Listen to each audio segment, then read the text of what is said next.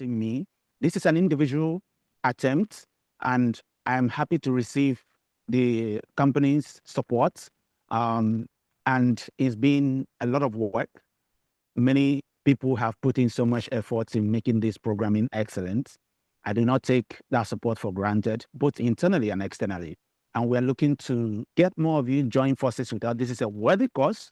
This is not a game that doesn't track to any meaningful output. This seeks to help young people. This seeks to uplift the ecosystem. This seeks to put Ghana on the map. Now, the next question that we've received in the process of, creating this event is, Tom Chris, do you have permission from Guinness World Record to break this record? The answer to that question is yes. I applied for this in May, even though I had this idea since 2018, thereabout. I've been doubting myself. But in May this year, I applied, and shout out to Hilda. She was the one that, motivated a lot of people to do different things. And of course, Clara, shout out to you. You are the pioneer in this direction. So I'm aiming to break this record as the first person to do it on this plane. And yes, Guinness World Record has given their go-ahead for me to do this. Now, the other side of it is if I don't get to speak as an interviewee for your Guinness World Record, how else can I support you? Yes, you can donate to Ready for Work Scholarship Fund to help young people access all these wonderful tools and resources that I've mentioned already. And you get to do something that helps Africa. And beyond that, you get personal considerations as well. Now, if there are any other questions that you have for me, please feel free to reach out to us, info@earthononline.org, or just message me on different social media platforms where I am, X, Instagram, LinkedIn, Facebook. Tom Chris Emewulu is my name. Message me, and I'm happy to, provide answers or clarify any concern or thoughts that you might have. To everyone who has been sending good wishes and well wishes and words and prayers, it makes a lot of difference for me. This is a community effort. The community is joining forces with me to do this. And you know what they say, when a child is raised by the community, that child grows up to become the child of the community. And so together, we would uplift our ecosystem, put the country on the map, put the continent where it's supposed to be, and build a forceful unit to solving the economic crisis of youth unemployment. As we know, youth entrepreneurship is one vehicle to help us address youth unemployment. The research is there. The numbers are all over the place. African Development Bank says of all 12 million people that graduate from universities across the continent, only 3 to 4 million find jobs within 1 year of graduating. So we have a deficit of 6 million. And one of the ways that we can tackle this is youth entrepreneurship. That's what I'm aiming to pioneer, inclusive of the skills development, inclusive of the community building, inclusive of creating access to jobs and pipelines to jobs. One way that I and my organization is trying to bridge this gap between education and industry is to help young people take their lives into their own hands and make it progressive, whether they work in an existing institution or they want to explore their entrepreneurial impulses through youth entrepreneurship and self-employment. So thank you very much to all our partners. A big shout out to all of you. I will do my best to make you proud. Thank you. God bless you all. If you ask me, Tom Chris, what is it that you want people to know about you? It's very simple. I want my work, I want my life to mean something. I want to create that platform that will help Africa's young geniuses to actualize their full potential, and help businesses around the world to thrive. And principally, that's what Global Student Entrepreneurship Week is about. This Guinness World Record attempt is really about mobilizing resources that will give entry-level jobs to those they need to become of higher value. We've done a good job in putting this together. The question is, are you with me on this?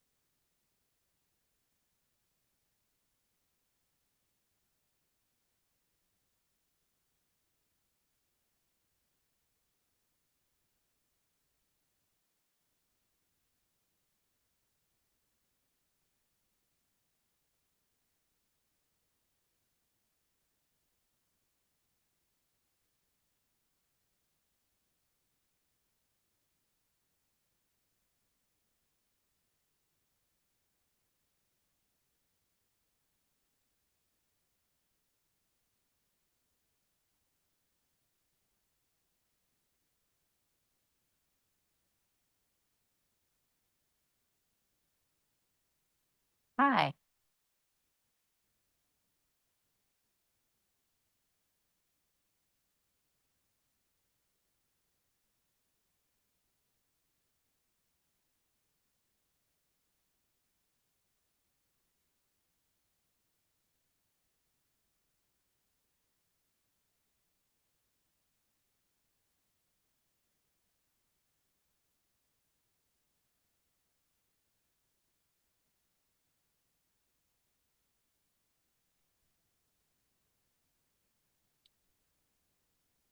Hello, my brother. Hello. Is that you? Hello. It's me, one and only. You look so great. Thank you. I'm looking like you. You're shining. We praise Awesome. God. We praise Thank God. God. Thank God. How are you?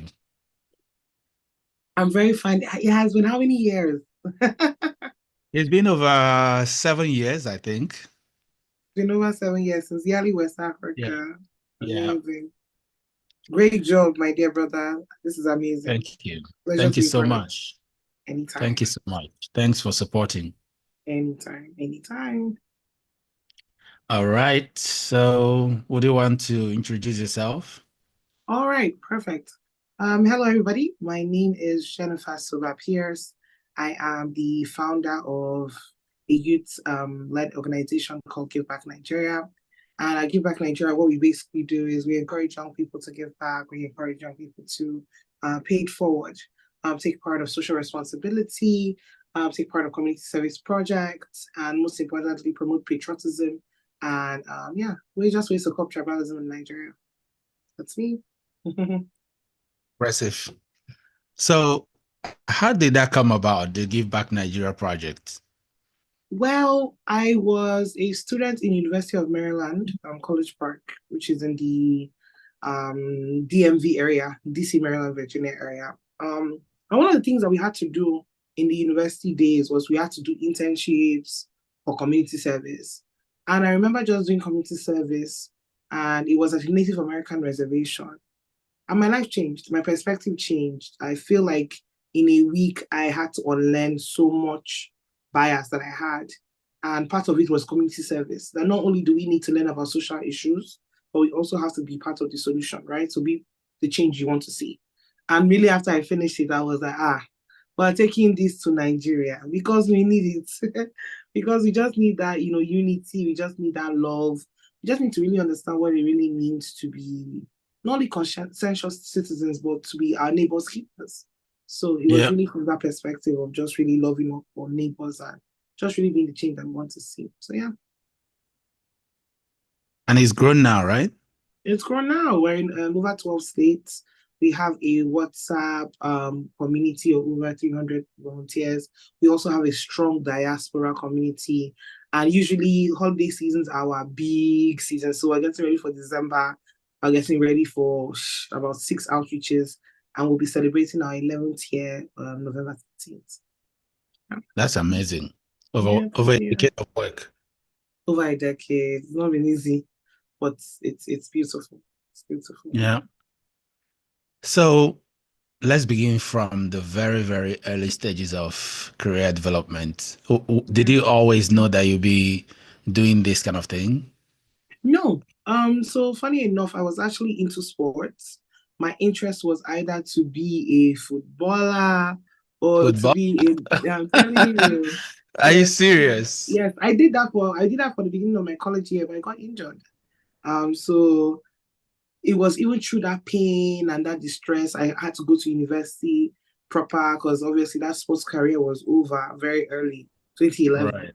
And I found Right. community service. And I think what it is, my dear brother, is passion drives change. And Right. when we set out in our lives to do things, you never know where life will take you. I mean, I can ask you some certain questions yourself, right? I mean, you're doing this amazing work. I remember when I met you, I know we used to talk about Yeah. S-Fan. And I was like, okay, Yeah. this is very interesting. It reminded me of some certain organizations, but it's not a typical thing. You're teaching entrepreneurship, you're teaching ready to work, to how people have to be five-star workers and how young people can really add value into like that ecosystem, the workspace and all. So I didn't really start off like that. And I think that's a lesson for so many people. It's Yeah. okay. It's okay to try. because trying helps you become. And the beauty of the testimony is not that testimony at the end, but it's the becoming process. It's what you went through. It's everything you had to, how dogged you became, how valuable you became, how determined and dedicated you become. So yeah. So I mean, that's amazing. So were you born in Nigeria, in the US? I was born in the US, grew up in Port Harcourt, Nigeria. Right. So it was an interesting mixture. I know. You went for your college over there or in Port Harcourt? No, when in primary school all the way to sixth form. I did sixth form in Port Harcourt. I did college in Benin City, and then I moved to Maryland, and it was a shocker, I tell you. But that's the beauty of boarding schools. Maybe one day we can drag you to boarding school so you can also do S-Fan clubs, right? See? I know, right? Yeah. Yeah, that'll be nice. So, just that diversity helps you find yourself. I mean, look at you, though. You're an amazing citizen of our lovely country, and we love you, but you're adding so much value in Ghana. And I understand that because this is the end goal, right? It's that uniformity of Africa coming together and really just valuing ourselves and just adding value. So, and I'm all the amazing other interviewees that are different parts of the world, especially Africa. That's where unity is really strengthened and comes from. Yes, absolutely, yes. So if I were your high school buddy back in the day, what would my impression of you be?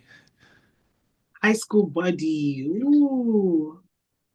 That's an interesting question because I ran into somebody yesterday on my birthday in the airport. And it was a high school buddy. It was a very close high school buddy. I think the impression will be the social prefect. I was everybody's friend. I belonged in no clique.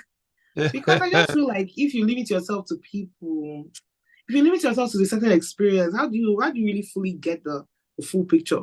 So I was that kind of full picture girl. I was everybody's friend. I won't be in your clique, but hey, you trust that I will touch that clique somehow, somewhere. So that diversity really made me very open-minded early up in life. So yeah. Right. That's amazing. And I guess that tracks forward to what you're doing today. You're still leading, huh? I'm still leading, sir. I'm still leading, my dear brother. I'm still leading. And you obviously, just for example, how we met, right? So we met on the leadership event, yes. And leadership has been interesting because the beauty of leadership is that it lets you evolve to your best version of self. It lets you evolve, and it allows you become. Tomorrow, I may be something else. I may say I want to go into politics, right? I may say I want to go into the proper, let's do national change, let's do everything, let's do it all. So leadership helps you evolve and it helps you grow. So what do you tell the young girls that, come to you through the Give Back Nigeria? I know you have a lot of people that you work with. What do you tell them about the project? Is it something that you intend to hand over to them, or is it tied, to your brand, to your name? No, it's not tied to the name. In fact, one of the most beautiful things I love about Give Back Nigeria is that when you see us, you know how, I'm a believer, so I always have to, tarry on that. But you know how, when the scripture said they didn't know who Jesus was, the disciples all looked alike, like him. That is me. Give Back Nigeria. If you see us on the field, everybody is passionate. And especially for the young girls, because we do some very specific projects, we try to encourage them that they are the leaders that they want to see, right? One of our grounding quotes in Give Back Nigeria is by Margaret Mead. Never doubt that a group of citizens will change the world. Indeed, it's the only thing that ever has. And I try to explain to young women, especially, that you are the mothers of tomorrow, right? And the foundations of today. You are the ones who birth. You are the ones who bring forth, right? Mm-hmm. And we try to encourage them to not only be involved, but to also set up their own foundation, set up their own programs, projects. And Give Back has that huge testimony where a lot of our volunteers are founders. When you see us in December, you say, oh, founder, or maybe founder of Adlai. You see somebody else, like, oh, Ella, founder of this, founder of that. Gossi Toby, founder of Raising Girls, CEO of Raising Girls Project and this and that. You just kind of have like that full picture. And you realize that you're not just doing community service every week, every month. you're actually starting a movement and you're championing change, spreading love and championing change. Yeah. So, are there some case studies that you always want to remember? Ooh, interestingly, on both community side and personal encounter side, I would say the lockdown. The lockdown was very tricky because you had this global scare, this global health challenge, and then you had people whose parents maybe or whose family members didn't necessarily understand that, okay, even in the place of life and death, do we serve our country? Are we still passionate? Where is the patriotism leading us to? Is it leading us out of, this thing that has hit the earth? And I think lockdown was a great time. Why I would say a case study is in the midst in the midst of what I call a global pandemic, we saw what true patriotism looked like. We saw where not only young men, but young women coming out in their numbers. I can send you pictures after this. There's a famous picture we have of about 50 of us on the, I don't know, Tom Chris, you still remember Badagry, right? On the Badagry beach, the border, the border of Benin Republic and Lagos. And on this Badagry beach, and we're 50 people standing there and we're serving. And I think that's the thing about Give Back. Give Back teaches service. It teaches active citizenship, teaches you to be conscientious. And the case studies where you realize you see young girls who are journalists from the community, right? They didn't just want to look and be part of the beneficiaries. But I will not forget that little girl, her name was Shade. Shade was Shade of that local tribe. There's a local Badagry tribe, and she was so involved from the planning to the execution. And as I'm talking to you now, Shade has her own social entrepreneurship organization where she rears cattle, livestock, and she teaches and trains widows how to literally sell. She teaches and trains them how to create their own small businesses. And it started from her just volunteering because people were coming to our community. When you see little stories like that and you look at our indirect beneficiaries, we obviously happily every day claim that to just show that sometimes the change that people want to be, they just need somebody to trigger them and they just need that torchlight to just, spark that ignition. And, it's just like this rolling fire of change. And you're just going community, person to person, family to family, and you're just really changing the narrative. Yeah, It's amazing. You got inspired to do this in the US and you brought it to Nigeria. yes, sir. And now it's becoming like a legacy that you will hand over to the next generation. Yeah. So why do you think that, we say there's this argument that we usually make, some of our leaders, they travel to wherever and it seems like when they are back, they suffer from temporary inertia, and they don't pick the best of where they go to. Do you think that it would have been best for others to develop such concepts and bring it back, to establish projects like that, or it was just something peculiar to you? I don't think it's peculiar to me. So, Tom Cruise, I don't know if you remember when history especially was taught in the Nigerian school system, you realize that we used to hear stories of people like, Nnamdi Azikiwe or Ozumba Mbadiwe and all these great people. I'm from a community called Opopo. Opopo. When I say Opopo, what's the first thing you think about? You think of King Jaja, Oh, yeah. right? Exactly. Okay. Yeah. So you have to realize that great men and women from our continent have gone and they've encountered it. I remember seeing pictures of this older generation back in the 40s and 50s. They were going to great colleges in the UK, in the US, and they were coming back and they were actually implementing things. If you even look at some of the great leaders in Ghana, Kwame Nkrumah, these were people that left the shores of the land, came back. Sankara, they left the shores of the land, came back, and they implemented the things they saw. Now that's where real citizenship comes in. Those who give it, those who pay it forward, or those who pay it to self. And that's what we're trying to teach even in Give Back Nigeria. How can selfless, conscious activism create social change? That's it.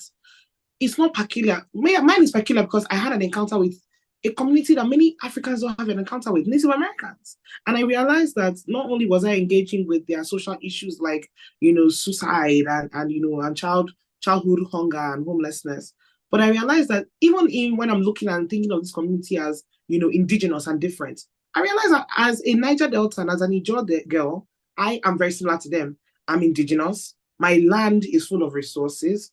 I can make a change, and learn from just that program that every single person has had an encounter.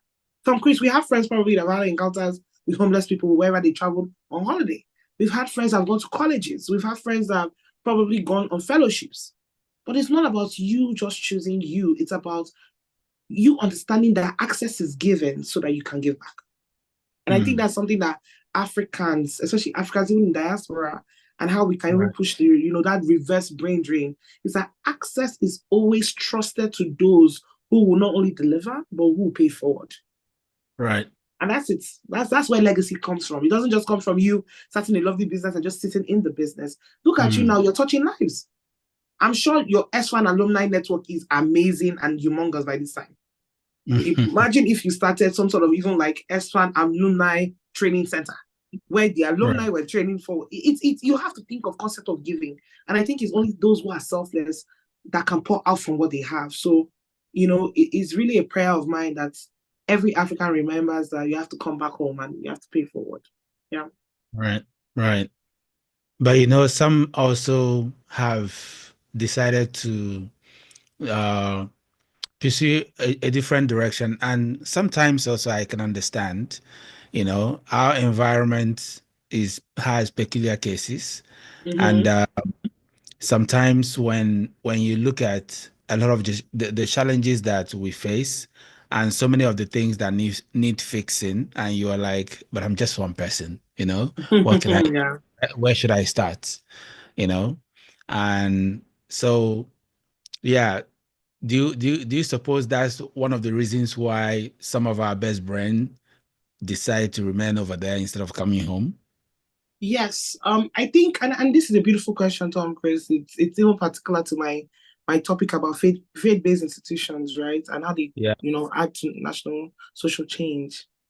When you do not create a system, especially in marketplaces, when you do not create systems in different mountains of influence, like we believers call it, then when you find the anomaly, when you find the neurodivergents, the ones who are daring enough, the MLKs, the Nelson Mandelas, right? The Mother Teresas, when you find them happy.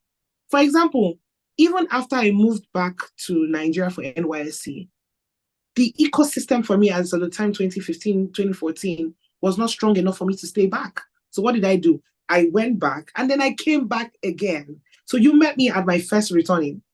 After that, after Yali, I went back because I had passion. But if the ecosystem, if the community, if the leadership, if the governance, if the nation is not ready to receive its neurodivergent, youths or nation builders, it's going to fall. It's dead on arrival. And I think where we can start is we need to start populating those places.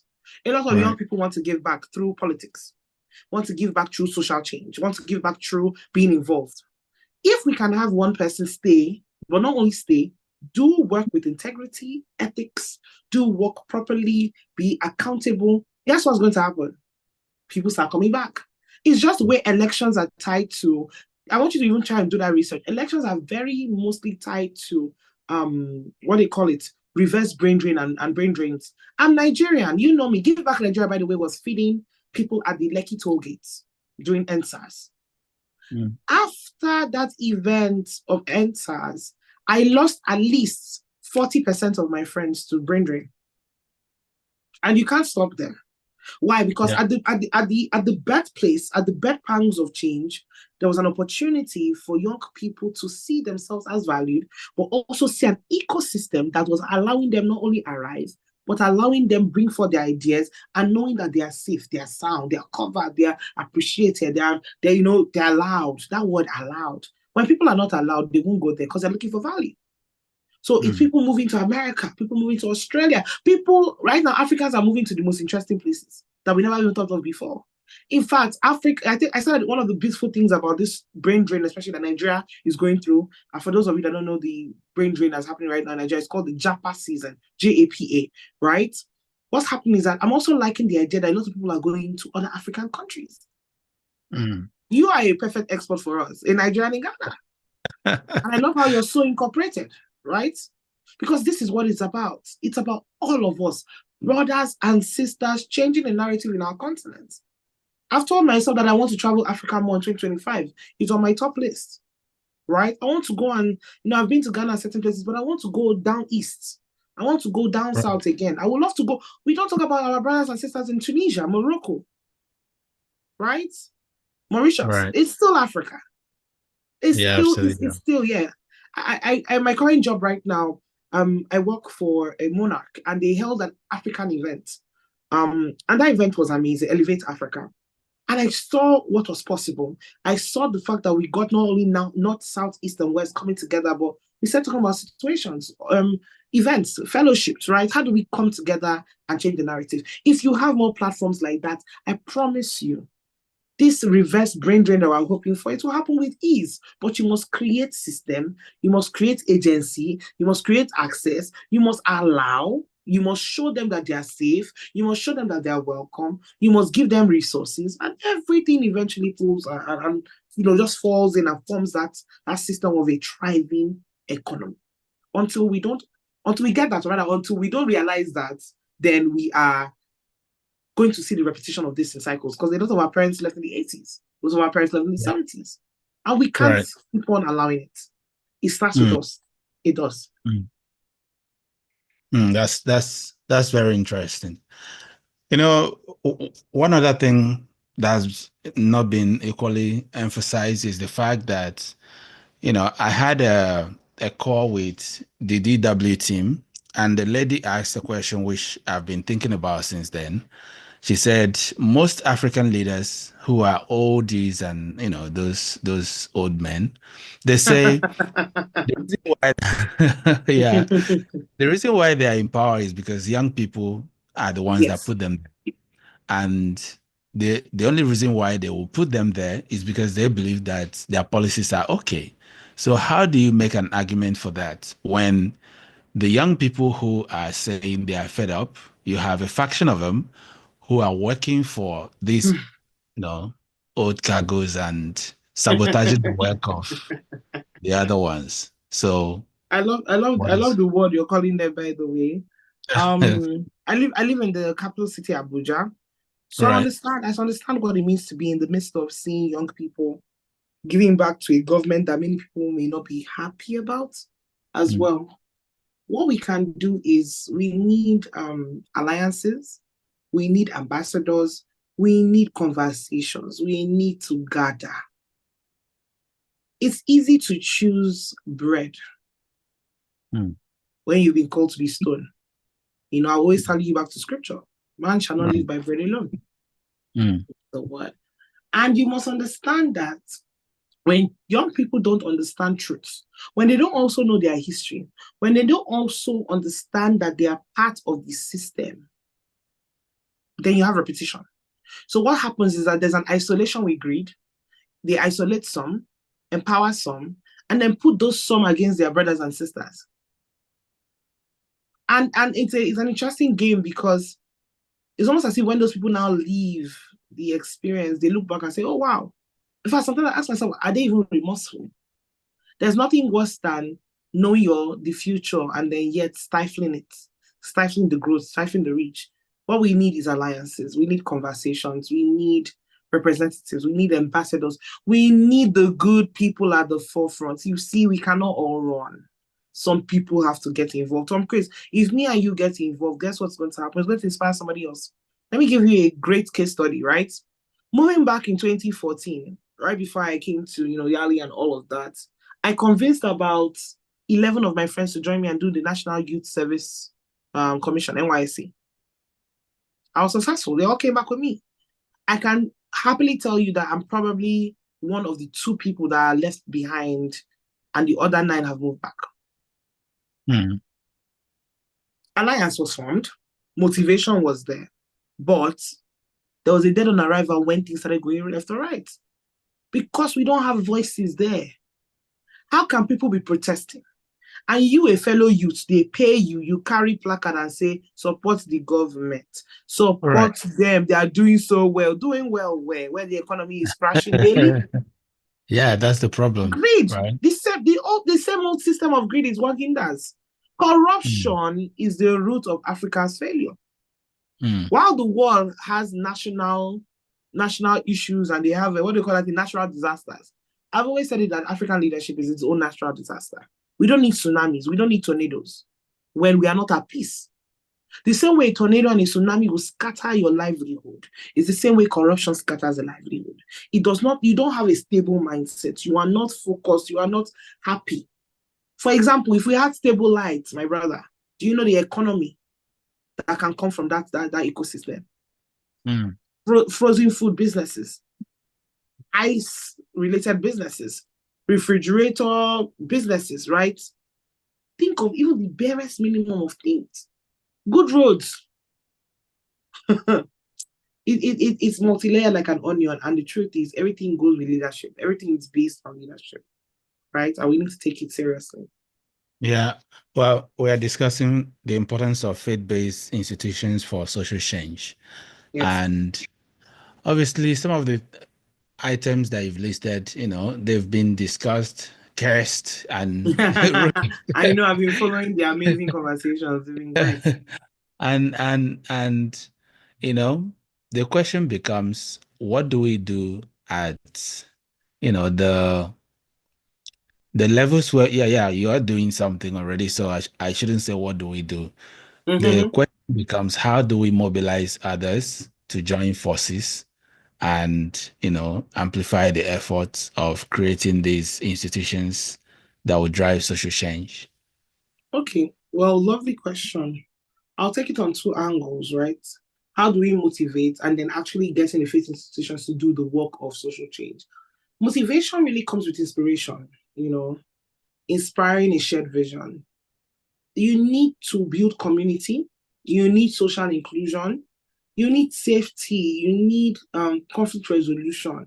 For example, I'm going to just even use my place as a case study, and that's how faith-based institutions should actually get the work done.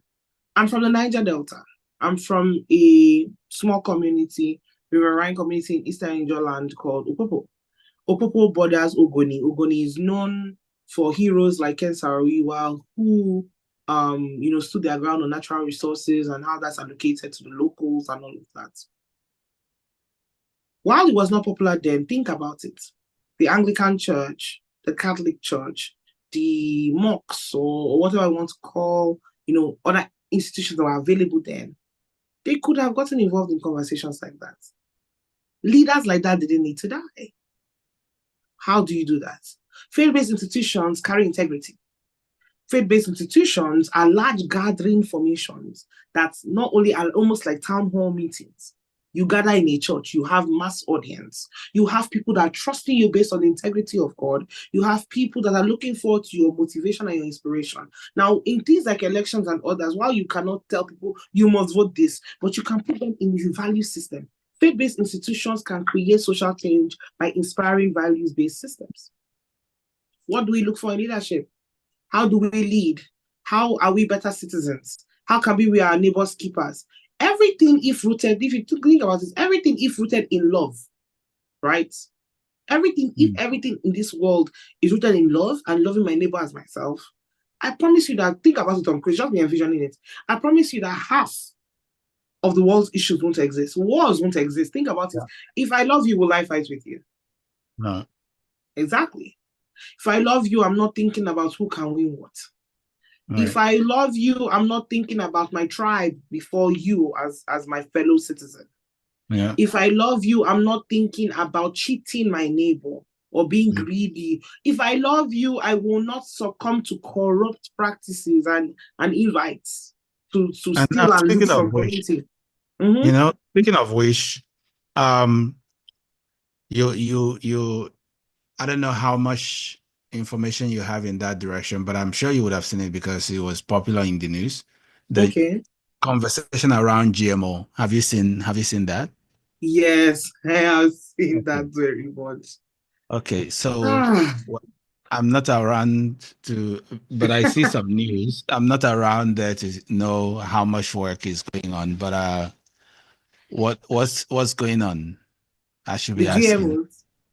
So are we talking about in Africa in general or Nigeria? In Nigeria, let's start with Nigeria. Okay, so agriculture is very big in terms of economical thrive, right? You can agree. Mm. Good.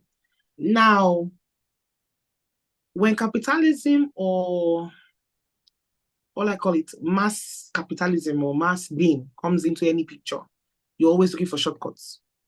Mm. You have the traditional African way of farming and all these things. GMOs are not, I don't know whether they're dead on arrival, but it's almost as if, from what I know, it's almost as if it's looking like it's wanting to be introduced here. And Not almost. but let me say it this way. One of the beauties of this our continent, one of the beauties of our continent is the origination of traditional practices and things. We are very, what they call that word, agro people, right? Tom, I don't know where part of Nigeria you're from, but where I'm from, even though it's the south, they farm. They still farm. Yeah. We have aquaculture. GMO is focused and heavily based on gain, mass gain. But is it worth it to the detriment of health, the detriment of people, the detriment of systems? I don't think it's worth it. So when you say non-GMO, GMOs, this one, that one, it's interesting. But I think some things, Africa is a beautiful continent that still has to show its own traditional practices. What about the ways our forefathers knew how to farm? Why don't we sell it to the world? For example, agbo that comes from leaves and on all these things. Why can't we sell it to the world as nutrient drinks to help the blood systems? Yes, to help blood pressure. Africa needs conversation, my dear brother. I feel like maybe you should have a interview day. After this amazing record is won in Jesus' name, but maybe we should have a record day where just how can Africa give back to the world? I feel like now with this awareness that you have, you made a statement that is quite vital. You said if religious leaders during the time of Raoul, if they stood their ground, if they joined the conversation, he wouldn't have died. And you now, you are a young leader, you have an audience, and you have this awareness. I think also you need to also lend your voice to that campaign against that chemical that is being introduced to disrupt the food system. Because my darling brother, I sure will. Oh, you know me. Absolutely.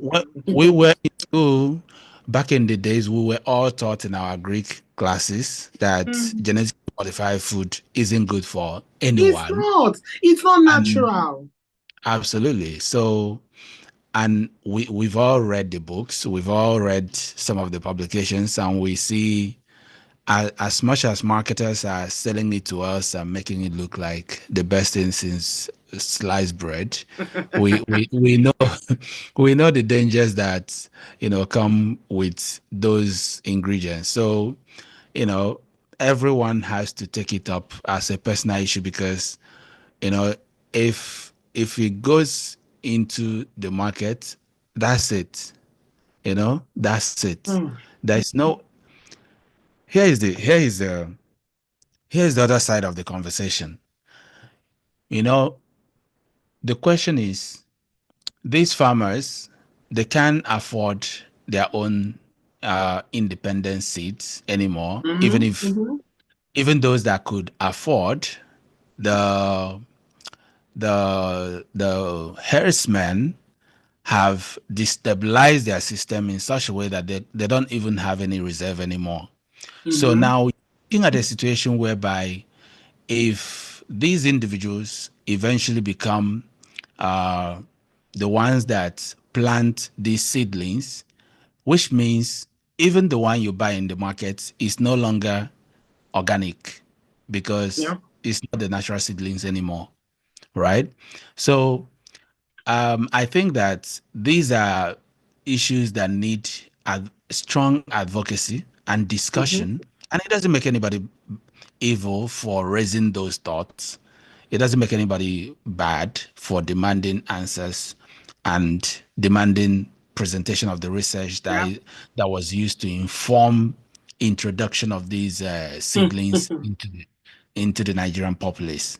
So, I am very keen on following, the progression of this, and it seems like they are really serious about introducing it, but it's up to us to, because the job of every civil society group, Mm. to stand as the conscience of the Of the populace. citizenry, yes. Absolutely.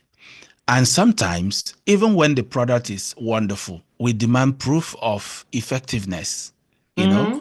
proof that it satisfies the claims of the manufacturer. And the manufacturer shouldn't be offended when there is demand for such, proof.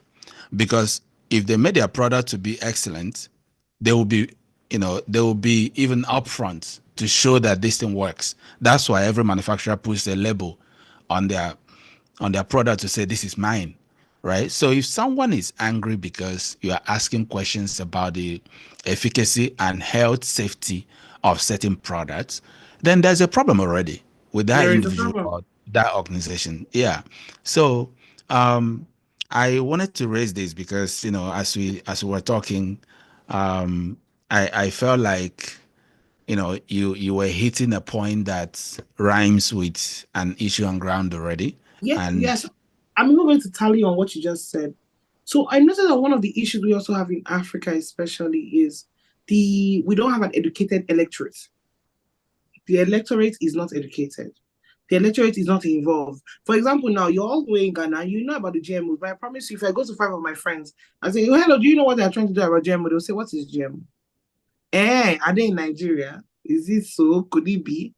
And that's the issue. They get away with a lot of things when we are not educated. They get away with a lot of things when we do not know what is happening to our lives. I promise you, when people like Kesarewa spoke up, just some certain people didn't even know what's happening in their own communities. And I think that there's one part the face institutions have to do is educate the electorate, educate the people, let them know, because they know what's good for themselves, but let them know what harm lingers. Because if this mm, thing is introduced, and the issue about introducing things like that in corrupt systems, there mm, will be, yes, there will be a decline of some sort somewhere because corruption will raise on the head. And some people can be putting double the GMO, my brother. It's not big enough. Make the chicken bigger, No, it's not big enough. Add more, add more. All right. these little things we laugh about, but it's the truth. And then you start killing people, and then things like cancer are introduced into the system. Yeah. So we have Yeah. to be very careful, my dear brother. You are very right. Absolutely. Absolutely. Well, thank you very much for your time. Thank you, my brother. I really appreciate your participation in this drive. Thank you. Would you want to talk to young women who want to go into civil society, Yes, um, and would like to create organizations that would, contribute to the change and transformation of their countries? yes, please. Over to you. um, I really want a lot of young women to be able to do that. Because you see, we have famous quotes, but one that really lies with my heart is that when you want to educate a community, right, you use a woman. And you want to change a nation, you use a woman. Not because we are better than men or anything, because everybody has a part to play. That's why I'm a person of balance, right? I'm a person of equity. Mm, For me, it's more of a thing where women must understand that they are birthing systems. Their passions are different. The drive of the passion that we have is way different. And imagine if you had even just 5 passionate women in each community, the kind of things that can happen. The Lema Bowies will be formed. Women that can change their communities by holding their governments accountable, by rallying market women, right? The Winnie Mandelas will be born. Women that will stand with their husbands that are even also pushing for social change. The beautiful Oloris will be born, women that stand in leadership traditionally and are championing narratives. We'll have women born into systems and create systems like Ibukuna Woshika, right? Women that are championing things in marketplace. Women that are not afraid to earn wealth. Florusha Alakija, women that can change systems. And I really want young women to know that they are part of the story, they're part of the change. Someone like me, I know that there's still more I want to do. I realize that it's not just about talking, but about action speaking louder than words. And we need people in civil society. We need people in public governance. Public governance. We need women that are entrepreneurs like you, right? Where's our Tommy scene, Chris, right? Our Tommy girl, Chris. Where are the women that will create their own S-fan versions, right? Right. We need an ecosystem, and women must rise. Women must rise, and they must add their value. There's no change without us. There's no change without us. Thank you. Thank you so very much. Thank you so much. Well, do stay with us as we progress. We're still here. So I will. And I owe you a visit in Ghana in January, my dear brother. There's work for you to do in Africa. I support it. God bless you. Thank you. Thank you so much. Thank you so much. God bless you, my brother. Bye-bye for now. Have a good one. You as well. All right. Bye.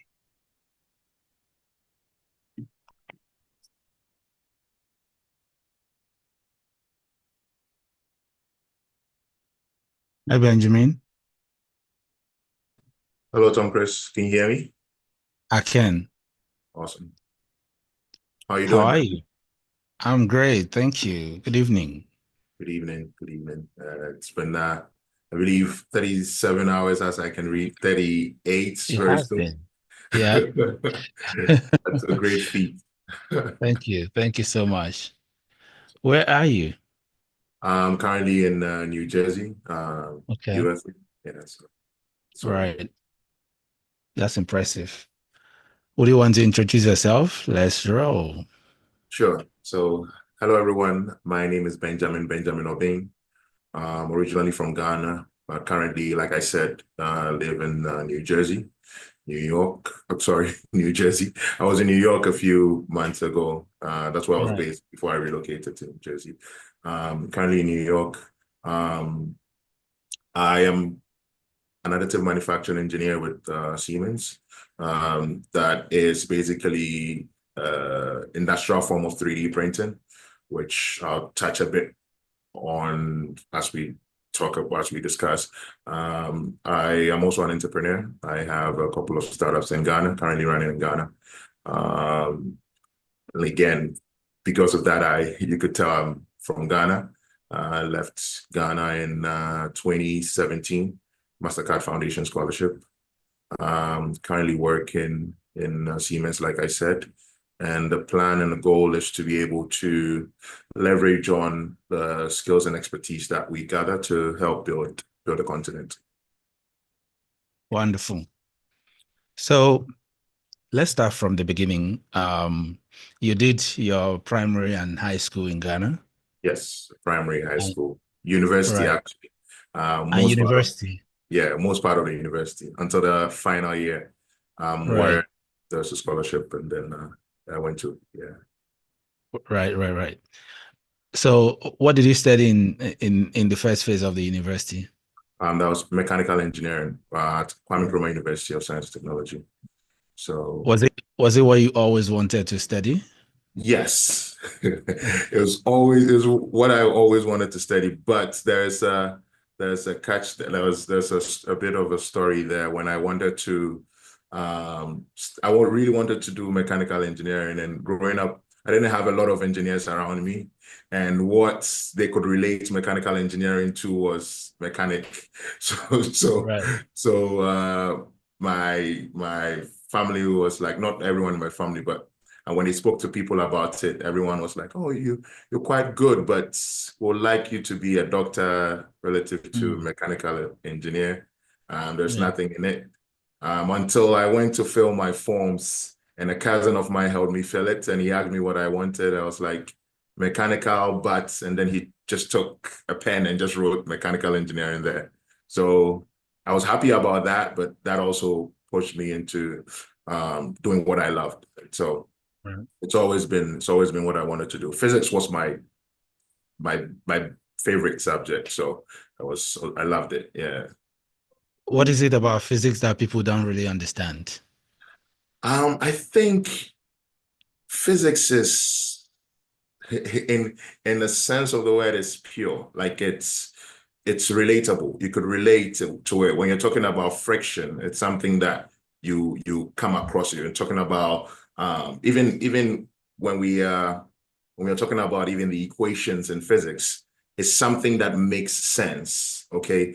When I'm saying basically force is mass times acceleration due to gravity in the basic sense. Even the mass size of it makes sense. Okay, if I hit you with a bigger bag, it hurts more, right? So Yeah. in the basic sense of the word, you could feel it. It's not Yeah.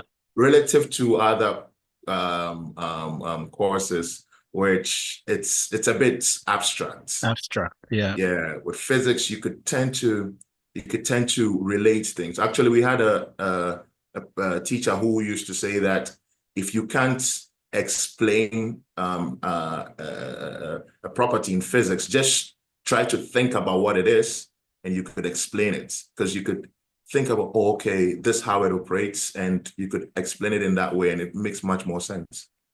Yeah. Yeah, That's yeah. impressive. So you did some work in Ghana before you traveled? No. So I was in school in the third year of KNUST, mechanical, like I said, and there was a scholarship opportunity Okay. between KNUST and Arizona State University, which Right. was funded by MasterCard. So a few of us were selected. We were actually the first batch or the first cohort of such scholarship. So a few of us, there was a series of interviews and exams that you have to take, and then a few of us were selected, and to continue final year in Arizona State, and then accelerated masters. You do a 1 year master's degree program. Yeah. Right.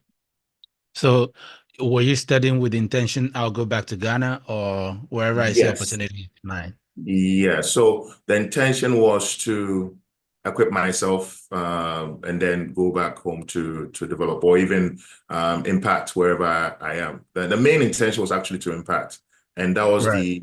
that was also the goal of the MasterCard Foundation. Theirs was to whatever you gain, try as much as possible that you can impact back home, right? So and you could see that in what some of us are doing on the continent, although we are not physically present throughout so far, but there's been a lot of impacts that we've been doing, and maybe we'll be talking about some of the stuff that I'm doing Yeah.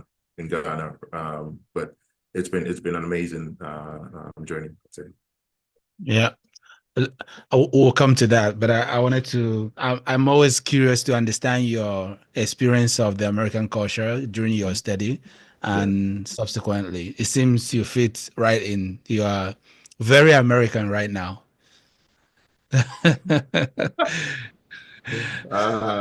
I can't agree or deny. So Still a defense, huh? Right. What was the experience like, your study period? I would say it was really interesting. It was fun. It was a lot of fun.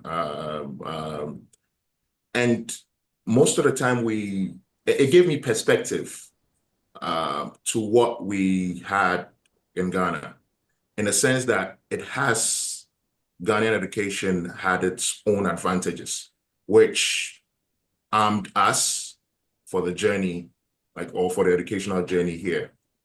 A clear example is the ability to think analytically, right? So in our form of education back in Ghana, we train our mind's eye to visualize things a lot, right? So we are talking about in physics. I did a lot of thermal stuff. So for example, we're talking about a thermocouple, right, which is a device which is used to measure temperature, right? So Right. you have it at the back of your mind's eye. You haven't seen it before, or you haven't touched Right. one before, but you can imagine Right. it based on the properties, right? Right. So when you go to a place, or you're working in a research lab, and the problem is to identify or create something which no one has seen before, right? Right. It's easier for you to imagine what it should look like, right? So it really helped some of us in being able to work in the lab. So for example, just a year of getting into ASU, we came up with a patent, right? Which I was one of the inventors of that product, right? And it's one of the advantages. And I was the only student inventor in there, right? So because it's, and I would attribute it to the ability to imagine things. We see it as an issue, a problem, right? Yeah, I But was going to say the thing that was an issue over here became your advantage over there. exactly, right? It's not perfect, but it has its own advantages here and there. Right. But I would also like to say, based on the fun side here is, I had a lot of fun because there were a lot of opportunities, right? It's kind of like a kid in a candy store, right? You had things like what we call office hours, right? You could go to a teacher. The first time we heard about office hours, none of us believed it because we believe like 10 group of students coming all the way from Ghana, and we are being told that, oh, there's a time that the professor sets that you could go to his office and ask him about something you don't understand. And we're like, what? The professor was complaining that people are not coming to him to see him. And we're like, what? We'll take advantage of that. Is this serious? It is. It is. And some other things like me being able to work on campus in a makerspace. So, and I think that ties into what we'll be talking about. Me being able to, so there was one time where one of my colleagues I went to his room, and he had a plastic cup that he had made, designed and 3D printed. And I was like, how did you get that? And he was like, oh, the library, there's a maker space at the base of the library, and you could 3D print anything for free. And I'm like, what? You could make anything for free. So I just jumped there, and I kept going there literally every day with design. Became your second house. Too much. I went there so much more than the people who were paid to work there. That the manager there was like, you keep coming here. Do you need a student job? I was like, what? It was like, yeah. So I got a student job there, and it exposed me to 3D print and more, and it developed into a lot of other things. Yeah. So it was a fun journey. Not for me, not more of the academic side, but the research side, which is a bit of academics, but also the tech side and other avenues, right? Yeah, which was huge for me. Yeah. Speaking of tech, your topic is redefining Africa's voice in the Industrial Revolution. And obviously, there wouldn't be any Industrial Revolution without tech. So you are you're a practitioner in an industry that is quite prominent and is growing. So what do you see that is missing here? You have well-developed sensibilities before you left, as a university student in mechanical engineering, and you've been at the forefront of designing and making things and possibly creating processes as well. So I'm going to just give you some time to introduce us to the topic, and I have some questions in my mind that I will ask. Okay. Yeah, the reason for the topic is that, so redefining Africa's voice in the Industrial Revolution, right? So there are a couple of things in there, and I like to pick them one after the other. So you have redefining, and redefining means that it had a definition, right? Yeah. We're trying to redefine it, right? And in this case, it's not the definition I'm talking about. It's not the current state, which most of us would think it is, which is, oh, we are not taking part in it. It's actually a redefinition of what we were centuries ago, and then we are trying to redefine that, bring it back, right? So, and I'm talking about, when I talk about centuries ago, I'm talking about the times of the pyramids of Giza. I'm talking about the times of the bronzes of Iboku, like where we used to do things. Like an example is, I don't know if some of you might know, the oldest mathematical tools, two of the oldest mathematical tools actually discovered in Africa, which is the Ishango and the Lembobo, right? So these are bones that has etches on them. And it is actually noticed that these etches, some of them have prime numbers on them, right? So think about how complicated that is. And these bones are 20,000 years old. It's kind of like crazy. And we're not talking about 1, 2, 3, 4 etches. We're talking about prime numbers, right? How complex that is, right? And these are years ago, right? So the redefinition is basically going back to that point, right? And our voices, basically we have a voice. Africa has a voice. You can't have this over 1 point something billion people and without a voice. So we have a loud voice. Yeah, we have a louder voice. And so redefining that voice in the Industrial Revolution. It tends to be that we are currently just consumers of the technology, right? And in today's world, it's much more crazy. Even when I say today's world, it might be too much, but even 5 years ago, from 5 years ago, AI to now, it's just crazy, right?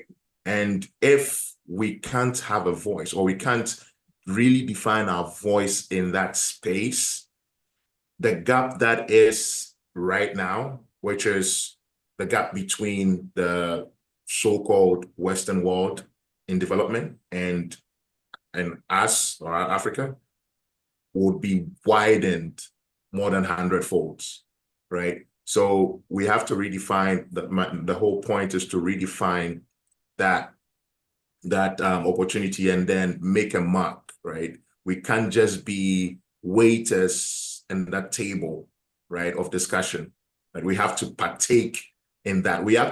Once we used to own that table, right? But now we are basically waiters, waiting people on that table. We used to own that table. And to some extent, the table that we are talking about today, most of the legs were made from materials from us, right? So it has to be, we have to redefine it well. That way we'll be respected in that regard. By 2050, we'll have 2.5 billion people in Africa. And that is basically 1 out of every 4 people on Earth, right? 1 out of every 4 people would be in Africa. Of African descent, yeah. We can't just be consumers. You can have 25% of the world like just being consumers, right? That's crazy. Yeah. So that's what I'm trying to talk about today. Yeah. Yeah. So step 1, innovation. When you are talking about redefining the voice, I suppose we have to understand what the voice was. Yeah. So what was the voice? Yeah. The voice was the voice of ownership. Right. It was a voice of technological advancement, right? So we actually were, even if we don't have enough records, right? Let's use a longer something similar that most of us know about the Bible. When there was famine in the Bible, right? Abraham, when I was famine in the Bible, when he was sending his sons, right? Isaac was sending, the tribe of Judah I'm talking about, when they were sending his sons to go for food from Joseph. Egypt. Yeah, Joseph went to Egypt. It was Egypt that these people came to, right? Egypt that they came in, because they didn't come to a place where there was scarcity. They came to a place of abundance. Abundance, yeah. Yeah. And these people had structures, regardless of how like inferior I would think it was now, right? They had structures put in place. They had processes, they had plans, structured so well, right? So there was an image of what Egypt was. Egypt was basically what the US is today, right? It was a world power, okay, was a world power. You couldn't do certain things without coming through agent, right? Even you had even the Mansas, the time of the Mansas, Mansa Musa, for example, right? These weren't people that we think they were today, where we think that, oh, they were naked and they were just walking about in bushes. No.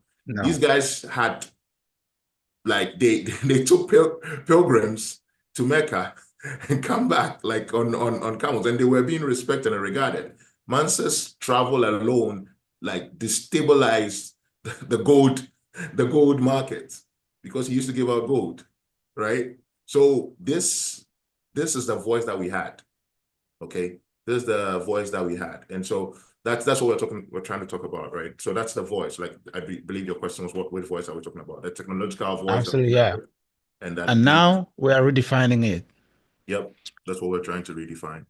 So the first principle in redefining it, education. I would say we have to educate ourselves, right?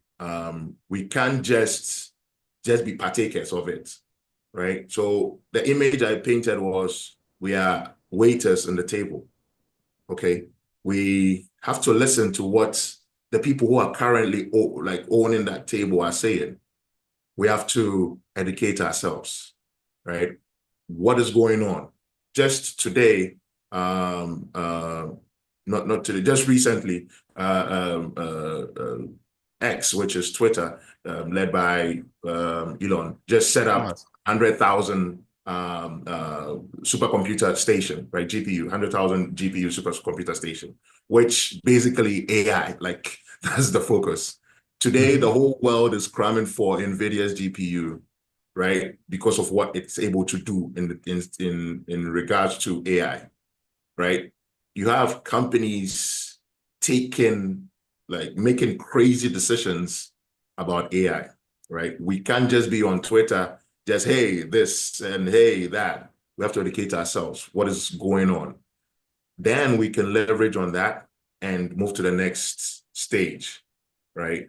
Maybe, I don't know if I could continue to the next stage, because the first one is educating ourselves. Yeah, so educating ourselves, and again, with regards to educating ourselves, is basically also going down into research papers, right? That's a form of education as well. Like, now, on the basis of education, about maybe 100 years ago or 50 years ago, for us to be able to hear, let me use ChatGPT as an example. For between ChatGPT's launch and we hearing it in Africa would have taken years, right? For us to hear it about 100 years ago. Okay. Now they launch, the least would be 24 hours.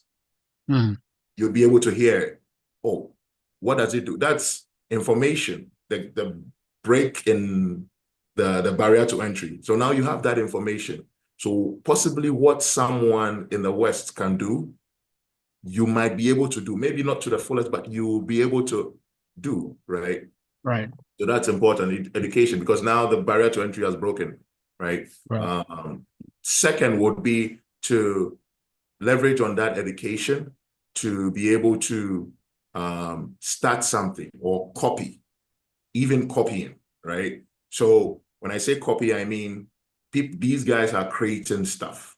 What are they creating? Okay, they are creating, let's say, OpenAI for the US. Tom Chris wakes up the next morning. How did they create that? I've educated myself. Let's create OpenAI for Africa, right? Like copying, like basically copying. That's what China did when they started, right? So what is China today is basically a group of about 80 scientists going to their president, their leader at that time, I think in the 80s, going to him. I think Deng Xiaoping, I've forgotten, I might be wrong on that, but they went to him and saying that at the rate at which we are going, if we don't hold on to science and leverage on that, would be wiped out. And he made a conscious decision to take their country through that transformation, technological transformation, right? So educating ourselves, In China, what they did, we initially were laughing, like, oh, they're copying and they are making fake products, but it's you copying just so you could learn, right? You copy because that is what you have, which is available. You can't start off and maybe create something which doesn't exist. It might be difficult. So what you could do, the best is to, okay, they have this, how do they make it? Let's copy it. You try as much as possible to copy it. Then you could change it to fit your environment, right? Or your culture. Okay, we've copied, let's say ChatGPT for Africa. Now, let's twist it a bit. Can we let it speak Pidgin, right? Can we let it speak Tree? Okay, can we feed it data of our environment, of our culture? Okay, so when you are telling it to, okay, give me a direction to my house, instead of it saying, look for this signboard, look for this, or look for this street, this, because we don't use that a lot in Africa. It'll pick the data that you've fed it and relate it to the situation that you are in right now, right? So educating ourselves, copying, right? And then creating one for ourselves, right? You could then start to invent, right? Initially, it's innovation. Now you want to invent something of yours, okay? You would have to do that. Then you can own, okay? Because if you don't copy, you wouldn't be able to understand the processes, right? And know what the lapses are and own it, right? So these are some of the things we can actually do to be able to get to that point. Obviously, there are legal consents that must be observed, correct? Yes, yeah. I believe you're talking about respect to IP. Yeah. Intellectual property, yes. In the copying sense, yes.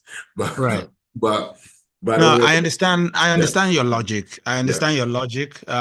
Take cue from what has been done in that environment and replicate for local context and to suit demand of our people. Yeah, I understand. Not necessarily copy, but take inspiration from.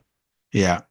So that's really impressive. Now the question is, do you still have other elements in this before I ask my next question? Oh, yeah, but maybe it'll come about so you're going to, yes, next question. How long did it take you to think through this process? This process, like, yeah. Oh, these is it a steps, template?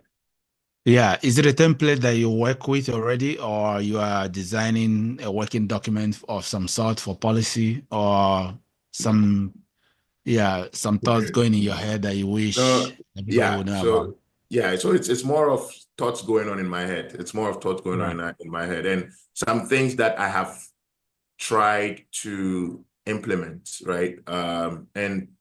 And talking about these, right? It can be done alone. Like, you can't just wake up one day and try and make some of these things. It has to be a conscious decision. When I mean like some of these things, I mean trying to create the change or redefine the voice that we're talking about.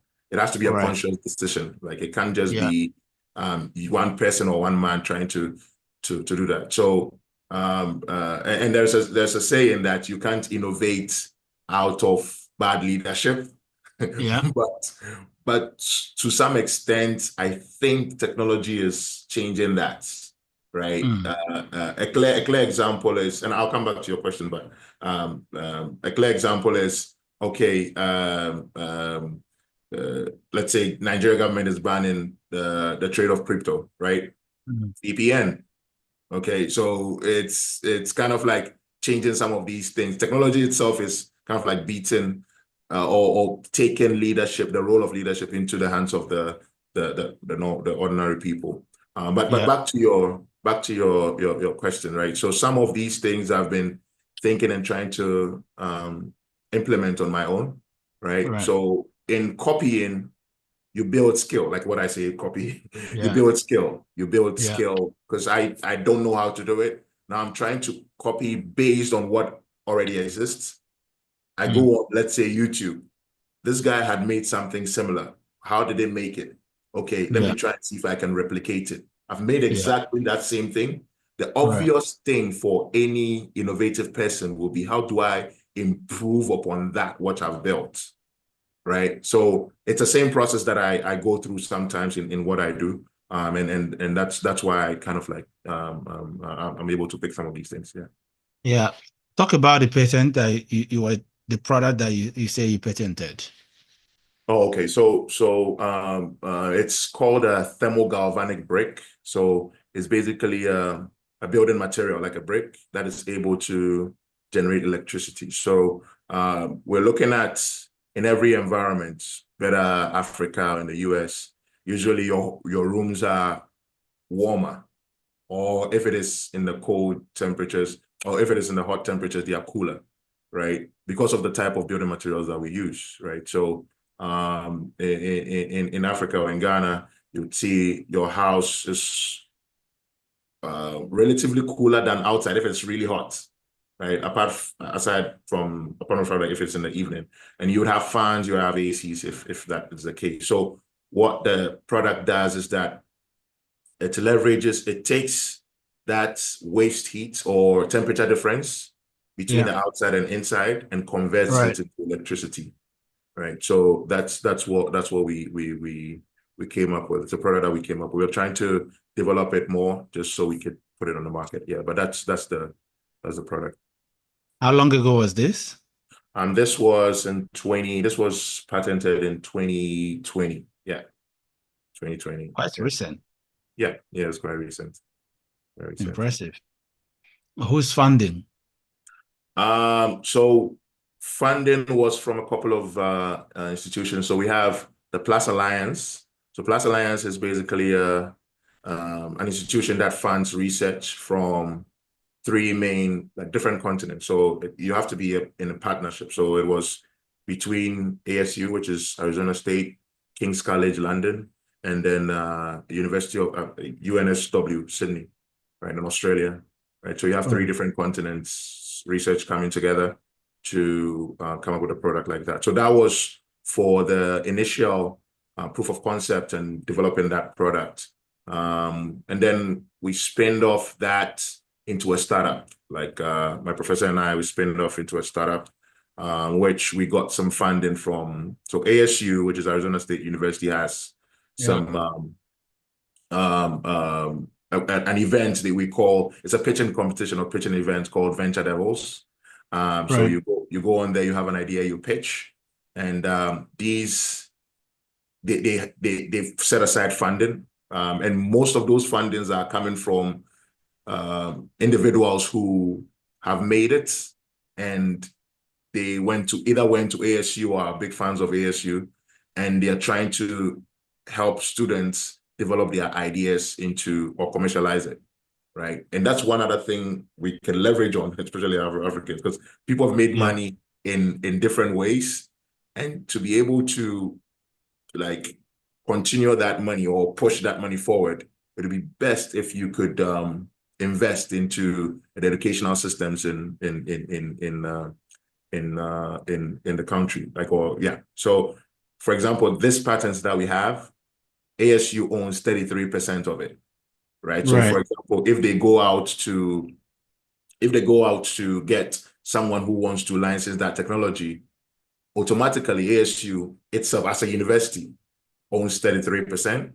The lab has owned 33%, and the rest is among the inventors, right? So you see how even in an educational setting, like, investment into education brings about technology and brings about like more like patents and more innovation, basically. Yeah.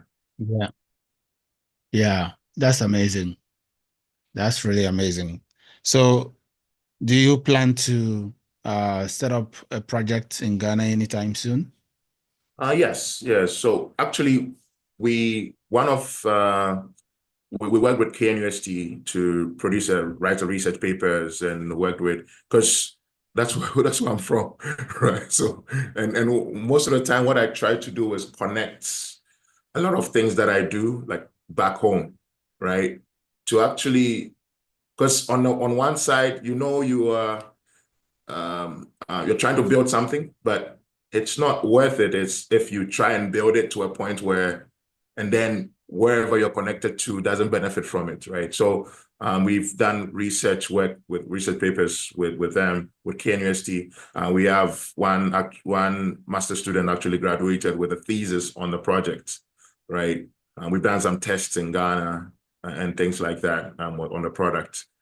So yes, we plan to do some projects in there. However, even on the side of technology, so I started a startup called Edinkra, right? So I have a startup called Edinkra, which is a 3D printing startup in Ghana.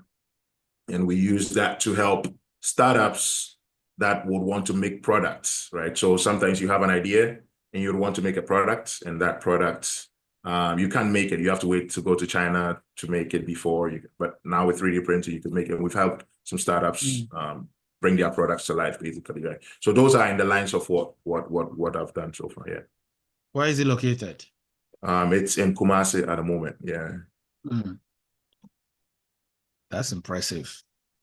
How do you give back through mentorship? Do you have time for that? Mentorship specifically or directly there hasn't been direct mentorship opportunities. I would say it has been indirect. So for example, just last Saturday, I was speaking to the National Society of Black Engineers, Ghana, right? So there's some students that are going through a design phase. So doing a masterclass on design and prototyping, as an example. I have another nonprofit, which is Nkrani, right? So Nkrani, like soldier ants in the Ghanaian language. It's basically mobilizing people, professionals, and even students, right, to tackle certain projects. So in that process, there's also mentorship. So we go through the engineering principles, right? So at the end of a project, you get to understand how to make something, you get to understand how to identify a problem and try to solve it. So those are some indirect forms of mentorship, but as a direct, okay, mentee, mentor, not necessarily. Very impressive. So speak to young professionals like yourself who left Ghana or who left Africa and, in whatever country where they are. Yeah. How do they reconnect with the continent, and where are the investment opportunities or the transformation opportunities, and how do they connect with their motherlands?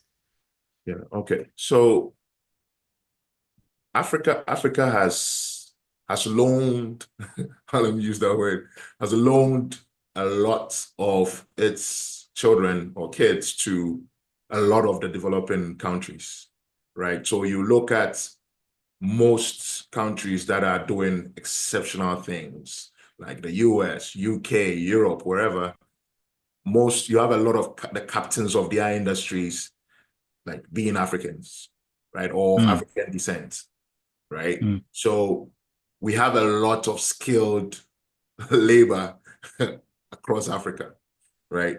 And what would have to do, or what you guys in this case, as I'm speaking to other professionals, what have to do is to give back, right? If we would want to see Africa stand on its feet, it has to take people who have gone out, come in, and build. We see that in multiple cases, even in the US, right? People who have gone out, come in, seen a problem, trying to fix, right? The Irish Spring, you see that. You see that in multiple cases, right? In different cases. So we would have to take some of the skill set that we've learned and bring it back. And that applies in literally every industry, right? The people that have been doing that the most are the guys in the medical field, right? So you have people who every year or every time they come to, for example, Ghana, and will do some outreach and try to do some surgeries for free, pro bono, and things like that. With regards to some transformational opportunities, we're talking about Africa. So definitely there are lots, right? There are a lot of things that we could do, from even the basic form of education, right? You pick up a phone, you're speaking to your friend or a colleague back in Ghana. What are you speaking to them about, right? Is it about the technology that is going on and that could be replicated, right? Or it's something that really wouldn't be productive. So there are a lot of things that we could work on, we could speak on. And so your skill set basically is needed. Point blank, it is needed. And regardless of how small you start, it could be with your family back in Ghana, or it could be with a friend back in Ghana, or it could be with a connection that you met on LinkedIn back in Ghana. Maybe if you don't have any family or relation in Ghana, you could, or in Africa, you could relate with someone on like, hey, what's going on? If you are in tech or you are in, let's say, manufacturing like me, okay, how do you guys make this thing? Is it possible? Okay, what if I ship a small form of, let's say, 3D printer, like how we started. We started to solve a problem during COVID. How we started it in Accra was, there was COVID. We noticed that we didn't have enough face shields in Ghana. And so I sent 3D printers to Ghana to my friends and say, hey, and taught them how to use a 3D printer. I did the design, send them to them by email. They downloaded it, would print the face shields. We donated them to Kolebu 37 Konfanoche, right? That's how you could start, basically. And then you identify opportunities and then move from there. But you have to do something, basically. You can't just sit down, and if you sit down and it doesn't go well, you can't complain, right? You only have the right to complain when you have done something or you've tried to do something. Yeah, absolutely. Now, where is the, obviously there are so many areas that government should do, should do so much to close the gaps that we're talking about. But perhaps we should defer that until after the election, since there's a new election for a new president. We'll see what happens afterwards. Have you been following that? Oh yeah, definitely. Yeah, I follow. Right. I follow a lot of informational news in Ghana, even more than here, because I have a lot of things going on in Ghana, so I have to follow. I have no option than to follow. Yeah. Do you have a preferred party among the two? No, I don't. Okay. Yeah, If you were around, who would you vote for? To be honest, like to be honest, the standard has dropped so low.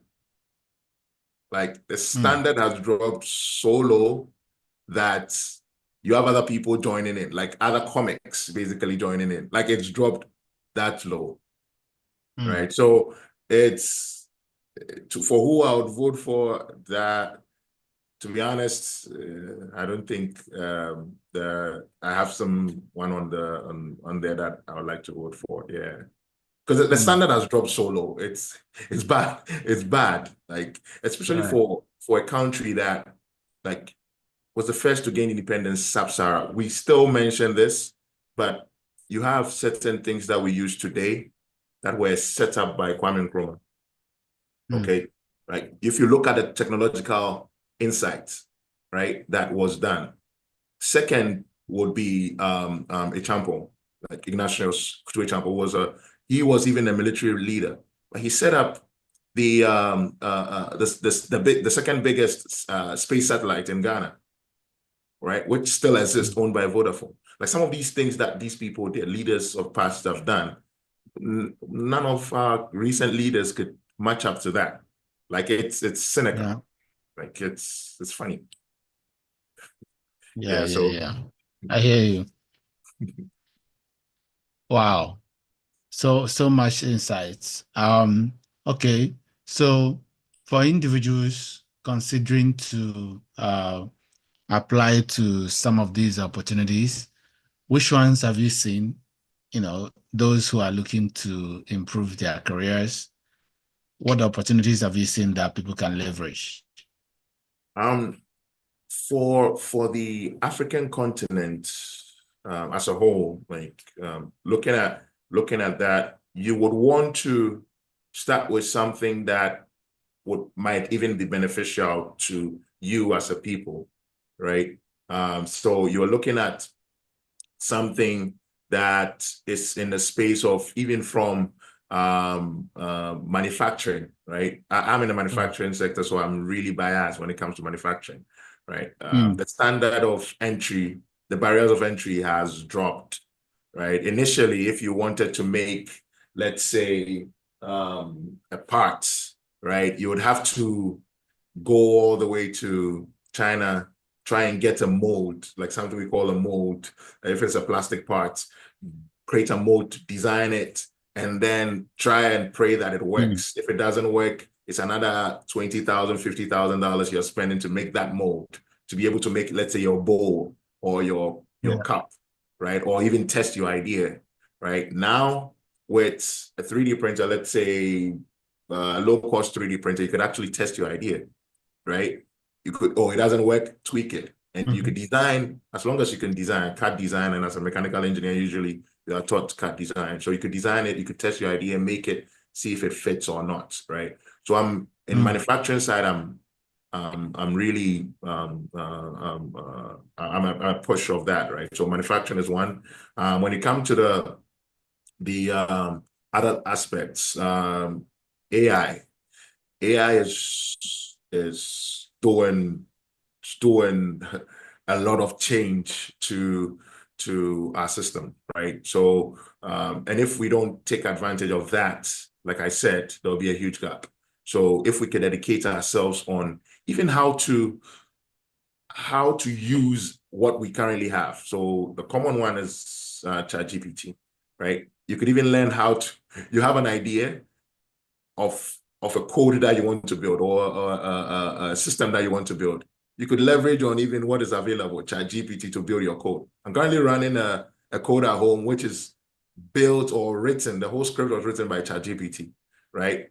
Okay, you want to test something, you could use that, right? So leveraging on in these spaces, so manufacturing, AI, trying to develop that. And when that happens, now we have a lot of data. You have a lot of security issues, right? So you have the inception of cybersecurity also going high, right, in that space, right? So a lot of things happening in that space. Another aspect or area could be in the digital currency space. So I don't like to say crypto most of the time, because when you say crypto, it's only in the trading side, but it's more important in other sides of crypto than just the trading. So you even have the blockchain, right?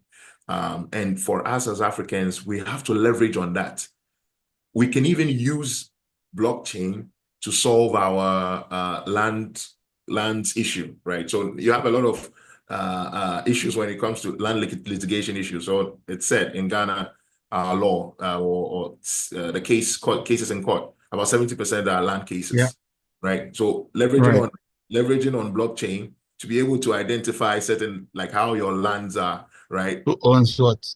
Who owns what? Where is what? Like it clears off most of these cases or most of these issues, right? Leveraging on some of these things. So, like I said, all these sectors that I've mentioned, try and see how they could be used on the continent, and it could actually help you to start something, right? Yeah. So some of these are some of the areas that we could be looking at, right? Yeah. Wonderful. Do you have friends who are interested in investing, in direct businesses on the continent?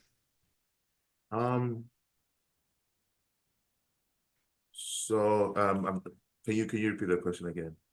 So investing in. Do you have like friends who are businesses?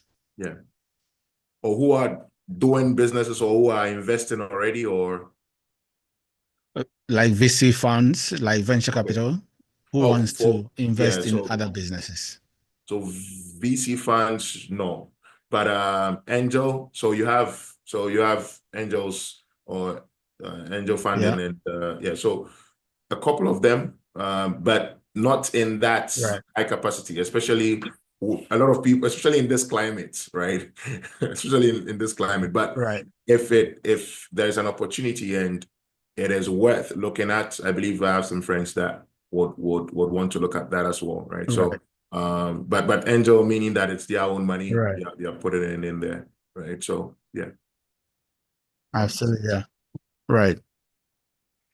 Okay, well, we have 15 minutes. What else do you want to talk about? I'm really passionate about what we are doing in Cranny. I would like to use this opportunity to talk about what we're doing in Cranny, right? So a project that we are currently doing right now, and like I said, in Cranny is basically professionals from all over the world, and most of them are friends of mine. So we're trying to build that community, especially this being our first project, right? What we are doing is that we are bringing people from different walks of life, right? People in finance, people in engineering, people in like IT, software engineers, bringing them together, finding a problem in a community, right? And trying to solve it, right? And so our current issue or problem that we're trying to solve is desk deficits. And like I know some of us might have seen the news. Ghana has a desk deficit, like schools have desk deficit of about 2.5 million, right? And that has to be solved. So you have kids sitting on their shoes or on the floor or things like that, right? And what we're trying to do is understand what the main problem is, right? What the root cause is. It's not just, okay, we don't see desk here, and so it's a desk problem. Let's go make a desk. No, we go from ground. So we ask ourselves, we ask the school, like, why are there no desks? It could be that they gave them desk and they couldn't maintain it, and it was chopped off for firewood. It could be that. So the problem, solving the problem wouldn't be giving them more desk. It will be finding ways of maintaining the desk, right? So we go through this whole process, identify the problem, and in our making of the desk right now, we have some designs, and in our making of the desk, we don't just say, okay, what we do is that, because the government actually gave desks to the kids, and from class basically 2 to JHS 2, they use the same size of desks, which doesn't make sense. So a kid can sit down and his hands can't reach the ends of the desk, right? So what we're doing is that getting the height of kids, certain parts, certain dimensions of them, and using that to design desks based on their features, right? So it's a lot of process that we go through. So at the end of it, you would understand from engineering principles, which is really important, even for non-engineers, right? So you have guys in the finance industry coming up with interesting solutions, right? Because we've gone through some of these processes, and it's amazing what we're doing. And hopefully by sometime next year, we'll be able to deliver some of these decks that we are trying to make. It's a process, so it'll take some time, but it's amazing work that we're doing. So I just wanted to get on that here. So we could nkrani.org, nkrani.org is the website, and I think we're doing an amazing work there. So just wanted to touch on that. And that's some advantage of some opportunities that we're trying to bring people who are in the diaspora to actually help do something, right? Because we have people in Finland, we have people in Ireland, we have people in Germany, all coming together to try and solve a problem. Yeah, so I wanted to touch on that. Yeah. Interesting. Well, speak to young Ghanaian student entrepreneur who is watching you, getting inspired by you. What do you want to tell him? I would like to tell them that no one knows what or where you can be, right? Where you can be is in your hands, basically, right? I was in Ghana. I grew up in, I wouldn't even say middle class, right? Grew up on the streets of Aoshi. My dad is a farmer, or my dad was a farmer. He passed last year. My dad was a farmer, mom a trader, sacked for school fees multiple times. Sacked for school fees so much that when they come to sack you for school fees, everyone mentions your name because we know you're going home, Basically, that's the thing. So, and to the point where you'll be able to push yourself through education and then go to college, right, or go to university. And in university, I started in Benue Electricals, like going door to door to fix guys' electrical appliances, just so I could get money to take care of myself in a way, right? So my advice is that no one knows where you could be tomorrow, right? Leverage on what you have today. Like what you might have at the moment is time. You spend that time wisely. Use that efficiently and effectively. Try and develop yourself. Skill is the most important thing, right? Apart from God. Skill is the most important thing, right? Gather skill, right? Gather skill. Deep yourself like into skill, right? If you have skill, it's difficult to take from your hands, right? Regardless of whatever skill it is, right? It could be in singing, it could be in what? Develop yourself in skills. And today you don't have any like barrier.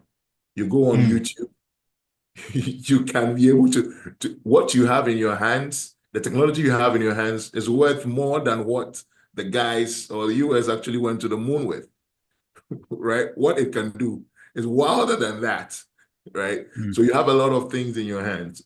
Deep yourself, like engulf yourself with that. And another thing is surround yourself with great people, right? You want to surround yourself with a positive environment, positive people around you. So who can push you? Who wouldn't say, why are you doing that? It's not important. No.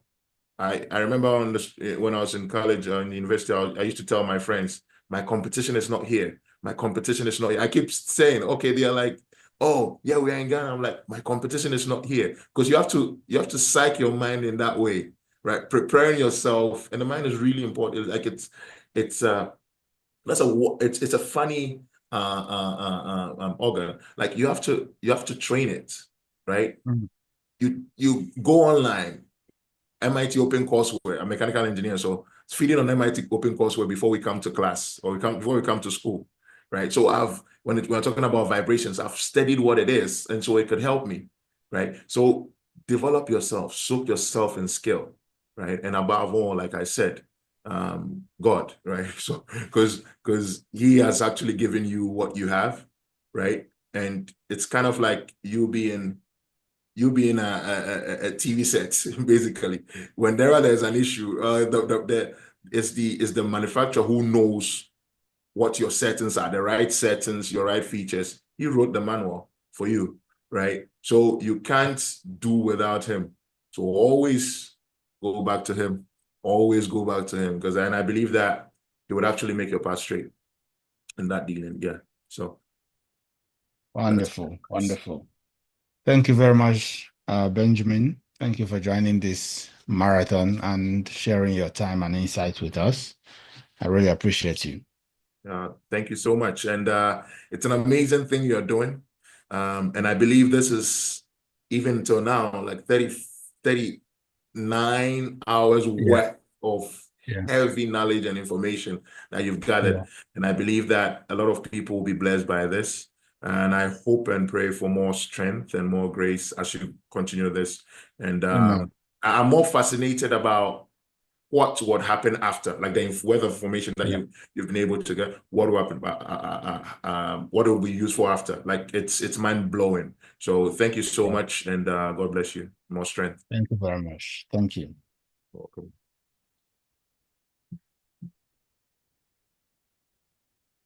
Hi, Christy.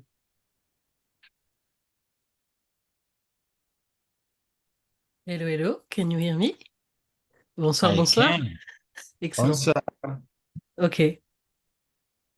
So I think my video camera is not on yet. I'm just waiting. It should on now. Okay, perfect. So thank you very much. I'm happy to and delighted to be with you and to make the transition between day 2 and day 3. Yes, you can stand up because it's a long timing for you. So yeah, let me stand a little.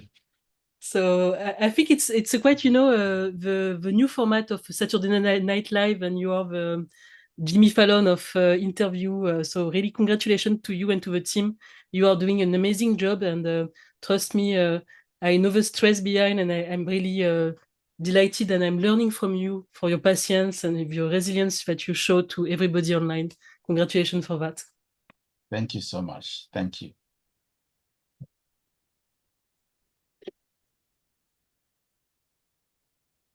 Let's see. Yeah.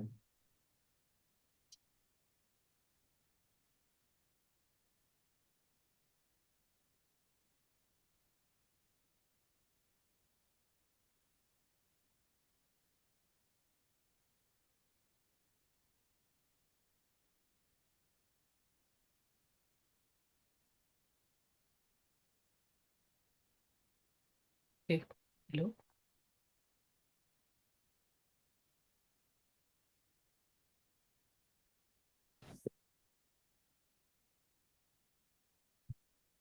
All right. Welcome, welcome, welcome. Would you like to introduce yourself, Christy? Yes, for sure. My name is Christiane Amoutou, and I'm the Chief Product Officer in a civic tech company in France, Paris. So we are specialized in what we call citizen technology to enable communities or to enable projects to either solve complex issues. And what we do is really we provide to them platform to listen to their communities and stakeholders, also to gather insight from the wisdom of crowds they have. And on this platform, we also enable them to make what we call collective decision making, and we do AI-based analysis. So that's my main role, let's say, from Monday to Friday.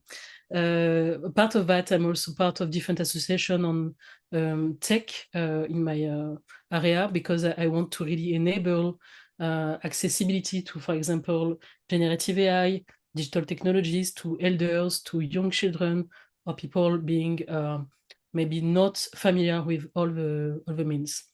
My education is not really in tech; it's more in law and legal, and I just made a passion from tech, so I wanted to work on that field. Wonderful, wonderful. Now we are talking leadership development in the era of AI. Yes, for sure. Give us understanding of this topic. In fact, when we think about leadership in AI, maybe the first assumption is to say, okay, it is about technology and the run towards the highest and most performing model of generative AI. And when you see what is happening at the pace we have from the Silicon Valley, when you think about the leadership conception, it might be, okay, maybe this is a technological questions and also challenges. But at the end of the day, when you take into consideration what is working and what is failing when you try to implement technologies and AI in organization communities, it's not about the technology. It's mainly about human factors and the human element. And that's why, in fact, I wanted to stress the fact that the more we have AI, the more we need human skills and leadership skills. What I'm calling leadership skill is really the ability to develop empathy, to really listen and to be aware about all the situation and the context of your stakeholders, your users, and the communities.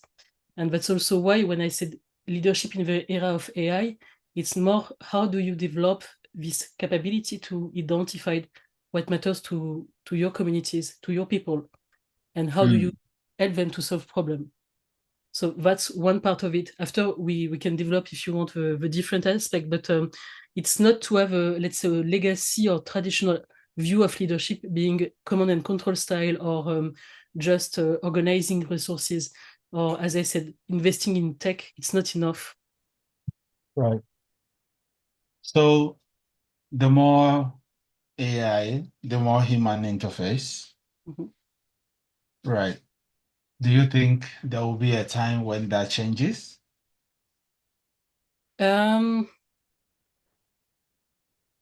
I don't think so. It depends. It depends what we expect and how do we equip people to decide the view on technology. I may explain here. For the time being, we receive technologies coming from the West and coming from mainly the US and coming some part of China. And the way it's conceived, it's really conceived for people to be consumer. And if you take a look to this role-based, let's say, narrative, the consumer are a bit passive and not creative, apart from all the Instagrammers and all the people, being influencers. But I think we can create other narratives. We can create other roles for people. When you take into consideration, for example, what you try to do with your edtech platform, with Svan and so on, people can empower communities. So I may say, to answer the question differently, it's not about shifting from more technology, more interface, and less human. It's more about what do we want to do with the technology? Do we want the technology to solve concrete problems for the communities? Or do we just want people to be sitting behind a screen and just scrolling all day long? It's not the same angle. And I would like to hear also what the communities want to apply technologies to. That's why when I'm witnessing the different case in Ghana or in South Africa or even in Cameroon, we see that community-based usage are really interesting and fruitful also for inspiration. Wonderful. Wonderful. So in teaching young learners about AI and other skills, how do you think educators can, teach young people skills leveraging AI at the early stage of learning? That's a good question.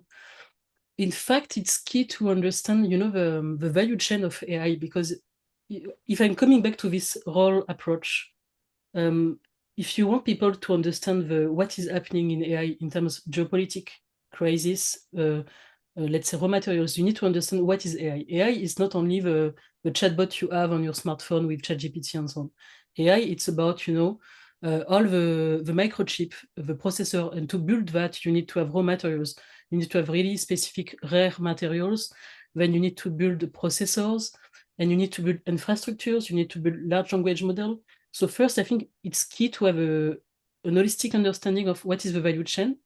And based on that, understand, okay, what do you want to learn about? Do you want to learn how to build microprocessors, microchip? Do you want to learn what are the components, the key element of infrastructures? Or do you want to learn the dynamics of developing your own large language model? Because you don't want to, let's say, rely only on technology coming from abroad. You want to build your own capability. So I think the teachers should start first to really open the mind of the student to say, okay, there is a technology, there is different case, there is a value chain. Where do we want to play? And after, let's say the basics, it's to say, okay, once you have understand the different layer of the value chain, to understand, okay, what does it mean to build something, to borrow something, to collaborate, to have resources. So it's, I think, key in terms of approach and philosophy. Not only to say, okay, we learn to you to do some prompt engineering, because it's only the end of the value chain, and we want people to be empowered to build model, to build application which fits to their local context, to their cultural ritual, to their cultural values. So it's key they learn to do that, to be empowered. Impressive. So now one of the problems we hear today is data to be able to train AI, to become, more effective. It seems like, the quality of data is becoming a problem. Speak to that effect. Is that a legitimate concern? It's a legitimate concern, and that's why I come back to this part of what do you want to do with AI? Do you just want to consume the content generated by it, or do you want to open an era where you create an ethical framework to create content, to represent also, all the diversity of a culture? If we take Ghana, for example, when the languages you have in Ghana, 80 languages. If I refer to the data and figures, and when you know that if you stay with a current, let's say, large language model, they are trained on Western and mainly English or French or maybe Chinese content, but it's not relevant maybe for the cultural challenges and also the wisdom of people locally. So I may say for me, there is a room for really enabling people to build their own language model. There is a room also to start to understand how you cook yourself AI. And this will maybe create another branch in the story of not being relying on content generated from other references and other culture.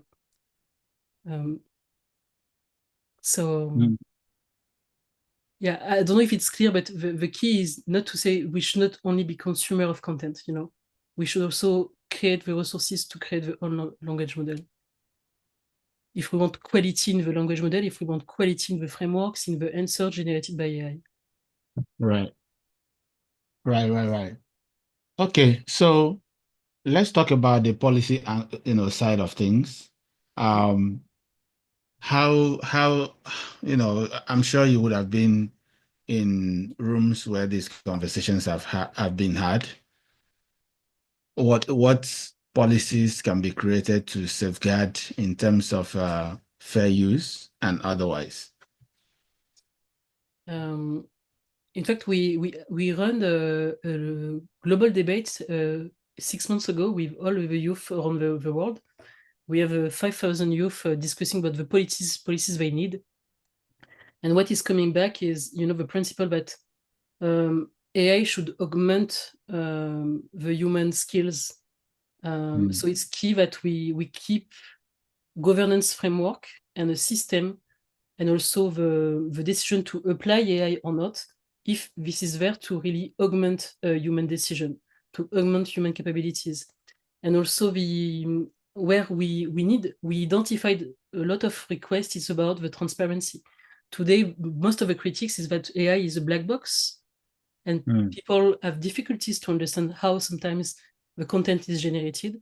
So there is also a strong expectation about how do we have, explainability, traceability of content, and how is it built and cooked. So that's the main part, I may say, explicability, traceability, and yes, the ability to say, okay, when we use AI, it's for the common good, not only to just spit things and to replace jobs. It should be used to create and to solve global issues, for example. It should be used to really augment the situation and to be sure that people are empowered with it and not only challenged by their value or what they are in front of the algorithm. All right. So we're still talking, in case for those who just joined us, we are still talking leadership development in the era of AI. And we are with Christy Anamoto. And she's just telling us about policy instrument that, can help to stimulate fair use of AI. And my next question will be, have you always worked in this space? Not at all. Okay. I started to work, in fact, in a construction company, in HR, so to hire students and to create recruitment fairs and so on. And then I moved to an aeronautical company, a builder of aircraft and defense and aeronautics services, where I leaded the deployment of e-learning. So it was really interesting to learn about how technology is perceived by people when you have a shift between the classroom teaching to the e-learning. I had to deploy it in globally in the different countries, 100 countries, more than 75 languages. So I had to meet people locally, and it's really key to understand that, as I said, for leadership development in the AI era, the human element, the human factor is key, because everywhere people are concerned about the fact that they lose human connection, they use human touch. And when they think about their own development, they need it, in fact, to be supported, to be coached. They need to have a human element. So that's why it was really an interesting base. And after I work in an Airbus company, the aircraft builder, to develop the corporate university and online campuses for people and talent, and to ensure that they can access to resources to develop their own leadership and so on. So I was prior in a big corporation, and after I decided to make a shift to be in a small organization to learn about product management, but also to deploy civic technologies, citizen technologies. Impressive. What transferable experience did you bring from the big corporation to this small organization? Everything. The politics dynamics, I think what is not written in the books, because when you go to school, you learn a lot by the books. You learn a lot about the theories and so on. And in big corporations, the first, I think, main eye-opening is really the internal dynamics, the politics, the influence, and so on. And in fact, in the small organization, it's at the same intensity of place, but in the big organization, you learn more from the different situation, from the different stakeholders. And that's, I think, one of the key skills to be transferred from big corporation to small organization. Right. But it's really funny because for some people, it should have been the other way. Why so? Because you have less people, and the life is intense when you are in small organization, because you are, living nearly by not by month, but trimester after trimester, customer after customer, and your life expectation is shorter. When you're in a big corporation, you don't have this, let's say, short-term challenges, because you have a product with a long life cycle. When you build an airplane, the life cycle is 30 years. So you have comments from your customers. You can see in a long-term view what you will do with your customers, with your employee. And the dynamics is not so intense. People, when they plan a career shift, they plan it on 3 years, 5 years. In a small company, it's not the same dynamic, because people are there in an accelerator. They are there 1 year, 2 years. And in this same space, you need to understand what value they will bring, but also maybe what difficulty or challenges you will have with them. So that's more intense in a small company. That's a great analogy. So where does the government come in leadership development in the era of AI? The government, the public sector? Yeah. Good question, because there is maybe the first thing, I think, is regulation. You asked about policy some minutes ago. And I think you have two sides, two roles from the government. Today, what I noticed. The first one is one end to provide resources, to innovate, to test, to make the research and development. And they are here to really enable small organizations to have a means to build AI, to test, to prototype, to do things like that. In the other end, they also should put the framework, the ethical framework, the governance framework, to protect what is fundamental about personal data, people, to be sure, as I said, that AI is not there to just disrupt an entire economy. Let's say, when I say disrupt an entire economy, it's to destroy companies, jobs, and so on. And they have the two ends. One end is to allow, to develop, to incentivize people to innovate. And the other end is to say, okay, what is the frame? What is the regulation? And this is how we experimented today in Europe, in fact, with the AI Act on one end, but also with all the funds coming to try to leverage the own AI capabilities in Europe. Very interesting. So, Elon Musk, at some point, not long ago, he decided that anybody that brings iPhone to his office, he will lock it at the cage at the front desk. That nobody will use iPhone in the office, because he feels iPhone will copy trade secrets from his company. Mhm. Do you think that's an overkill? I don't think so. I don't think so. Even if I'm a geek. Huh? I have a lot of technologies around me, even when I'm working. But the more I know the pervasiveness, the way technology enters into your life with dark patterns, with sensors you can even understand, with voice recognition, because we develop voice recognition tech services in my platform. I have noticed that the consumer device, they are really very sensors to listen to what is happening, but they have also, the LiDAR scanner, so they can scan everything in a room. They can provide your geolocalization, people you are with. So I think maybe if it could sound a bit paranoid from me, it's in fact a wise decision if you don't want your competitor to understand what you are going to do.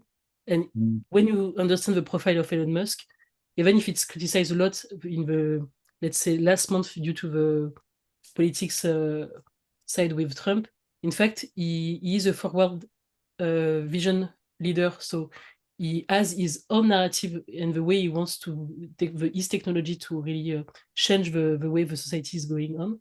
So I think, no, it's coherent. I understand it, honestly. I understand it. If I was in his position, I would even provide a specific smartphone to my employees. Tesla smartphone. Yeah, that's amazing. That's very, very interesting. Well, do you think that AI will become smarter than all human? No, because AI is just a mirror of what humans are. And when, I try, because I try to support different projects with AI. And what also it's my core purpose now is to really shift to a scenario where AI is there to empower and to augment human skills and human people. So I don't want to just have this thought that a man will, be versus human.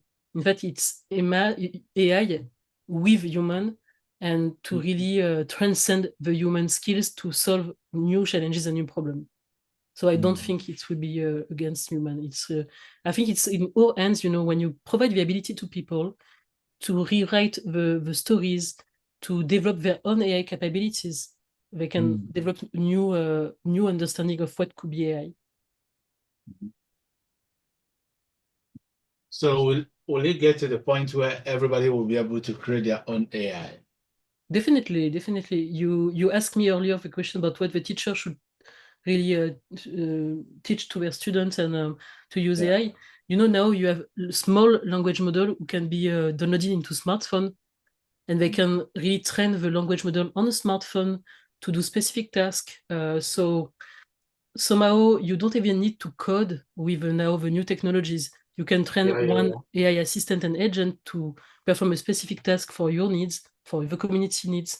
So my vision is that the more we advance with AI, the more it will be conversational to even build and develop services and assistants. This is what we can already notice in the main AI vendor.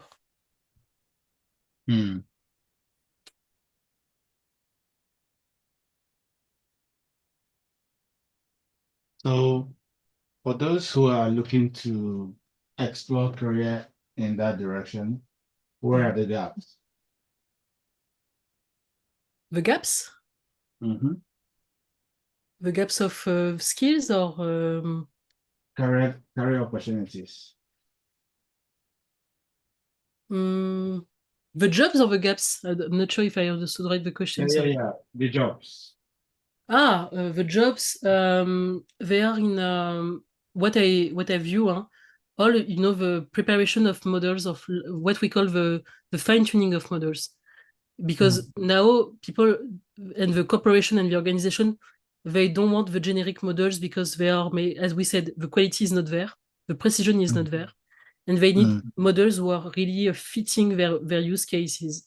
And one of the jobs we can see a lot on the job market is really data fine-tuning, large language fine-tuning coach, and not only a prompt engineer. It's really the ability to train and to develop a model to do specific tasks. It's also the ability to develop what we call the AI agent, so to have multiple agents in a workflow. So it's not only the fine-tuning, it's when you develop an agent to have a really smart and rich answers and capability to business workflow, for example. So you have jobs here. We have also job offer as data scientists, because here again, people have a lot of data, they don't understand the data, they need to have the capability to, reveal insight in their data. And also we have more and more jobs to, in fact, support the transformation, because organization or even small enterprise, they don't know how to tackle this AI transformation. They want to use AI, but they also need to support the transition of jobs, but also of business services. And you also have more and more jobs of AI coach, in fact, and transition officer for that. So there are many, many opportunities for different kinds of people then.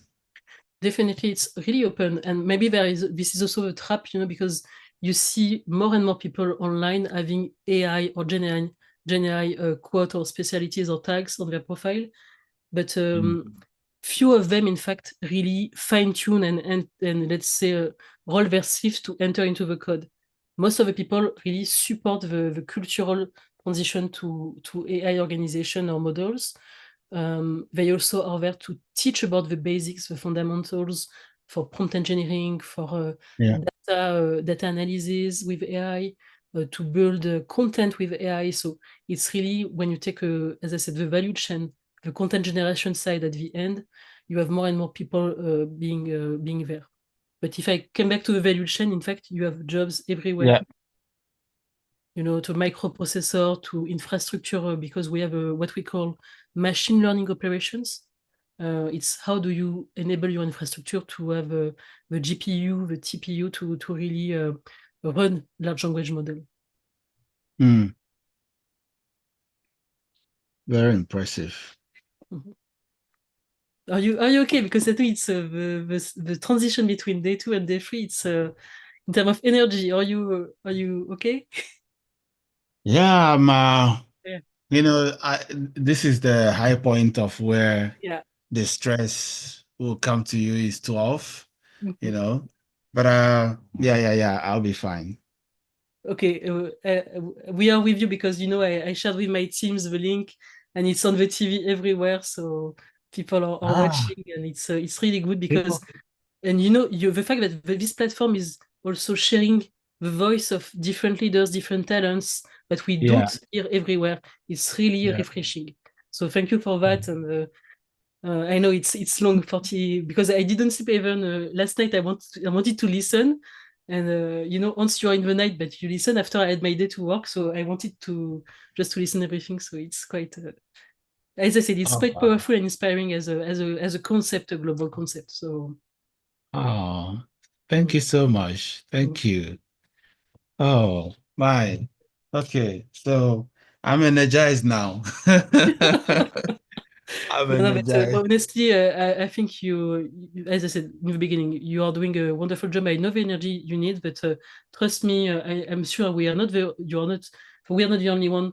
The stream is everywhere on different part of the globe. So wow, keep on going, and it's really important. That makes me so happy. Mm-hmm. So I just wanted to ask, what are the questions on AI that people haven't been actually asking in your view?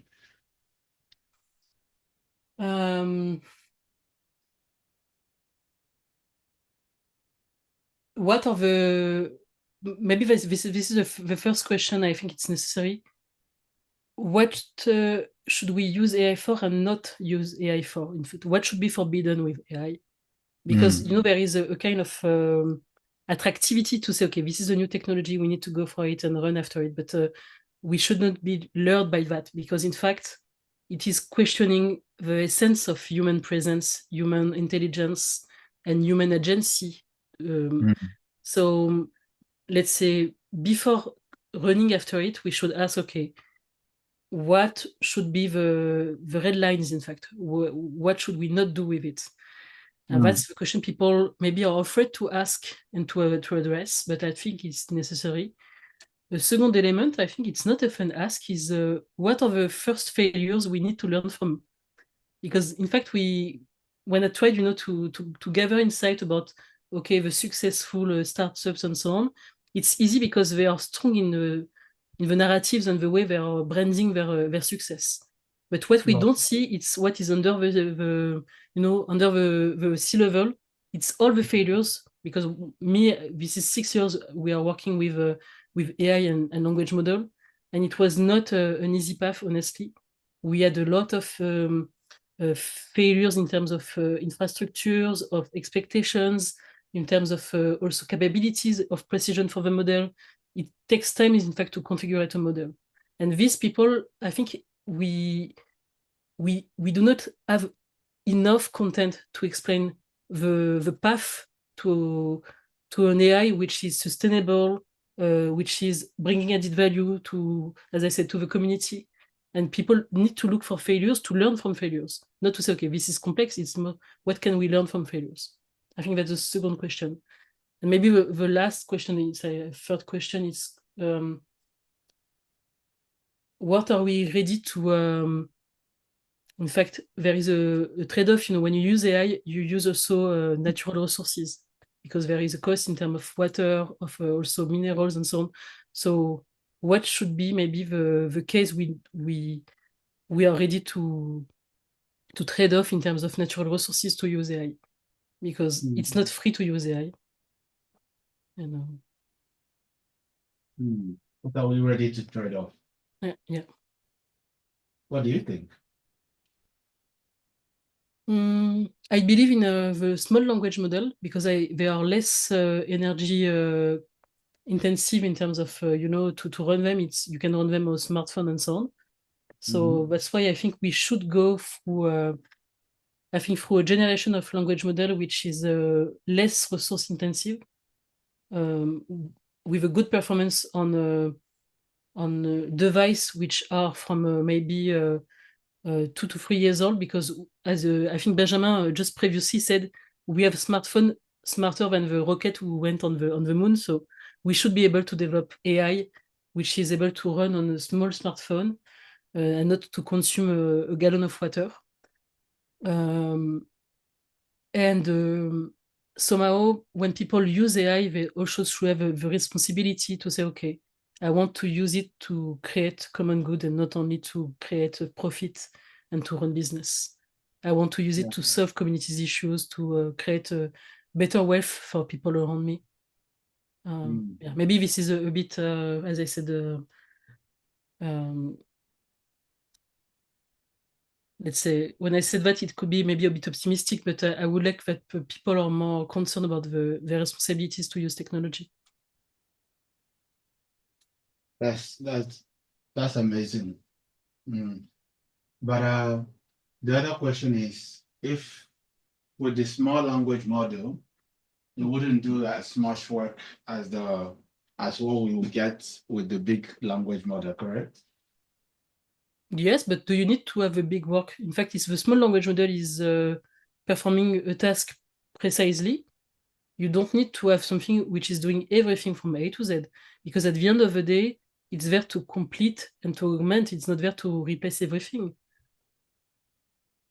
Because that's also maybe another learnings I have. The first habits people had when they have AI is to test it for everything. But you noticed when you test it for everything, you don't have a good quality of answers for everything. You only have relevant answers after iterations of prompt and conversation with AI. So it means you need time to train it and to really make it sharp to answer to your specification and your needs. And that's why I think it's more relevant for people to train their small language model rather than having a big language model, because your usage and your needs will evolve in the time and you can shift after. So it should be something evolutive rather than having a big, let's say, model with trillions of data of training that you don't use, in fact. So I think small is beautiful also. Small is beautiful. Huh? It's not always, large language model which are with trillions of data which are the best. Huh? Yeah. So for people who want to create these tools as experimentation, individual side projects, how do they start? They can go on, I think it's a Hugging Face. I don't know if you know this platform. This is an open source platform with different models available, and they are open source, so you can download them on your computer. And you can start without having a need to have a constant internet access to really play on your local machine with a language model. After, for example, you can download also another interface, which is local AI, where you can here again install a language model on your machine and start to program it and to prompt and to retrain it and fine-tune it. So there is different ways. Either you are a geek and you know how to install a LLM from Hugging Face, or you have an application like Local AI or LM Studio, where they are doing all the, let's say, the back office work, and you just have access with a console on your computer from on your machine to play with the model. And that's, I think, the two first steps, either Hugging Face or LM Studio or local AI to get access to that. Wonderful. Great. Christy, I've exhausted my questions. Are there topics that you would like to talk to our audience about? Yes, because the topic is about leadership development, as we said in the beginning, and I mentioned, I think, one skill, which is empathy, but there is also other critical skills. The other critical skills are just think about it, resilience and agility, because you need to as I said, understand what is not working, what is working, but also to adapt to crises within your ecosystem, and you need to learn from the different difficulties. So it's key to have the resilience when you lead people through the digital transformation with AI, because people are afraid from the technology, as we have narratives that AI will replace jobs and people. So it's key that you understand how to develop the resilience to adapt to the changes and to this uncertainty running constantly.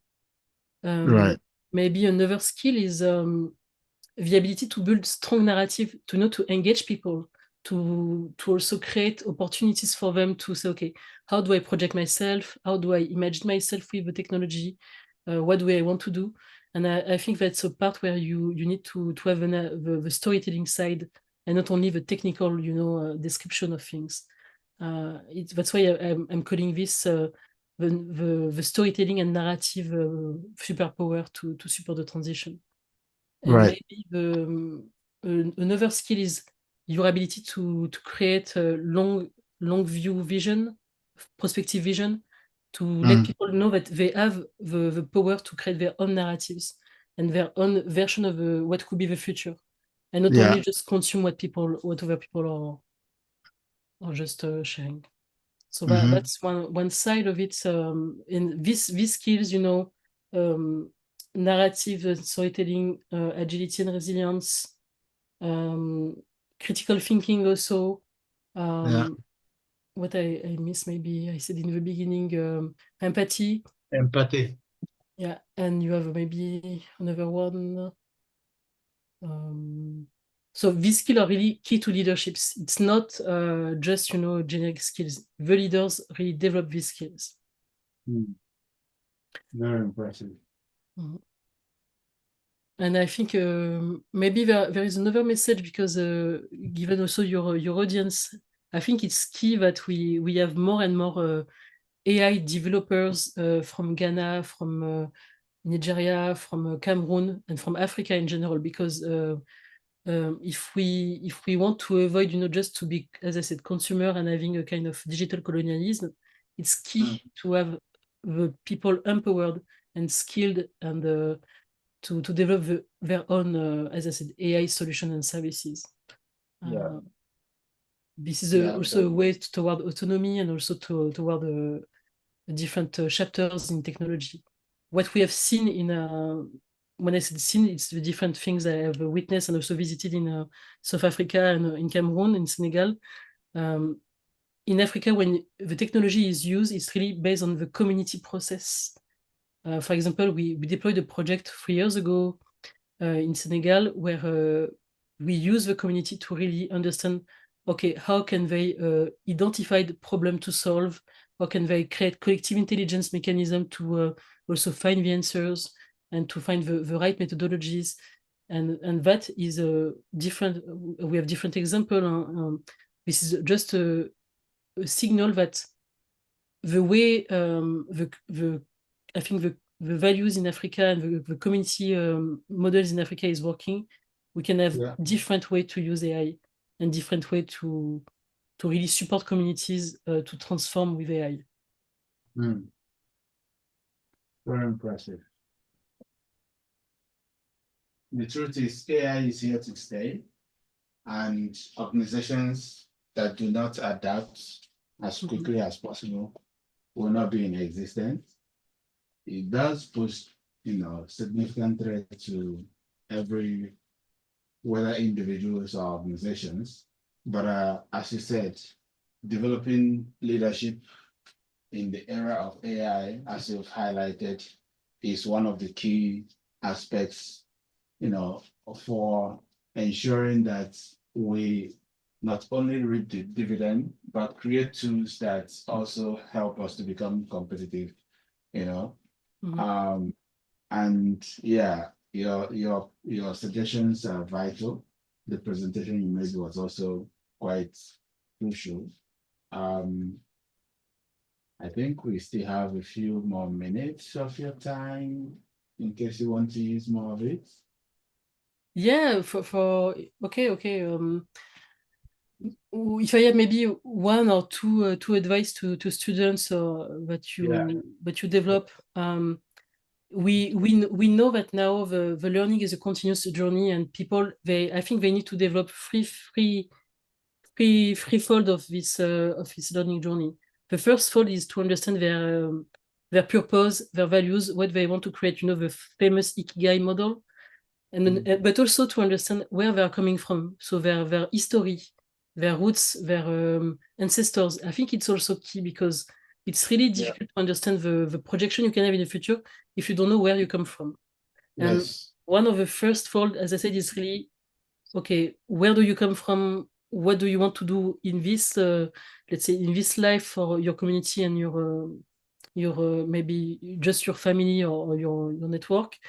And after, it's also to understand what is going on in the world in general, to understand the transition, to understand also, when I say transition, the multi-crisis between, the environmental crisis, geopolitical crisis, financial crisis, because these are bed of opportunities for people who want to become entrepreneurs. The crises are bed for innovations, because communities, they have issues they need to solve. And when you have technology like AI, you can find ways to accelerate the transition with new solutions. So it's key that in their learning, they also keep an eye always on the foresight, the trends, what is coming, what is what are the map for what we call the mega trends, the low signal. So keep always, I may say, time to learn about that. You have excellent resources online. So don't forget that. And the third element is how do you support? How are you supported? Do you have friends, mentors, coach? What is your plan on the next, let's say, 3 years to program that? Because nothing happens by night without planning. Impressive. The third is the programmation. Thank you so very much. Thank you so very much for your time. I really, really, really appreciate it. So please do stay with us in the next few days. Regardless of how tough it is, I'm hanging in here and we'll keep going. So do let's you have break. a honey and a tea? Do you have some honey? Yeah, okay, perfect. Yeah. Perfect. Yeah. So yeah, check back with us tomorrow. We'll be still here, pushing very hard. Okay, excellent. Great. So if you want to drop, you can. It's been wonderful listening to you. Thank you very much. I hope my French accent is not too strong at this hour of the night. Not really. I could hear you. I could hear you all right. Okay. So again, all my best wishes, and we are with you in France, at least in Paris, and we look forward to the rest. And I keep my finger crossed. Okay. Yes. And Yes. congratulations to the teams also. Thank you. Thank you so much. Thank you so much. So I need to leave. Okay, I should leave the Zoom. Yeah, you can leave if you want to. Okay, perfect.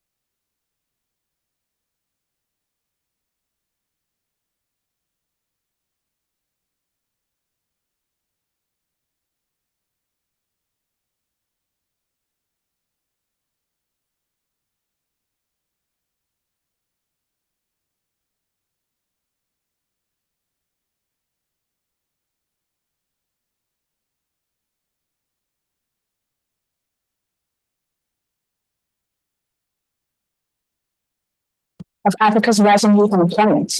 And our research shows five specific issues. Number one, a mismatch of skills between academia and industry requirements. Two, lack of access to job sources. Number three, lack of right type network. Number four, lack of coaching and support services. Number five, insufficient jobs available.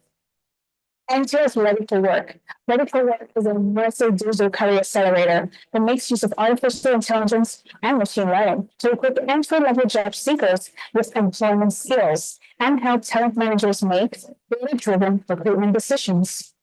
Here's how it works. We partner with industry-leading employers and entrepreneurs in high-growth markets to design personalized project-based learning modules in finance, digital marketing, UX UI, data science, and engineering.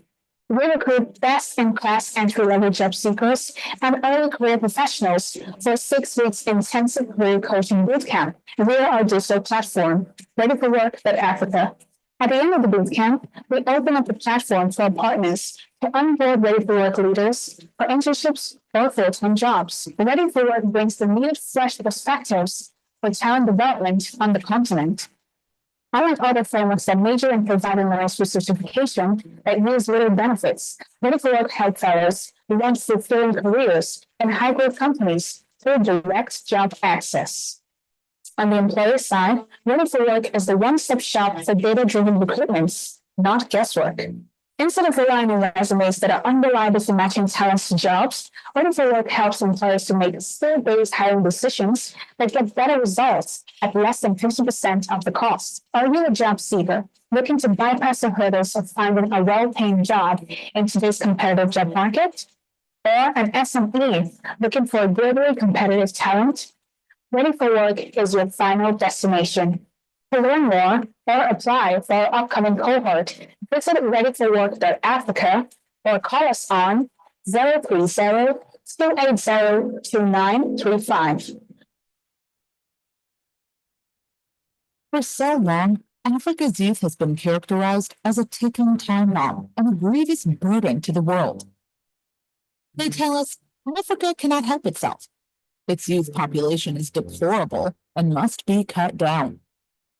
But how can a continent with the most extensive trade bloc and brightest minds on the planet continue to be infantilized and plundered? The answer is simple. Our education system, the bridge from misery to hope and the promise of progress, is broken. Kids go to school and fill their brains with outdated information and data that has zero real-world relevance. And then the administrators send them off like robots to search for jobs that do not exist. 6 years later, they're still carrying CVs from office to office. As a for-youth, by-youth company, Stars from All Nations understands these challenges firsthand, and we figured out a way to help Africa's teeming youth population become globally competitive and win. It's simple. We create frameworks and support services that help Africa's young geniuses to unlock their potentials, and in turn, act as catalysts to help others live on their terms. Our Epic S-Fan events bring the brightest thought leaders around the world in the same room with young people to spark meaningful conversations. Our Ready for Work Digital Career Accelerator makes use of artificial intelligence and machine learning to equip job seekers with skills, create easy pipelines for them, and help recruiters make data-driven decisions. S-Fan also provides businesses and individuals with on-demand services that help them actualize their dreams and thrive. Our target market is worth over $130 billion, and this number could receive at least 60% upside in the next 5 years. S-Fan is rightly positioned to capture more than 20% of this market, meaning the education company for the young and ambitious thinker.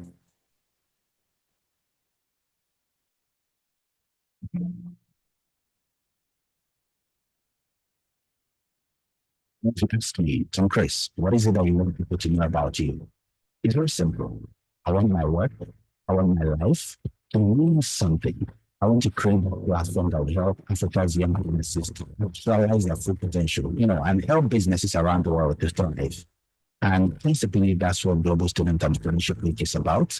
This Guinness World Record attempt is really about mobilizing resources that will give entry-level job seekers they need to become of higher value. We've done a good job in putting this together. Good morning, good afternoon, good evening, wherever you might be on this beautiful planet. My name is Tom Chris Emewulu, and I'm excited because it's barely 7 days away from our exciting Global Student Entrepreneurship Week, which, as you know, is the Guinness World Record edition. I'm aiming to break the Guinness World Record for the longest interview marathon through this exciting Student Entrepreneurship Week, the 5th edition. For some of you that might not know what exactly this programming is all about, I established Student Entrepreneurship Week in 2018 to create a platform for budding entrepreneurs to explore their entrepreneurial impulses by learning from investors, entrepreneurs, and ecosystem leaders from around the world. The last edition brought together over 6,000 people online and on-site in 2021. Now, this edition is going to be unique in every way because we are mobilizing over 96 speakers because we've now opened the wait list and considering to extend the timeline into what will become a history-making project. And I'm glad to say, I'm thrilled to say we filled all the speaker slots and we have a lot more people wanting to join. So why am I doing this? You've asked the question, some of you have asked the question, Tom Cruise, why are you doing this? And it's very simple.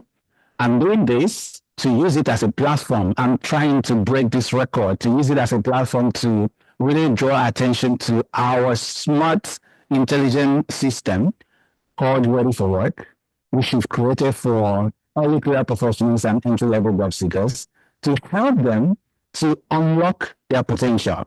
Now, Ready for Work really leverages artificial intelligence and machine learning to help Africa's youth understand how they stack up against their competition and give them tools and resources to upskill and become of higher value when seeking gainful and meaningful work. So, it doesn't make sense to spend 4 years of degree course and be carrying CV from office to office like a robot for jobs that do not exist. That's what Ready for Work really is out to solve. So, we've been having exciting success stories from this program, which we've had 5 cohorts of it. And 126 people have leveraged our platform and our system to make their life progressive and meaningful on their own terms. And I've been told if a lot more people, a lot more young Africans know about this Ready for Work platform, they will utilize it, they will take advantage of it, they will be part of the global workforce. And so that's what this Guinness World Record attempt is really all about. And I really want to thank every one of you that have joined us in the process of mobilizing attention for the speakers and the programming. I thank you so much. But we still have a lot more work to do. You know, you can join us today. Visit the website, sfanonline.org, sfanonline.org, and you will see a lot more ways that you can participate. Go to the event website, click the event, go to Student Entrepreneurship Week. You will see a lot more ways that you can join forces with us in making this happen, making it successful. Now, beyond that, I really want to also answer some of the questions that we'll be receiving in the process of creating this project. Number one is, how is this going to be happening? Well, we've structured the Guinness World Record attempt into a hybrid programming in the sense that we'll be creating it, we'll be streaming from here, from our office as Pintex. So some of you will be able to join us on site. The speakers will be here, some of them on site, and I'll be interviewing them in the hours stipulated. Every speaker will have about 30 minutes to 1 hour to share their exciting opinions. We will have speakers from different walks of life: entrepreneurship development, financing, AI, money, business management, lifestyle, and every other exciting topic. I'll ask them meaningful questions. We will share exciting thoughts with you. You will learn a lot. You'll be inspired. You'll be motivated to take your life into your hands, put your skills before you, and manage it and grow it, and make more money. And for those online, you can go to the website sfanonline.org. Go to the website and click on the event, and go to the event page, Student Entrepreneurship Week, and you will join online. We'll watch every session of this exciting programming online on the website. So it's exciting for you to be a part of this. And another way you can participate really is to help us to mobilize more interest. Share it on your social media. Tag me, Tom Chris, Emewulu, and I will be happy to recirculate it. Tag SFAN, SFAN online. By the way, I really want to thank my team who are supporting me. This is an individual attempt, and I am happy to receive the company's support.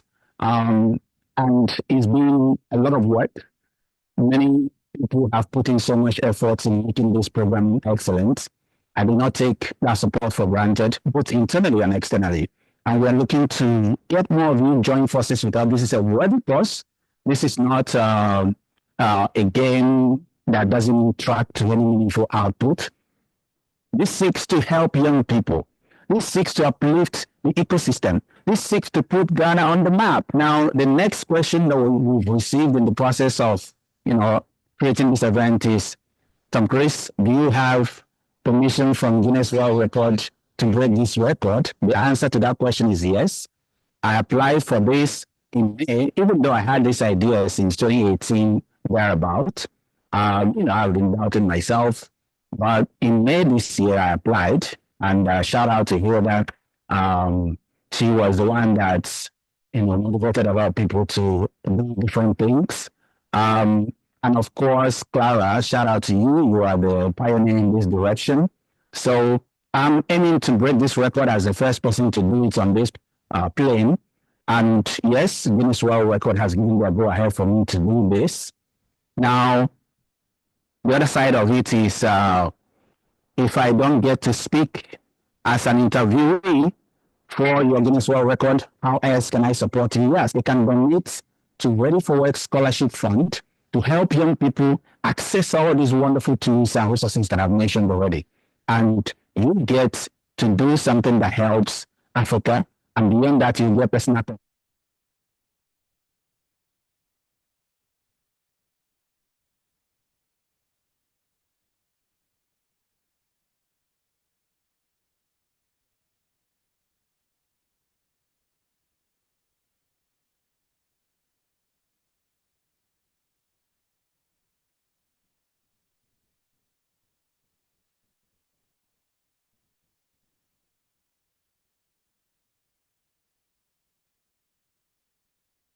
Clara, Hello, can you hear me? I can. Good, good. Welcome, welcome, welcome. Thank you, thank you. How are you feeling? Alive. Yes.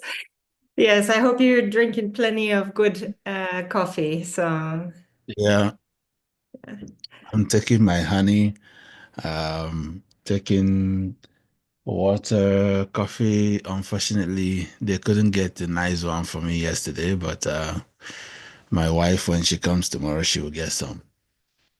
Very good, very good. If it's any consolation, one of my children just finished the last test of their boot camp in the military, and they had to stay awake for about 54 hours, and they made it through. So 54 hours.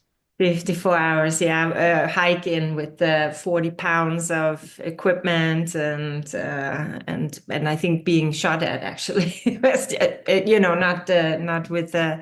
Not with real bullets, but nonetheless. So yeah, I was very impressed. So what you're doing is very, very impressive. So it's I'm rooting for you. You just keep your eyes open and keep going. Yes. Yes. Thank you so much. And congrats. Thank you. Thank you very much. And so tell me, how has it been for you so far? Has AI come up in any of your other conversations? You must tell me. I haven't heard all of them, of course.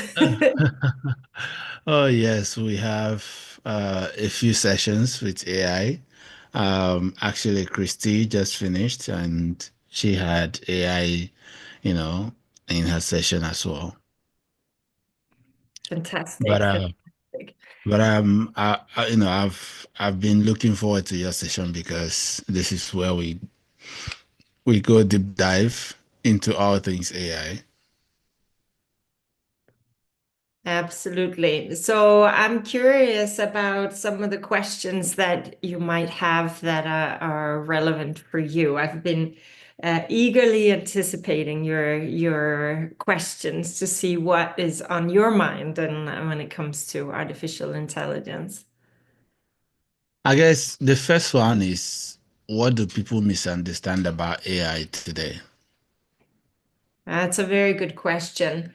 Because of course we hear a lot about artificial intelligence in the media and what it can do and what it can't do and what it might be able to do one day. And I think that when it comes to this technology, people tend to overestimate the abilities of the technology in the short run, and then underestimate the abilities in the long run, meaning that people get very excited about some of the functionalities that may simply just be temporary, but the long-term impact of AI is underestimated. And I think that is one of the important misunderstandings, that this is a type of technology that will really fundamentally change how we work, how we educate ourselves, how we raise our families, because this technology will reach into all of those aspects of human life.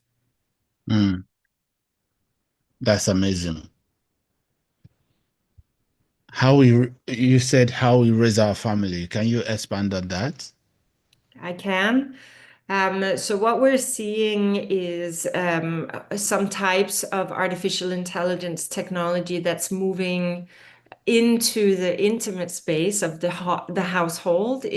People have artificial intelligence technology in their living rooms, in their kitchens, in their bedrooms. Often it comes in the form of a telephone with applications, social media applications, or TV streaming that gives recommendations of certain kind of movies or shows that the family may want to watch. Many families also have functionalities such as like a Siri or an Alexa or a Google Echo, where it lives in the home with the family, and then the family use it to do simple things like turning the light off and on, but also use it for asking for music. It reads goodnight stories to the children. It can help the children in the family with their school homework and so on. And these types of technologies has changed a lot of the way that we run our household and the way we interact with each other in our household. And we will see this more and more. For example, I've met many young children in the last year, thousands of children that I've spoken to, and many say that they use AI technology to read stories for them, to play music for them, and also to talk to. They use them as a kind of like a tech friend to ask questions that they might not want to ask their parents or their other friends. So these things are changing how we live in our families, and change the way that we use technology in our more intimate space. Amazing. All right. So in terms of designing AI, how do companies get it wrong? Well, I think if I go back to one of my pet peeves is that what companies, of course, are in the business of doing is making money for the shareholders. That's why we're in business. We're in business to make money. And in the race to make money is a race to innovate. Best innovation, first to market, better chance of making that money. And what happens in that race is that certain aspects in terms of the user experience are not thoroughly checked through, and that's most often the case when it comes to children. So we have amazing technology that's great for adults, but can be devastating for children to use. And although companies say things like, well, it's not designed for children and they're not really supposed to use it, we know that children are on some of these technologies where they're not supposed to be, and they really are not safe. And I think that that cashes out as what companies get wrong is that they're not giving thorough information to families, to parents and guardians about how to protect their children in that space. and they're not doing enough to inform children on why it's not a safe place for them to be. Or perhaps even design technology specifically for children, so that they also have a place to go. And I think that we see that, unfortunately, with a lot of technology. Wow. So in the first instance, the design is already a problem. And does this also account for the reason why many companies are not maximizing AI to its full potential? I think so. I think we especially see that in education. All children have to have education. All children have to go through school, and all these children have to be educated by teachers. But there doesn't seem to be any kind of national effort or investment in teaching teachers how to use AI well, to provide education well. And tech companies also really haven't designed technology that can be taken into the classroom. So, for example, ChatGPT, Google, Gemini, Claude, and other models like that are not designed for teachers to take into the classroom, and in their current state are not safe for them to use. The problem with that is that if we cannot use the technology in education, we're not in a position to build skills either for the coming workforce on using the technology well when they come out. So I do think that we're missing a fantastic opportunity to invest in the future. If I was the president of a country, I can assure you that my very first priority would be finding the funding and building an education program for the teachers, to ensure that all the teachers have the capacity to teach the children how to use AI technology and how to live with AI technology, to become AI literate young citizens. Yeah, because obviously these are the next generation that would, be our future champions. There's no question about it, and there's a lot of talk about competition. I'm in the US now, but I live in Europe, and I can tell you a lot of the conversation around regulation is the concern that Europe will fall behind because we have too much regulation. We're too strict. But I don't think that that's the tiebreaker. I really think that the country that manages to educate its workforce first is the country that will prosper. It's not just about designing the best technology. It's really about having citizens who know how to use it and use it well to lift up the entire country. And that's, I think, where we're going to find the winner, if there's such a thing as a competition. The workforce readiness angle is where S1 is. We are working so hard to help entry-level job seekers and early career professionals understand how they stack up against their competition and give them tools to be of higher value while learning in-demand digital skills. So I know you might not have had time to review the website readyforwork.africa, but what advice do you have for us at this stage? I think the number one advice I would say is to look at the AI literacy framework that UNESCO has been working on. It's really built both with students in mind and educators in mind.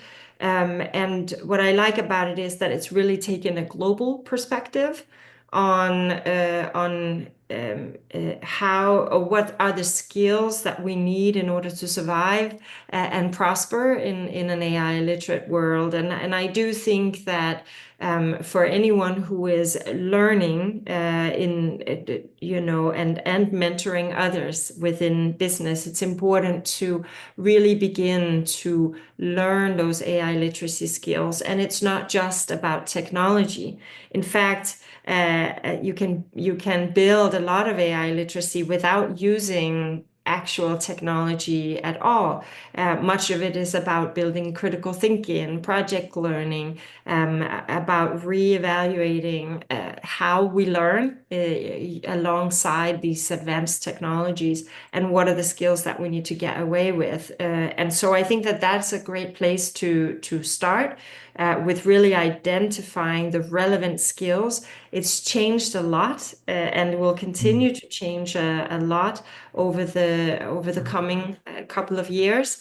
And I think it's really important that there's a focus on shifting priorities to these new skills. What are these skills? So I think some to put it simply, I guess, is the skills that people need today are the skills that a machine cannot replicate. And so there are unique human skills that we do better. We still do them better, and also that we need in order to interact well with an AI. So one skill could be something like creativity. Other skills are critical thinking, collaboration skills, also really important. We need to learn how to collaborate both with an artificial intelligence, but other human intelligences as well.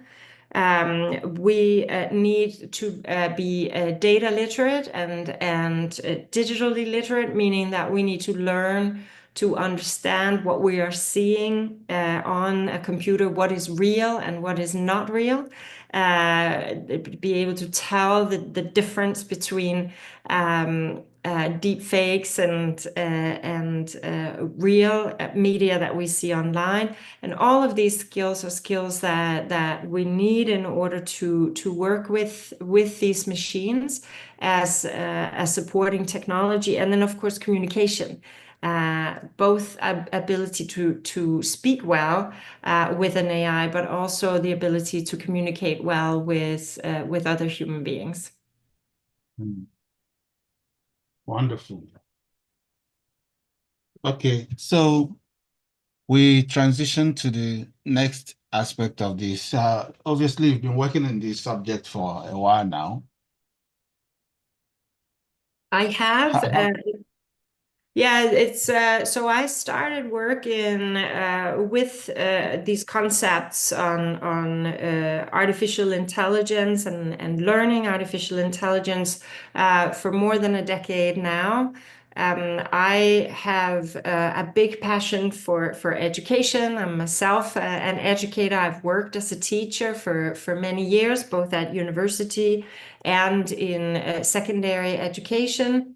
And I'm also a philosopher. My first master's degree was in practical philosophy and applied ethics, where I studied my master's thesis at Dell Computers in Ireland at the time, and really opened my eyes to this idea of a new world that was coming, created by the more advanced technologies that we were seeing.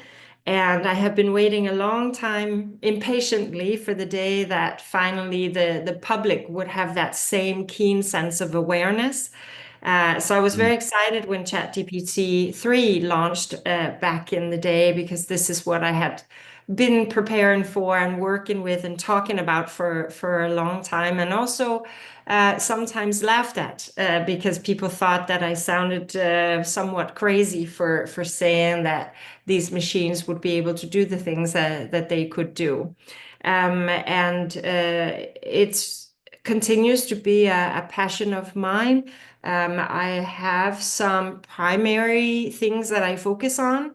I'm particularly interested in safety for children, in regulation, in building AI governance. How do you structure AI governance within organizations? And then how AI is used in education. How can we teach teachers and young people to use artificial intelligence well, because they are the ones who will be carrying us into the future with these technologies, and we're only just seeing the beginning of advanced generative AI. Absolutely, absolutely. It's so huge, and I guess that's why some people are so petrified. Could you on the I guess that's why some people are petrified about the potential harm of AI. Yeah, I think sometimes we break it down as kind of the good, the bad, and the ugly, and there's a lot of focus, I think, on the catastrophic ugly, on the AI could end the world, or one day AI will be much more intelligent than us, and if it's autonomous, will it take over the world, and will AI be used in warfare and so on? And those are all awful scenarios. But I think it's important for us not to move our vision away from a more clear and present risk with AI. And I think there are two primary risks. One is that we are already now seeing a small segment of the global population having access to AI and moving ahead with their AI skills. And the vast majority of the global population do not have access to AI and are falling behind in terms of building AI skills and using the technology. In fact, we know that a large segment of the world population are not even online. They have no technology, much less electricity. And we also know that a big risk for AI is the way that it manipulates our belief systems and the things that we are exposed to when we are using the technology. And I think those are the risks that we really need to be working very consistently with, because there are flaws, big flaws in these technologies that are causing harm as we speak. And these are flaws that we need to address with regulation. And we need to demand that we have technology that is safe for people to use. Absolutely. Okay, so the the other side is the government involvement in the process.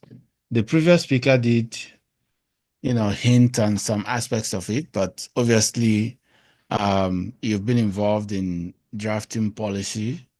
So, how does government come in to ensure that AI, gives us the full benefit without them stemming the potential for the growth of the industry through AI? Yeah, that's a really good question. And I think that one of the things we hear a lot is that there is this risk that regulation will stifle innovation. But I don't really believe in that. In fact, I think that good innovation right now is actually innovation that has built compliance directly into the design. In education technology, for example, we're seeing an enormous amount of upstart companies. Like, I've never seen anything like it, of upstarts that essentially have taken a large language model, wrapped some kind of application around it, and then they're selling it as the hot newest ed tech that schools should buy. And schools don't know, right? They're not experts on these things. So sometimes they buy, sometimes they don't. In the EU, a lot of these ed tech companies will be off the market in the next year or two, because they simply won't be able to live up to the regulations of the EU AI Act, of the law that we have within the European Union. And had they actually built compliance directly into their design, they would have been the ones standing, as we see the EU Act coming into effect. So I actually think that there is a way to rethink innovation and start with compliance right from the get-go of innovation, and say, how can we build a technology that is safe, that's compliant, and also competitive? And once those questions are answered, that is a company that will be much more robust in the marketplace, because EU is not the final country to have regulation. As countries begin to understand the inherent shortcomings of some of these technologies, we will see more and more regulation in countries around the world. Awesome. So, are there topics that you wish for me to ask you questions on? Oh, that's a good question. Well, actually, I thought it could be interesting for us to talk a little bit about your experience with AI, what you are seeing in your community, and what some of the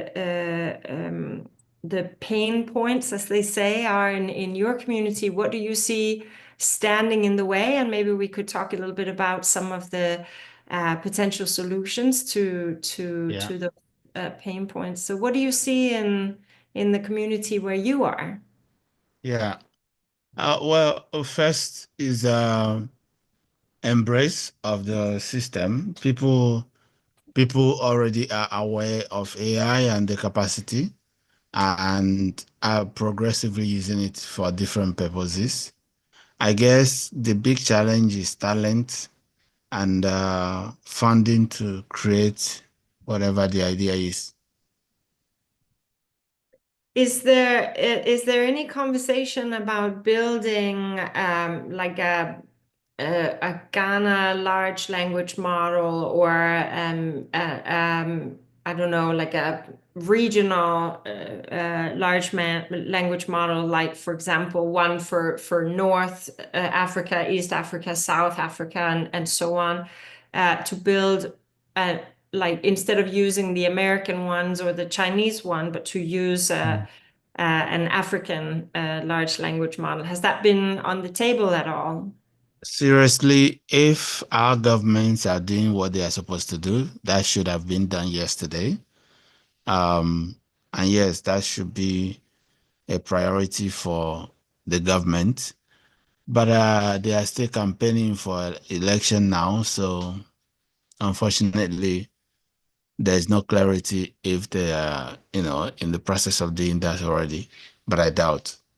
Because that's one of the things I think a lot about is representation. We know that so the way that these large language models work in very short form is based on the data that they have been fed, and then how they've been trained on that data. And much of the data that they have been fed and trained on is data that comes from North America and from Europe, because that's where the primary users are, and those are the main users. And much of the data has come from young white males in North America and Europe. And it leaves us with large language models that are very good at speaking American English, and they speak American English as their first language. They're okay in British English. They're okay-ish in Spanish, but they're better at South American Spanish than European Spanish, and so on. And so you can imagine, when we then make our way to Africa, and we make our way to all the countries in Africa, but also all of the languages within each of these countries, where many people are not even online, and therefore not building data, that their reality, their existence, their culture, their food, their ideology, their belief systems, their values, none of that is built inside of an AI. So if I'm having a conversation with an AI, and I live, I don't know, in a small village in, I don't know, Uganda, and I'm chatting with an AI. I'm not chatting with an AI that understands my reality or knows anything about me. Rather, I'm chatting with one that is an American AI. And that is something that I worry a great deal about, and something that I hope to hear more about out of the continent, that countries in Africa are beginning to work on building large language models and building the languages of the communities into those models. Yeah, absolutely. So if one were to do such a thing, what would the process be like? Yeah, well, the problem is always starting with finding the funding. So it's a bit of a process in that you, of course, would need to have the funding come out of governments. There has to be an understanding and an interest in government and understanding why it would be a priority to build such a model. But I do think that it's actually a global issue. I, to some extent, think it's a human rights issue. We are currently not seeing representation of billions of human beings inside of these models, and yet we think that they are somehow telling us intelligent things. And I think that all humans have a right to be recognized and treated as equal, even inside of these types of models. So I do think that it is a politically relevant issue. And I believe that there are some conversations on the continent already, but it would be nice to hear more of these type of conversations and ultimately a commitment from government to invest in building a model and invest in building a workforce that can come in and develop it. Anything from inputting of languages to other cultural aspects like food and artworks and whatever else it might be to build a representative model. Have you been involved in creating this distinct model for different regions in the world?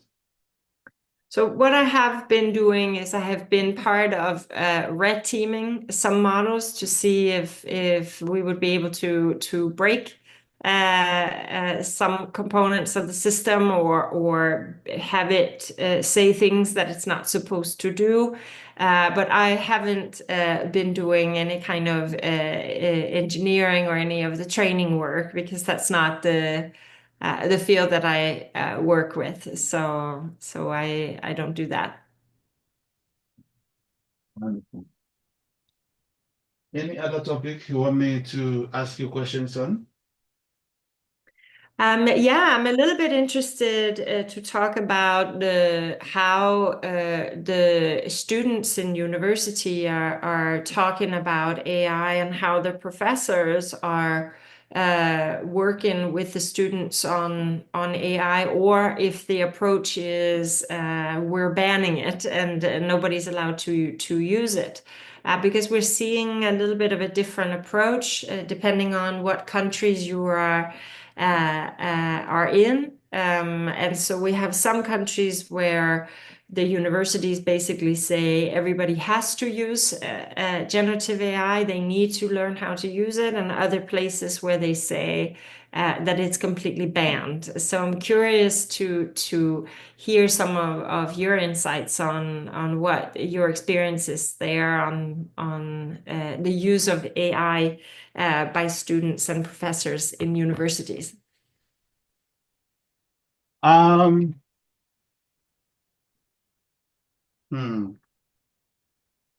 I think it's being used, but obviously the professors are frowning on it because from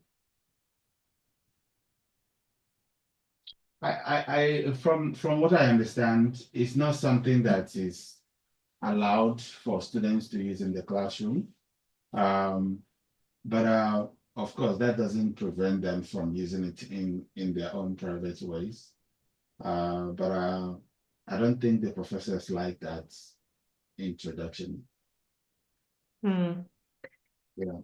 Yeah, it's very interesting. You know, I have one of my children was at university in the United States, and when ChatGPT-3 came out, he forwarded me an email from the university where they had written to all the students that technology was banned and that they were not allowed to use it. And he was studying mathematics with computer science and AI ethics. And he sent it to me, and then we had a conversation about how relevant it would be for him actually to stay in a university and for us to keep paying for a university that would ban the technology rather than use the technology. And so we had a long conversation about that.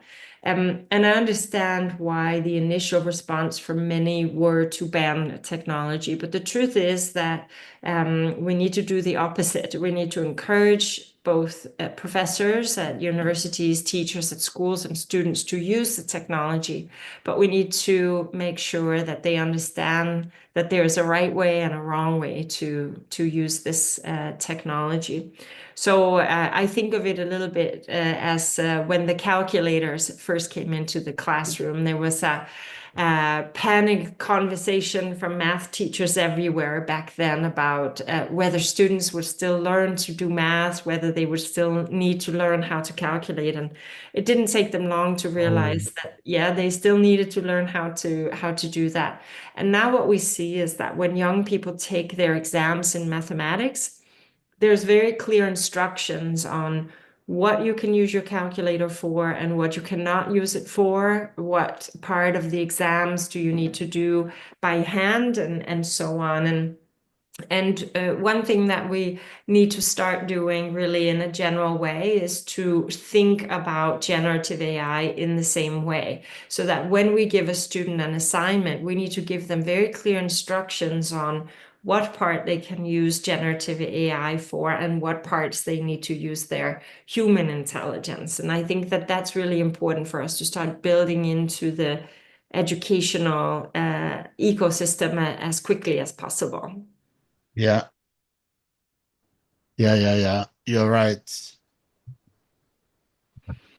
I think we've seen, unfortunately, a lot of students have gotten in trouble with professors or their teachers because they have used generative AI, either because they've used it incorrectly or because the teachers or professors have used AI incorrectly and have judged the students' work to be inauthentic because it was created by AI, although it was in fact their own. And I think this lack of communication between the teachers and the students, it's really important that we get that clarified for everyone, so that we all have the same expectations for the schoolwork when it is done and turned in. Right. That's wonderful. Have you used generative AI a great deal yourself? Do you use it for your day-to-day tasks? A ton of times, yeah. And do you have a language model you prefer to use? Do you have a particular one that you'll go to, or do you use a lot of different applications? That would be justice. Yeah. So the one on my desk, because of content, I use OpenAI most of the time. Of course, I try to use other systems in editing and proofreading and things like that. Caching plagiarism, Grammarly has AI in it also. So yeah. And do you use the free models, or do you use the subscription models more? And does that vary a little bit? Very good question. So initially for the Grammarly, I used to use the pro version, but after a while, the difference is not so much. My editing and the system editing, it wasn't so much, so I didn't renew for this year. OpenAI has been free model. It has the free model. It's interesting because of course, there is a difference between the subscription models and the free models, and with that difference also means access. So Right. You know, they say in technology, there's no such thing as free when it comes to Yeah. technology. You know, if they tell you it's free, then you're the product. And Yeah. in the free version, your search queries, not the responses, but the prompts that you put in, are used to train AI, which means that the data that you're inputting is being used to train AI. And there is a concern there also in terms of user equitability, is that some people can afford to subscribe and therefore also afford a sense of privacy. And some people use the free models either because why not use it for free? But others use it also for free because they have to. And what we see in schools across the world is that schools are generally underfunded, which means that teachers tend to have to rely on the free models.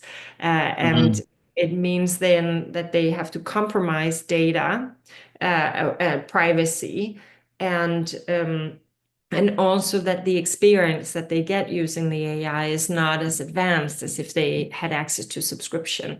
And I think that one of the things we're really missing is the ability for educators and for children to use technology that is free, in the sense that that it can meet some of the standards for use within an education system and not compromise the privacy at the same time, because we simply just cannot lift up our community without the teachers having access to the technology that they need to use in order to educate the children. And I think we see that a great deal. So I use a couple of different types of technology that do a lot of work for me. So Microsoft, for example, has these interconnection features where your calendar and your emails and your files and everything else is linked into the Copilot. And so you can go in and ask one question, and then it can go in and do searches for you, or searches in your file. It can go in and do searches in your calendar, and it takes over the role as an administrative assistant. And it's great technology, but it does cost money, and so it's not technology that everybody can use. And I think that really slows our ability to scale that use of technology into organizations, not just schools, but organizations in general. It's quite expensive if you're going to move your whole organization into that type of use. Wonderful. Wonderful. So in which case you say it's best to go to the premium, correct? I think there's benefits to both, but if you are working with the premium models, then you have more assurance in terms of things that you're putting in there. So, for example, if let's say you work for a company and you want to upload some company documents that you want to work with through your large language model, that's not something that I would recommend that you did in the free model, because it's proprietary information, it's company information. But if you're inside of a company system that's using a large language model inside of the safe space of the company, you would be able to do that. And there's a big difference. One is filled with risk and for the company, and also the response is not as excellent as the one that you would get with the premium model. So you simply just get better work from the better models. And I do think that that's something that's worth taking into consideration. Right. Got it.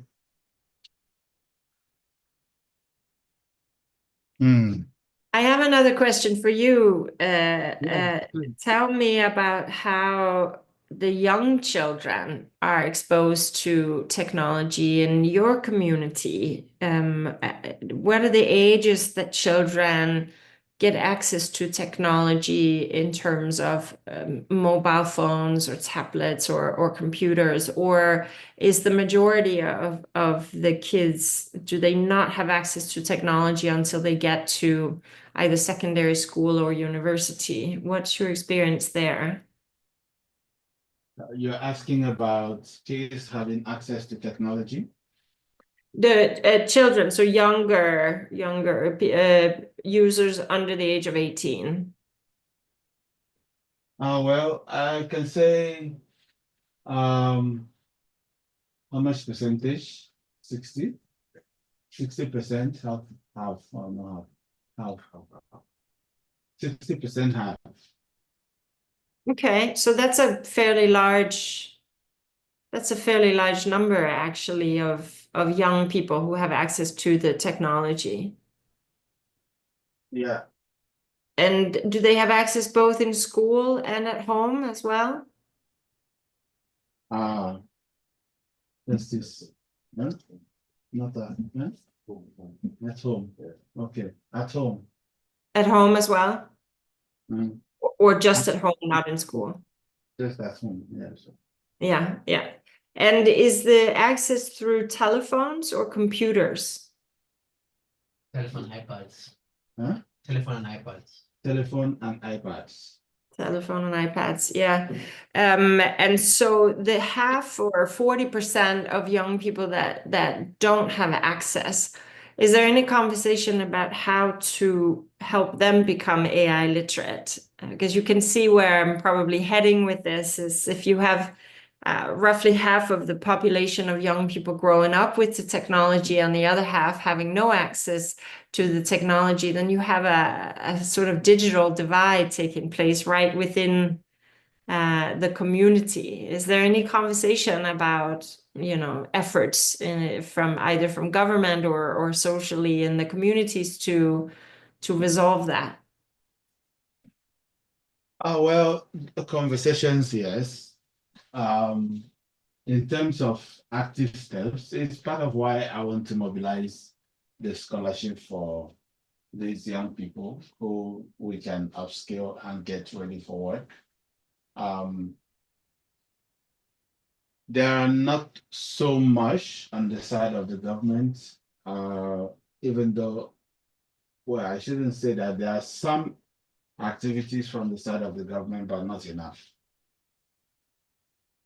Yeah, which is interesting, especially because you mentioned it's election season. So you would think that this would be the one thing that would be on the talking points. But yeah, it's interesting because, we see this in many, many countries around the world. In London, I think is a really good example where we're seeing in early research showing us that the private schools are really putting in a big effort on supporting teachers and supporting students on learning how to use advanced technology and learning with advanced technology. And then in public schools, we're seeing a lack of resources and teachers have no training in the technology and the children have no access to the technology, even from home, where many families simply can't afford it. And so even in a city like London, we see a really substantial digital divide of children who are growing up side by side, but half of them are growing into this AI-driven future, and the other half are falling behind.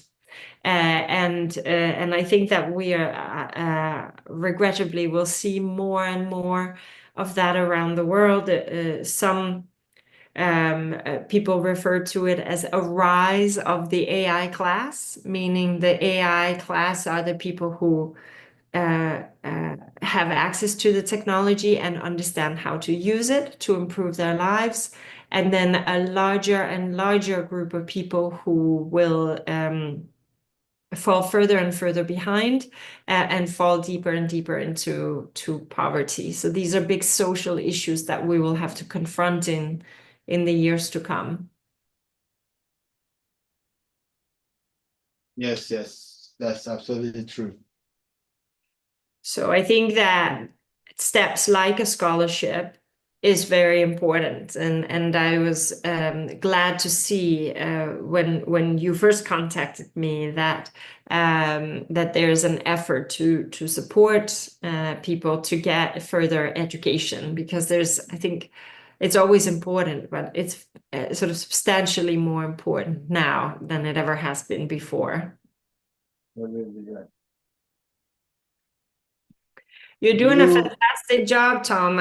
Chris, I have to compliment you. I'm amazed that you've been able to stay awake this long. It's very impressive. Thank you so much. Thank you. I mean, I have to do this thing for all of you that have, spent a lot of your time, being part of this. So I have to hold myself and extend to the deadline. We have to break this record. We have to break this record, absolutely. But you're doing an amazing job, and I for the listeners out there, I just want to say, even in the weeks leading up to this, the support in our WhatsApp group from all the speakers and their stories and their enthusiasm and engagement has just been deeply moving, and I hope that you make a documentary about this after you break the record, because it's just been incredibly inspirational, and for you to gather so many people from around the world is just amazing. So you should be very, very proud of yourself. Thank you so very, very much. I really, really appreciate it. Thank you so much. You are very, very welcome. I was gonna ask, would you consider, you were asking about the large language model that is exclusive for or to Ghana, our context. Would this be something that you would consider building? Would it be something, can you say that again? Would it be something that I would consider building? I think absolutely. I think we have a sort of like a duty, I would say, almost to ensure that we have technology that's representative of all the people that live on our planet.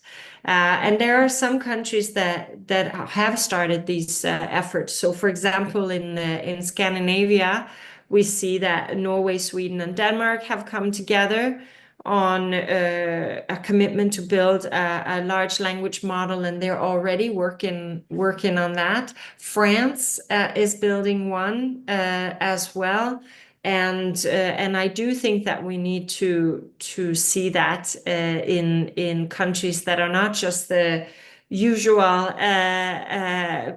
countries that hit the news, but I think all of the countries in Africa need to be part of taking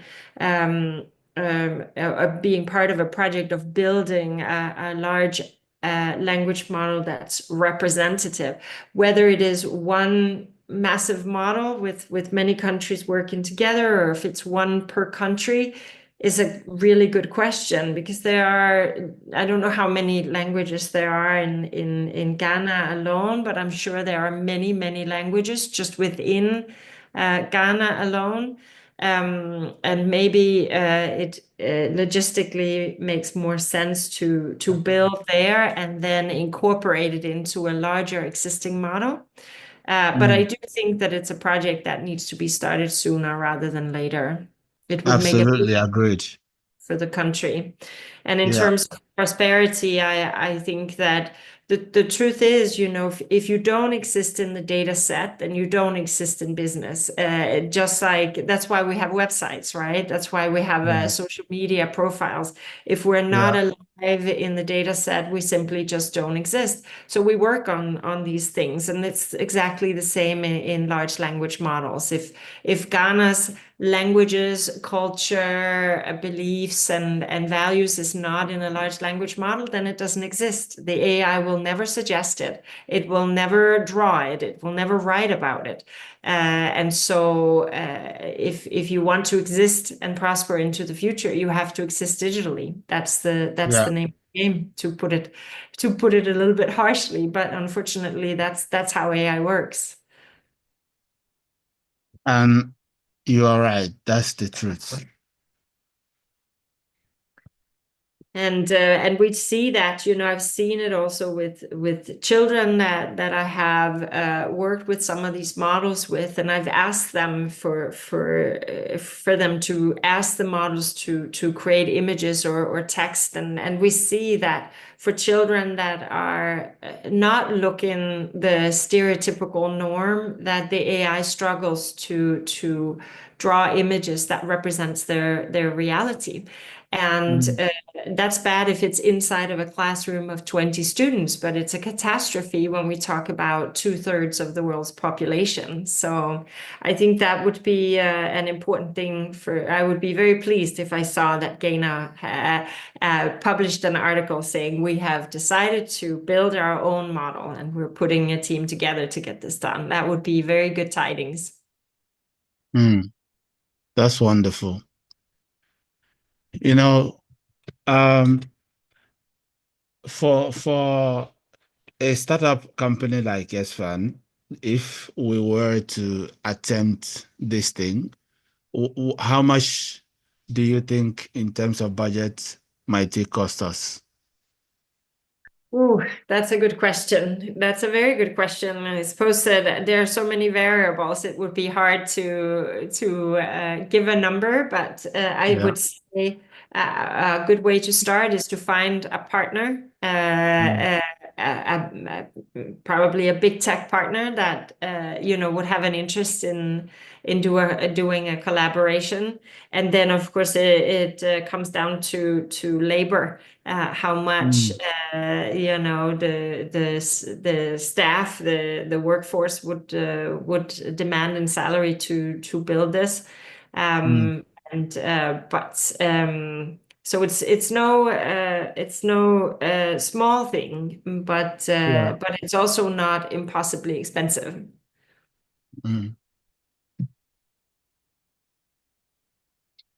Wonderful. Okay. Well, thank you so very much, Clara.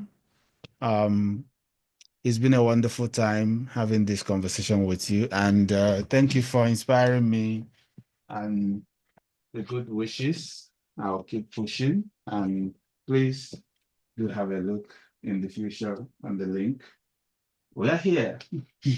You are there. I'm so proud of you, and stay in touch even after. I'm sure we can find ways to work together. I work with a think tank there and also a group out of Kenya as well, and I'll be very happy for us to stay in touch and keep working together. Yes, please. Fantastic. Good luck to you. Stay awake. I will. Okay, good. Bye-bye.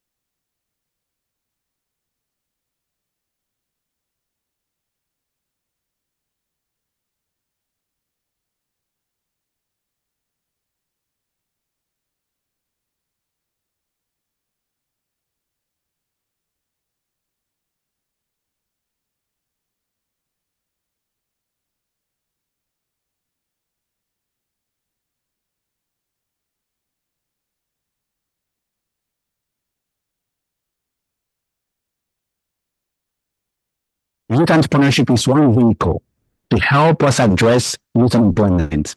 The research is there, the numbers are all over the place. African Development Bank says of all 12 million people that graduate from universities across the continent, only 3 to 4 million find jobs within 1 year of graduating. So we have a deficit of 6 million. And one of the ways that we can tackle this is youth entrepreneurship. That's what I'm aiming to pioneer, inclusive of the skills development, inclusive of the community building, inclusive of creating access to jobs and pipelines to jobs. One way that I and my organization is trying to bridge this gap between education and industry is to help young people take their lives into their own hands and make it progressive, whether they work in an existing institution or they want to explore their entrepreneurial process through entrepreneurship and self-employment. So thank you very much to all our partners. A big shout out to all of you. I will do my best to make you proud. Thank you. God bless you all. You know, if you ask me, Tom Chris, what is it that you want people to know about you? It's very simple. I want my work, I want my life to mean something. I want to create a platform that will help Africa's young businesses to realize their full potential, and help businesses around the world to thrive. And principally, that's what Global Student Entrepreneurship Week is about. This Guinness World Record attempt is really about mobilizing resources that will give entry-level jobs they need to become of higher value. We've done a good job in putting this together. The question is, are you with me on this?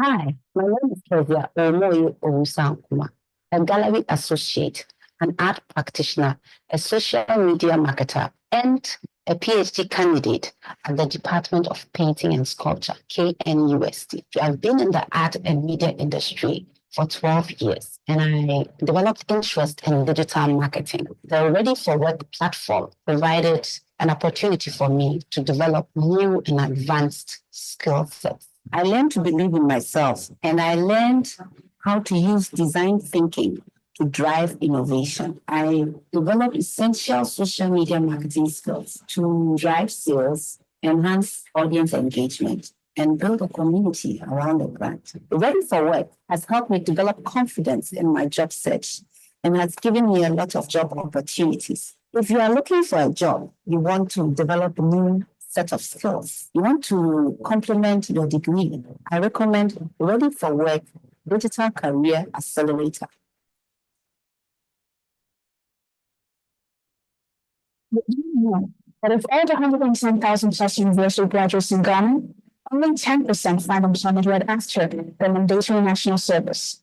It takes the rest about 10 years to secure a permanent employment, according to the Institute of Statistics, Social and Economic Research. Here's more. Only about 8,638 out of the 86,478 national service personnel deployed in 2020-21 service year were employed right after their national service. It may take up to 10 years for the remaining 7,830 to secure permanent employment, ISSER says. On a continental level, nearly 2/3, or 64.4% of people aged between 15 and 24 are unemployed. Many thought leaders have called youth unemployment in Africa an economic crisis. Over the past 30 years, large nations have been researching the root causes of Africa's rising youth unemployment, and our research shares 5 specific issues. Number 1, a mismatch of skills between academia and industry requirements. 2, lack of access to job sources. Number 3, lack of right type network. Number 4, lack of coaching and support services. Number 5, insufficient jobs available. Enter is Ready for Work. Ready for Work is a universal digital career accelerator that makes use of artificial intelligence and machine learning to equip entry-level job seekers with employment skills and help talent managers make data-driven recruitment decisions. Here's how it works. We partner with industry-leading employers and entrepreneurs in high-growth markets to design personalized project-based learning modules in finance, digital marketing, UX, UI, data science, and engineering. We recruit best-in-class entry-level job seekers and early career professionals for a 6 weeks intensive career coaching bootcamp via our digital platform, readyforwork.africa. At the end of the bootcamp, we open up the platform for our partners to onboard Ready for Work leaders for internships or full-time jobs. Ready for Work brings the needed fresh perspectives for talent development on the continent. Unlike other frameworks that major in providing knowledge for certification that use little benefits, Ready for Work help fellows launch fulfilling careers in high-growth companies through direct job access. On the employer side, Ready for Work is the one-stop shop for data-driven recruitments, not guesswork. Instead of relying on resumes that are unreliable for matching talents to jobs, Ready for Work helps employers to make skill-based hiring decisions that get better results at less than 50% of the cost. Are you a job seeker looking to bypass the hurdles of finding a well-paying job in today's competitive job market? Or an SME looking for a globally competitive talent? Ready for Work is your final destination. To learn more or apply for our upcoming cohort, visit readyforwork.africa or call us on 030-280-2935.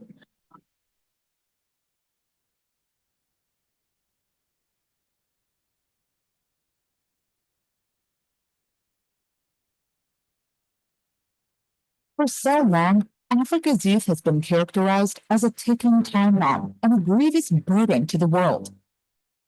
They tell us Africa cannot help itself.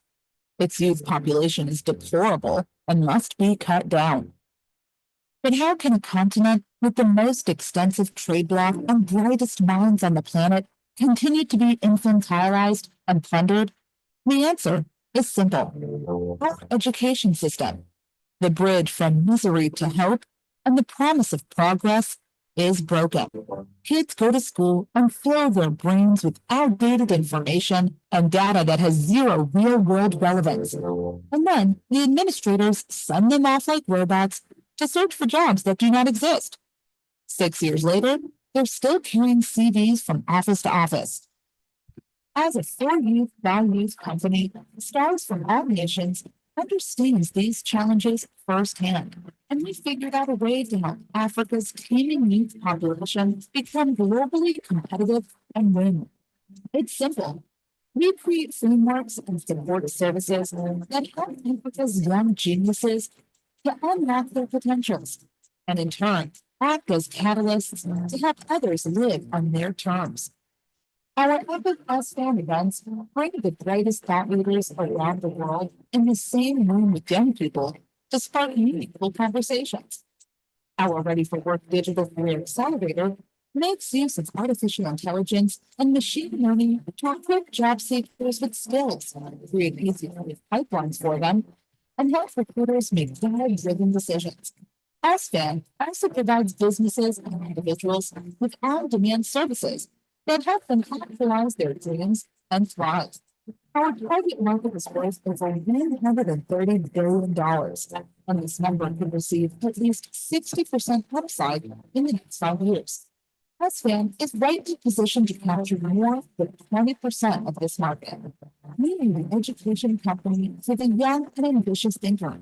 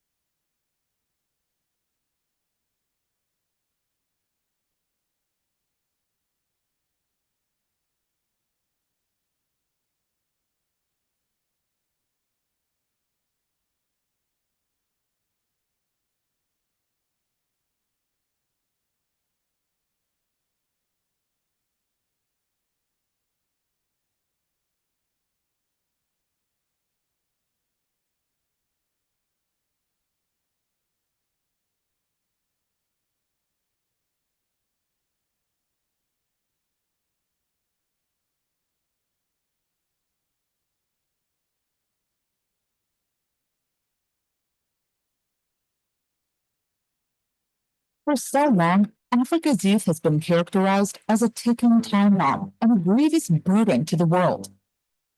They tell us Africa cannot help itself. Its youth population is deplorable and must be cut down. But how can a continent with the most extensive trade bloc and brightest minds on the planet continue to be infantilized and plundered?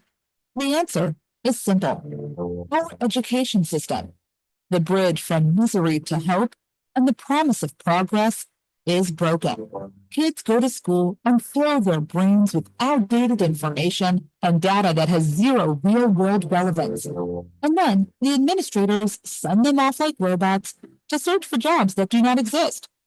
6 years later, they're still carrying CVs from office to office. As a for-youth, by-youth company, Stars from All Nations understands these challenges firsthand, and we figured out a way to help Africa's teeming youth population become globally competitive and win. It's simple. We create frameworks and support services that help Africa's young geniuses to unlock their potentials, and in turn, act as catalysts to help others live on their terms. Our Epic S-Fan events bring the brightest thought leaders around the world in the same room with young people to spark meaningful conversations.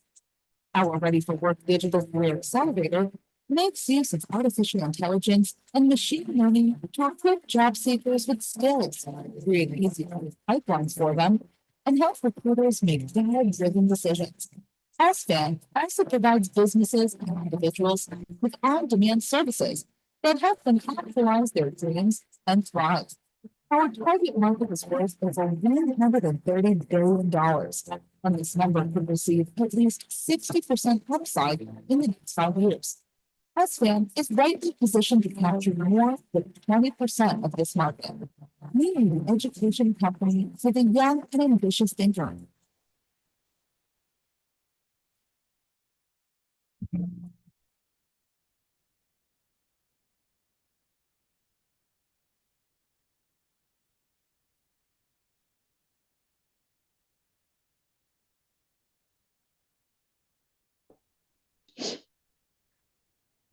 Hi, Robin.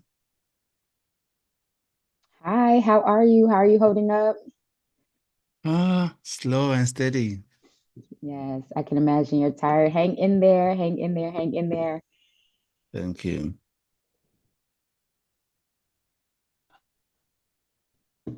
How's the interviews and stuff been so far today? Not bad.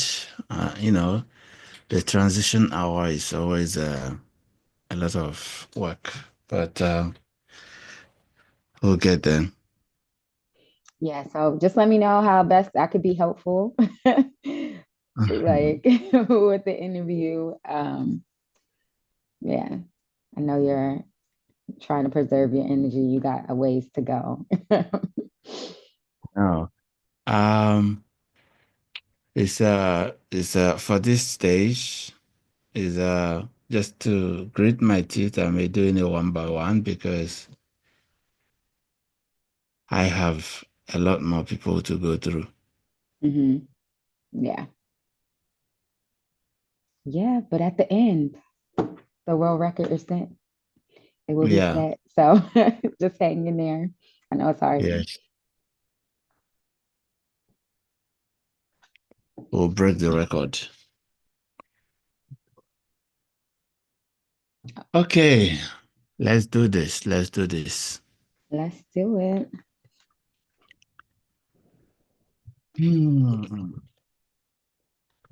Please introduce yourself to our audience.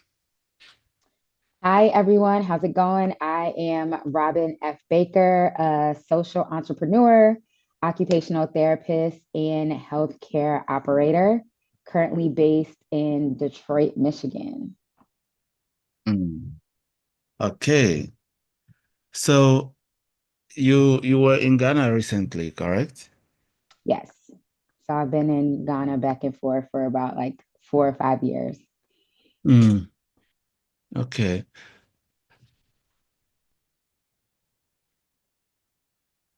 Were you originally from here?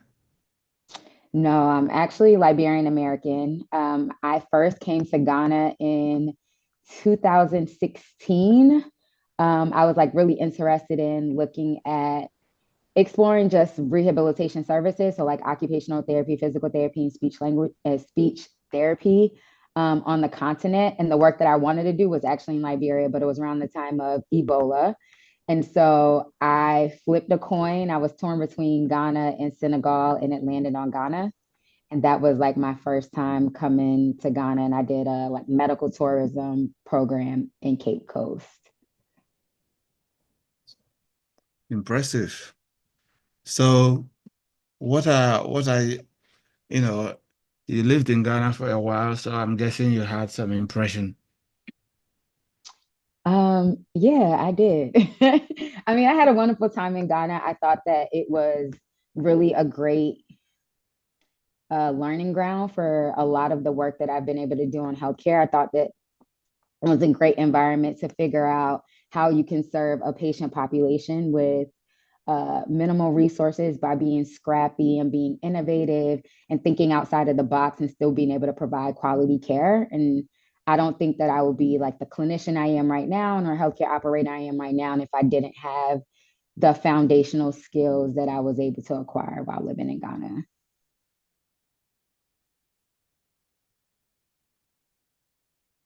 Robin, I apologize. I apologize. Okay, so next Where's my water?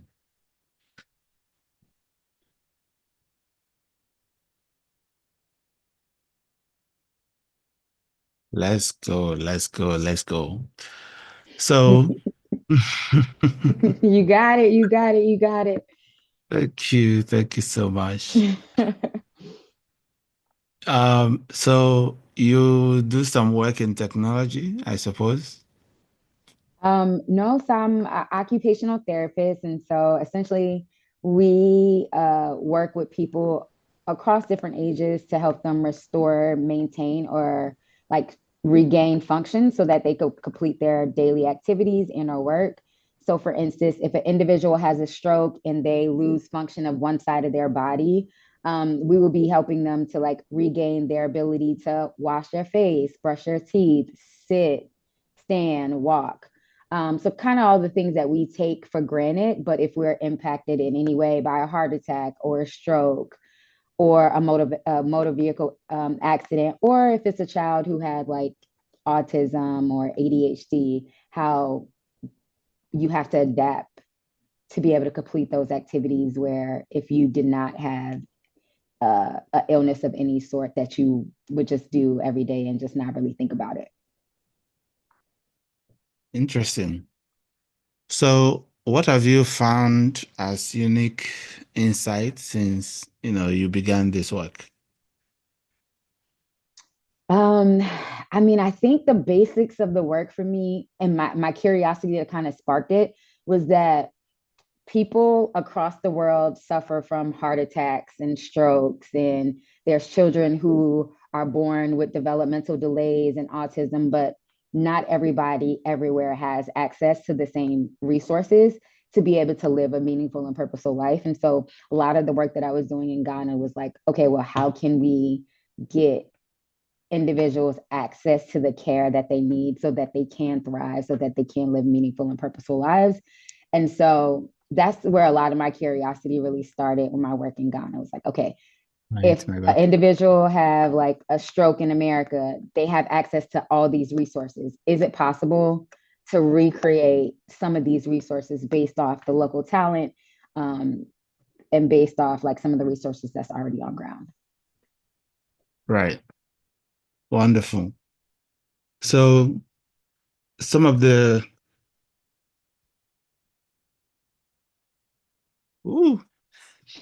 I'm getting therapy.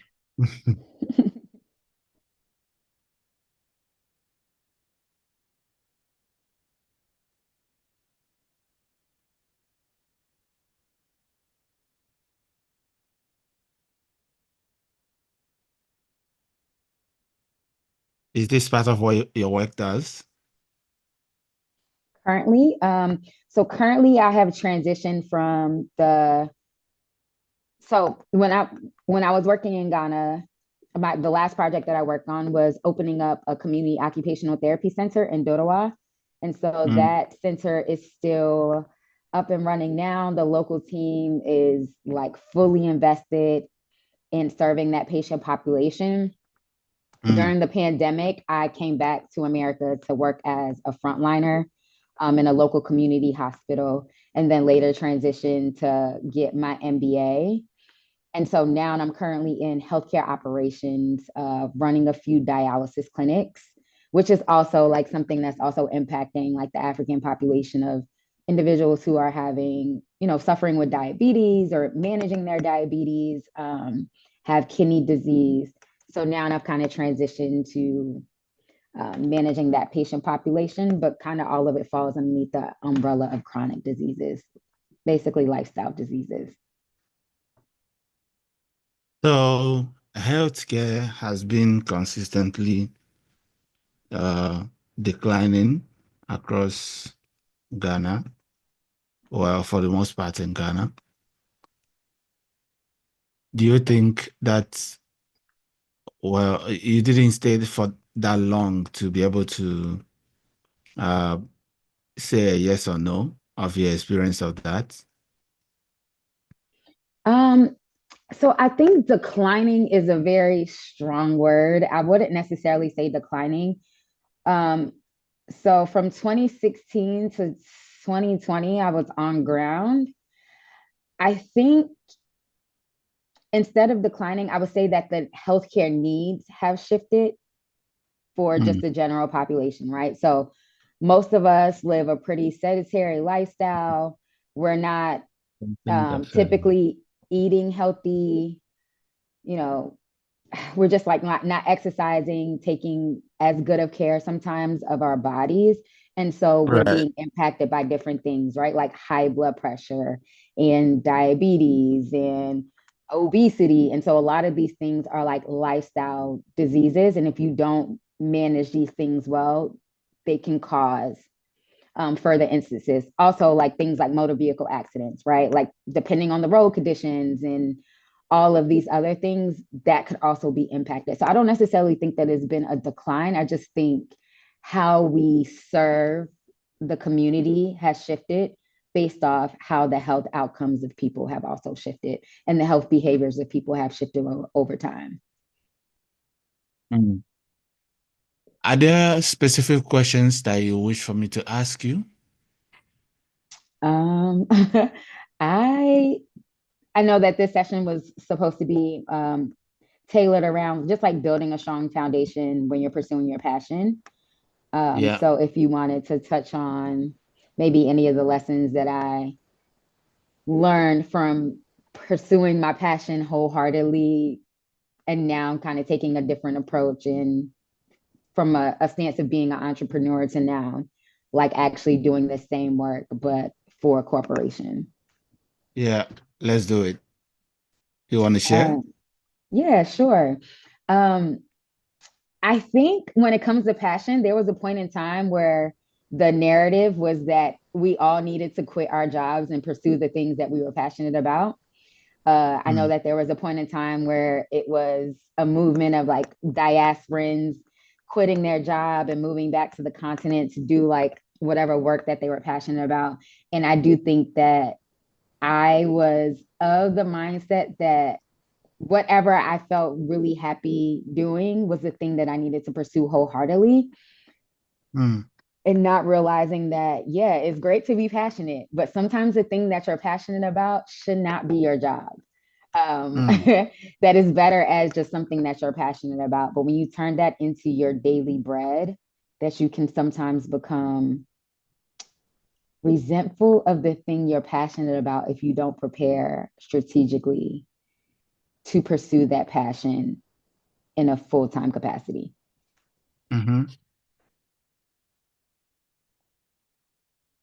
So there's a statement that says passion never fails, but passion doesn't always pay. Would you say that's a true statement? Absolutely. I was very passionate and very poor. Like my finances did not match my level of passion during the time that I was pursuing my work in Ghana, but like the passion kept me going. Like it made sure that I was like scrappy and I was resourceful and I was like utilizing the resources that I had on hand, that I was asking for assistance. But I do think that there was a little bit of like resentment because I felt like I could have prepared a little bit better when I was making that transition from, you know, being a full-time employee to being a full-time entrepreneur. But of course, not many people are equipped with that kind of insight. So for, you know, folks in the early stages of their career who, you know, go for the other side, what would you want to say to somebody who is heavily passionate about what they are doing, but haven't really thought about the other side of the conversation? I mean, I think it's really important to figure out like what fills your cup, like what is the thing that you really enjoy doing. And then once you have identified that, think about all the other things you kind of need to be good at to do that said thing. And so I really enjoyed being able to work with patients and helping them to regain their function. I really like the idea of just like operating a clinic, but I ran a nonprofit. I absolutely hated fundraising. I didn't know anything about marketing. I didn't know about forecasting. And so I think for any young person, if they're excited about a topic and they want to pursue it, that they can look into the skills that they need to acquire to be successful in that thing, listening to podcasts, reading books, talking to mentors, volunteering for other nonprofits or other organizations within their communities. Just kind of leaning in and figure out how they could acquire the skills that they need to be successful.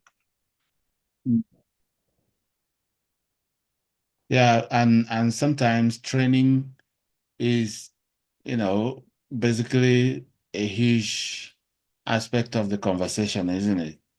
Yeah. So if you were to recommend training, training or set of training for a young person who, the hypothetical young person that we're talking about, what would you say? Honestly, I would say start with what is the most available to you. Like for me, I was listening into YouTube videos, watching YouTube videos of individuals who like were OTs, who were entrepreneurs or social entrepreneurs, like thinking about their stories, kind of learning from their pitfalls and trying to glean from them. I did some continual education stuff online, like through Coursera, um, took a few courses, went to conferences. I mean, I just basically did anything that I could based off the time that I had and the resources. And I think if you're starting off early in your career, you have most times you have the benefit of time. And so just filling that time, just learning as much as I possibly could from the resources that were readily available to me. And so if I didn't have the money to invest in a course, and if I didn't have the money to invest in a conference, like utilizing some of the free resources like YouTube, podcasts, and etc.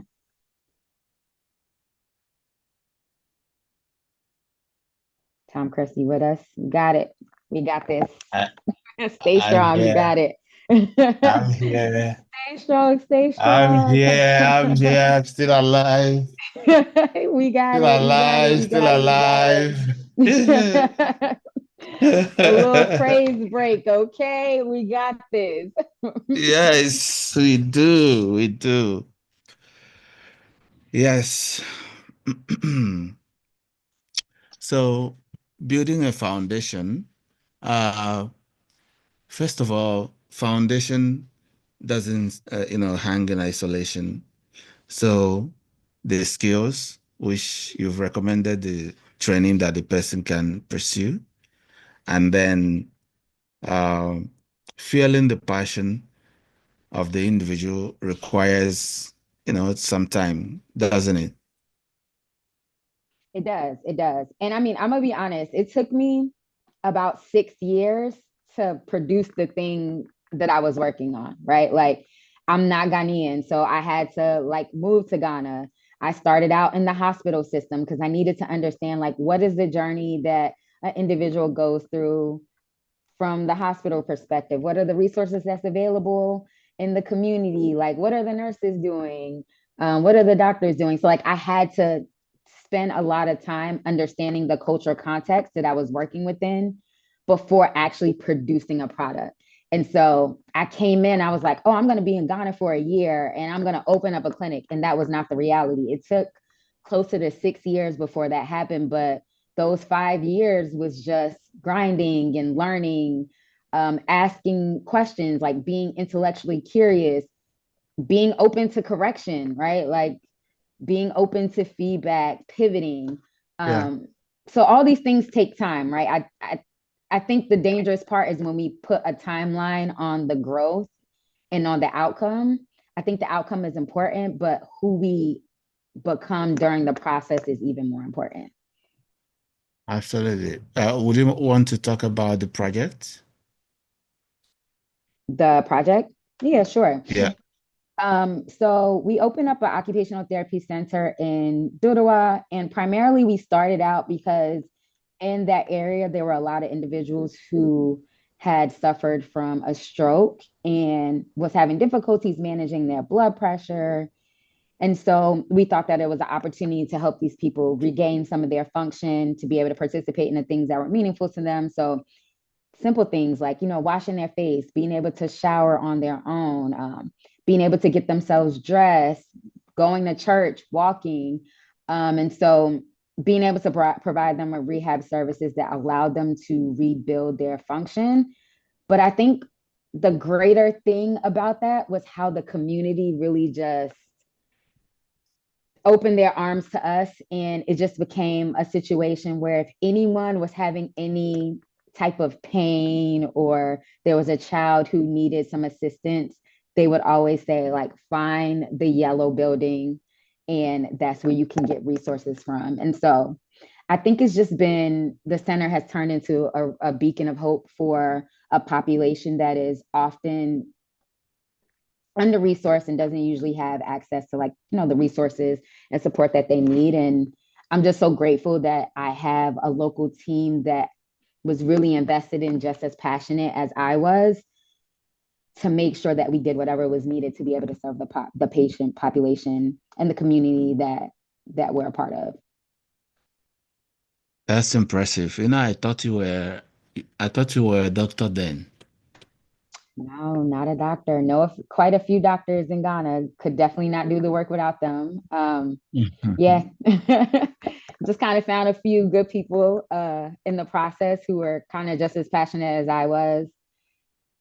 And then also, I think there's an added advantage, right, of living in America and being able to have access to fundraising resources and being able to write grants, being able to utilize my resources at, like, universities and getting, like, in-kind donations in some ways and actual donations.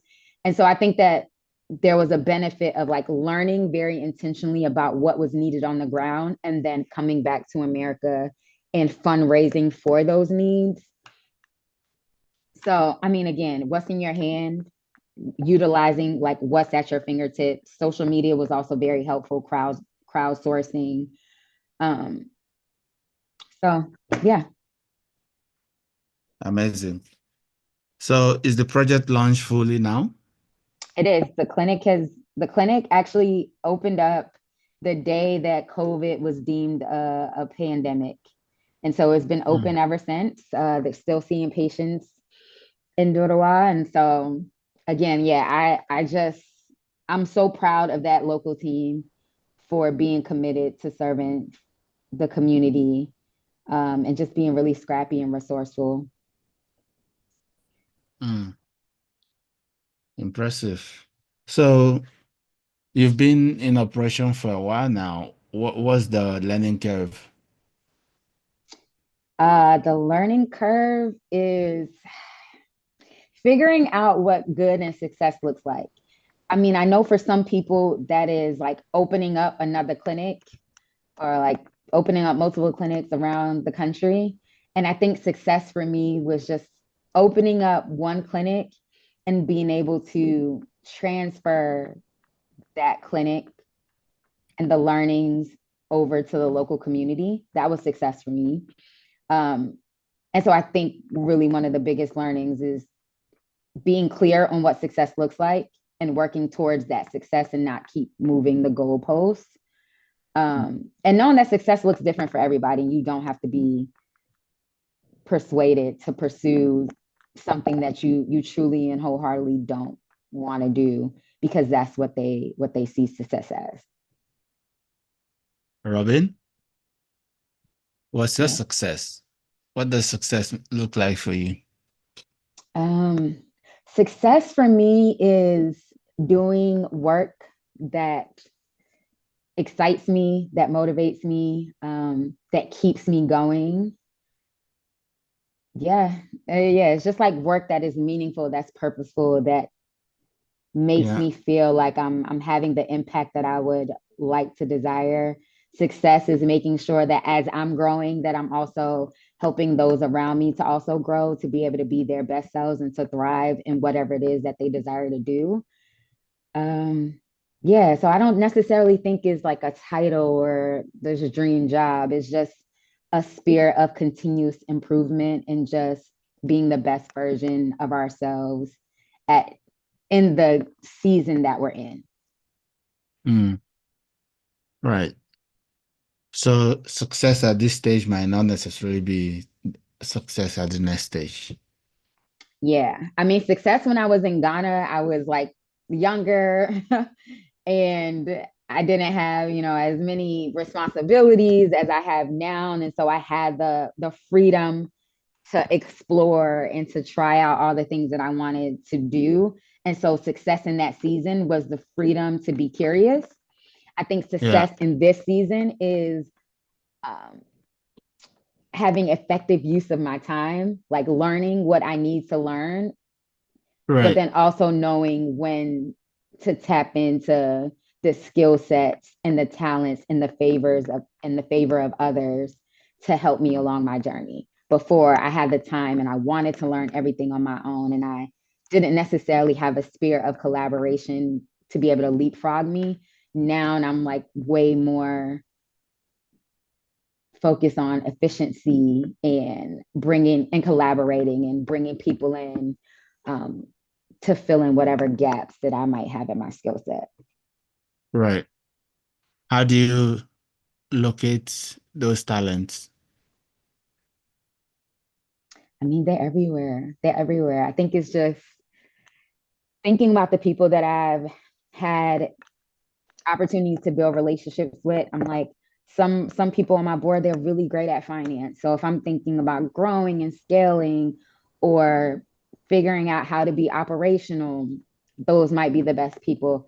If I'm thinking of someone who has the ability to influence and be impactful, like you kind of just look at the people who are around you, at least your closest friends or like your mentors, and think about what their favor is, what their secret sauce is, and utilizing them and tapping into that whenever you feel like you need to get assistance in any way, or just like learn from them, think about their journeys. And so just thinking about the people who are readily available to me now, and figuring out what their talents are. So if I'm looking for wisdom, I'm talking to my aunties or, someone who's older, because they have lived experiences that can be helpful. If it's a skill, like, all right, maybe this person has an accountant background and they might be helpful for this person for this reason. This person is like as a psychologist and might be helpful with thinking about thriving in a workplace or creating a culture where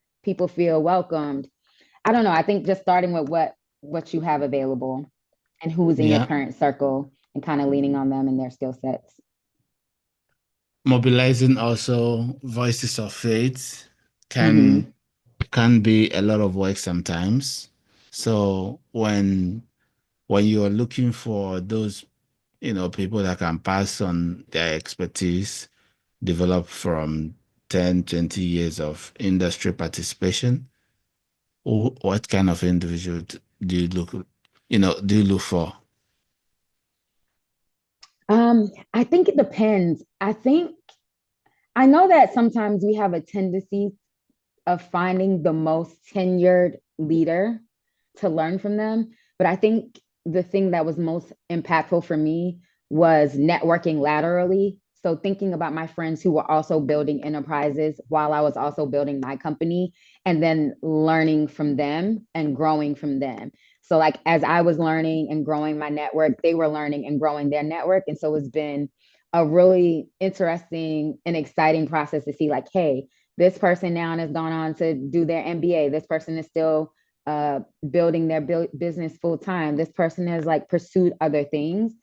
I think that my greatest learnings have happened from my peers who were also building and growing as I was, because they're able to be more authentic. They're able to be more honest and understanding in some ways. Though I do think that is necessary to glean from, people who have 20, 30 plus years of experience. I found that it's been really helpful to glean some of that knowledge from the growing pains from my peers as we've come up in our careers.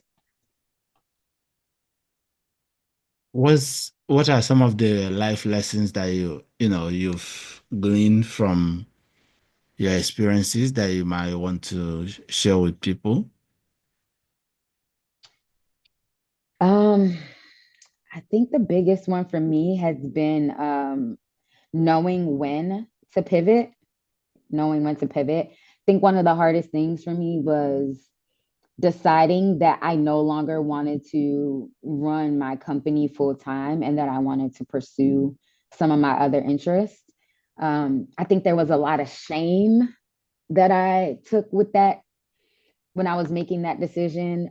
There was a lot of doubt and uncertainty because it was like, hey, you created this idea, you have seen it into fruition, and now all of a sudden you no longer want to pursue this thing because you're interested in this other thing. And so I carried just a lot of shame when I was making that decision, because I felt like I was disappointing the people that I was working with and the population that I was serving. I was like disappointing and giving up on myself.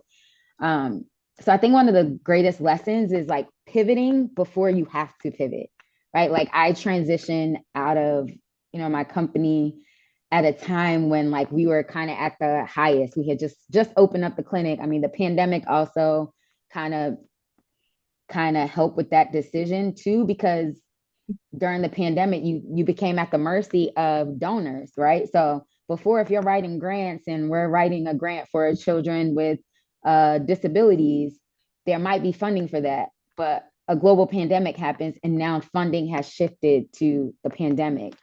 And so I didn't want to feel like my organization was at the mercy of donors. And so at that time, I knew that it was important for me to pivot and figure out like, how can I position myself to be a greater resource to the population of people that I was serving, the coworkers that I was working alongside.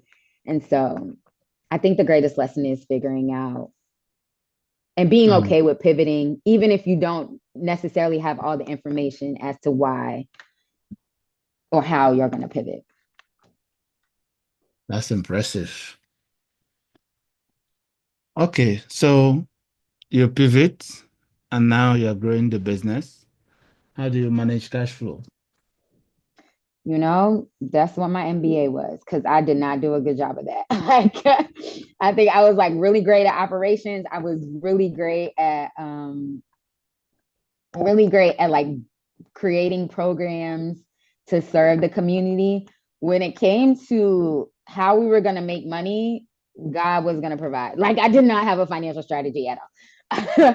I didn't have a financial strategy at all. And I think that's the greatest lesson is like, okay, do you actually have the skills to do this and do it well? Also, just from like a nonprofit perspective, like when you're managing the funding that you're receiving, you want to make sure that you're stretching the money as far as possible. Like you want to make sure that the program is efficient, that you have metrics in place to show your impact.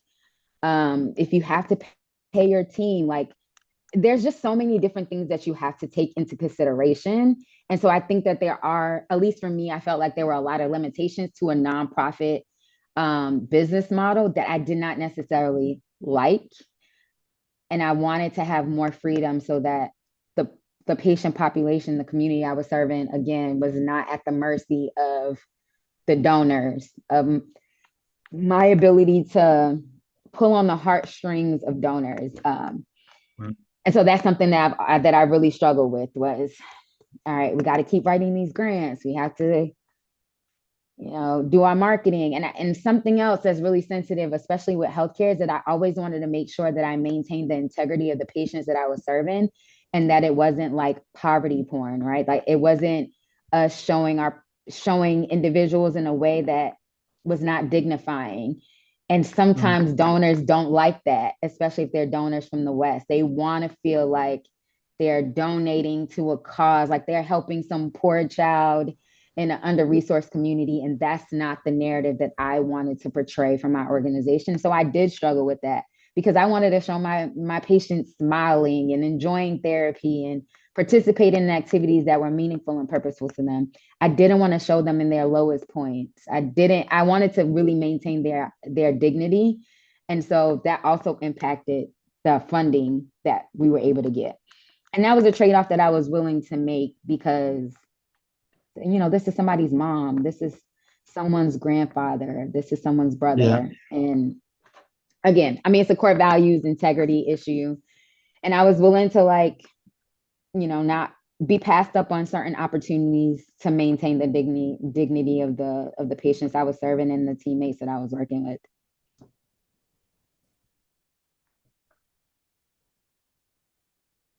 And slight break in transmission. I'm alive. I'm still alive. You're hanging in there. You got it. Yeah. Yeah. Thank you so much, Robin, for your patience with me. Okay, so how do people put the word out about their process, their creation, their baby, and something similar to what you're doing now? How did you do it? I don't know if I was good at this. Again, I think that because healthcare is so sensitive, I had like a really difficult time with marketing and being intentional about like the different campaigns and stuff that we ran. Again, it was a dignity part. Like if an individual had just had a stroke and they're struggling to get out of the bed, I don't want to be snapping pictures of them. I don't want to be snapping photos or doing like marketing campaigns of like help this, and that wasn't my vibe. It wasn't the thing that I was into.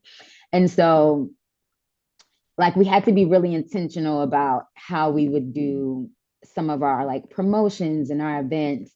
And so Yeah. for a lot of our programs, we would have like picture days where we will have our patients like dress up in their best wear and come to therapy and like get their pictures taken and demonstrate their progress just in a way that was dignifying. So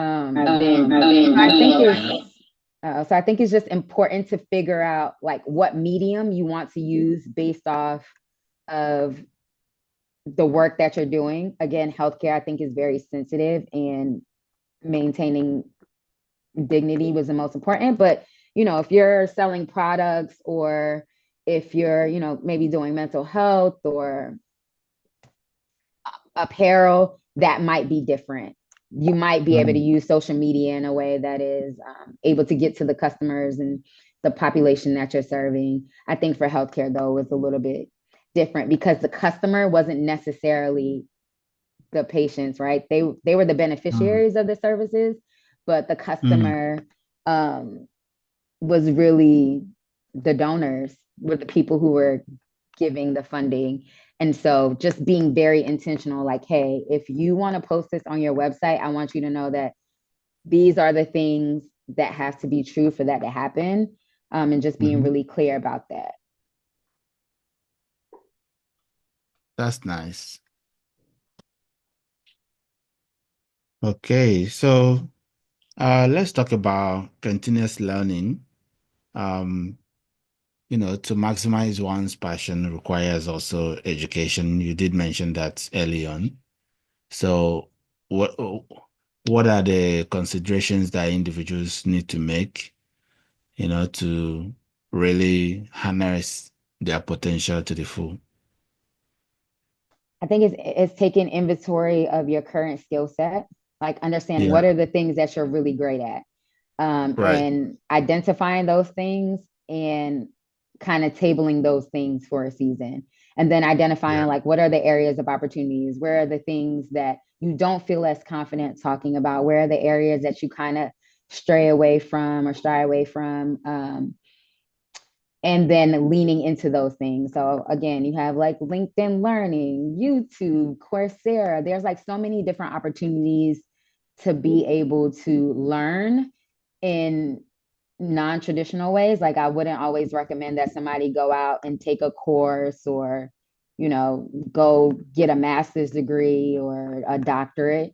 I don't always think that that's feasible based off your situation or your circumstance. But I do think that there's different ways to acquire skills through informal education, through experiential learning, actually volunteering, doing projects within your community, partnering with other organizations or individuals, things of that sort. Got it.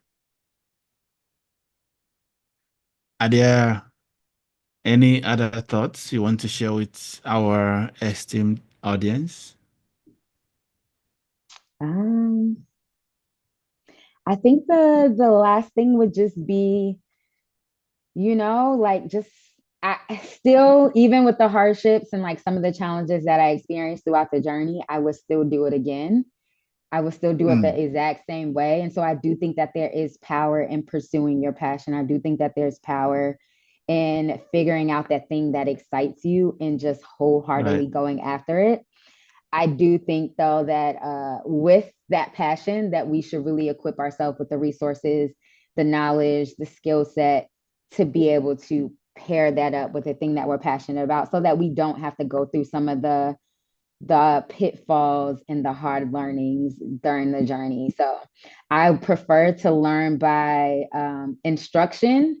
So I don't have to learn by experience in a lot of ways. And so if I can learn by instruction, if I can learn from others' mistakes, I prefer that way because it's less painful than having to learn some of those hard, painful lessons through experience. And so where you can learn by instruction, lean into that and just know and understand that there will be times when you do need to learn by experience to really pursue the things that you're really passionate about, but pursue it anyway.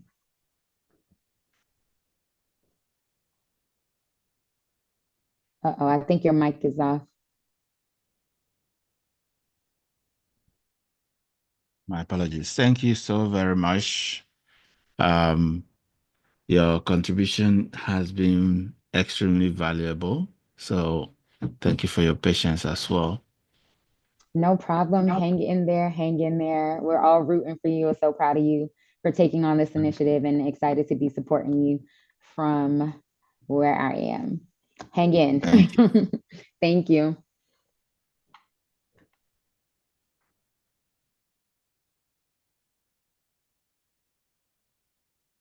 Hi, Divine.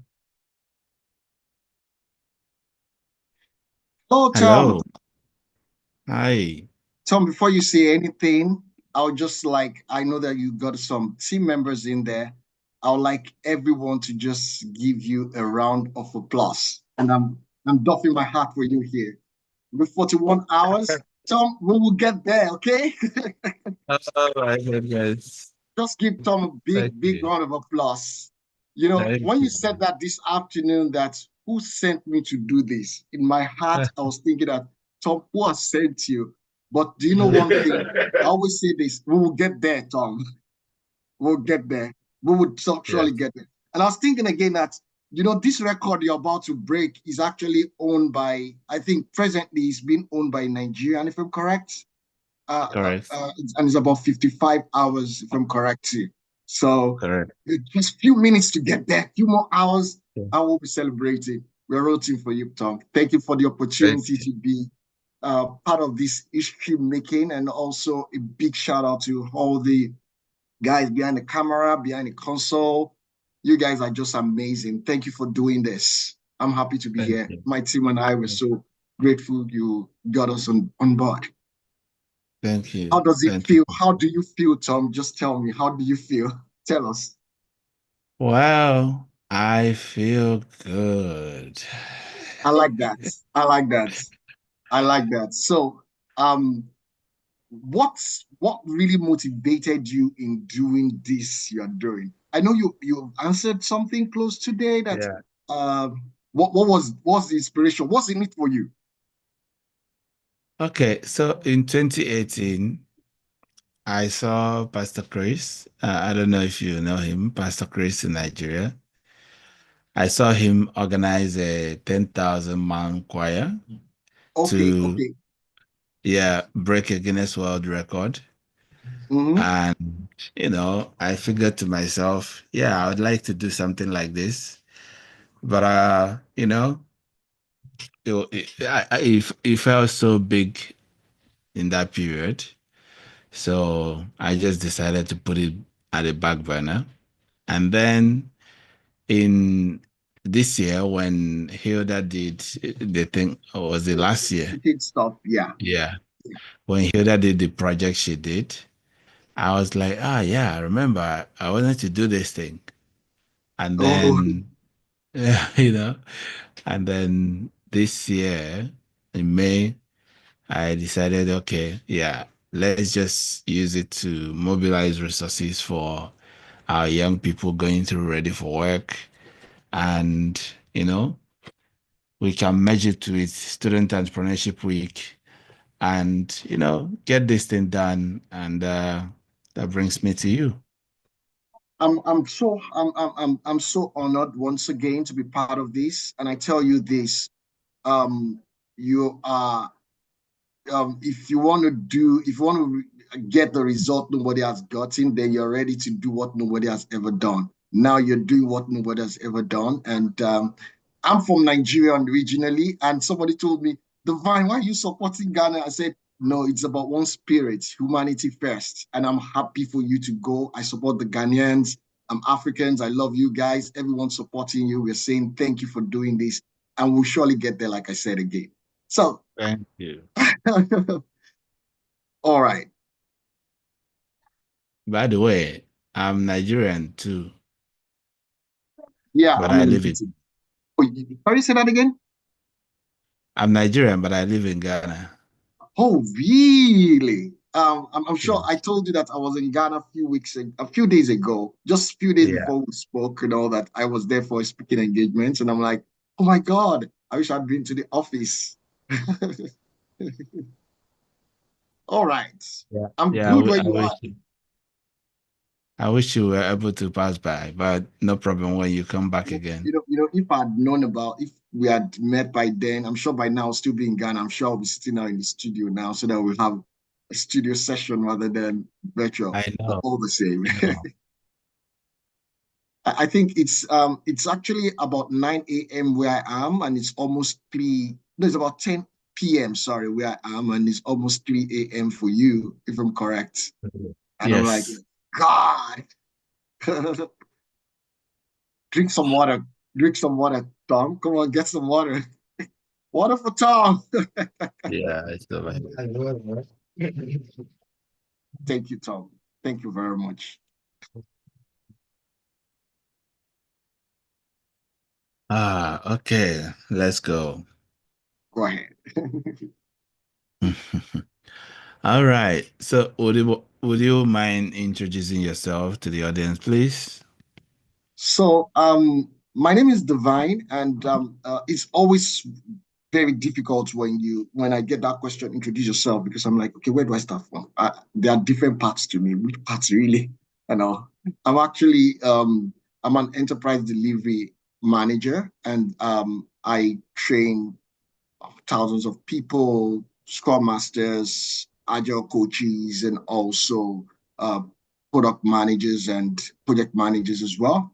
I work with teams and organizations to develop the agile mindsets.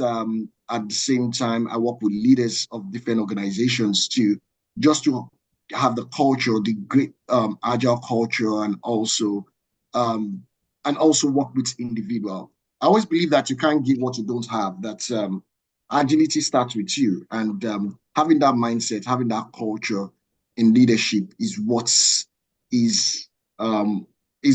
we're all looking towards in this generation we are in.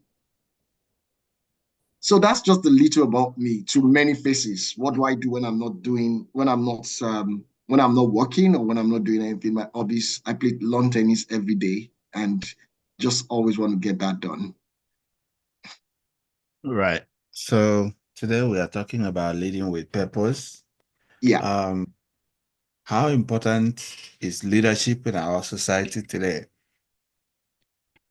Great question. I think that's just like what you're doing now, that you're taking a lead and all that. When there is no vision, the people perish. When there is nobody that is taking the mantle to drive forward, then there is no. Then everybody goes different ways. There has to be a vision. When you have more than one vision, that's where division comes. Without the leadership, then you're going to be having a lot of division. And also, leadership is important, as important as well as you have the followership as well. Yeah. Yeah, absolutely. Maybe you should re-emphasize that bit, because in our society where everybody wants to be at the top or at the first position. Sometimes, people don't realize the beauty of maintaining their position, because even, there's an analogy in the Bible where it says, if the finger, something like that, if a body part will leave where he was and say, I'm not the other one, Yeah. Everyone Yeah. playing his own role.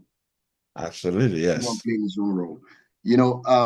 It's funny to say, or sad to say, as the case may be, that many people don't really understand that leadership is is a call to serve. You feel that you are that being a leader is people being calling you, or people are being called to come and serve you. But you have to understand that there is actually leading people is a gift. If you are opportune to be a leader in whatever capacity, whoever you're leading, those you're leading, is actually a gift that you have to such kind of relationship, and you have to value it. Now, based on that, you should, at the same time, want to play your own role. I always say something when I have opportunity to lead people, that I'm not leading you because maybe I'm the best in the field, or maybe I'm the one that knows the best, or I'm the most excellent guy in whatever.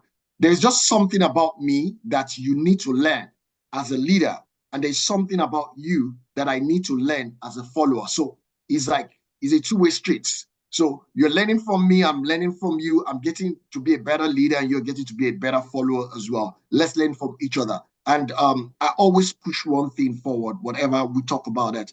Hey, it's not about an individual, it's about the team. It's about the team. I hope I answered the question.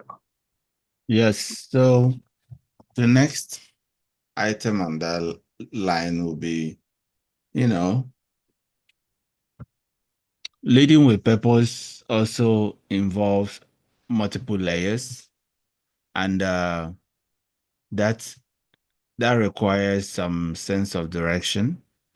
So how do people who are in leadership, how do leaders first define direction and ensure that, the whole team is moving in, to that direction? I wonder how you've been doing this interview, because I've been watching since yesterday, Tom, Chris, and I observed that you bring some questions, and I go like, oh my God, you're just so good at it. Just like the question you asked now when you said that, how do you direct people how do you get people in the same direction for you to go? First and foremost, you have to understand that you as a leader, you are the man with the vision. Now, if I want to get anywhere, I've seen where we're going. But how do we get there? On what bus do we get? Do we stop first? We pick another bus, get to the next stop, and all that. Is that how we want to go about? You have to be able to determine how to get there. One thing I've been able to coach people on, and leadership on, within different organizations I've worked with, is I love to play the two in a box. How do I mean? I do it. You watch me do it. We do it together. And after that, I leave you to do it. I watch you do it. In case when you want to fall, I can support you. The most important thing is us getting to the destination. So how do we get to that part? Is just support. It's just a lot of collaboration. Is about communication. Communicates. And you're not just telling, oh, this is what is happening. The why is very important. I think yesterday you were having a conversation yesterday, and somebody was talking about, was it Simon Sinek? They mentioned yesterday that if you I can't remember who, but one of the people you interviewed, it was so much on Simon Sinek, and it said something about what Simon Sinek said, that the why is very important. The why is very important. You as a leader, you want to communicate the why to the people. And you know something, the person that knows the why will always be the boss of that one that knows the how. All right, Tom? Yeah, I'm here. Please, let's clap for Tom once again. Let's clap for Tom once again. Those in the house. Thank you. Tom Chris, you'll get there. You'll get there. Yeah, we'll get there. We'll get there. We'll get there. Okay, so are there specific questions that you want me to ask you? Well, I don't really, but one of the things I just I thought about while we're coming is while I was coming here is what exactly are the things that one should think about being a leader, and some things like the qualities of that leader. And one of the things I thought about is you have to be you have to have that empathy. Empathy is very important. One, I mentioned vision is very important. Being a visionary is very important. Then also we have to also look at collaboration. Most times, Tom, Chris, a lot of people always think of, oh, I want to be the one to score the goal. I want to be the one to score the goal. I want to be the one shining, just like when we talked about everybody playing his parts. And remember, you mentioned about the scripture, about the hand and all that. I think it was David too in the scripture that was they were going for war, and some people were like, oh, they were so tired, they're going to wait with the spoils, with the bags and all that they should stay behind. And when they went for the war and they won the war, both the people that went for the war and those that stayed with the properties, with the bags and everything, I think God told them that everybody will part alike. I said that to say this, that it's not about who scored the goal. It's about the team winning.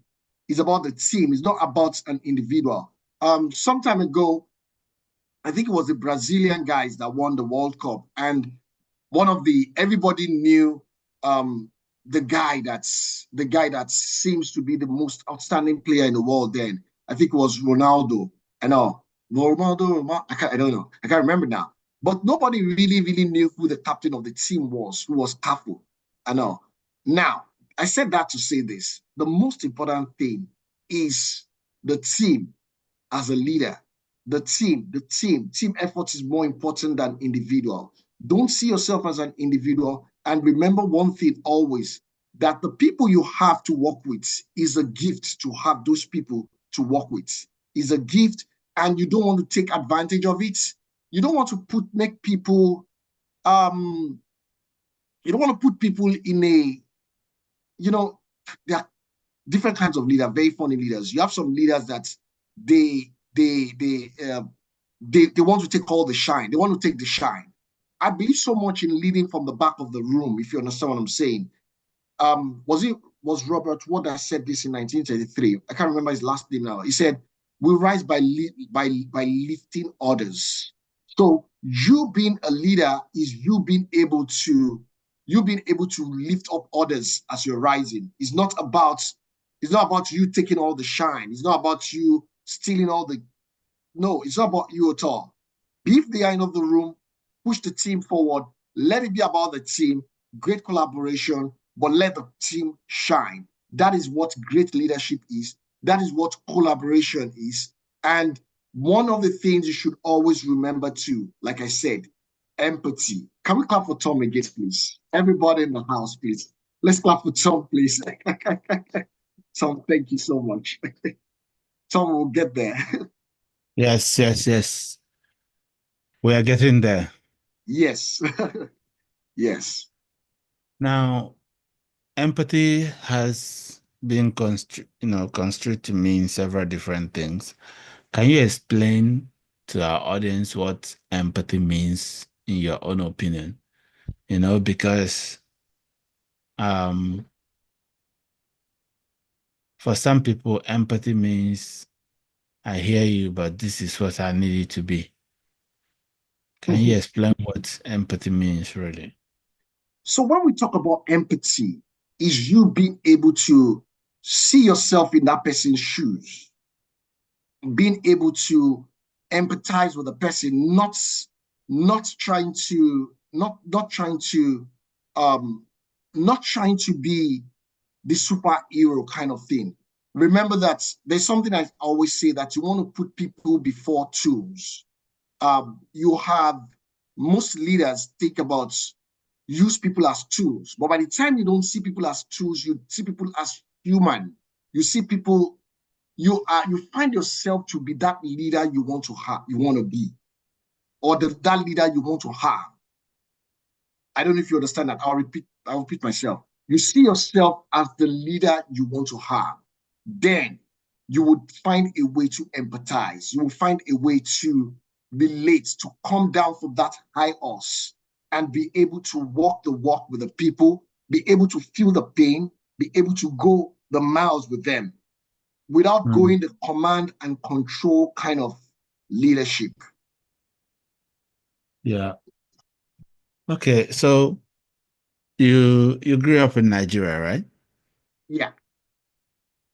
Which part of Nigeria? Lagos, of course. And when did you move to the States? Over 10 years ago now. Was it like you go and come back every year or every other year? The truth is, I try to touch base with home. I think I've been to Nigeria 3 times this year, but I'm more here than I am in Nigeria.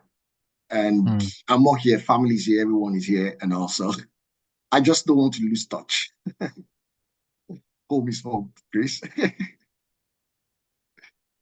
Okay, so now I usually ask some of my guests, I say, when you transitioned into the new environment, what was it like for you? Do you really want to go there? Yeah, let's go there. Wow. I think I'm a writer as well, and there are several articles I've written on my transition journey. And transitioning from Nigeria here, it's actually of course, the great cultural shock, in the sense that when it seems as though all those things you watch in the American movies are playing live to you. You know, I moved to New York, and I remember growing up watching Spider-Man, and I see the tall building, Manhattan, 72nd Street, and all that. Look at all those tall buildings, and I go like, oh my God, these are the things I see in Spider-Man. And everybody seems to fit a character you have seen in the movie, the way they talk, the way they look. You're like, this guy looks like what I saw in Swax. This guy looks like what I saw in Incredible Hulk. You know, we fix everybody in the character. But the point is, it was now about me trying to find my feet in an unknown destination.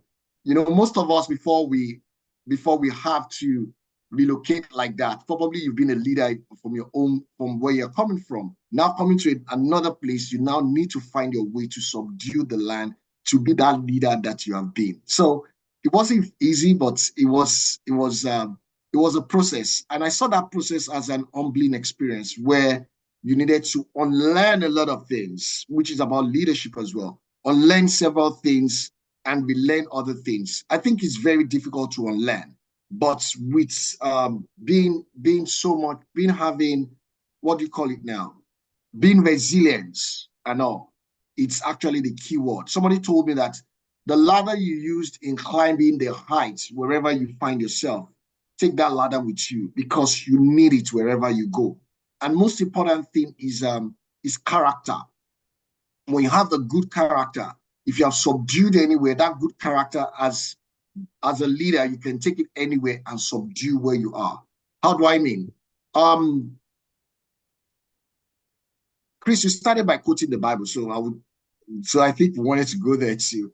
The Bible said something that add to your faith good character. So apart from having faith, you should have that good character as well. So that is it. Being a leader, have the character, have the mindset of a leader.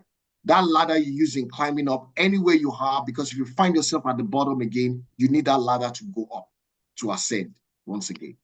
Please, can we give Chris a big hand? Those in the studio, please. Thank you, Chris. Thank you so much, Chris. Thank you. Yeah, we're getting there. We're getting there.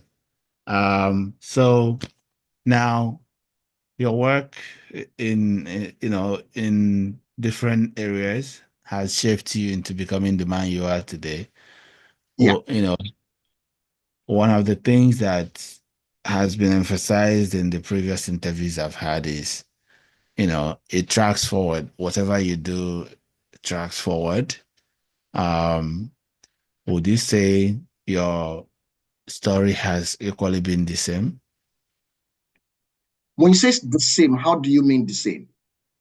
Yeah, like has follows the same pattern, not necessarily the same. So you start in Nigeria, you develop some competency, you go to America and you apply the same competency and it serves you, you use results and you're living some aspects of your dream. Does that seem like a good assessment? I would say no, and I would say yes. No, in what sense? I said something earlier that I had to unlearn a lot of things. A lot of things. I had to unlearn a lot of things, and I had to relearn several things. So the process of unlearning wouldn't make it the same. The process of adding some tools to what you already have. How do I mean? For instance, where I'm coming from, I found myself like I could be very timid in the sense that, of course, in my community, I could find myself talking and all that. But when you go outside that, if I step outside that community, I'm a very timid person. But being here, and since I'm actually gunning for the leadership we're talking about. Okay, Chris. Since I'm actually going for the leadership role I'm talking about, I had to develop that communication skill. I had to develop the boldness capacity to be able to talk to have an interview like this, have conversation like this that we're having, to be able to and also unlearn cultures and relearn culture. I was training a few days ago, and one of the things I was telling them was we're talking about the cultural bias and all that. And I was like, where I'm coming from, I'll give you an example. I was in Nigeria some weeks ago. No, I was coming to Ghana, so I stopped over one night in Nigeria. On my way to the airport to Ghana, the guy was speaking me, the driver was speaking me, and I was on my phone. And while I was on my phone, we got to the checkpoints. The policeman told me that, how would you be on your phone and at my checkpoints? And that got me really upset. Like, I don't get. I'm not the one driving. The driver is there, and I should not be on my phone. Who are you? I know. By the time I was really furious. By the time I got to the airport, I got called one of my friends. What kind of nonsense is this in Nigeria? Somebody said I'm on my phone. The guy now told me that this is Nigeria. You can't do that. Police always think security is at risk when you're on your phone. I'm like, oh, really? But who cares you're on the phone in the United States? Another example, maybe a close one, is this. In Nigeria, you find yourself that you cannot look at when a police stops you, you have to come down from the car, you have to try to massage their ego. That's where you find yourself calling the policeman, maybe an engineer. How's the engineer, sir? You go, oh, chief, how are you today? Imagine calling the policeman there just to let me go. But United States, you get the police stops you. You're not looking at the police by straight in the eyes. They think you're lying. So all these shocks are the things that I had to find myself on learning and relearning other things. That's in several more, even in the work environment. In the work environment, you need to speak out. While I was working in Nigeria, that timid guy, everybody, and then you're working based on an environment where there is no psychological safety. In the United States, of course, there are some organizations that don't have psychological safety, but as a top leader that I am, one of the things I create is that organization having psychological safety. Did I answer your question, Tom? Yeah. You give useful insights. Psychological safety. What does it mean, actually? Good question. So psychological safety is speak your mind without any without punishments, having opportunity to fail. When I say fail, I mean failing forward. You not being judged for trying new things. You being able to you have been an organization where innovation is really, really, really encouraged. Not that, oh, I'm scared, what will happen now? What are they going to say? I can't do this, I can't do that. And not that you're in an organization where it seems an hierarchy kind of thing. That's whatever the boss said is what it is, and all that. There is no opportunity for conversation. There is no opportunity for innovation, like I said earlier. I talk with leaders, and these are some of the things that I try to create in different organizations I've been able to work, and because I've been a victim that worked in a place without the psychological safety and without I don't know if you know about the crabbing system. Being the crabbing system, I've been a victim of that, and I cannot imagine somebody going through that. I can't imagine working in a place and that is happening to someone. I remembered when somebody was talking, was it yesterday or this morning, was talking, one of the people you interviewed, she was talking about your health, your taking care of yourself first, putting yourself first, your mental health and all. These are some of the things you don't want to get your team members to get themselves entangled with when there is no psychological safety.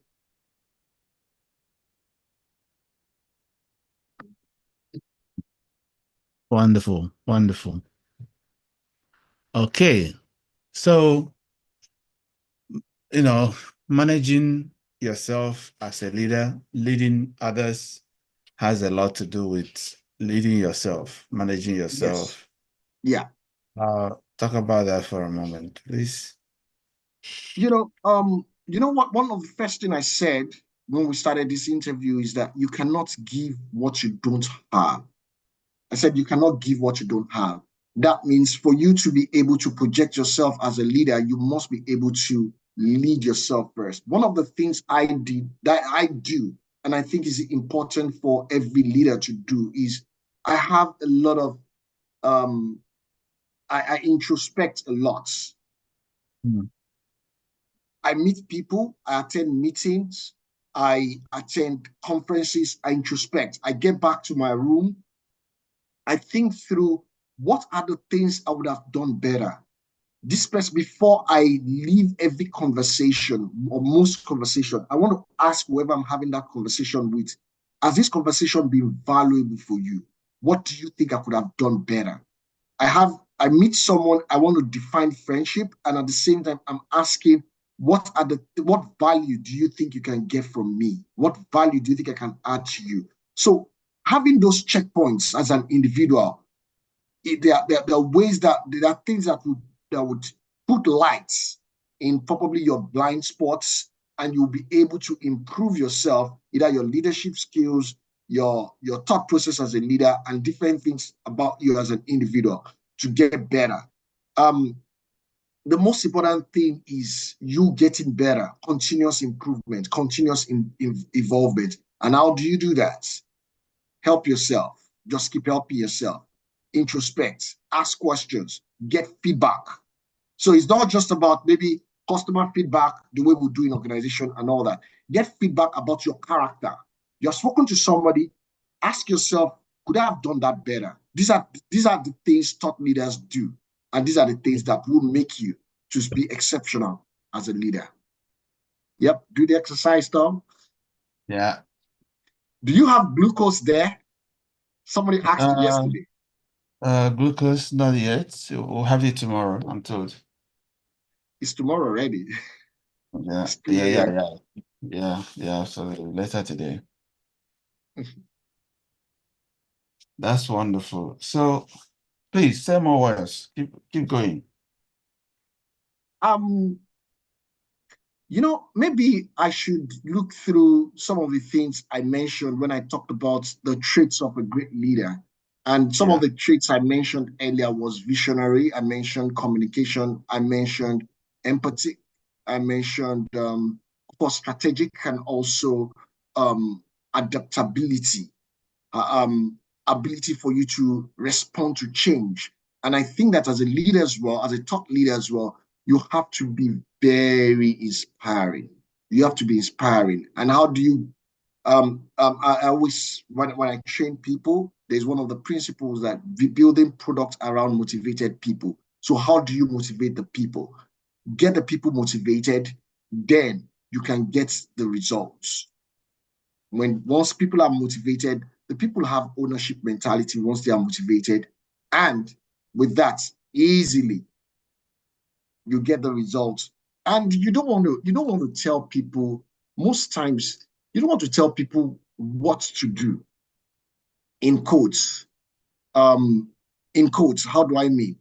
You tell the people why they're doing what they're doing. When they understand the why, easily they will find different ways in achieving those things that you thought they could easily achieve. Did that make sense to you, Paul? Chris? Absolutely. Yes, you did. Well, there are many young people who want to lead with purpose, who want to take, control of their lives, and they are listening to you. Speak to them, talk to them, and give them your final comments. Oh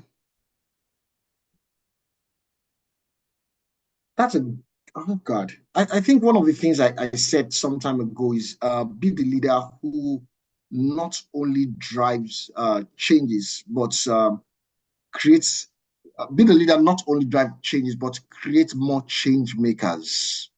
So you're not thinking of this is what we want to do. Be able to reproduce yourself. Don't be that kind of leader that's you are thinking more about you. Don't be that kind of leader that you don't want people to be better than you. I mean, those are leading to be better than you.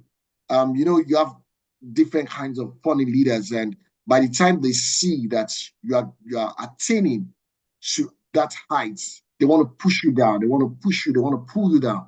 But you don't want to be that person that is because your joy is seeing those that you are leading better than you are. I've been able to train several people in the past, and those people that I've trained, they are top leaders in different organizations. And I'm not so like, oh, I'm not I train this way. I'm not I coach this person. I was this person. No, my joy is. I think I could be a bit selfish, Tom, in a sense that when people are doing well, if we work together and you're doing exceptionally well, that is where I derive my joy from. So be a leader that you are so joyful in seeing people succeed. So that's the kind of leader you want to be. That's the kind of leader I expect the young people watching to be as well. Wonderful. Wonderful, wonderful, wonderful. Divine, I want to thank you very much for your support in this journey. Thank you also for the stipend that you sent to our scholarship fund. That's okay. That's okay. I should be thank you for the opportunity. Just want to thank you. All right. Please continue to check out our live stream in the subsequent days. We will definitely break this record and make a new one. I'm not checking it out. You know what? You know why? I'm actually logged on. One of my TVs is just logged on you, and everybody in the house is watching you, and everybody's just clapping. Go, Tom. Go, Tom. Hi, Chichi. How are you? Thank you, Tom. Thank you so much. Please, a round of applause for Tom once again. Thank you. It's actually been fantastic with Tom here. And you know what? I've been having I'm actually logged on. One of my TVs is just logged on you, and everybody. I think you need to turn off one of the things you're watching. Go, Tom. Oh, that'll be me. Yeah. I've been having an awesome time with Tom, and I feel I'm the one that is more tired now, but I'm sure we'll get there. And I reminded Tom that this record is actually owned by a Nigerian, which is about 55 hours. I think Tom is on 40. What hours now? Oh, sure. Tom is on 42 hours now. And by the time we get to 55 hours, we get to 56 hours. We are there already. Let's support Tom. So, Dr. Chichi, you're welcome. Thank you. I'm I'll here. take it I'm down then. alive. I'm here. Let's go. Doctor, have a nice time, and Christoph, enjoy yourself. Thank And you thank so you for much. everyone, Thank to you. everyone in the studio. Thank you guys. Bye, everybody. Bye, Divine. Thank you. Yeah, bye. Hi, Dr. Shishi. Hello, Tom. How are you? I'm alive. That's all I need to know. That's Oh my awesome. goodness. Thank you very much. Well, hold on. Can we just start first by let's exercise together. Do you mind? Let's just Okay. get up and move our bodies together. If that's Yes, okay. it is. Yep. It is absolutely So okay. we can do some hand movements. Yes. Leg movement. Let's Yes. just get that energy in and get the blood flowing. Yeah. Oh, all right. Yay. I'm so glad you're here. It's 42 hours. Awesome. And well done. Thank you. That's something to drink too. To support. Wonderful, wonderful, wonderful. Thank you so very much. And by the way, thank you, Dr. Afia, for the contribution that you just sent. Thank you so very much. I appreciate you. You are welcome. Would you kindly introduce yourself to our global audience? Sure, I will. All right, so my name is Chichi Afia, and I am an enterprise leadership coach. And what that means is I coach leaders in the agile ways of working. I coach leaders with business to understand business agility, to adapt quickly to the changing times, and be able to be more customer focused in their delivery, and also ensure that they have the right sustainability for their teams to deliver on time, as well as deliver the right things at the right time. Period. Right. Yep. Today, we'll be talking about the future of work, how product managers can shape the industry. And I want to, before we go into that, I want to, yeah. So you live in the US, but you grew up in Nigeria. And yeah, the first time we had a conversation, you were telling me, how that you went to your high school was in Nigeria, some part of your university was in the US, correct? Yes. Yeah.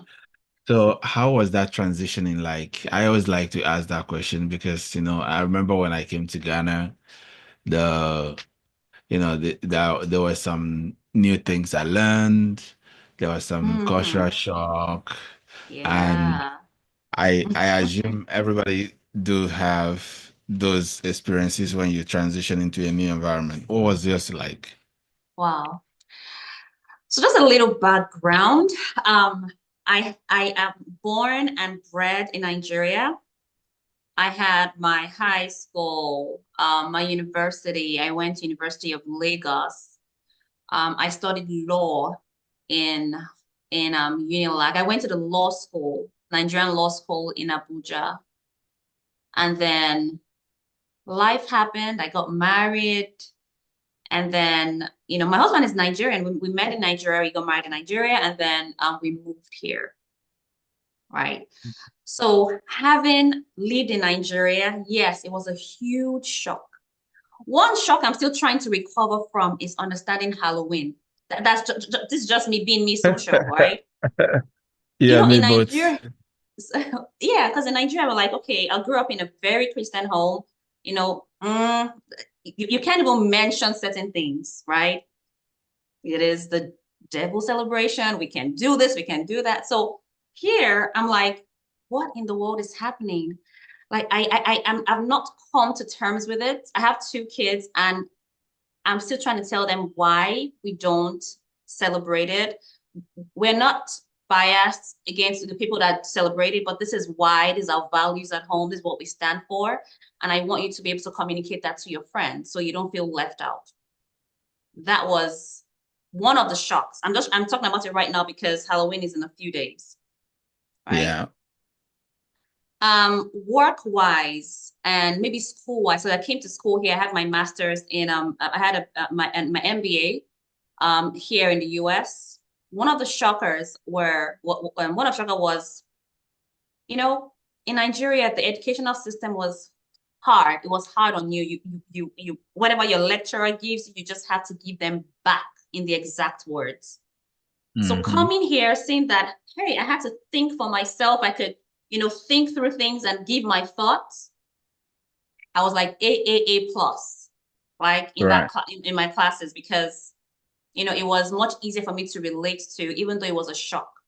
So when people say it was difficult for them to, get some grades, I'm like, hey, this is actually easy, because in Nigeria it's harder to get to that level. Then going into the corporate space, I've been blessed with working. I've worked with people, amazing people. And it's the same thing. I'm allowed to think out of the box. I'm allowed to bring my whole self in without having to do things in a very, it's structured, yes, but I'm not in a box, right? I can speak to leaders, right? And they actually have open ears and open arms and are willing to help. So it's a different culture, but I have taken the best part of it and made it to work for me. That's impressive. Yes. Now you have you have a law degree, and now you're a doctorate. I mean, you are a doctor. How did that work out? 2 distinct career paths. Yes, I would say, I think my journey, you know what, Tom, maybe that should have been the topic, because my journey from law to business consulting and now in the IT space has been incredible, right? And it's one I like to talk about. I'm now a doctor, right? But from the law degree, you know how we have, you're Nigerian. What did they want you to study when your parents wanted you to study when you were growing up? What was that course they had planned for you? It was first chemical engineering, and then I jumped into accounting. Okay. You even jumped from, well, that's a big shift though, chemical engineering to accounting. Hope you are not, nobody scared you or beat you or shouted at you for doing that. No. Okay. But see, in my family, we have to, I grew up with educators. My parents were educators. And I think that's where the education part of me comes in. My brother, he's a doctor. His path was laid out for him. My sister, engineer. I'm the one that's a talkative. So you have to be a lawyer. The other one has to be an accountant. So we just had personalities, and our parents just assigned some career paths to us, which is okay.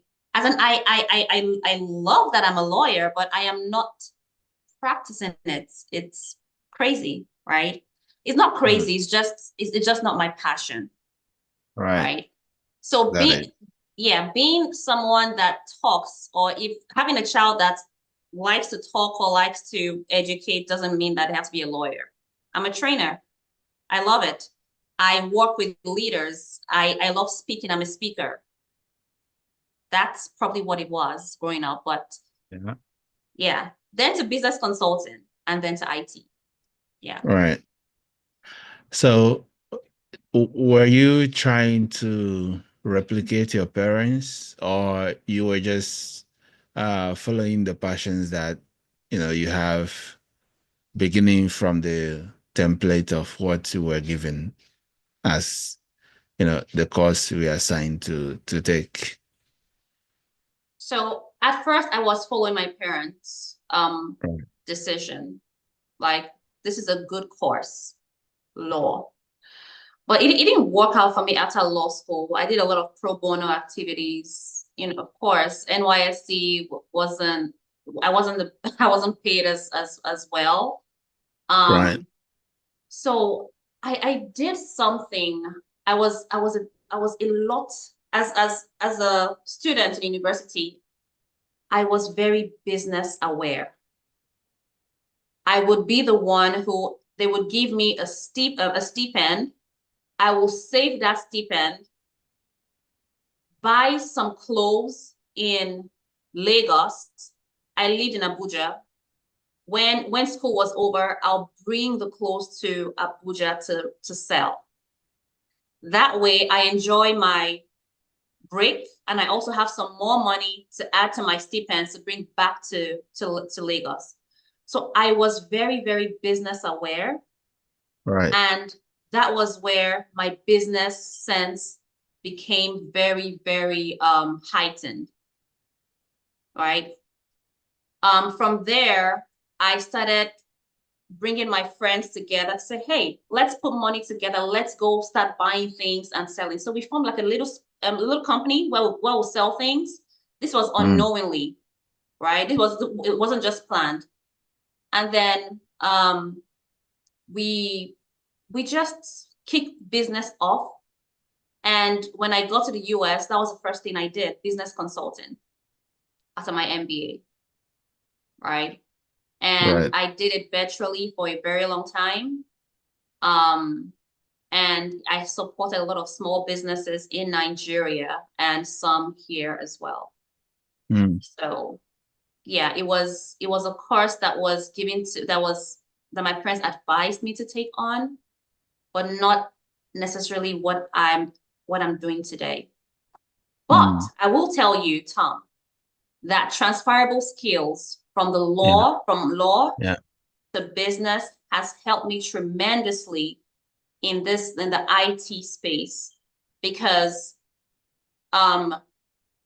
wherever we go, right? Companies, organizations need a different person. Yeah. Right. A lot of IT folks are maybe not as vocal, or they're more heads down working. But in this world today, collaboration is needed. So what I bring to an organization is being able to walk at a pace that customers want, and being able to communicate with customers, know what they want, and communicate it to the people that need to deliver what customers need at the right time. So that's those transferable skills from law, from business, has really supported me and the IT space with product delivery in the IT space.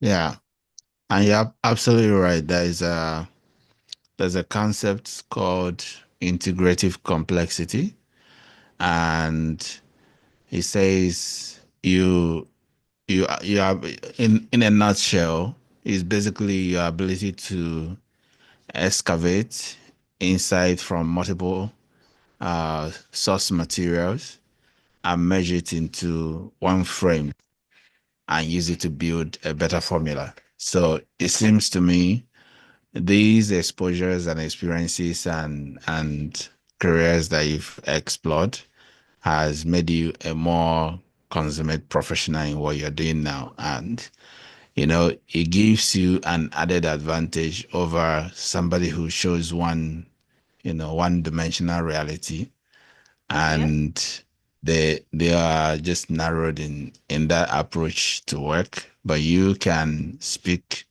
as a lawyer. You have the basic framework of a lawyer.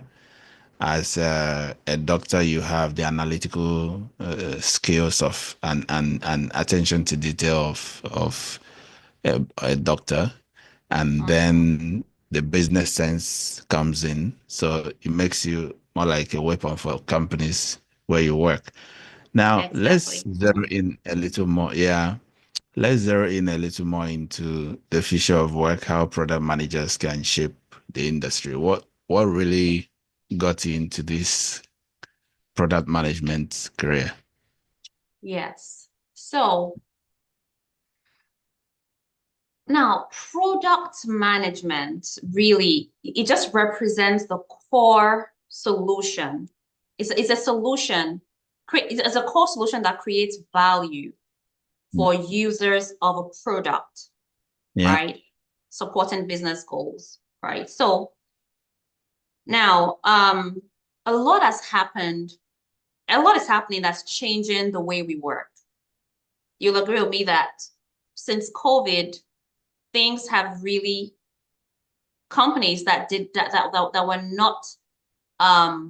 were not agile or did not or was stuck to old ways of doing things died, right? So pivoting is very important for businesses to survive, right? With product management, we talk a lot about the product thinking. Product thinking, which is a mindset, is an approach in product management that talks about solving real problems or customer problems and delivering value through intentional product design, right? So one of the shifts, right, of the future of work is designing products with customers in mind and creating a strategy to develop them with customers in mind as well. Right. Now, AI has changed, well, it's changing the way things are working, right? AI is changing the way things are working, and the increasing use of AI and automation will support product managers with data analysis, user insights, some things that, okay, will help you create better products that fit the needs of customers. Now, these AI models and automation, when it's leveraged, keeps product managers and companies ahead of the curve, right? Right now, since COVID, we talk about the gig economy.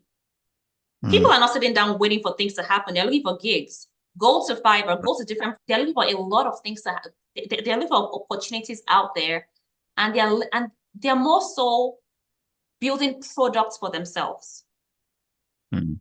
Right? So that's one of the things that is going to impact the future of work. Now, there also has to be a real emphasis on customer centricity in delivering outcome-driven, development. So, customers' expectation should be, well, product managers will need to rely more on customer expectation and receiving feedback from customers in order to do the right thing. So that's where I come from with business agility.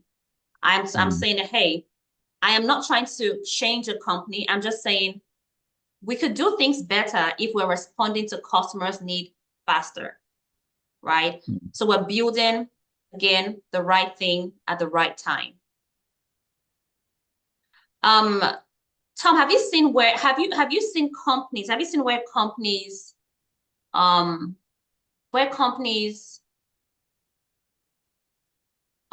deliver the right products? You know that this is what you need, right? Yeah. But it's past the time, or we're not even there yet. Yeah. Right? There are products like that.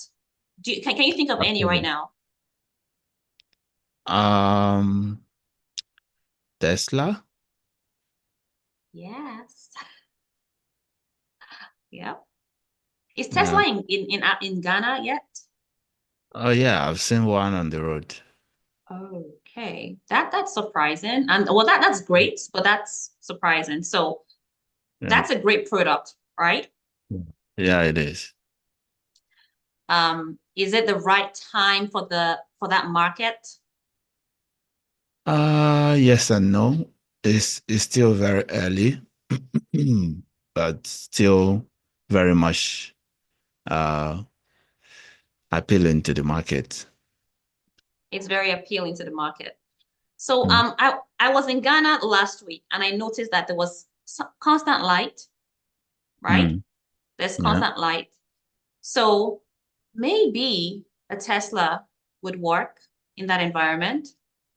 Yeah. But they also have to consider the charging stations. Are people going to, do they have enough charging stations? But because here, there are so many charging stations you find everywhere, right? But I don't know the availability of those charging stations in Ghana. And I don't know of that in Nigeria as well. Nigeria already is challenged with power outages and all of that. So it's a great product, I would say, to have we're using electricity, right? But is the environment right for it?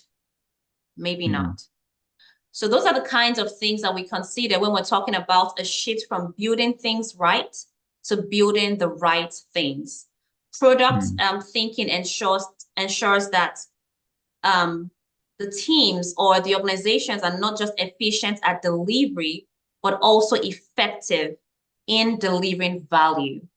And value is delivering at the right time what the customer needs. Right. So, how's the weather there right now, Tom? How's the temperature right there?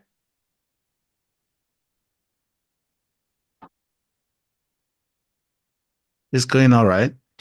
Okay. All right. I want to give you kudos. You're doing amazing. You're doing amazing. Thank you so much. Thank you. All right. What else about product management did you want to talk about today? I just wanted to understand, your enthusiasm, first of all, with it, how you got into the industry, some of the products you've managed, and your memory of them, and any other thing that you can share for people who want to, be in that career. Okay. So I've shared how I moved from law into business consulting. It was in business consulting. I was teaching. I used to have webinars. I sold courses to small businesses. It was in one of those webinars that I had. I was talking about how to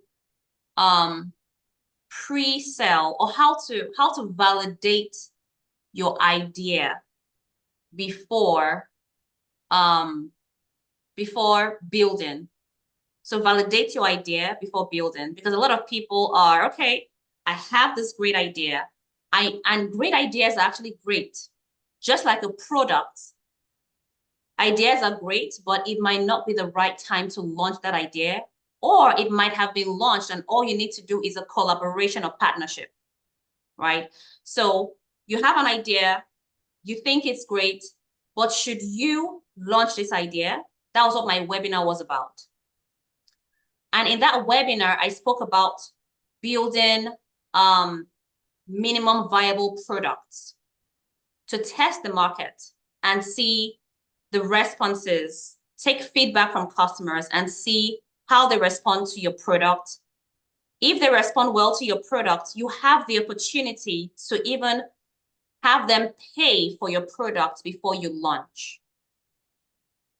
So I was teaching strategies on how to do that as a small business owner.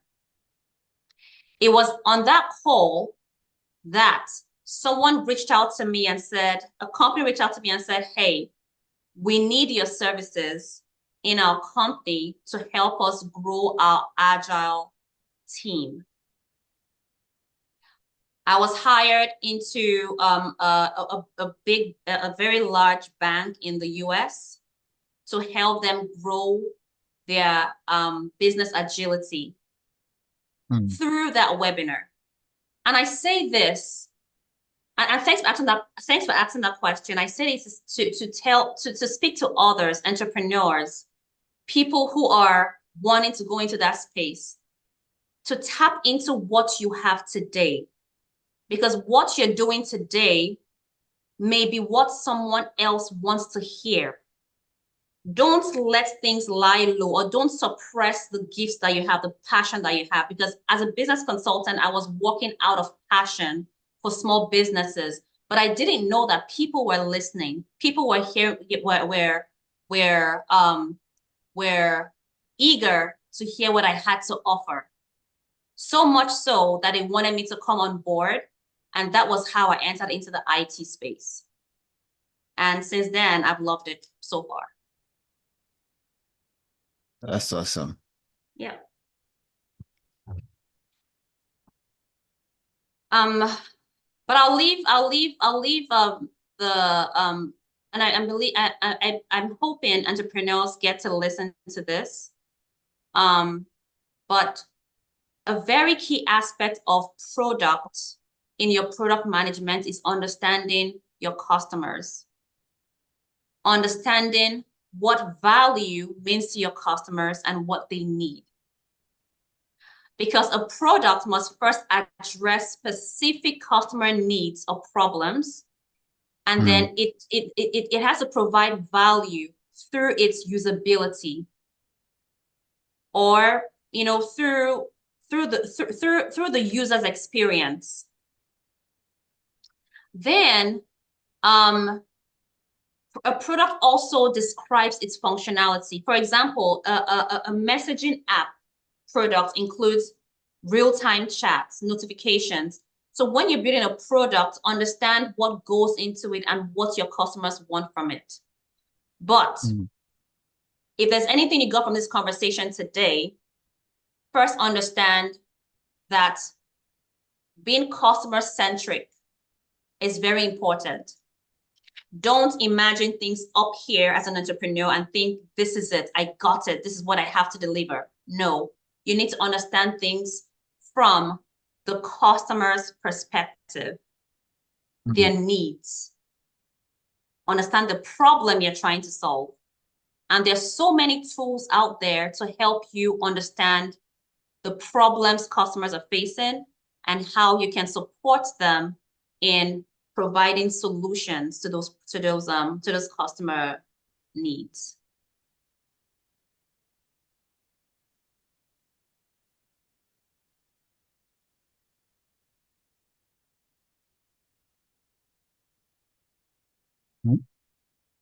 All right.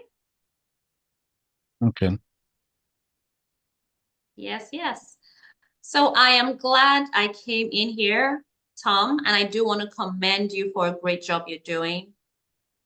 Keep your eyes open, get some water. Yeah. Move around, let that blood flow, stay hydrated. And I can't wait to see you at the end. It's coming out well. It is coming out well. Yes. Thank you. Thank you so much. You are welcome. All right. All right. So we transition to Audrey. Okay. Let me see. Audrey. Let me see. Hey, Audrey. Hi, how are you? Great conversation there. Thank you. Hi, Audrey. Hi, Tom Chris. How are you? I'm great. How is How are you Dubai? holding up?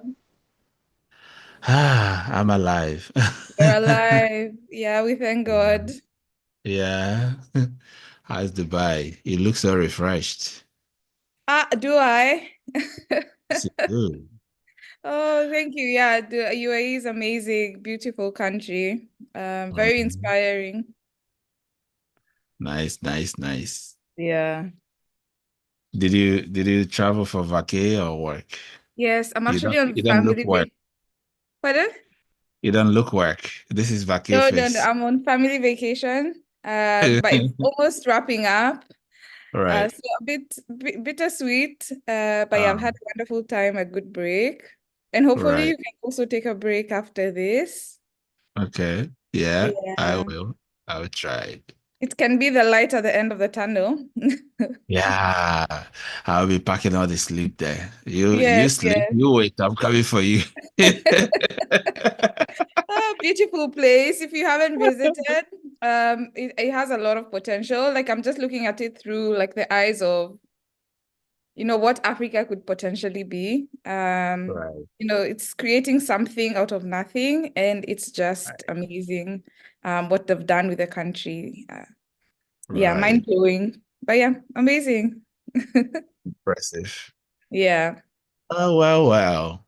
For our audience that might not know you, please introduce yourself. All right. Great. So my name is Audrey Mate. I'm a Kenyan. I work at a company called Village Capital, where we support early stage entrepreneurs through our accelerator programs. So that's me in a nutshell. And I have been in this particular space for quite a bit, maybe close to 10 years now. I'm very passionate about entrepreneurs, about Africa, and about development. So that passion has led me into the work that I do, and I have been doing over the past 10 years. So really, really passionate about seeing entrepreneurs grow, seeing the country of Kenya and the continent of Africa developing. Yeah, so that's currently what I'm doing now. Wonderful, wonderful.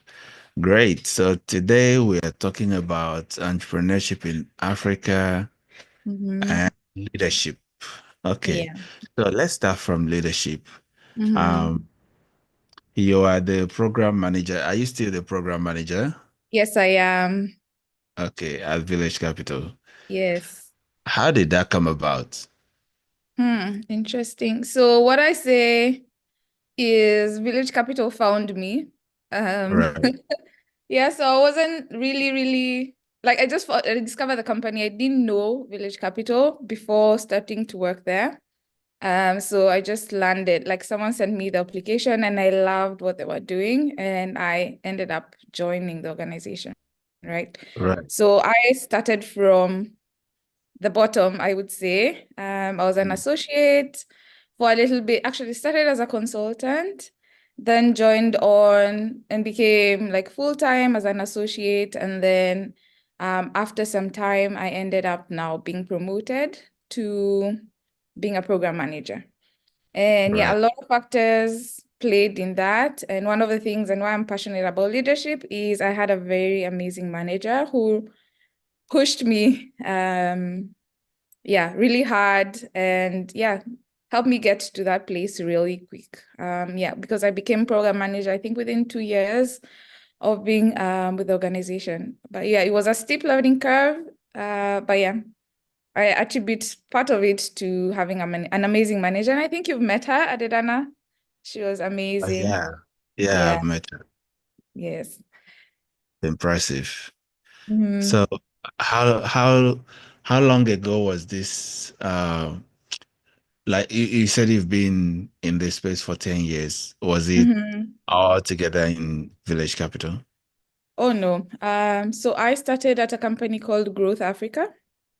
Growth Africa, yeah, I know. Yeah, I don't know if you're familiar with them. They've recently been expanding into various regions, but initially started, my journey started a long time ago. I don't know where to start. I had ISEC before. I don't know if you've heard of ISEC. Maybe I can go as back as in the campus. Yes, in campus. ISEC was a student-run organization, right? A global one in over 200 countries. So I think my leadership journey actually started in ISEC, I can say.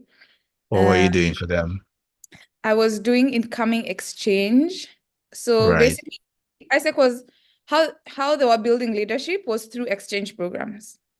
Right, so everyone has a different way of doing that. So for ISEC, they were doing exchange programs. So the premise behind why ISEC was formed was it was created after the World War II. And the idea was the war was started because people did not know about each other, right? So you're in Ghana, you know nothing about someone in Russia.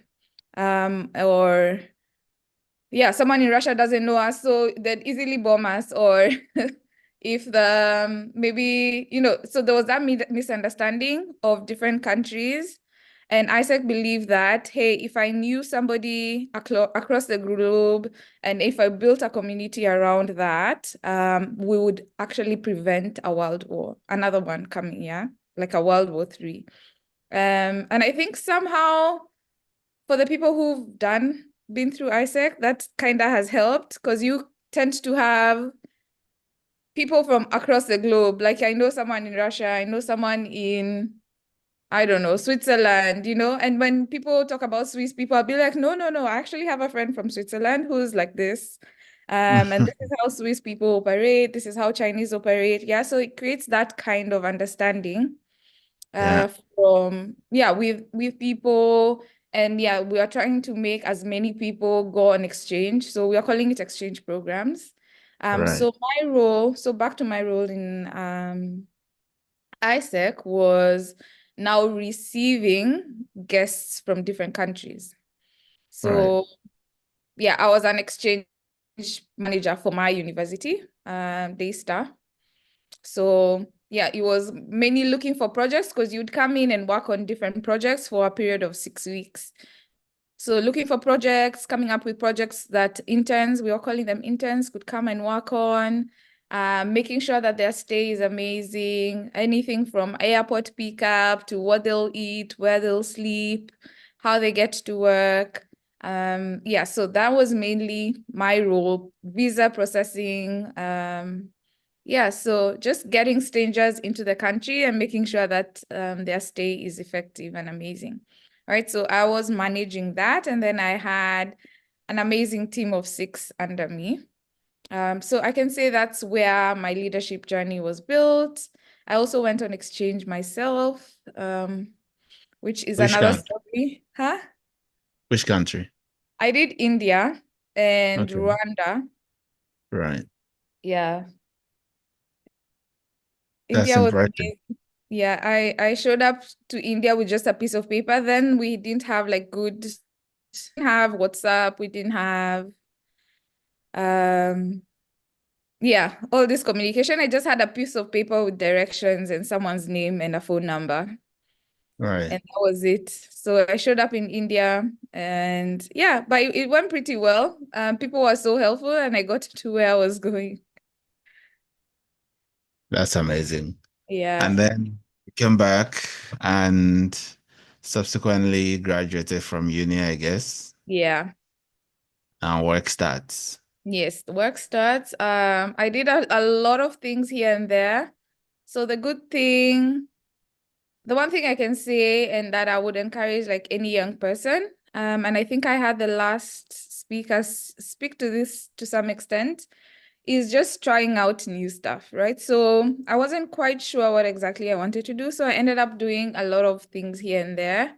I ended up in film because I believed I was very creative. I was a bit creative, and I was like, I could do film. So I ended up being in film work for a bit, like about 6 months to a year. What did you do? You acted or you scripted? No, I tried acting. And one thing I realized is like there's no easy job on this earth. You think acting is easy until someone gives you a script and you have to memorize it. Yeah, it's not for the faint-hearted.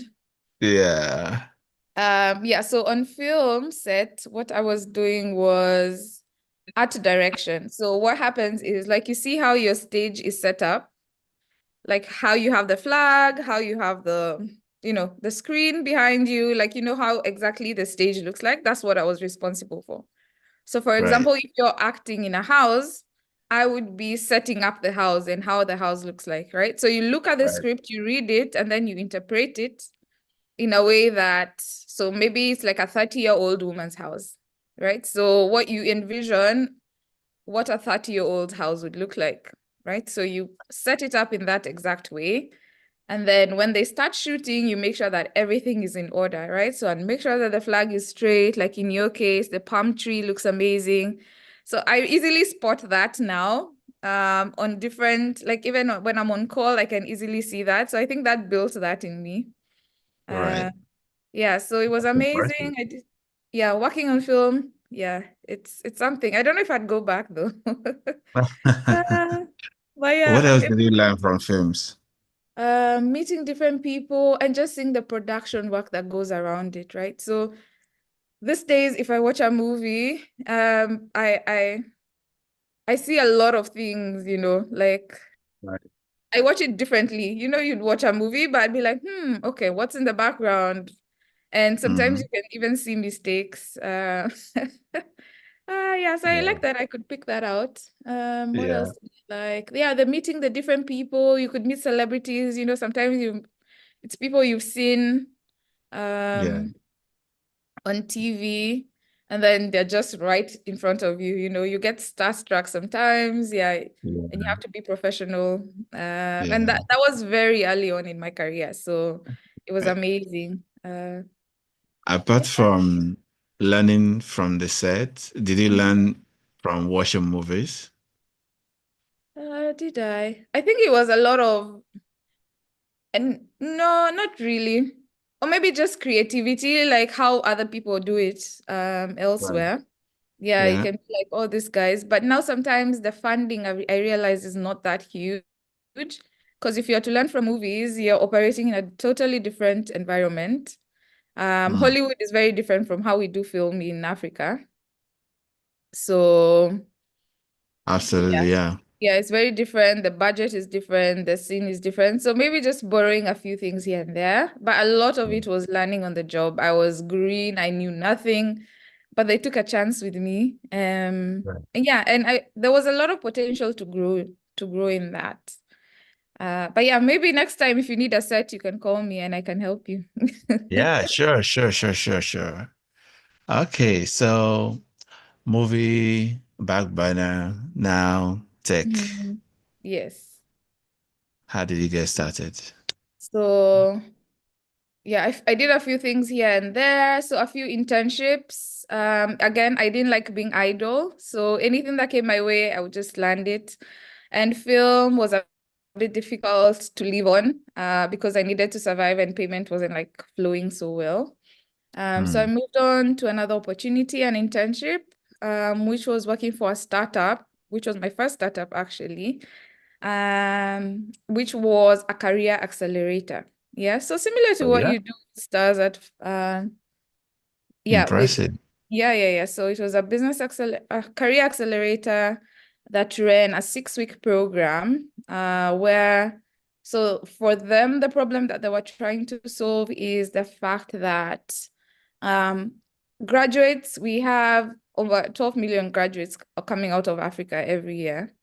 And then our employers, so there was an issue, we have too many graduates, and then employers also saying there's no one to hire, right? There's no one to employ. But now there's that challenge where we have too many people while employers are saying there's no one to hire. So what they realized is universities were kind of producing half-baked graduates who are not ready for the market, right? So it was called Spire Education. So what Spire was doing was, just giving soft skills that are not taught in universities to these young people and then placing them in work. So making sure that they're ready for work, actually. So I love that. yeah, so that's what we were doing. And then they would graduate and then get placed into amazing organizations. So that's what I did next. And it was interesting because we started, like I joined when the company was really starting and they got IKEA funding, which was amazing to test their thesis. And, it ran for a bit, but it really morphed after a few years and became a full-fledged school. So it's what became Nova Pioneer now. I don't know if you're familiar with Nova, but it's a big school now in Kenya and South Africa. Yeah, so Forgive me. it's okay. Oh my goodness. I should be keeping you up. No, Should I? your voice sent me to some dimensional it reality. it has that sometimes. It has that effect. Hi. So you found the job, Yes. and yeah, I missed the rest because I followed the It's frame of the okay. voice. Yeah. So now, eventually, you join Village Capital. Yes, I joined Village Capital. Village Capital found me, Yeah. and I loved what they did. So what we do at Village Capital is we support early stage companies, so very early stage 1 to 2 year companies, to help them receive the resources they need to be able to raise investment, right? So Right. anything from social to financial capital is what we empower them with. Yeah. Yeah. So, which of the programs that you run were you so excited about, and why? Yeah, I had a feeling you're going to ask me this question. Yes. Like, it's like asking a parent to choose their favorite child. Is it your firstborn or your secondborn? Um, but maybe I can say my first program was one of my favorite because it was new. Yeah. So we ran an agriculture, we called it Agriculture Africa program, which was my very first program that I ran. Right. That supported entrepreneurs providing solutions in the agricultural sector. Right. Yeah, so we had entrepreneurs across Kenya, Nigeria, Ghana, Rwanda. Yeah, I think those were the countries. And yeah, amazing crop of entrepreneurs who I'm still in touch with to date. And yeah, they're doing amazing stuff.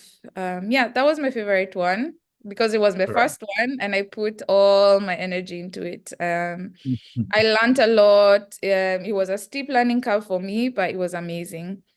Right. Yeah, I could say that, but other favorites have come, but maybe that stood out for me because it was the first. Yeah. That's impressive. Mm-hmm. Okay, so women entrepreneurship. Mm-hmm. What entrepreneurship in Africa? Mm-hmm.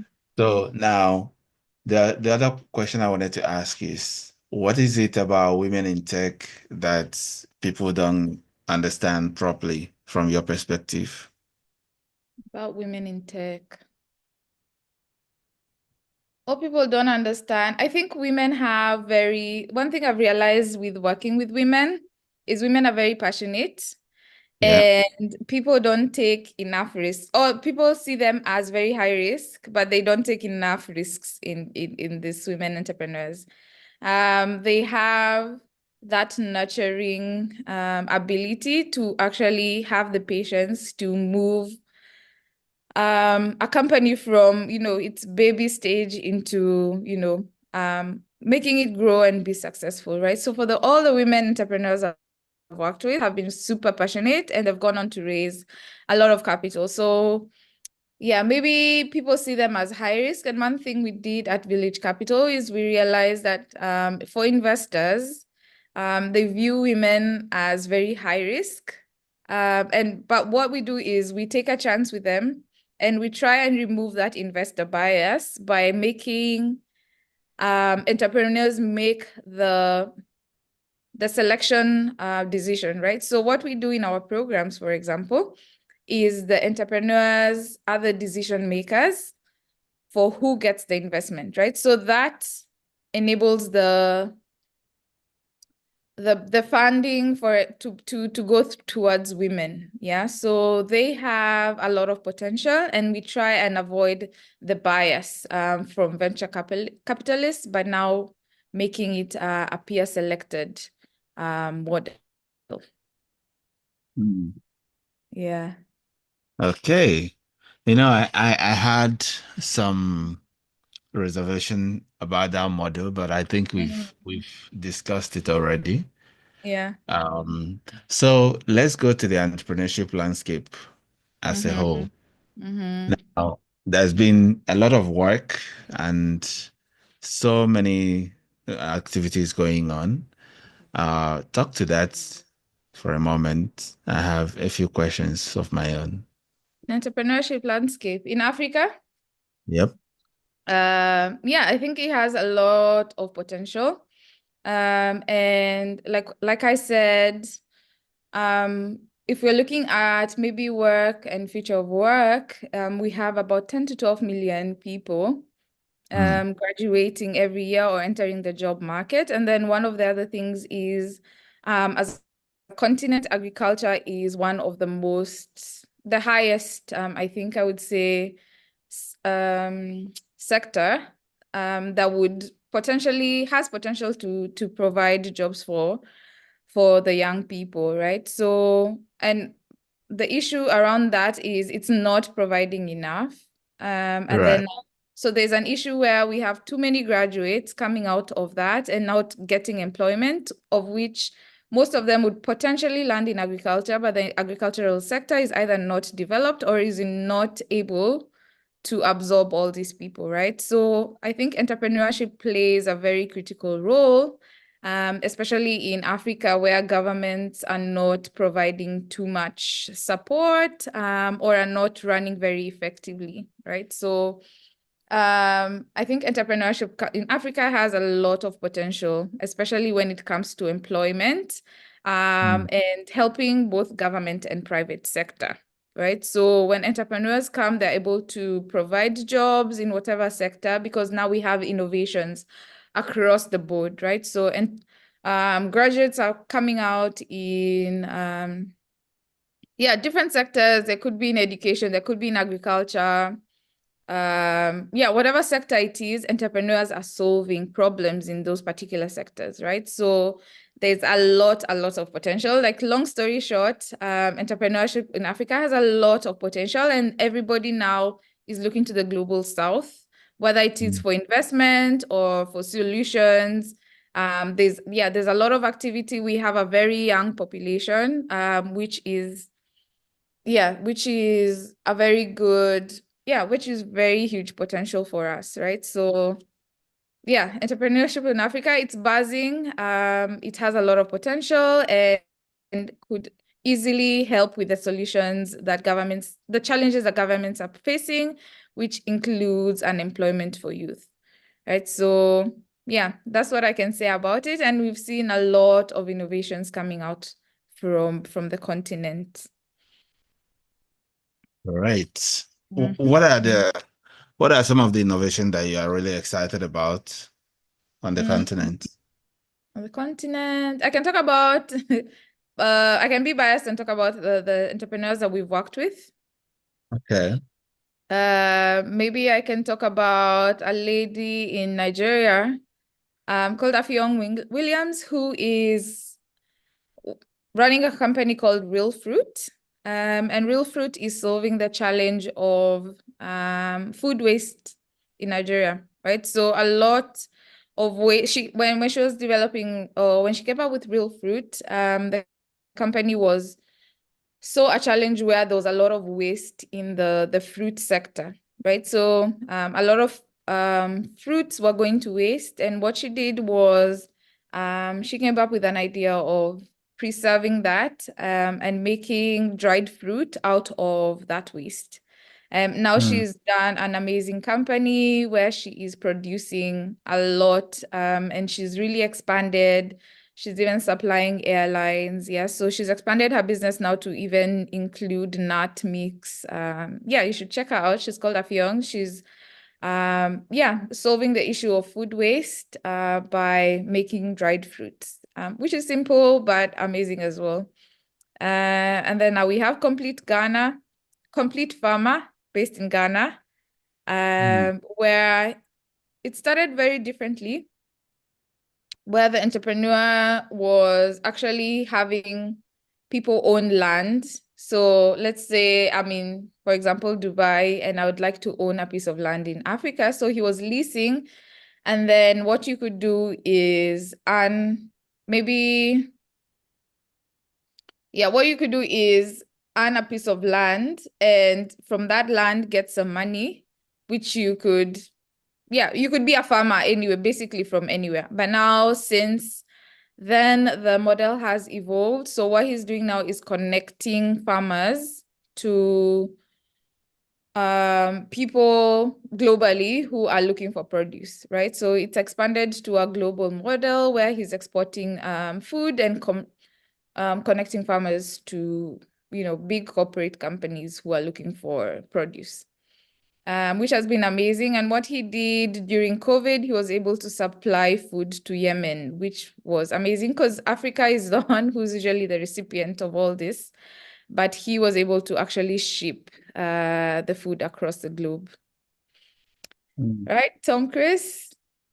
I'm here. I'm alive. Yeah, perfect. Yep, I'm alive.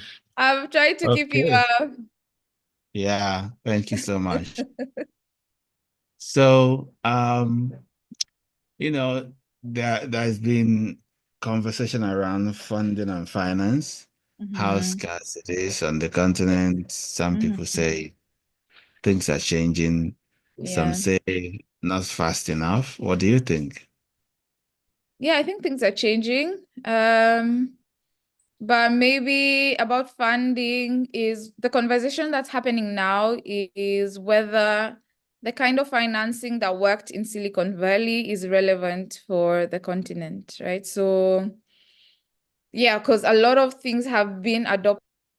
So how maybe the Ubers, the Airbnbs came into being. The same model is being trickled down to Africa, but now what we are realizing is maybe the unicorn idea might not necessarily work for Africa. And we've seen some cases where the VC model has not worked for companies, and companies have ended up folding. So what's happening now is a lot of conversation around, hey, does this VC funding actually work for us? A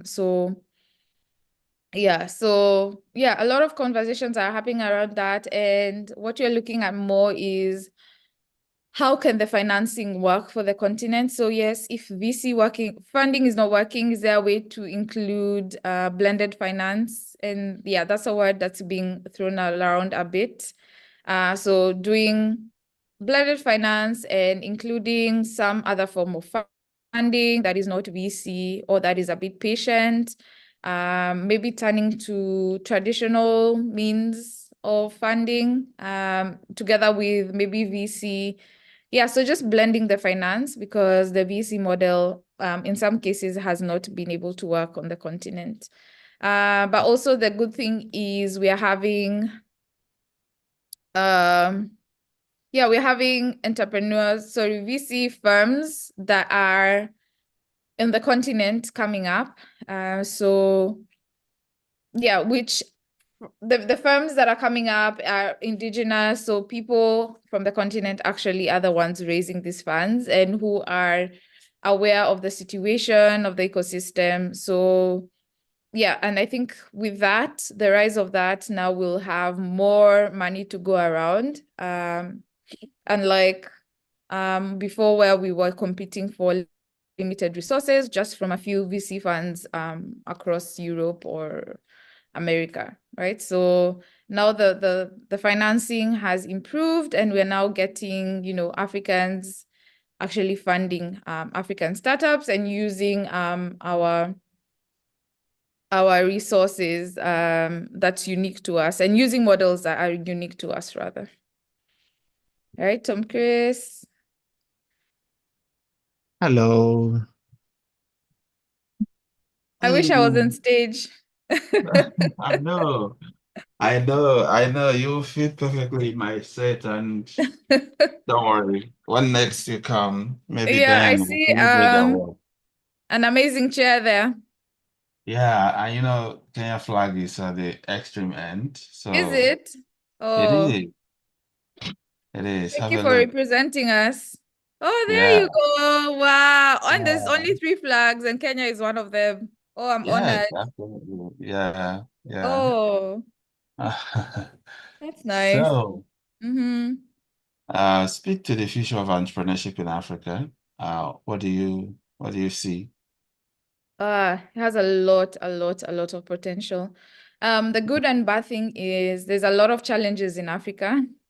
The bad about it is we have too many challenges, but the good thing about it is all those challenges are opportunities for entrepreneurs to dive in and solve challenges, right? Like, so the previous speaker said, if you see a challenge, jump in and, try and solve it. So I'm really hopeful for the future of entrepreneurship. And there's like a whole ecosystem that's trying to make entrepreneurship work. We have accelerators like myself at Village Capital who are trying to, put entrepreneurs in the forefront, give them access to all the resources they need, whether it's mentorship, there's mentorship, there is coverage, like, exposure rather, there's link to investors, right? So there's a whole ecosystem that is available. Government is now jumping on board with improving policies to help, the environment to be amazing for entrepreneurs. So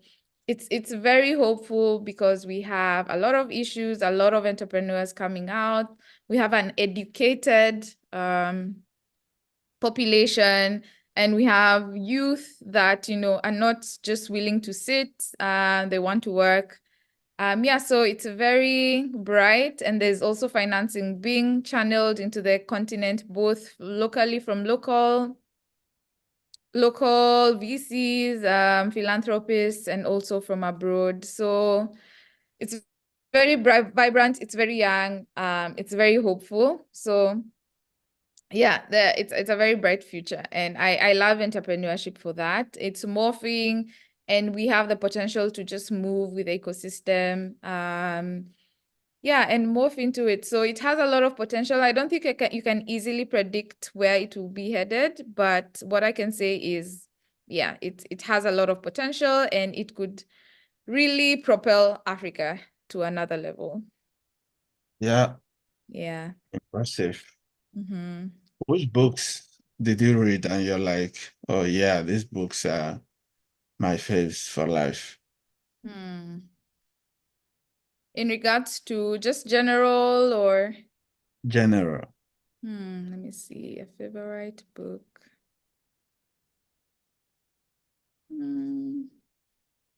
It's hard to pick one.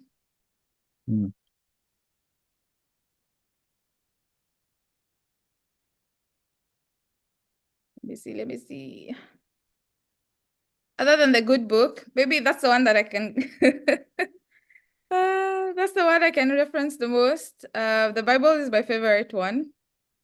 No worries at all. Yeah. I'm here. No worries at all. I'm here. So, No worries. So yeah, I guess right now you have lots of people who usually send you messages asking for different kind of help. Do you get those kinds of messages? Yes, they do. From entrepreneurs. Yeah. Yes, most of them are usually, I think the one thing that I have seen entrepreneurs asking for is a lot of financing, because that's what most entrepreneurs say that they need financing. So a lot of the asks that I receive is because the Village Capital in our name sometimes can be misleading, that we actually, a venture capital firm. We started off that way, but not anymore. So we kept the name, but now what we do is we have a fund. Sometimes we have a fund that we manage for people. So most people will be like, hey, look at my business. Could you fund us, etc. So the biggest ask has been around money.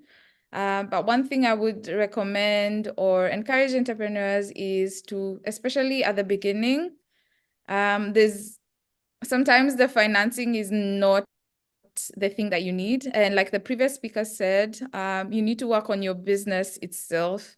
Make sure that your house is in order, make sure that you have the right customers, that you're tackling the right problem, that your market is huge enough so that you're able to now, once that is ready, then you can look for financing. But because people sometimes jump right into financing as a first thing, yeah, sometimes you can miss out on a potential investor just because of that. So they would easily say no because your company doesn't seem to be ready, right? So, and some of them reach out to us without any pitch. So it's just an email, hey, look at my company, right? So there's no deck to accompany that. Yeah, so what I would encourage most entrepreneurs to do is at the beginning of your company or when you start the company, don't look out for money first. Just make sure that your house is in order, which is something that we do as Village Capital, making sure that you're able to keep your house in order first so that you can be able to know exactly what kind of entrepreneurs to look for, what kind of funding to look for.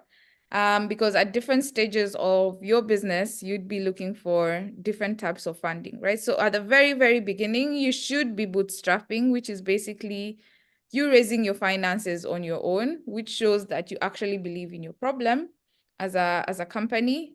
And then the other thing now maybe is move to family and friends. And then later on, when your business is developed, is when now you can potentially reach to VCs. Yeah, so at the beginning, you should look for capital that is a bit patient, that is at the very, very early, I mean, so that you can be able to prove your problem. Yeah, so that you're able to prove your problem first and show that you actually believe in what you're doing.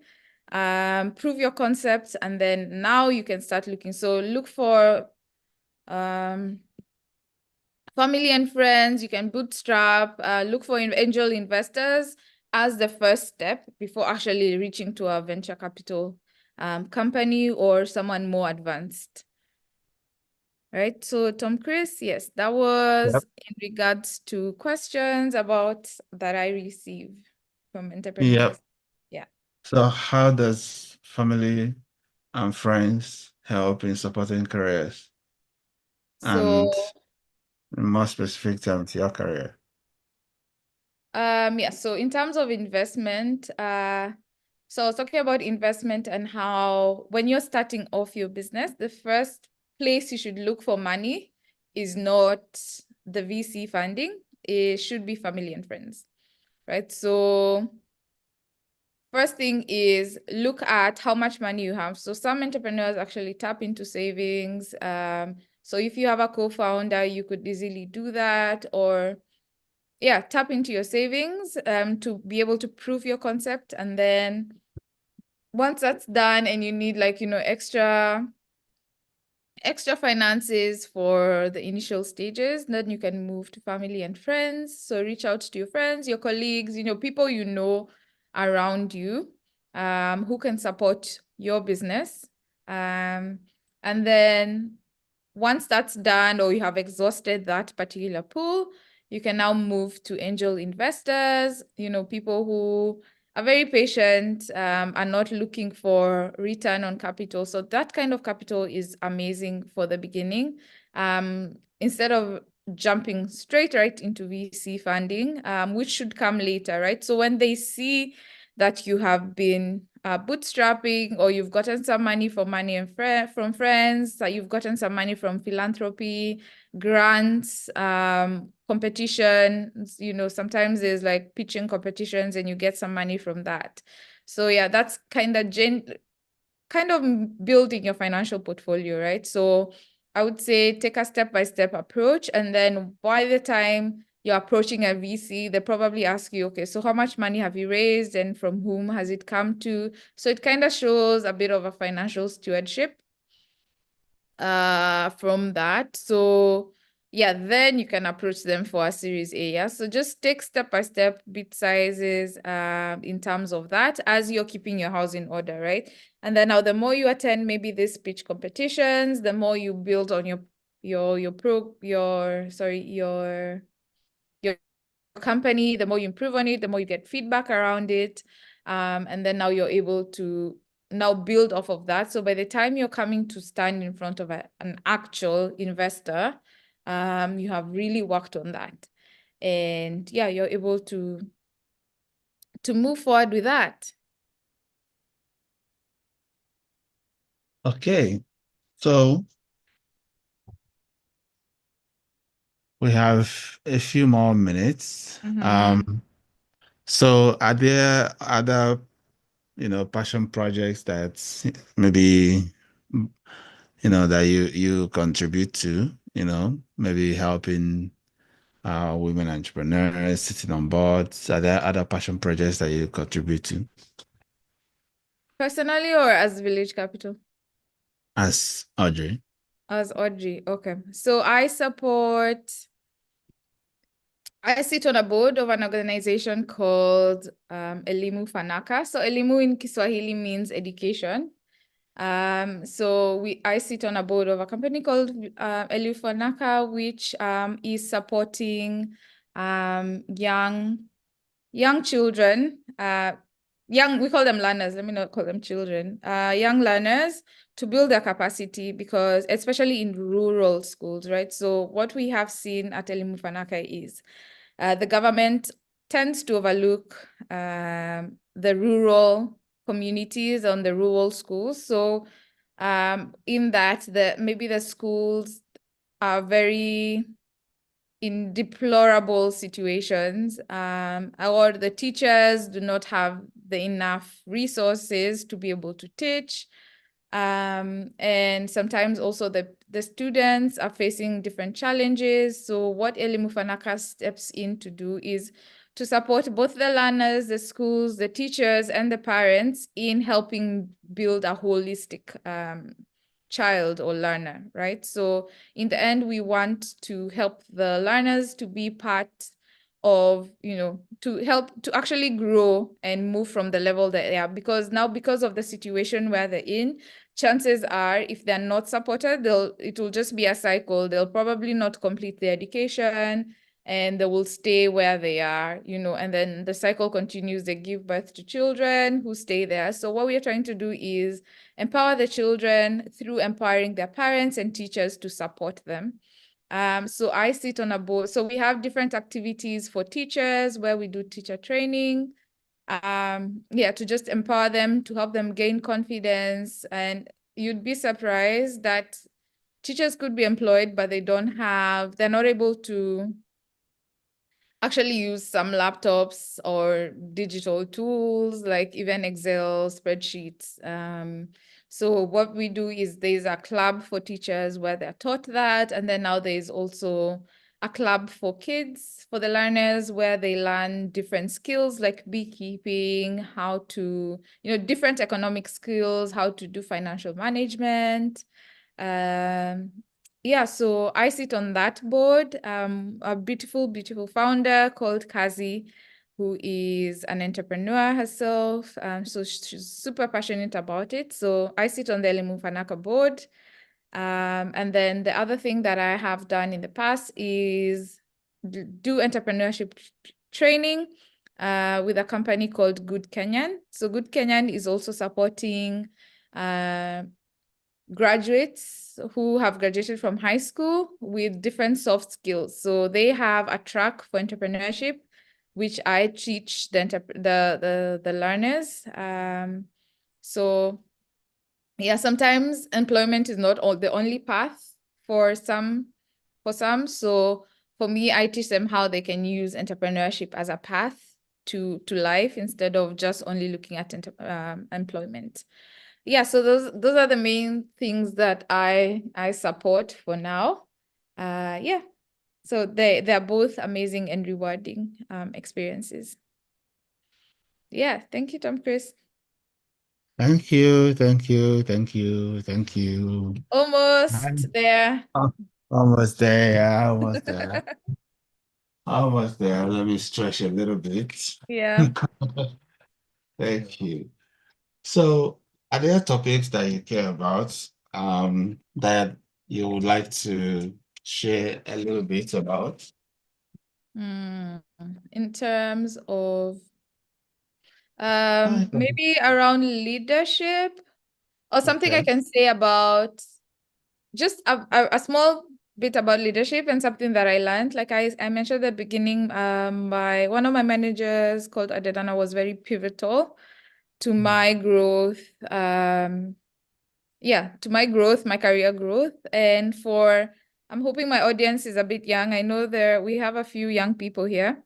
And what I would say is when you get to somewhere, make sure that especially if you have a very good manager, make sure that you learn a lot from them, right? So relationship is very important when you are working in whatever organization, and you never know who God puts in your path. You can have a really good manager, and if you do happen to land one good one like I did, make sure that you maximize on the opportunity. And if you're pushed, take challenges. Don't always be comfortable. Don't push yourself away from your comfort zone. That's how you grow. Don't be afraid to try out new things. If anything comes your way, there's a reason for it. So if someone pushes an opportunity your way, make sure that you take it, try it, and then that way you will know, okay, this doesn't work, or this is, you might surprise yourself. So if you have a good manager, listen to them, work with them. They can also be your mentor. It doesn't have to be very strict and kind of work like just it's work and it's business. Your manager could actually be a good friend, okay, with boundaries of course, but yeah, they could be a good friend. They could support you in whatever you need to do. And one valuable thing I can say I learned early in my career is that you need to learn how to lead yourself. So if you want to be a good leader, like for myself, to be a good manager, it starts with how I lead myself, right? So I have to be a good manager to myself before I can actually manage a team well, right? So perfect your self-management, then you can be the best leader that you could ever be in whatever position and capacity you're in, right? So think of self-management in terms of when you wake up, how you wake up, what you eat. If you decide to do something, maybe I'll do something at 8 a.m., make sure that you do it. Plan your time well. So by the time you're able to manage yourself, that's your first team. Yourself is your first team. So if you're able to manage yourself well and effectively, so you're able to manage others. So if you fail as a manager, for example, chances are that you are not as good at managing yourself. So the biggest takeaway I can get from leadership, or that I have learned from my manager, is learn how to manage yourself first, and then you can be able to manage others, right? So it's something that I'm super passionate about. And then the other thing is about entrepreneurship. Not everyone is as courageous, but if you have the courage to be an entrepreneur, go for it. Like the previous speaker spoke about it. Challenges are everywhere. It's not as easy, but it's very fulfilling. If you're thinking of taking the entrepreneurship route, please go ahead and do that. It's different now from a few years ago where there was no support. Right now, there's support for anything. There's incubators, there's accelerators, there's VCs, there is seed stage funding. Yeah, so there's all types of help every step of the way, right? So you have people like Tom Chris for Ready for Work who are able to support you.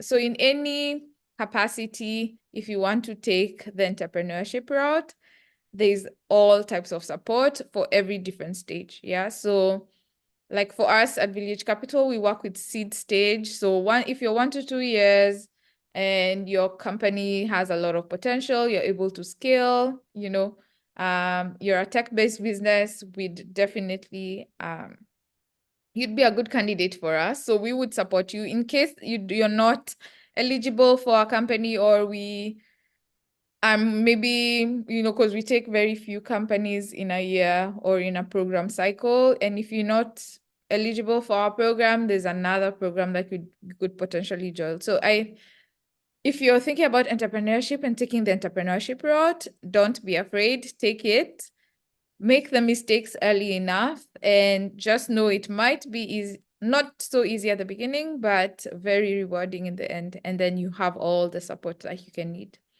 Yeah, so thank you, Tom Chris. Thank you too. Thank you too. Thank you You got too. 10 minutes. Yay. Okay.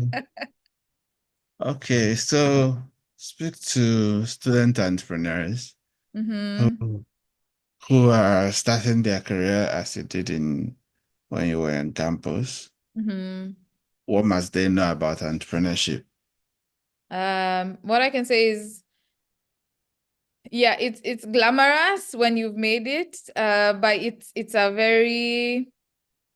like a baby. Entrepreneurship, I equate it to like being a baby, like raising a child, basically, right? So at the beginning, when you see an adult, you don't remember that they were a baby, right? So at the beginning, which is the foundational years, you have to put in a lot. You'll have to do a lot of research. And then sometimes when you have an idea, however, like I gave an example at the beginning of an entrepreneur that we worked with, Complete Farmer, who started with a very different idea from what they're doing now, right? So just be open to sharing your idea. Nobody will steal it. People get scared of sharing their ideas and getting feedback from me because, hey, I have this beautiful idea. Okay, yeah, someone might steal it from me, but sometimes nobody has that zeal to push such an idea other than you, and you are the only one who understands it the way you do. Yeah, so speak to as many people as possible, get as much research, get feedback from it. So if you want to start, talk about it, put everything together, and then also be open to people poking holes into your business, asking you questions. So don't get offended when someone is like, have you thought about this? Have you thought about this? So the more you share, the more you see, opportunities or some things that you've not thought about. So yeah, so if you want to start today, because today is the earliest you could ever start, right? So don't think about next year, but if you have the idea now and you know what exactly you want to do, get started as soon as possible so that you can be able to build as quickly and fail fast if you need to, and get also feedback on your business. So just it might not be as glamorous at the beginning, because it's a foundational years. Like I said, it's like raising a child. It might not be too easy at the beginning, but very rewarding. You see, when your child is in high school, now they can walk, they can take themselves to school. Yes. And when in university, it takes a while. So think of it like a baby. You have to feed the baby at the beginning. You have to take care of the baby. You'll have long hours. But yeah, in the end, once you have customers, you have people who believe in your business, people will start coming on board. So have confidence. When you get a no, it doesn't mean that your business is necessarily bad. It could mean no means come back later. No could mean it's not the right time. No could mean go work on your business, improve on certain issues first, and then, then you can come back. So when you get a no, just have that grit where you have the grit when somebody says no, and believe in your business, believe in yourself, and nothing can stop you, basically, right? So don't only think about employment, formal employment as a way to life. Entrepreneurship is also another route, but it might not be as easy. You might see your colleagues getting employed, living the life while you struggle, but don't think of it like wasting time. Think of it like building a house or raising a child. The foundation takes a lot. You put a lot into the foundation, but once the building stands, it's very amazing and rewarding, right? So that's the advice I can give Tom Chris to anyone that is thinking about entrepreneurship, especially for the students. Wow. Final thoughts? Final thoughts. Super proud of you. But before that, entrepreneurship, I think, is an amazing tool for the continent. We all live, for Africans, we see the challenges that we have. We see, like, we live in them, we walk every day in them. So instead of blaming the government, which is what we usually do, blaming the government of the day, think of it like an opportunity to step in and solve something, and also a way of helping create, like I said, we have about 12 million people entering the workforce, right? So if you create a solution around a problem, you're able to help these young people who are coming out of the workforce get meaningful employment, right? So you're not only solving a challenge, but you're also helping people to be economically stable. Yeah, so entrepreneurship has a lot of potential. There's a lot of support for entrepreneurs. So if you're thinking about it, the right time to start is now. Don't wait, don't do too much thinking, too much researching. Start, and somehow the business just takes its own shape. Yeah, and grows. So yeah, in parting shot is there's a lot of support. If you're thinking about entrepreneurship, start. Today is the best day to start. Do a lot of research. Don't go straight for the VC funding. Start with bootstrapping, which is you putting your own money into the business. If you don't have that, you can borrow from family and friends. Look for angel investors. Go for competitions where you win prize money. And then after that, you can look for seed investors or angel investors in that case. And then VC should be like the fourth or fifth type of financing that you're receiving as an entrepreneur, right? So do a lot of research at the beginning, look for family and friends, and start now if you're thinking about it. But no, the journey might not be as smooth, but it will be rewarding in the end. And another parting shot, Tom Chris, is I am so proud of you and I'm wishing you all the best. And may the Lord strengthen you and may you be successful in this endeavor. All right, so we have about 3 minutes on the clock, Tom Chris.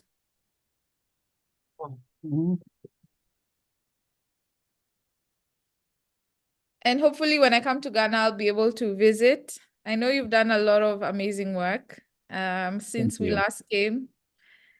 Thank you, thank you, thank you, thank you. Yeah. So, yeah, if you were not with Village Capital, what would you be doing? Ooh. Other than traveling, if I didn't have to make any money, I'd be traveling the world. But but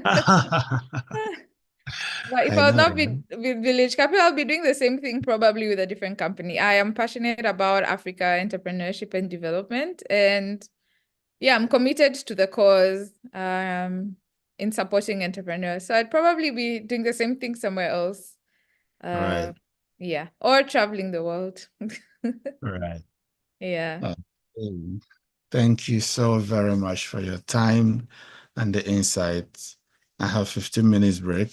Let me go Yes. and contest the power of sleep. Yes, please. All the best, Tom Chris. We're cheering Thank you on from you. the sidelines from UAE and Kenya. Yes, Wishing you all the yes. best, and we'll be tuning in as well. Thank you so very much. All right. Thank you. Take care. Thank you. All right. Bye. Bye.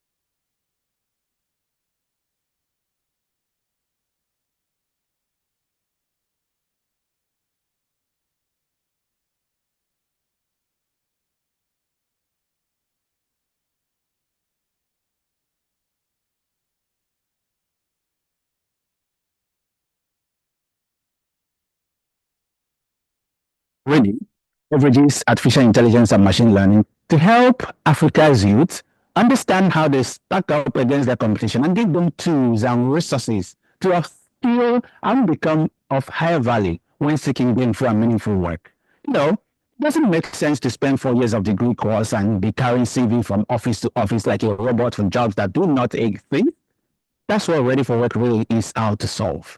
So we've been having exciting success stories from this program, in which we've had 5 cohorts of it, and 126 people have leveraged our platform and our system to make their life progressive and meaningful on their own terms. And I've been told if a lot more people, a lot more young Africans know about this Ready for Work platform, they will utilize it, they will take advantage of it, they will be part of the global workforce. And so that's what this Guinness World Record attempt is really all about. And I really want to thank every one of you that have joined us in the process of mobilizing attention for the speakers and the programming. I thank you so much. But we still have a lot more work to do. You can join us today.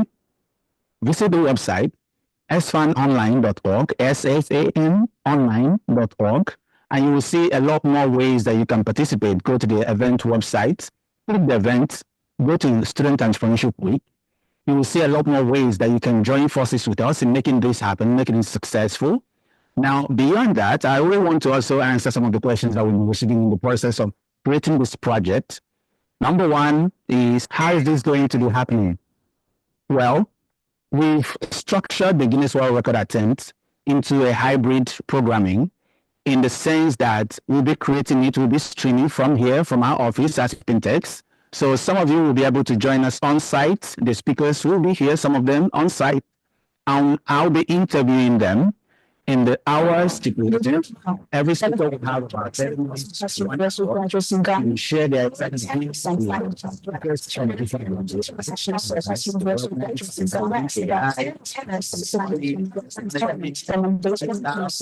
Every other exciting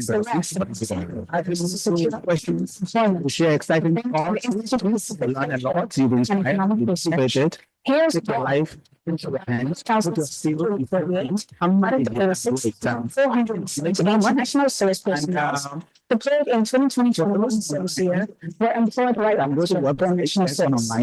Take up to 10 years for the remaining 7,830. ISSER says. And on continental level, nearly 64% of people aged between 15 and 24 are unemployed. Many thought leaders have called recent employment in Africa an economic crisis. Over the past 8 years, SARS Promotions has been researching the root causes of Africa's rising movement and shows 5 specific issues. Number 1, mismatch of skills between academia and industry requirements. And 2, lack of access to job sources. Number 3, lack of right type network. Number 4, lack of coaching and support services. Number 5, jobs available. I do not take that for So there's a career accelerator that makes use of and machine learning. This is not job seekers, employment settings,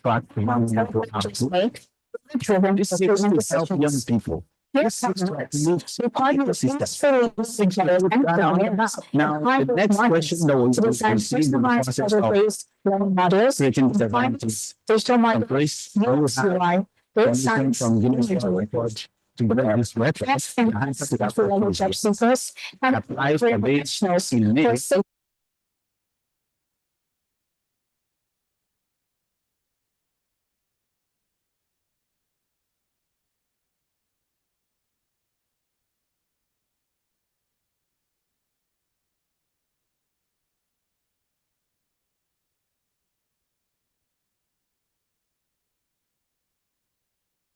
Invigorating.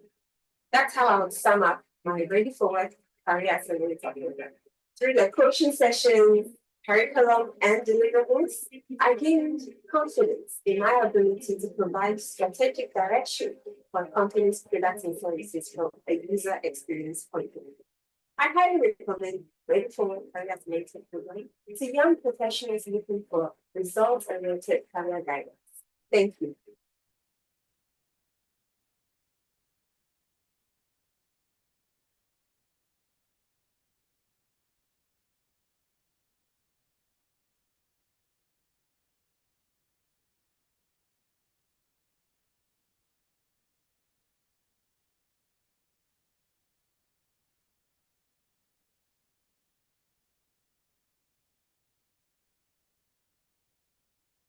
I would describe my ready for work experience as impactful. As a recent graduate who's still trying to navigate the job space, I've received the confidence boost I need from the Ready for Work Career Accelerator. I highly recommend Ready for Work Career Accelerator to individuals who are still trying to find their feet in the job space.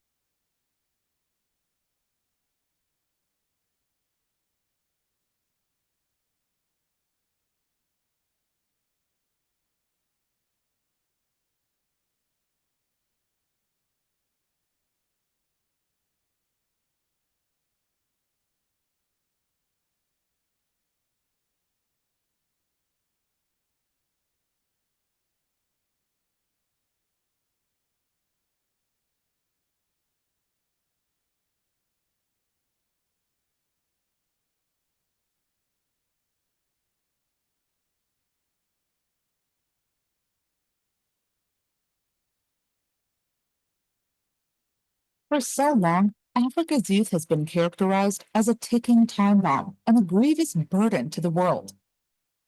They tell us Africa cannot help itself. Its youth population is deplorable and must be cut down. But how can a continent with the most extensive trade bloc and brightest minds on the planet continue to be infantilized and plundered? The answer is simple. Our education system, the bridge from misery to hope and the promise of progress, is broken. Kids go to school and fill their brains with outdated information and data that has zero real world relevance. And then the administrators send them off like robots to search for jobs that do not exist. 6 years later, they're still carrying CVs from office to office. As a for youth by youth company, Stars from All Nations understands these challenges firsthand, and we figured out a way to help Africa's teeming youth population become globally competitive and win. It's simple. We create frameworks and support services that help Africa's young geniuses to unlock their potentials, and in turn, act as catalysts to help others live on their terms. Our epic SFAN events bring the brightest thought leaders around the world in the same room with young people to spark meaningful conversations. Our Ready for Work Digital Career Accelerator makes use of artificial intelligence and machine learning to equip job seekers with skills, create easy-to-use pipelines for them, and help recruiters make data-driven decisions. SFAN also provides businesses and individuals with on-demand services that help them actualize their dreams and thrive. Our target market is worth over $130 billion, and this number could receive at least 60% upside in the next 5 years. SFAN is rightly positioned to capture more than 20% of this market, meaning the education company for the young and ambitious thinker.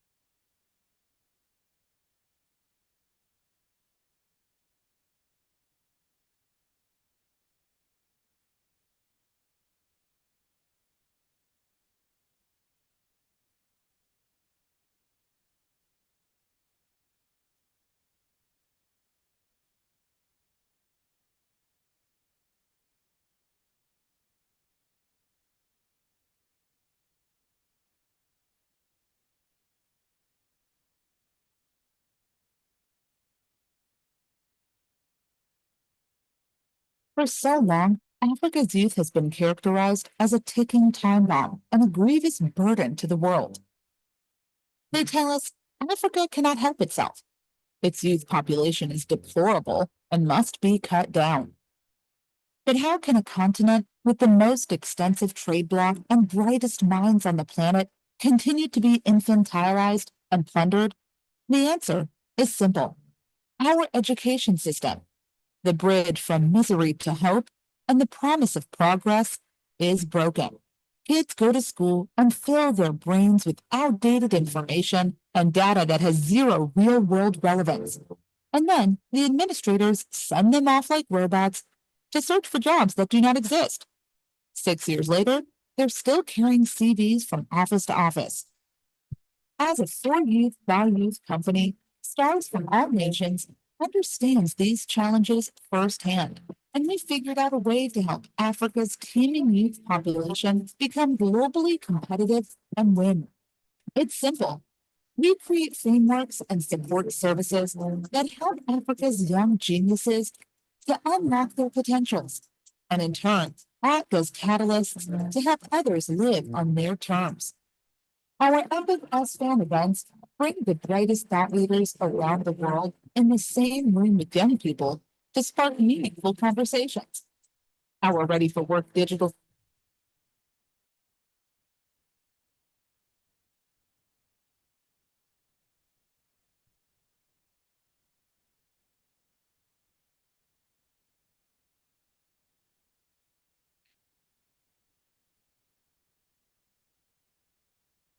Hi, Michael.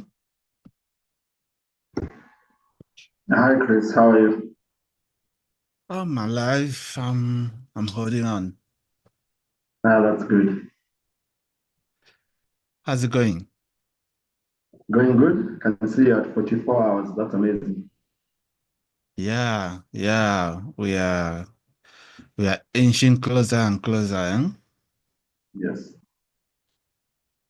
Great. So let's get into it. Could you please introduce yourself to our audience? My name is Michael Meshe. I am the co-founder of a nonprofit called the GSEW24 Foundation that focuses on AI for Africa by Africa and preventing AI hegemony. I'm also the co-founder of Everse Technology that builds AI tools for data protection, data privacy, and we started now recently building infrastructure platforms for AI as a service. Great. So obviously today we are talking about AI for social good. Now I've had a few other speakers talk about AI, and we discussed, some of the misconceptions that people get. But what do you think is the misconception that people get when it comes to AI? I think the biggest misconception is that I have felt is that the term artificial intelligence and how we keep changing its definition has led to the belief that machine learning, LLMs, and other tools are actively considered AI. I think from a philosophical point of view, intelligence requires a theory of knowledge, and I think that's still lacking within our current state of artificial intelligence. Right. How long have you been in this field? I'd say I've been in this field ever since my first computer, or rather the first time I started using a computer back in, I think that's about, I was 9 to 11 years old. Games are what got me into computers and AI. Seeing the non-playable characters move around and being informed that's AI, I quickly gravitated towards video games and artificial intelligence. Nice. So, tell us more about the enterprises that you mentioned before. So I'll start with Miyazaki Lizetu Foundation. So it's a nonprofit foundation. It started last year. And one of the things we wanted to address was the disparity of power within the AI space, where the global north has the compute, the data centers, the talent, the people. The global south, majority of the time, all we offer is just data. So there was the potential risk that we saw of the global south becoming data colonies. And so started the initiative to encourage more development of African tools in the AI space, more use of AI within Africa, more localized context, especially with the solutions, also to encourage development of data centers within Africa that allows now for compute to also sit within Africa.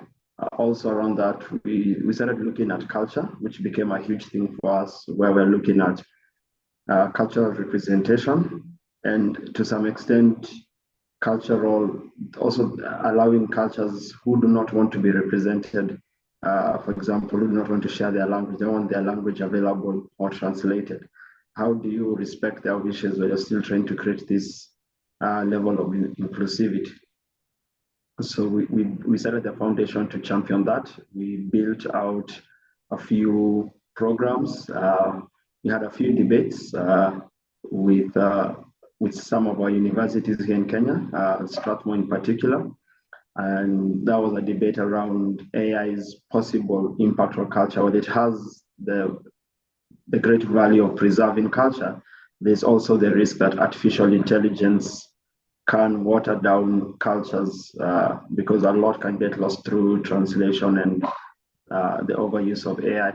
The other enterprise, which is Evastec, that started 2 years back, and we started trying to build a small model that could be used for data protection and data privacy. So we ended up building one model as an LLM that's able to scan your database with some agents, determine for you data maps, show you data life cycles, and check compliance with the data protection laws. For privacy, it allows users to give us their email address, and we track down which providers have your data, which providers have sold your data to third-party brokers and the likes, so able to give you a privacy heat map. Then lastly, what we're doing with Evastec is we're creating something called AI as a service. One of the challenges we saw was that, especially for enterprises, the barrier of entry into the AI space, especially where they need residency of the model and the data, was the cost of infrastructure. So now we are coming up with a model with some of our partners to offer this infrastructure as a service, as well as the talent to help do the training, inferencing, the whole pipeline. Yeah, so that's what the two enterprises are working on. Michael, you gotta forgive me because I'm fighting the powers of the air. So yeah. So now your AI solution, you said, has been instrumental in, I didn't hear half of what you said. So what we've built with Evastec, I can repeat, is a data protection tool, which for enterprises allows them to check compliance with data protection laws and also build data maps and data life cycles. The goal is to take compliance from 14 days to just a few hours, and after that to have compliance being checked in real time. So it's a very ambitious project that we're on its second phase, where we're now building the data maps and the life cycles to assist this the AI that we've been working on for the last 2 years. Okay. Who is funding? We are completely, sorry? Who is funding the project? Oh, we are completely bootstrapped. Yeah, so we've been bootstrapped for the last 2 years, but Q1 of next year, we'll be looking for funding to scale our business. Wonderful, wonderful, wonderful. Okay, so as a young person in business, what are the challenges that you face that you feel might be peculiar to young people? I think the first challenge, which is the most common, is funding. I think in terms of getting an idea that you want to take to market, I think that's a little bit easier for most people. We're able to quickly identify problems that need to be solved. But funding sometimes becomes a challenge. For example, as both for Ivastech, we've had to be bootstrapped for over 2 years because the initial stages when we started looking for funding, no one was ready to fund us. They wanted us to be post-revenue. Others wanted us to focus, other VCs may have wanted us to focus on not AI, but maybe financial inclusion, get into the fintech space, or agri-tech or climate. So funding became a unique challenge for us. And obviously not giving up on the dream it's also quite a challenge where you bootstrap this thing. So you're working on it over the weekends, on your days off, or you're doing your 9 to 5. And that can also be a challenge where after a year, you feel like it's a very expensive and painful hobby that you want to get rid of so that at least you can have some peace. But I think if you're resilient enough, you get it through. So I think, yeah, the time challenge in terms of just how long it takes to have a working product and the funding, I think those are the two biggest challenges.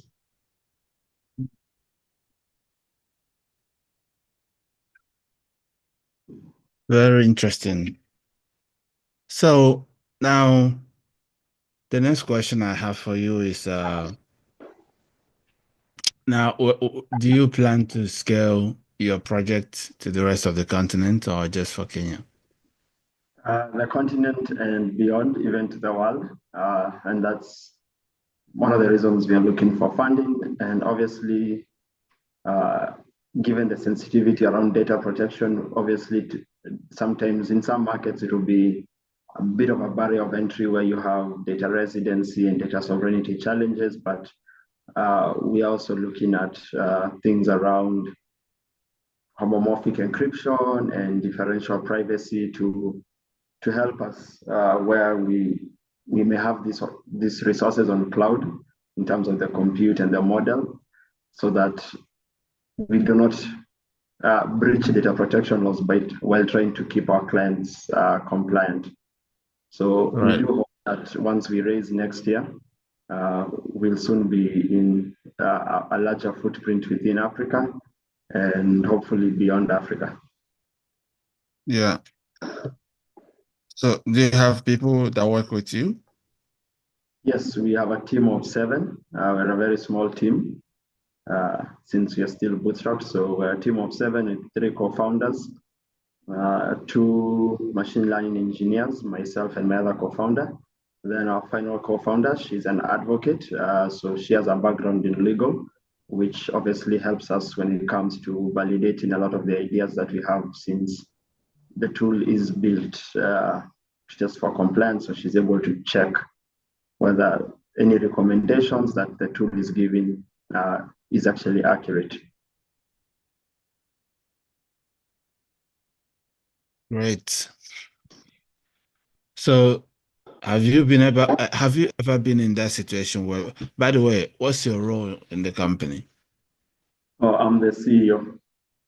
Okay. Have you been in that situation whereby you feel like your people don't listen to you? Yes, but I think that's just challenges around expression of how you express your ideas.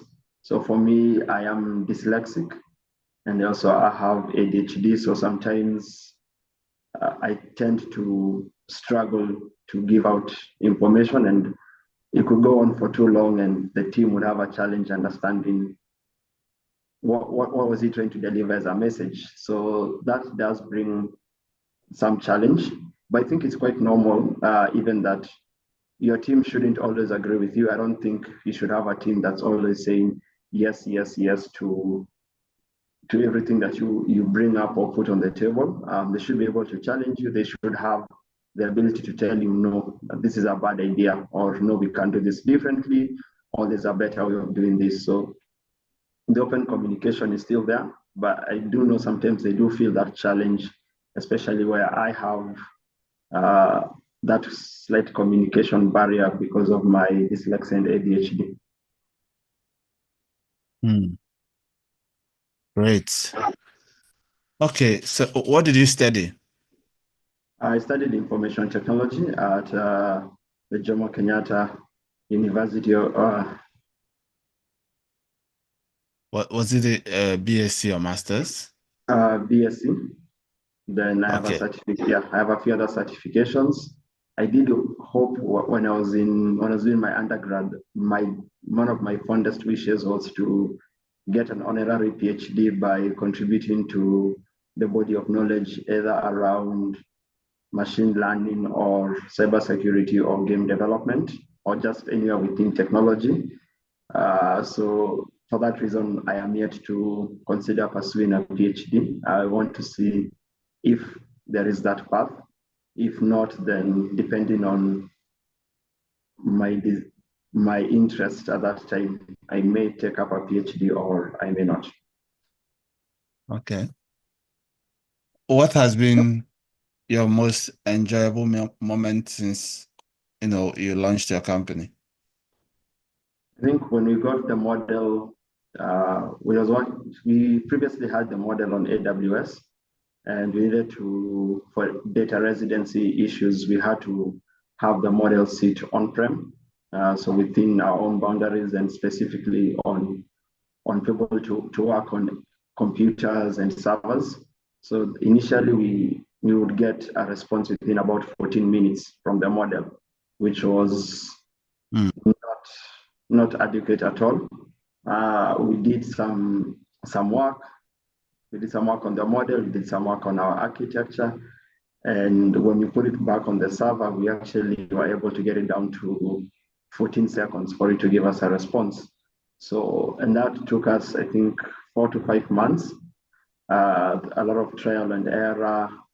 But I think that one moment when we cracked that, that's when it felt like the dream's not dead. We actually can go the distance now that we've made it this far.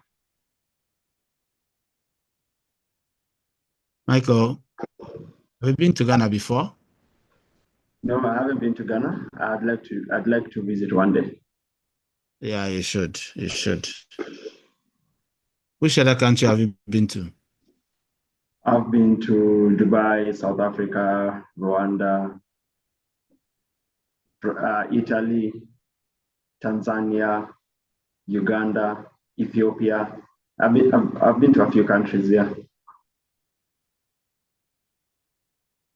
Wonderful. So, would you say you're a top voice in AI in Kenya? I guess the people who do view me that way, I don't think I am, but I do try my best in terms of educating people around artificial intelligence, trying to put a spotlight for Kenya. If I am a top voice, then I think that's for people to decide. And if that's the case, then I just continue doing what I'm doing, and hopefully people are benefiting from the work that I'm doing and from what I'm sharing around artificial intelligence.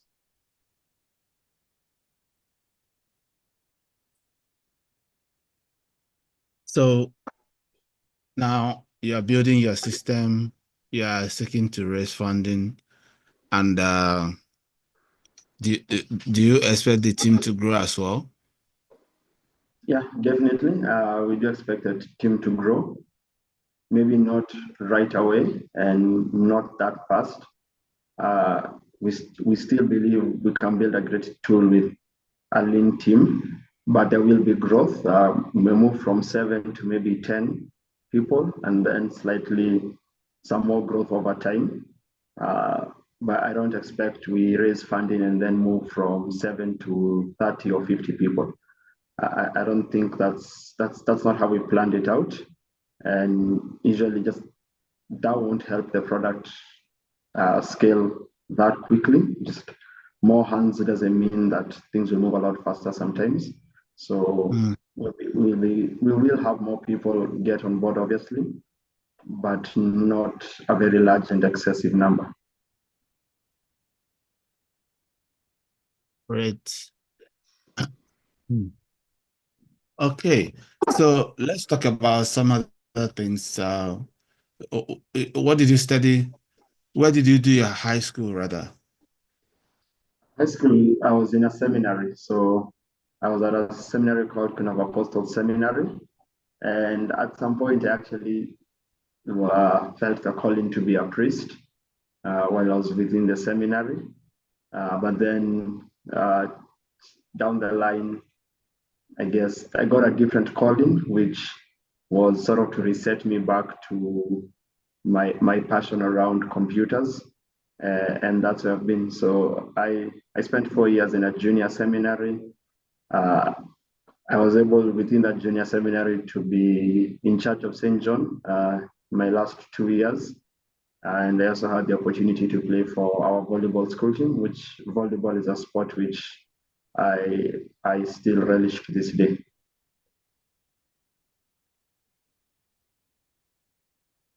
Which sport do you play?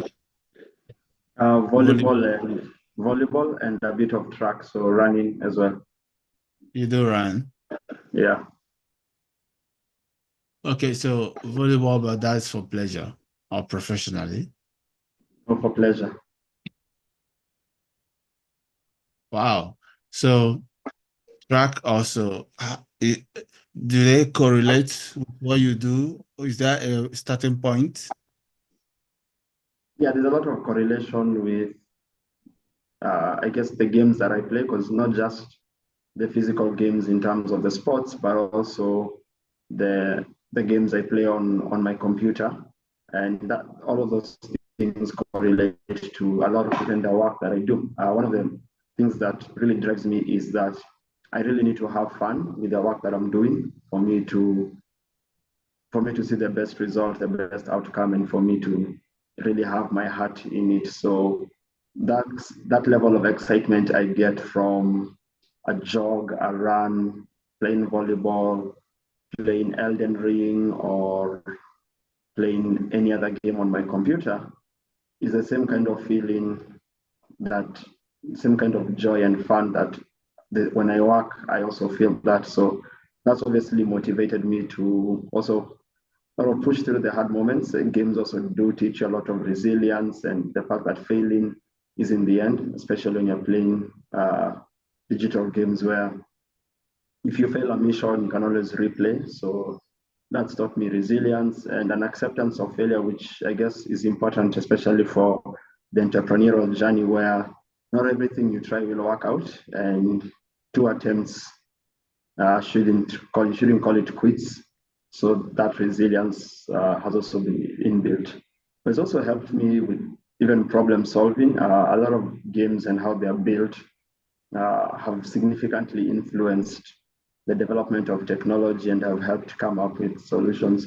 Pathfinding within video games is a very good tool, is a very interesting area of study for me, and it has some correlations to artificial intelligence. Recently this year, I started looking at how digital twins built in game engines can be used to sort of plan out city development, and even maybe use digital twins for predicting damage that can be done by natural disasters, whether that's floods, heavy rains, earthquakes, forest fires, and the likes. And so I'm always finding myself going back to my experiences in gaming to try and bring them to my professional life.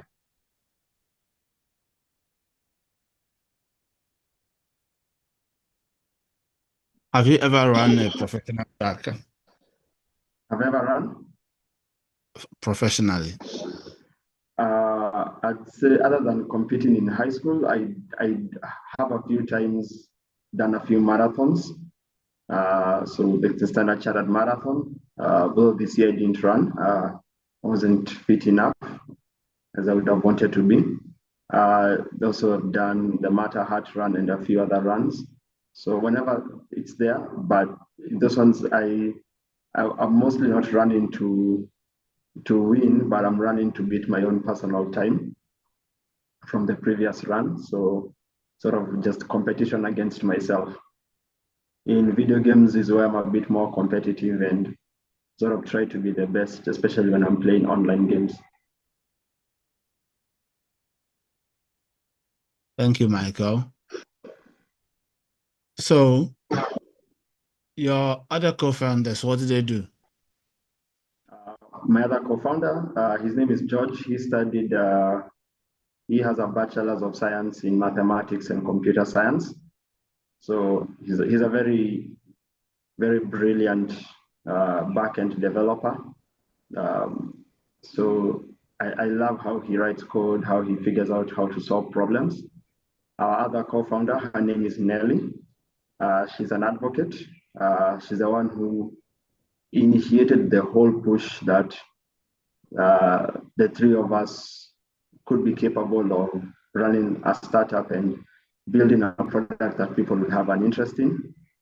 And when we picked data protection, early on, her role was to ensure that whatever the model, what we trained the model on, its responses are accurate and they are responses that would be accepted by either a practitioner within data protection as well as someone in the legal space.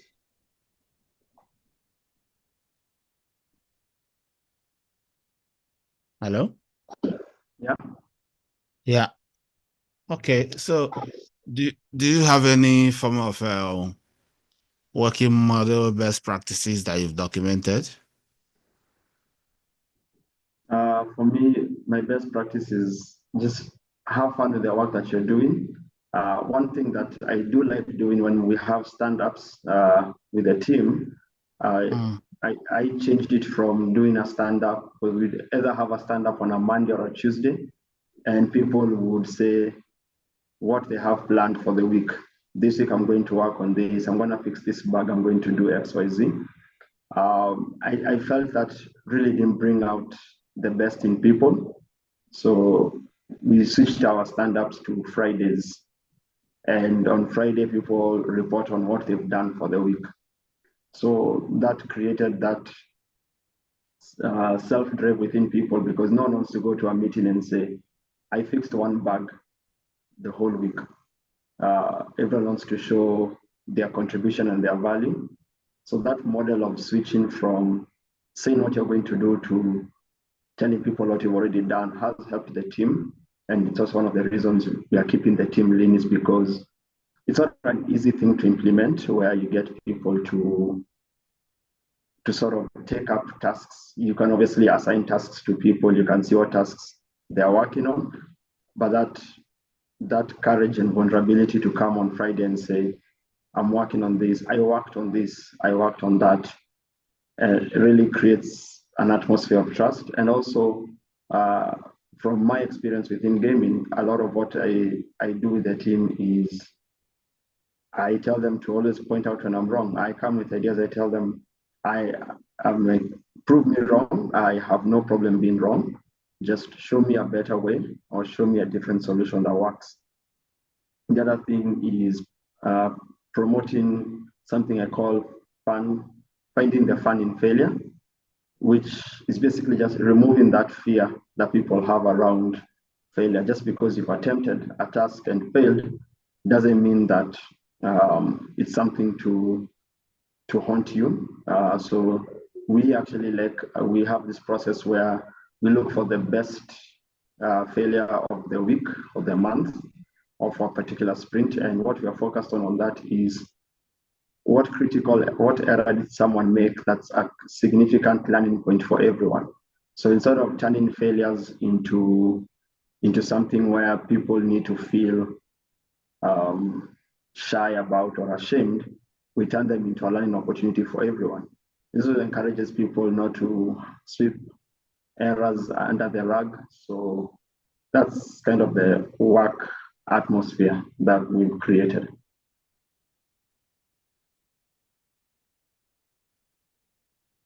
Nice. Nice. Okay, so obviously that the AI is a huge market. It has a huge market right now. So what would you say for ecosystems that it hasn't been developed as much? I think an ecosystem where AI hasn't been developed as much is on edge computing. I think especially for Africa and the global south, edge AI that sits on the edge, whether it's on your mobile phone or your laptop, I think that's a significant area that needs a lot of development, especially for Africa.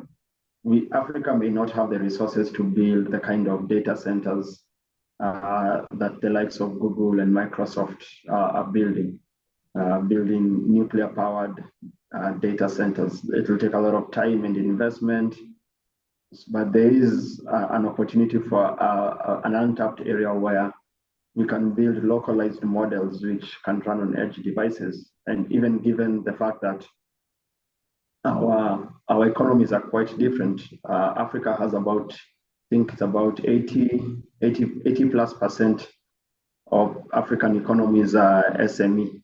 So they're not they're not large enterprises where most of the economy runs on. So these SMEs obviously don't need all these servers and everything, but if they could have tools, AI tools that sit on their devices, whether that's on a mobile device or on a laptop, I think that could have a significant impact for Africa.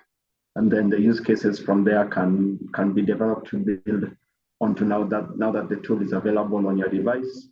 We can start seeing use cases for education, use cases for monitoring and alerting.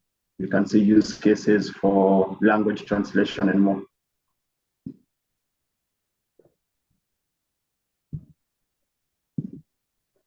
Hey, Tom.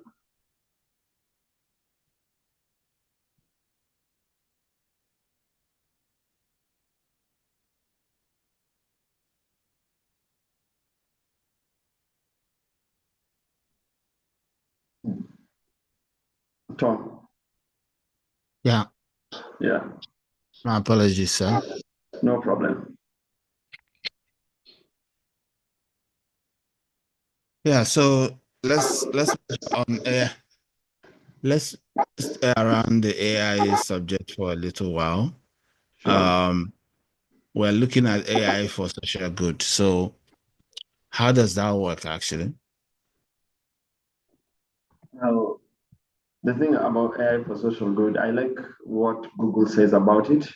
And I think that's applying AI to make a difference in the lives for those who need it the most. Now, we can look at many areas of application where AI can be used for social good. Within healthcare, whether that's doing diagnosis, whether that's personalized medicine, whether that's forecasting outbreaks and all of these things, helping synthesize new drugs. That is something that's good for a lot of people. We have education where AI can be used for building personalized learning experiences, especially for me. I think where it has value with education is where we can use artificial intelligence for creating content which is in people's local dialect. Studies have shown that when people learn sciences and math in their local dialect, they tend to perform a lot better. We saw that how Japanese kids in Japan learning math and even learning to use the abacus all in their native tongue, to the point where they can visualize the abacus and solve very large computations very quickly. So I think the same can be applied to Africa, and AI can provide us the capability to perform this translation so that learning is personalized. Another area of importance that AI could play a role in is in agriculture, whether that's to improve crop yields for food safety and security, helping us manage our resources so that we're not using too much water or using too much land and growing very little. So there's a lot within that. AI can help us discover more sustainable ways of farming that don't have adverse consequences, whether that's through carbon footprints or that's through the deterioration of the quality of the environment. There's a lot that can be done there. On sustainability as well, we can see how we can use artificial intelligence to predict natural disasters. I remember in Kenya this year we had a situation of flooding with our heavy rains, and there was quite an impressive collaboration within the tech community where people worked using artificial intelligence to predict where the floods would be, to the extent of damage. And hopefully the goal over time is to take this further so that we are able now to even build safety measures around this sustainability. We're able to predict which areas are going to be affected by certain natural disasters and actually react on time in a preventative manner as opposed to reacting after these events have happened. The other one obviously is on public safety and disaster response. AI can be used very nicely to, as you said, to detect possible disasters and then provide mitigating steps that could be taken and ensure the safety of people within their respective countries. Economic development is one particular area that I'm also passionate about when it comes to AI for social good. I feel that AI has given us an opportunity to sandbox economies as a whole. So I felt that across the world, in Africa, even in Kenya, we come up with policies which obviously there's a lot of research and data that goes into building these policies, and then we try and see if the policy works. If the policy doesn't work, after maybe 3-4 years, maybe the policy changes. With artificial intelligence, we can create digital twins of economies and then now start simulating economic policies, start simulating different scenarios where what happens if this industry grows, what happens if we put more resources into this, and that can lead to a lot of good. Another area that also is of significance for me passionately for AI for social good is on accessibility. Technology, for the most part, has been on the accessibility front has been playing catch up. This is in terms of allowing people who need access to people who have any disabilities to access some of these technologies. Most websites you visit, they do quite little for people with any disabilities when it comes to using them. Maybe they allow you to enlarge text, but you can go a lot further for people who have color blindness, the people who require certain peripheral devices. So we can see AI playing a role for that, even with robotics. Combined with robotics, you can see AI helping people who have mobility challenges finally having that barrier overcome. So there's quite a lot of good we can see that AI promises on the social side.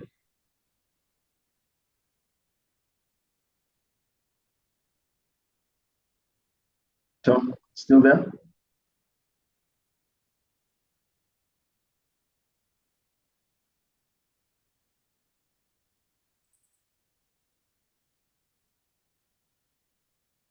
Michael? Yes. We'll finish this. By all means, we'll finish this. So we're talking about time. I think I'd like to maybe also on the section for AI for social good. I think one area that with the foundation we had started working on was with culture, and we felt that AI would be very capable to preserve culture. Its ability to learn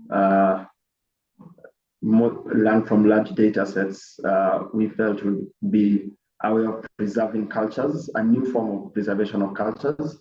But then when we started talking to to different experts within language and other fields, we came across a very unique challenge. What happens when a small indigenous group doesn't want to be included in this? It may be a decision that as a nation, you want to include all your cultures and all your languages into an AI model that would be used to serve all the people. Maybe it's providing government services through the internet, and there's an AI assistant tool for that, maybe helping with translation and the likes. But what if a very small indigenous community says no? What then? So they have the right of refusal because they're the custodians. Then also, that also raises for us the question of, if you're doing this for social good and these people have spent all this effort preserving their culture, their language, growing it, enriching it, are there reparations for them?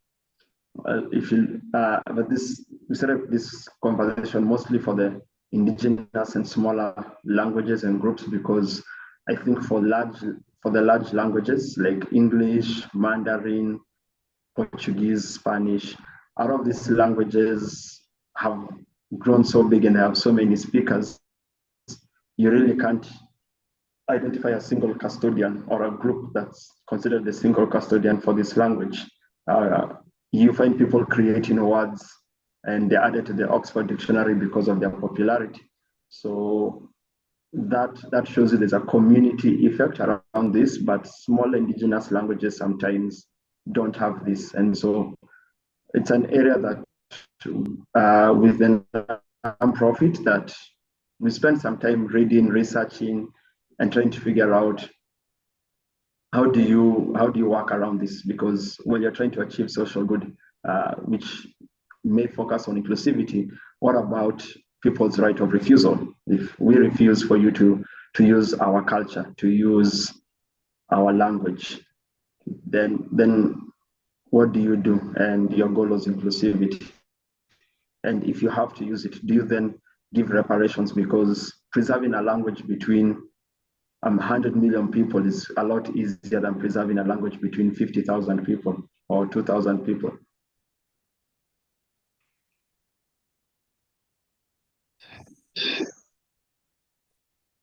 Michael. Yeah. Thank you very much. And wrapping up, could you please say something to the people that have listened to you in summary of all that we've told them today?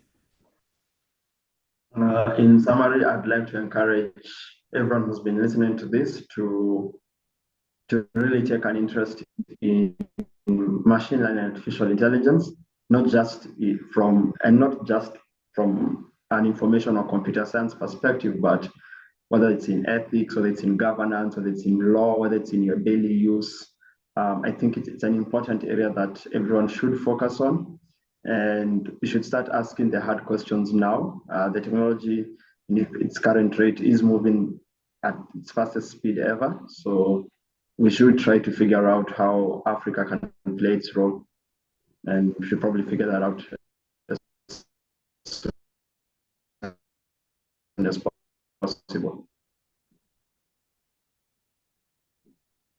All right. Thank you very much, Michael. Thank you so very much. Elizabeth. Thank you. All the best.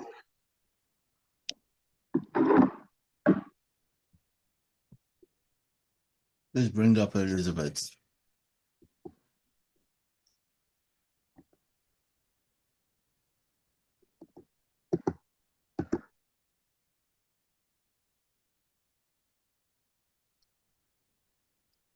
Oh my God. Hi, can you hear me, please? Yeah, I can hear you. Okay. Tom, good morning from my end. Good morning. How are you? I'm well. What about you? I'm well. Giving the givings. Thank God. Well done on how far you have come. It's not an easy one, but stay strong. You're almost there. Thank you. All right, so we are talking about gender bias in African leadership, focus on women's value. Sure. All right. Please introduce yourself and take it from here. Okay, thank you very much. Hello, my name is Elizabeth Jamina Asari. I am a Ghanaian author and creative. So I focus mainly on writing short stories and plays. And also I'm a bit into children's literature. So and also like to add that just this weekend I was announced the African Writer of the Year. I received the award in Rwanda this weekend, and it's so exciting to be recognized in my field as an author. And okay, so I am an HR professional by what I do during the day. So I write at night, but by day I am an HR professional. And it excites me to be part of this session to help you get to your goal of breaking the world record. All right, so that's a bit about me. Thank you, Tom. Thank you. Okay, so the topic is quite loaded. Give us an introduction of the topic, please. Sure. All right. So my topic is focused, as you mentioned, on gender bias in African leadership. And the focus is on a woman's valley. So the woman's valley is a book I wrote. It's actually a stage play that tries to address the gender bias in the African society, with focus on the African royal home. So basically, when it comes to gender bias, we don't really look at the royal perspective, what happens in the royal household. I think normally we feel that every kind of gender bias that happens to the normal people, the average, so we're in Ghana, so let me limit it to Ghana, the average Ghanaian that is walking on the street. We haven't really taken a good look at the royal family, where there's also gender bias in some way. So a woman's body is actually focusing on a woman, a princess, who is an aggressive one, and is also a feminist, but has been denied her father's throne because she's a woman, and that she's supposed to get married before she can ascend the throne. If not, she's supposed to forget about the throne.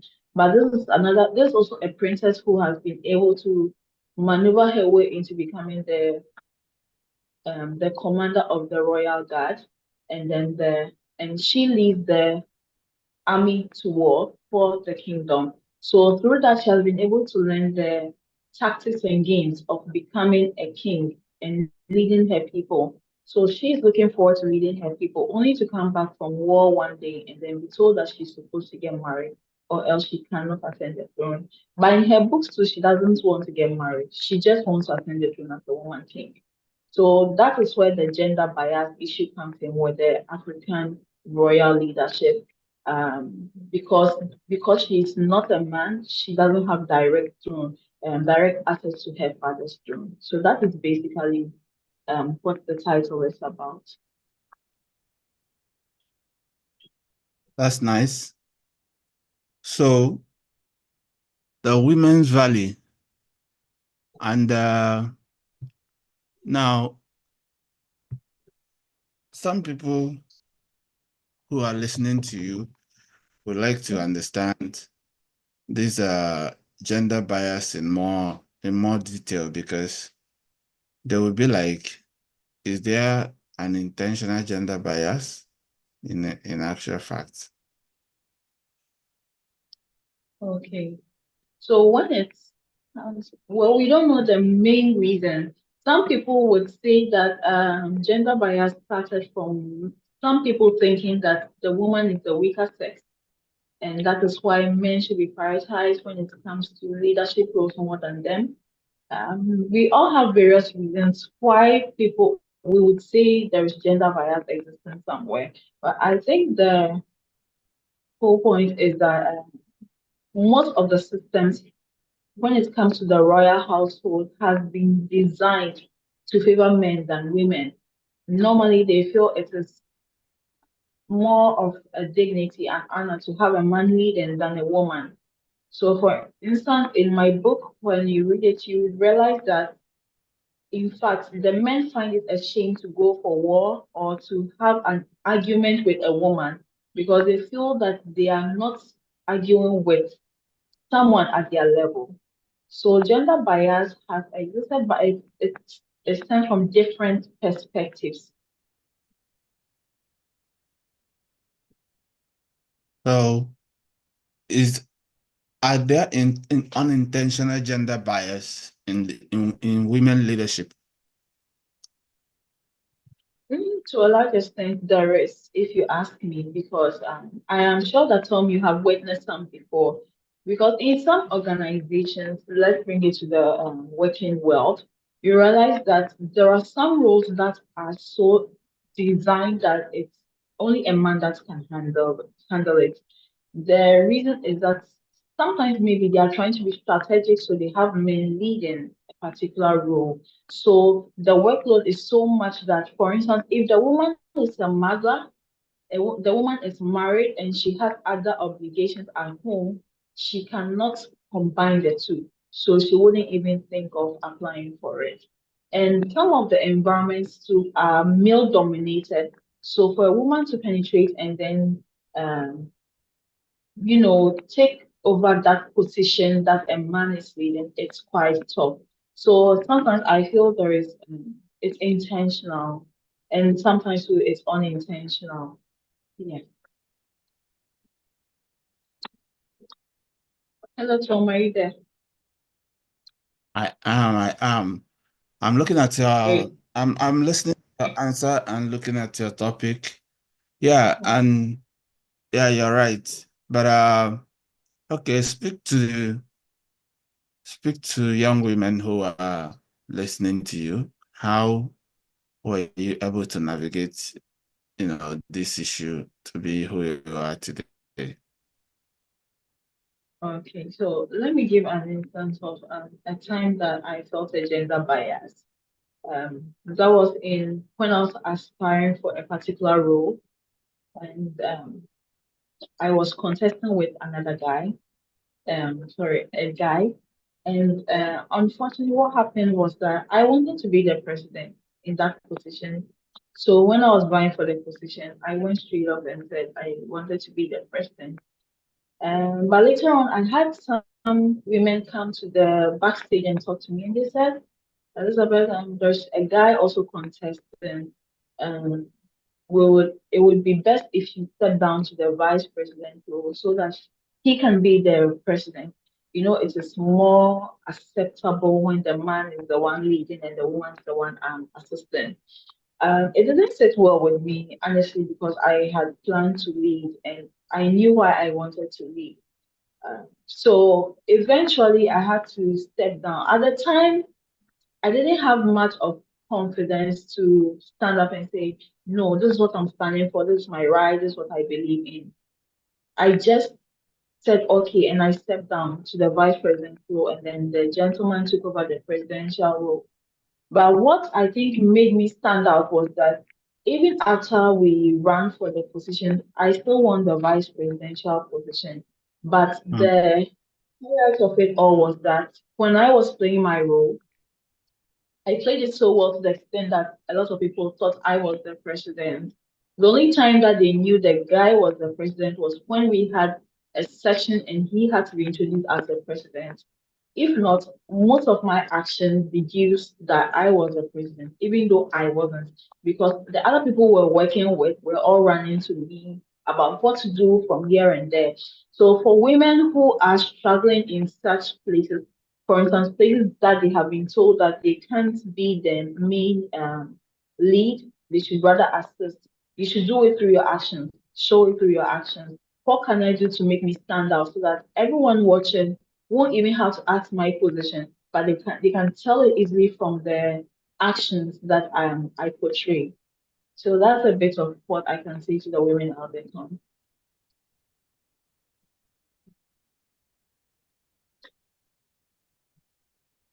Hi, Elizabeth. I'm done. Okay, so the next question is for women who own businesses looking to, break into other territories, and they feel like is the industry is unfair to women in this, in different directions. Do you have anything to say to them? First of all, well done for, having the confidence to start a business. It's not easy to start a business, especially looking at the times we are in and the economic conditions, especially that can actually discourage many people from starting their businesses. So it's a good thing for women who have already started their businesses. Now, if they are looking to enter places where they are male dominated or there's male domination, I believe they should do their research, their background research. It's very important. Do the background research and then study how well you can relate with those people in those environments you intend to penetrate. And then when you figure that out, build that kind of solid relationship with them that would give you access to places within the organization or that territory. So, for instance, if you have to learn how to relate better with those at the operational level, I mean, they mostly can introduce you to someone at the managerial level. So it starts from somewhere. Do your background research, learn to build solid relationships in that field, and then also do things that your name is heard in a positive light so that when it comes to entering those places, it becomes easier. It becomes easier to penetrate those places. There are others too, but I can't delve into it right now because I have to take time and then learn more about it. But I'll also add that it's important to do advocacy and education so that the men who are dominating those spaces understand the importance of having women there. Already, I think there is this approach that is helping women to enter certain spaces that were previously dominated by men. So, for instance, if you have observed, I don't know, but if you have observed, you can realize that now when people are even giving some form of funding to support businesses, they want to see a percentage of women in that organization. So that is something that's also helping to break that barrier of men dominating certain industries. Now they know the importance of having women there. Even if it is not going to help them, maybe in the managerial aspect, they know that it would help them to gain some kind of funding. So these are ways that women who are looking to break into such male-dominated environments can do something about it to end up there. All right. That's nice. Okay, so are you into any form of activism? I am, but right now it's not about feminism directly. I do feminism more of advocating for gender equality through my works as a writer.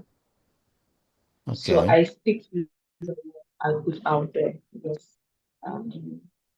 I believe we've done enough of the holding the microphones and talking. It's ongoing, which is still great, but I feel that the best platform I can make use of is my platform as a writer to be able to communicate out there. So that's what I'm making use of now. Tell me about some of your writing works. Okay, so I do more of short stories, and the short stories have been for entering into contests, and one focused on the COVID period, telling a story about how we can adapt to the new normal from a male perspective. And then also I have worked on a piece that addresses albinism, where albinos are stereotyped in the environment. And then recently I have also worked on a piece, the piece that won the African Writers Award recently. That one delved into more about infidelity amongst couples that actually has effect on their children. So I probably don't stand for one particular cause, but I look for causes around us that need to be addressed, and then I speak to those issues through my storytelling activity.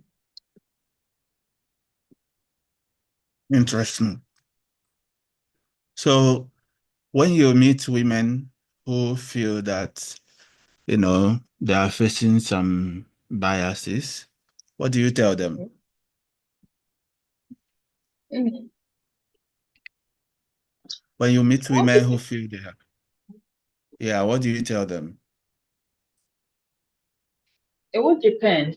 For me, I haven't had so much encounter with them directly, but I have been reading from other people's stories. So if I were in their shoes, for instance, if a woman is experiencing some form of bias, maybe in the workplace, I would say that the woman should look deeper into the matter. One, it could be stemming from various places. It could be that hey, you haven't checked that the environment you are in is male dominated, or two, that the boss doesn't really like women leading. There are some tribes that the males do not like the women in. They don't want or they do not appreciate them being in leadership roles. So find out who you are working with, what the kind of person you are working with. If the person is interested in having women lead roles, maybe that is what is contributing to the gender bias at the office space.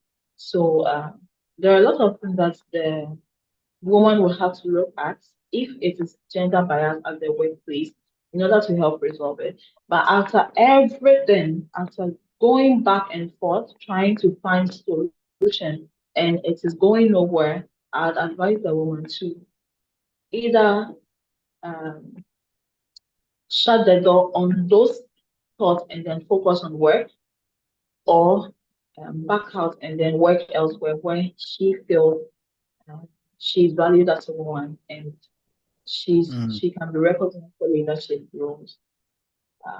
Yeah. Very interesting. Okay. Now let's go into a new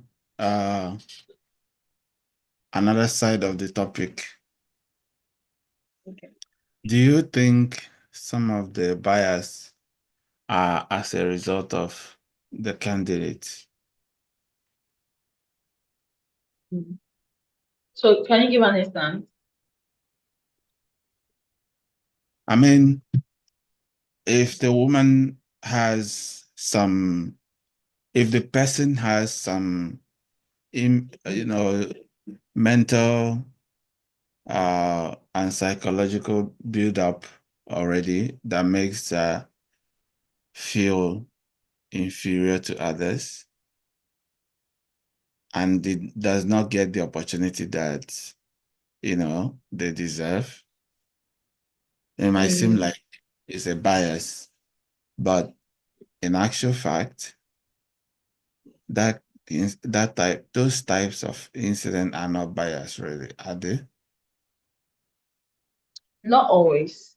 Not always. So one, it could be, you see, the person can take it either way. But first of all, I think for a woman who has her own goals, career goals, that in 2 years' time or in 3 years' time, I'm supposed to be promoted at work, and it is not happening.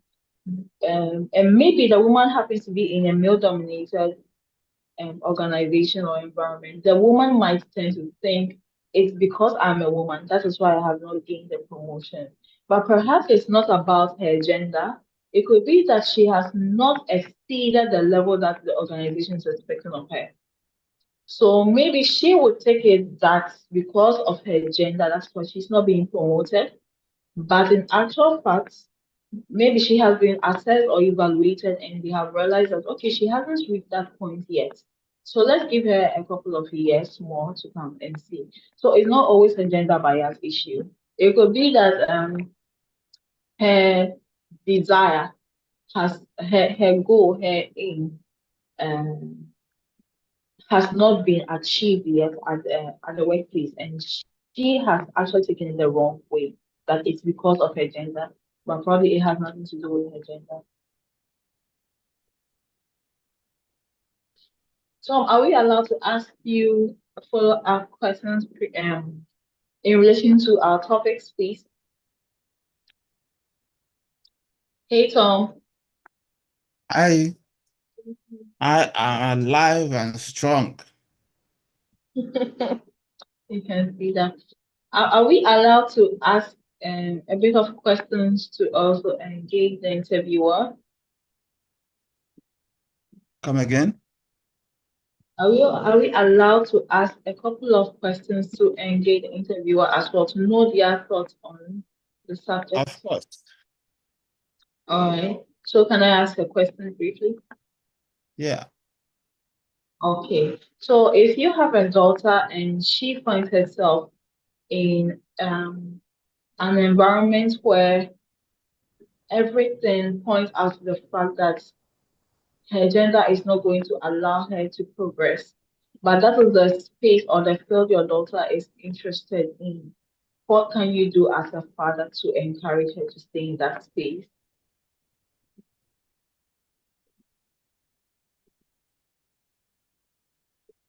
All right. If you wouldn't mind, please ask me that question again. Okay, so my question was, if you find yourself, your daughter in a space, you have a daughter, right? And then she finds herself in a, not yet, but let's assume you do.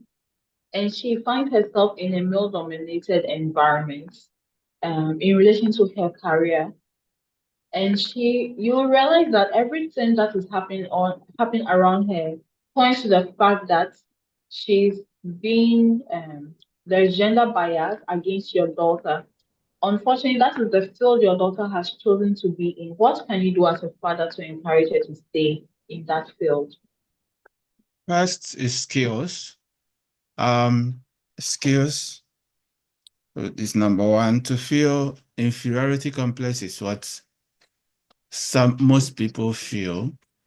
But the question is, are you an expert in this field? If yes, then represent yourself as an expert in the field. And so don't feel in any way that you are less of yourself because you are not tall, fat, short, or whatever. You know, as long as you are an expert in that field, I will say to her, don't feel any way, don't feel bad if, people misbehave or look down on you. If you know what you are about, they will respect you by force. Does that help? Yeah, it helps Great. to a large extent. It helps to a large extent.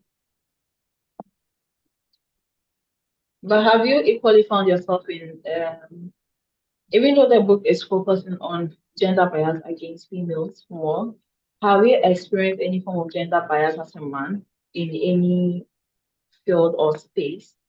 And how did you go about it?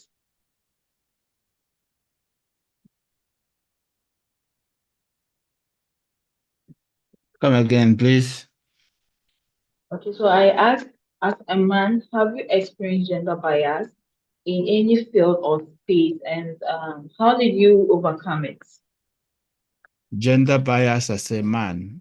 I don't know. Yes. I don't think so. You don't think so? I don't think so. Maybe I didn't notice that it was a gender bias. Yeah. Wow. You're Yeah. blessed.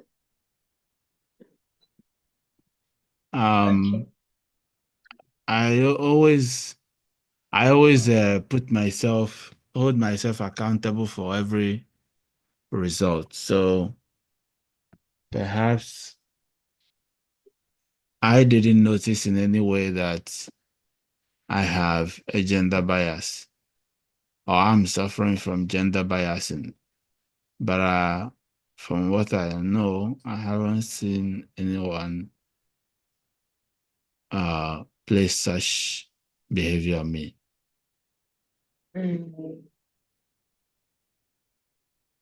Hello? I'm here.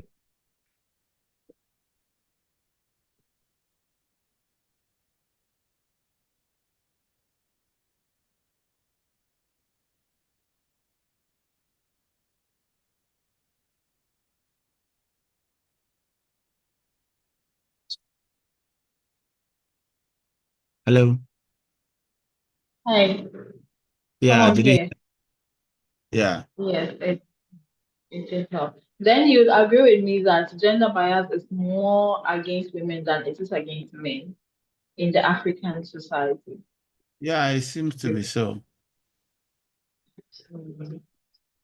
It seems to be so. I mean, it's not like something we haven't realized is happening. You're absolutely right. It's happening in some places, not everywhere, but in some places. So yeah, education is the way to, get people to value people for who they are, because, just because a person is a man or a woman doesn't change the value that they bring to the table, you know? But amidst all our education and the relearning and the online, and I feel it's still going on because I still find it a mystery that we'll still attend positions and then we'll still be asking maybe when someone applies for employment, is this a male or a woman? We have more males than women already, but we are taking in more males than females because we feel that when we have more males, they can work faster or they won't have to go and be attending to family issues here and there and then have to deal with period issues. So Chris, do you feel there's a way that we can resolve this from the male perspective? Because I feel a lot of males have still not come to the realization that they have to help fight this gender bias issues in our society. Well, do I feel there is a way to resolve it from our society?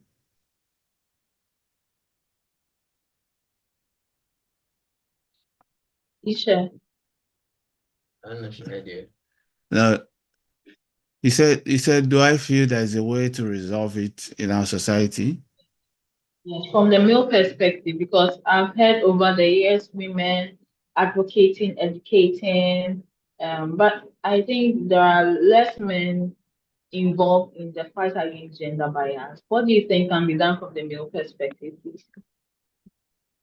I think for me personally, I would say I would say that the best way to drive out darkness is to turn the lights, for me personally. So the best way to, get people, have people earning what they are supposed to, or be in positions or places where they're supposed to, is by equipping everyone with skills and helping them secure positions that matter for them or to them. So every woman that have that personality and skill cannot suffer from, unless it's an external force. But I feel like if you train the child to know who he and she is, they wouldn't be a victim of any form of gender bias. And also, the men on their side, if men become example by practice, demonstrating respect and showing, valuing contributions of everyone, I feel like there wouldn't be need to campaign or fight against it, you know? What do you think about my answer? It works. It works to a large extent. I think from the start when you mentioned the skill, helping everyone to acquire skills and knowledge so that they are able to break the gender bias is important. Unfortunately, I also think that some women can have all the skills, the knowledge, and even be doing more than the men. They'll be performing more than the men on the job, but at the end of the day, the men will still be promoted and the women not promoted. I think I don't know if it stems from traditional belief. You know, we go to school, we learn education from here and there, but there are certain things that our culture, our tradition still dictate for us. So after all our years of schooling, whether in the classroom or outside the classroom, you'll find a man saying that he can't marry a woman who earns more than he does, or a woman that holds a higher position than his. So the skills and the knowledge can be there, but I think it wouldn't really eradicate the gender bias unless there's some kind of learning and relearning taking place there.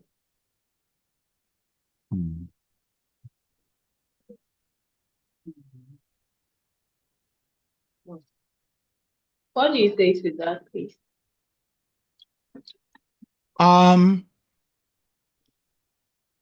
If people are able to represent themselves, you know, and then if people are able to, if people know what they are, who they are first, what they are about, and are able to represent themselves, it will be difficult to, you know, get them to a certain position because, you know, they say, be so good they can't ignore you.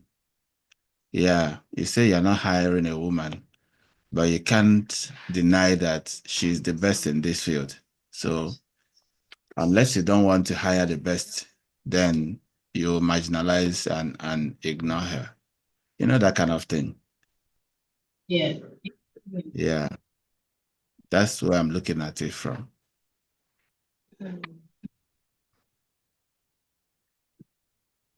But I think it's also important that after all, I think the education should also take place at home, so that the education should take place in our culture, from our cultural perspective as well. That I think that is what will help, because when you look at the book, the play, the issue was happening in a typical royal household, which means they were steeped in traditions and religion that preaches that it is the man that should lead. So it was quite tough for a woman to actually penetrate through that. But I think the education should be an all-round thing, so that even when it comes to the organizational aspect, the man has still put down the old mentality in relation to his culture away, so that he can be able to think clearly and hire who is the best, even if the best is a female. What do you think about it? You have a point. You have a point. It's a here and there, right? Yeah. But let me reclaim the interview and have you respond to some more questions so that we are sure that your session is counting towards the Guinness World Record attempts. So tell us more about your writing work. Excuse me. Come again, please. Tell us more about your writing work. Okay. So I think I've already mentioned that. But let me hit on that again. So my writing is based on, I am not a nonfiction writer. I am more of a fictional writer. So fiction means it is not real, but I just put my imagination to work. So I imagine scenes about issues in society, and then I tell a story about them. So I have addressed issues in relation to albinism, among albinism and stereotyping among children, and from the fact that it is what they hear the adults say that they also run with to help address albinism in our society. And I've also helped to address the COVID issue about us learning to, adapt to the new normal, that people were committing suicide here and there. From the news that we're hearing, people were scared and all of that. It was my own way of helping to advocate and helping to keep people calm in that season. And then also my play, which is about addressing gender bias issues in our society from the royal household perspective. So all my writings have not just been normal stories. It's always seeking to address a cause, an issue in society. And so I use my storytelling platform to advocate and then help people to know about the situations that are ongoing around us.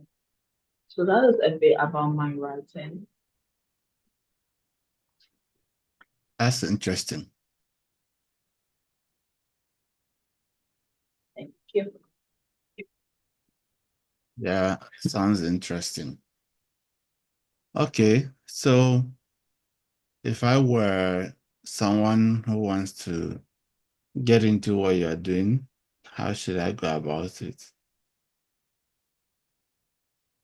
For writing, looking at it from my point of view, I write because it is my passion. Long before I started monetizing it, it was my hobby. That's something I was passionate about. So more like an innate thing. It was easy for it to come out of me and for me to grow into it, into the writing aspect of me or my writing talent. So for those who already have it within them, I'll say explore it more. Explore it more. Seek for opportunities to always write. Always have a notebook or yes, whether it is a notebook on a notepad on your phone or a book, just have something that you can be writing gradually in. And then if you are a writer but you don't know how to begin, start from somewhere. I'd say that start from somewhere that you wouldn't really find it like a lot of work. So the writing skill is there, but it's not really active. Something that we can do is that we can, talk about attending writers workshops, engaging with other writers, trying to find out something that you can write about, find inspiration from you find yourself in. Those things can awaken the desire to write. If it is not within you, admire the fact that people are writing, so you also want to be in the space. I would say still go with the same approach, or look for your own style of writing. Something that you enjoy to write about. That is a goal to. It is key to activating that writing ability within you. So either way, you can start from there. But don't let your focus be on making money. If your focus is on making money as a writer, you might get disappointed because it's a lot of hard work to get into the space and grow. So it would require a lot of patience and a lot of work, a lot of making mistakes, a lot of learning, to get to where you want to be as a writer. In my case, for instance, one thing that helped me to grow is that it wasn't just a hobby. Even though I put down the pen for a long time to at a point, I picked it up because I was always surrounding myself with writers. So even if I'm down, I'll have one writer say, oh, I've also experienced writer's block, or I've also put my pen down for a while, but I'm going to pick it up. That alone is some kind of motivation. So find yourself around the people that you want to be like too. It will really help to go a long way. Yeah. So All that's right. the big activity about writing. All right. Thank you, Elizabeth. Let's put a pin at it for now. Let's put a pin on the conversation for now. I guess next time we can also explore other dimensions of how people can make their writing careers more marketable and profitable. But I thank you for being part of our attempt to break a Guinness World Record today. I hope it's been worthwhile for you. And sure. I do apologize if I doze at some point. Sometimes you get down and all, that's fine. You are doing great. You are doing great. Thank you. Thank you. All right. Have a nice one. All right, you too. Take care and all the best. Thank you. Now we are transitioning to on-site interview with the one and only Amajampo.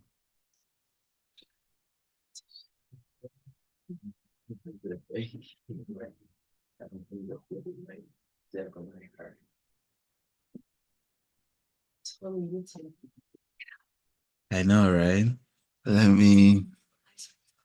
I do. Oh, a lot of messy. Wow. Yeah, 45.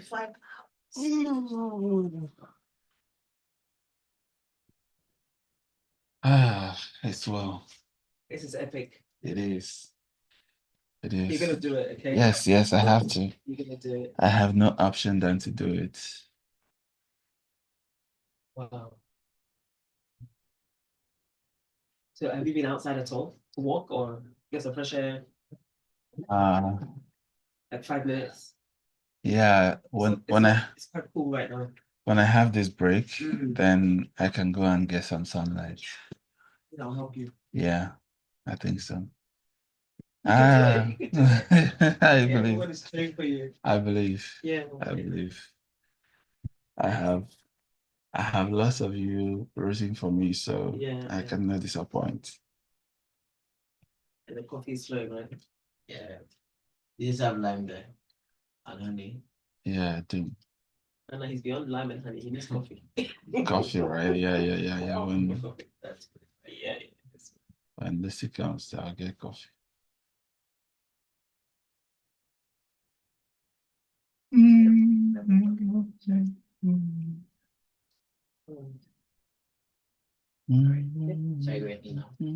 don't know what time. Yeah, we can go. You sure? We can go. I thought you were going to take a break. No, I think you need a break. I don't have any break period here. Yeah. So you're not allowed to take a break now? No.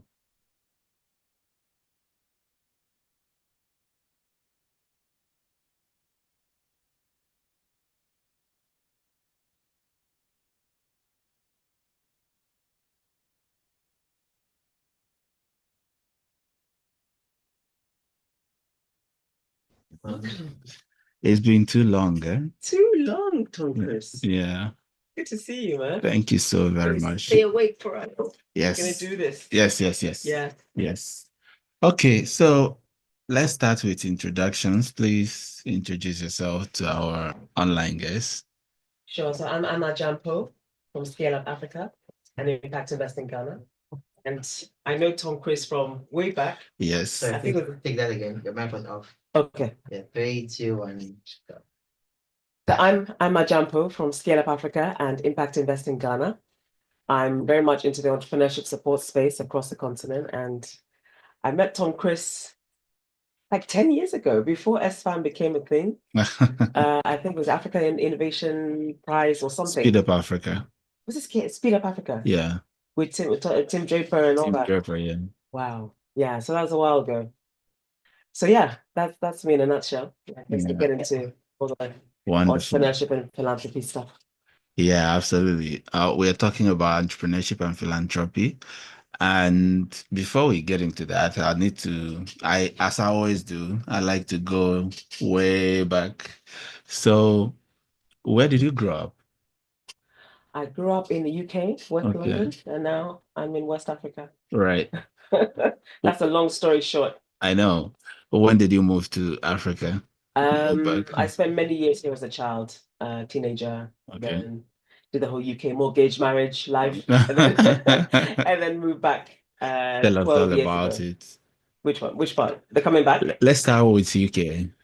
Yeah, I mean, I really loved coming back to Ghana because it was about the family. I'm Ashanti, so the language, the culture, getting to know my grandmother, Right. the extended family. So, when did you meet her the first time? Oh, when I was young. I mean, she always used to come visit, and we'd come every couple of years. Right. So we always had that connection. Right. And in fact, she was my mother tongue. So my mother and father taught us how to speak the language. The UK. Yeah.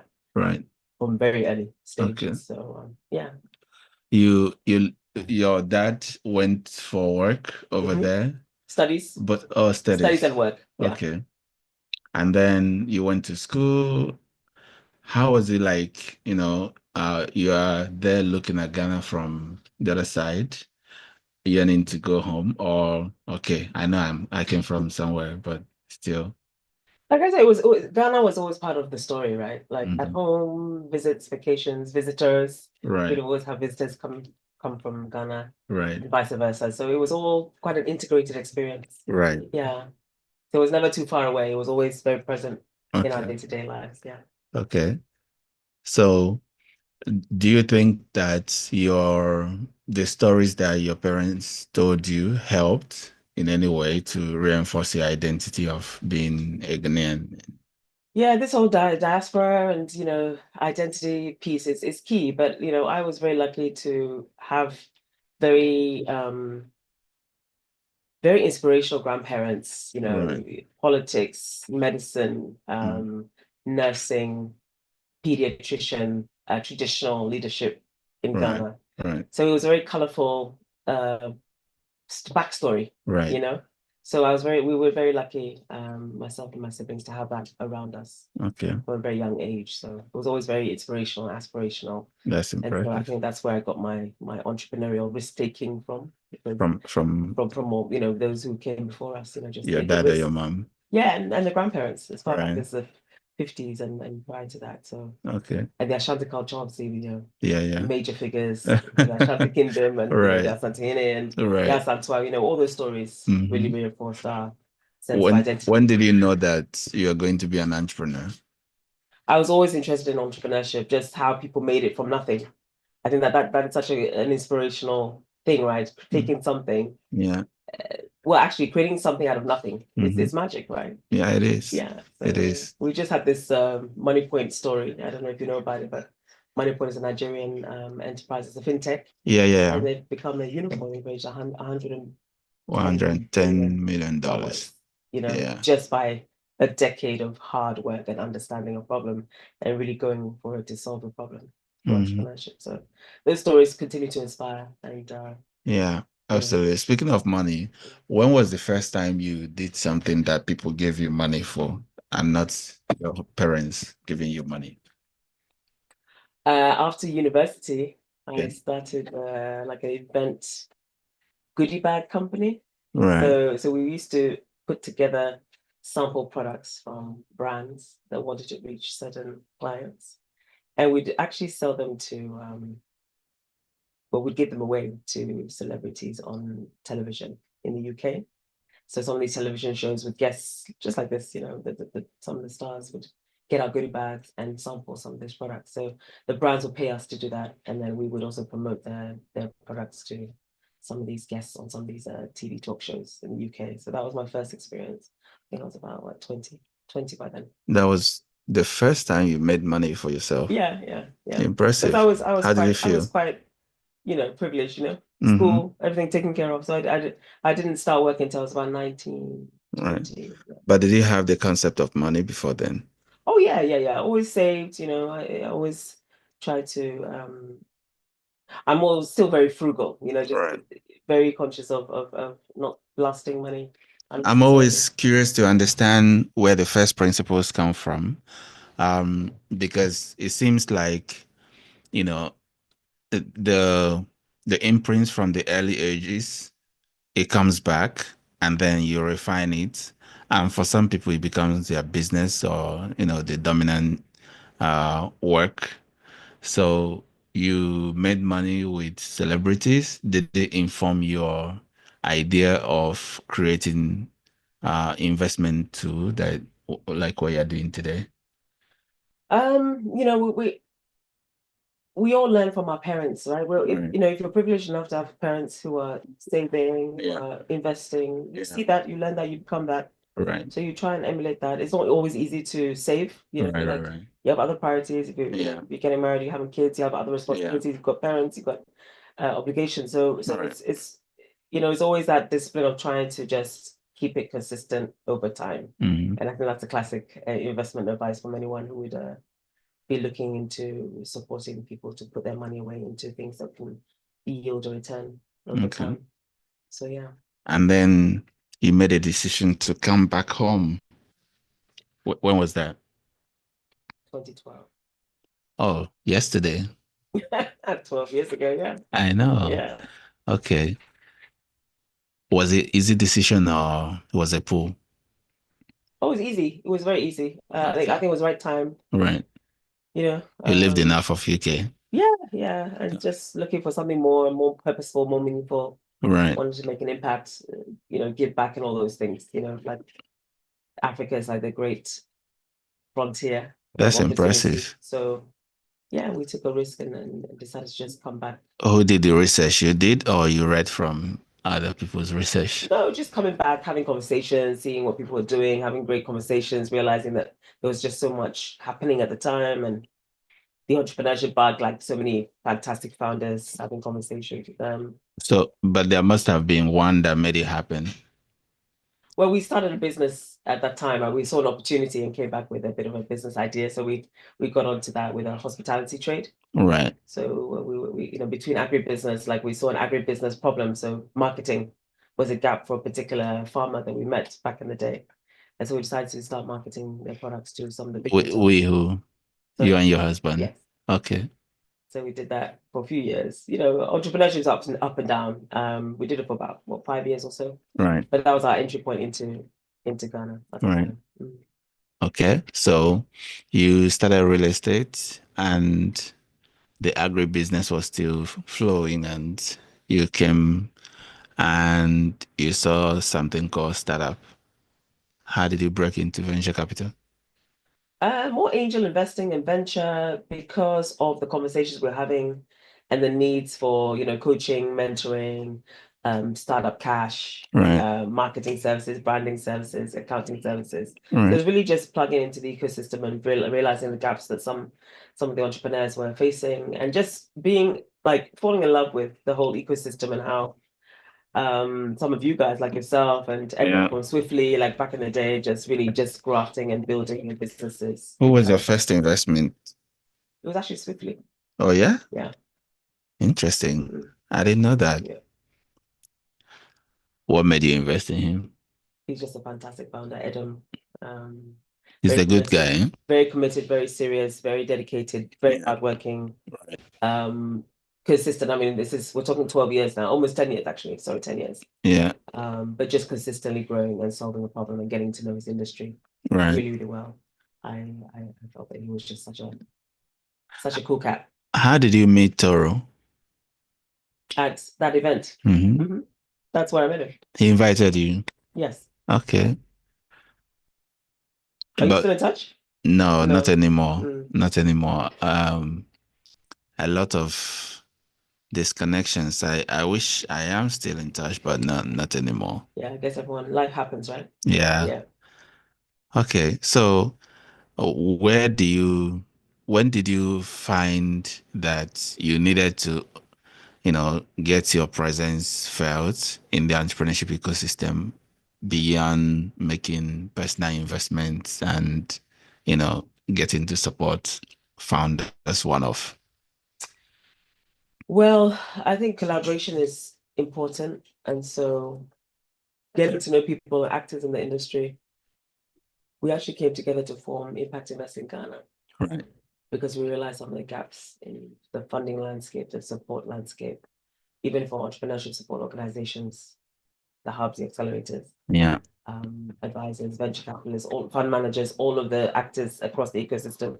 So that's been the focus, really just coming together and consolidating our efforts to improve quality, to improve our access to funding as an industry, to support fund managers themselves with access to funding as well. So we're taking more of an industry support approach where we are building that ecosystem and pooling resources, working together, talking to funders, and really improving the way that we can support SMEs and entrepreneurs in this space. Mm. So that partnership approach, it's a very long road to support entrepreneurs and grow them and stay with them and, have the resources to be able to put into them, to advise them to grow, to connect them to markets and opportunities. Yeah. So, we realized very early on that that collaborative approach was very important. Right. So we continue to grow that collaborative and is it worth it funding entrepreneurs? Well, everyone knows it's risky, right? Right. You just have to get better at doing it. Right. So yeah, I mean, it's worth it if we can get more money points in the system and more mid-tier companies. Right. I mean, More we're always fan. and more S-fans. we have so many micro and small businesses that drive our economies in Africa. Right. But I think we need to all get better at figuring out how we get to the point where we have more mid-tier companies, because they're the ones who can really build the capacity to build, the structures that can absorb people for jobs, right? Absolutely. So I think we need to get better at actually building up more of our companies to succeed Yeah. in a very volatile market. It's a wild west, right? So we need to get better at getting to that stage. So let me ask you a question that you may not like. Go on. Ghana, has it been fair to you? Has Ghana been fair to me? Mm-hmm. I have to just surrender to Ghana, right? Like you just have to come and respect the country and roll with it. Yeah. Life is not fair. The world is not fair. It's Right. full of inequity and inequality. Right. So everyone has biases and the way that, everyone grew up a certain way, has a certain mindset. Yeah. So overall, Ghana's been giving me a lot more than than I can ever complain about. Because Right. we know the challenges around. I'm privileged enough to get the space to time to think and get paid to think and solve problems. Right. And, Right. I don't know where else in the world I could have done these kinds of things that I feel very passionate about. So, it depends on what you're looking for. Yeah, absolutely. I feel like the environment is great. I mean, there are so many things that could be added. There are so many things that are missing. But it's a growing ecosystem. And if everything was available, then there wouldn't be need for some of us. Yeah. Excuse me, I'm trying to get energy. You need the energy, Chris. You need the energy. It's all good. Okay, so back to investing. Have you ever been disappointed and felt, why did I do this? Oh yeah, I mean, many times. Yeah, many times. I don't even know where to start, but you introduce founders to investors and they don't turn up, and some of the lack of professionalism and late coming to meetings and stuff. I mean, and you take risks. Some you win, some you lose, some. Just like So, recruitment. yeah. Sorry. Just like recruitment. Yeah, exactly. So, what does it take to be an investor? I think intuition and a lot of patience. Mm-hmm. And also focusing on like how to build operational capacity. I think that's a missing piece. Like those who have gone on to do well in the ecosystem are the ones who are really, really great operators, right? They know how to manage, they know how to build teams, they know how to recruit, they know how to bring the best out of people. Right. Some of us are not people, you know. Some of us are really good with people. And so I think that those are the characteristics that differentiate those who succeed from those who don't. Right. And then the commitment as well, like, you know, recognizing the commitment, the long-term commitment in somebody that you want to invest in. I think those are that kind of insight and foresight is very, very, very important. Have you ever made an investment and it was the best thing you ever did? Oh, I mean, honestly, I've moved away from investing a while back. And more focus more on the ecosystem building, which I think is much more of an area that has been neglected. A lot of activities are happening in the entrepreneurship support space, but if we look at the success rates, we need to get better at doing that, building the ecosystem, building trust, building relationships, connecting all the dots, figuring out what the gaps are. You know, we've done so many mapping exercises, but like figuring out how we actually support our SMEs in a better way so we can create those jobs. Like we have 12 million people entering the job market every year. In Africa, so it's a huge problem that requires a lot of dedication. I think in terms of supporting, you know, fund managers to access funding, that's something that's valuable, and you know they're very good at doing what they do to manage their funds and their venture funds, and so building the ecosystem for me is more of the focus. And Right. Quite a while now. Yeah. So now you hold the key to the ecosystem, and you are looking to bring in investment opportunities for SMEs, and you negotiate policies for entrepreneurs. Now, what do you see that the government is missing? Are we talking about the government today? I mean, philanthropy cannot happen without governmental policy. Entrepreneurship will not entrepreneur in a bad system. So, I mean, we operate within a very volatile political and policy environment. It is what it is. I mean, we could talk about this in 10 years' time, it's still going to be the same. So we can influence policy, we can influence how funders are funding the region. Like continentally, not just Ghana. And we do have those conversations in terms of how we can get capital to flow. So philanthropic capital comes in to de-risk some of the more non-traditional or perceived risky elements of the ecosystem building. And then you could catalyze and attract more private sector investment to come in. But you know, policy is huge, right? Like there's so many macro situations, the economy. It's hard to, if I'm telling you that I know what to do about that or what to, you know, it's just theoretically we all know what to do, right? But in reality, it's very difficult to manage. So I wouldn't want to be the Minister of Finance anywhere on the continent because it's super tricky. You wouldn't be if you're nominated to. I'm not a politician. Really? But you could make a good politician though. You think so? I think I'm too straight cut to do politics. But that's what it takes to make. I think they'd eat me up for breakfast, I think. Do you think the best people shy away from politics? Honestly speaking, yes. I think this is a conversation some of us have on the regular. Like some of us need to get into positions where we can make a change. And I've seen in Nigeria, Boson Tijani, right? Like now the Minister of Communication. And it's such a great story. Someone from the ecosystem driving policy, and he's doing a fantastic job. So that does give some of us hope, right? To get more of us into politics, we need to probably see some of us who can make sacrifice, and pave the way and show us how they navigate the political system. But it's tough. It's tough to play the game. It's a really tough game. Right. So, who was the relationship that really helped you settle in when you came back from the UK? Apart from your significant other. Very interesting. So I'm not sure if you know about Herman Chinnery Hesse, but he was a giant of African technology, and he just passed away, unfortunately. So he was a dear friend and connected me to so many people that I've gone on to be very good, close friends with, do business with, that support network. And so we were just all talking about how he sort of wove us together like kente cloth, right? Like so many different conversations and experiences. And, That's too kind. so he was, yeah, special person. Right. So yeah, we're paying tribute to him this week. How did you meet him when you came? Through a family friend. Right. You know, the connections, you know. Right. Friends of friends, family, Yeah. family friends, conversations, connections. So I was always out having conversations, going to events, you know, the usual networking, meeting people, Right. going to social events, having conversations. So that's how you get into it. Do you like movies?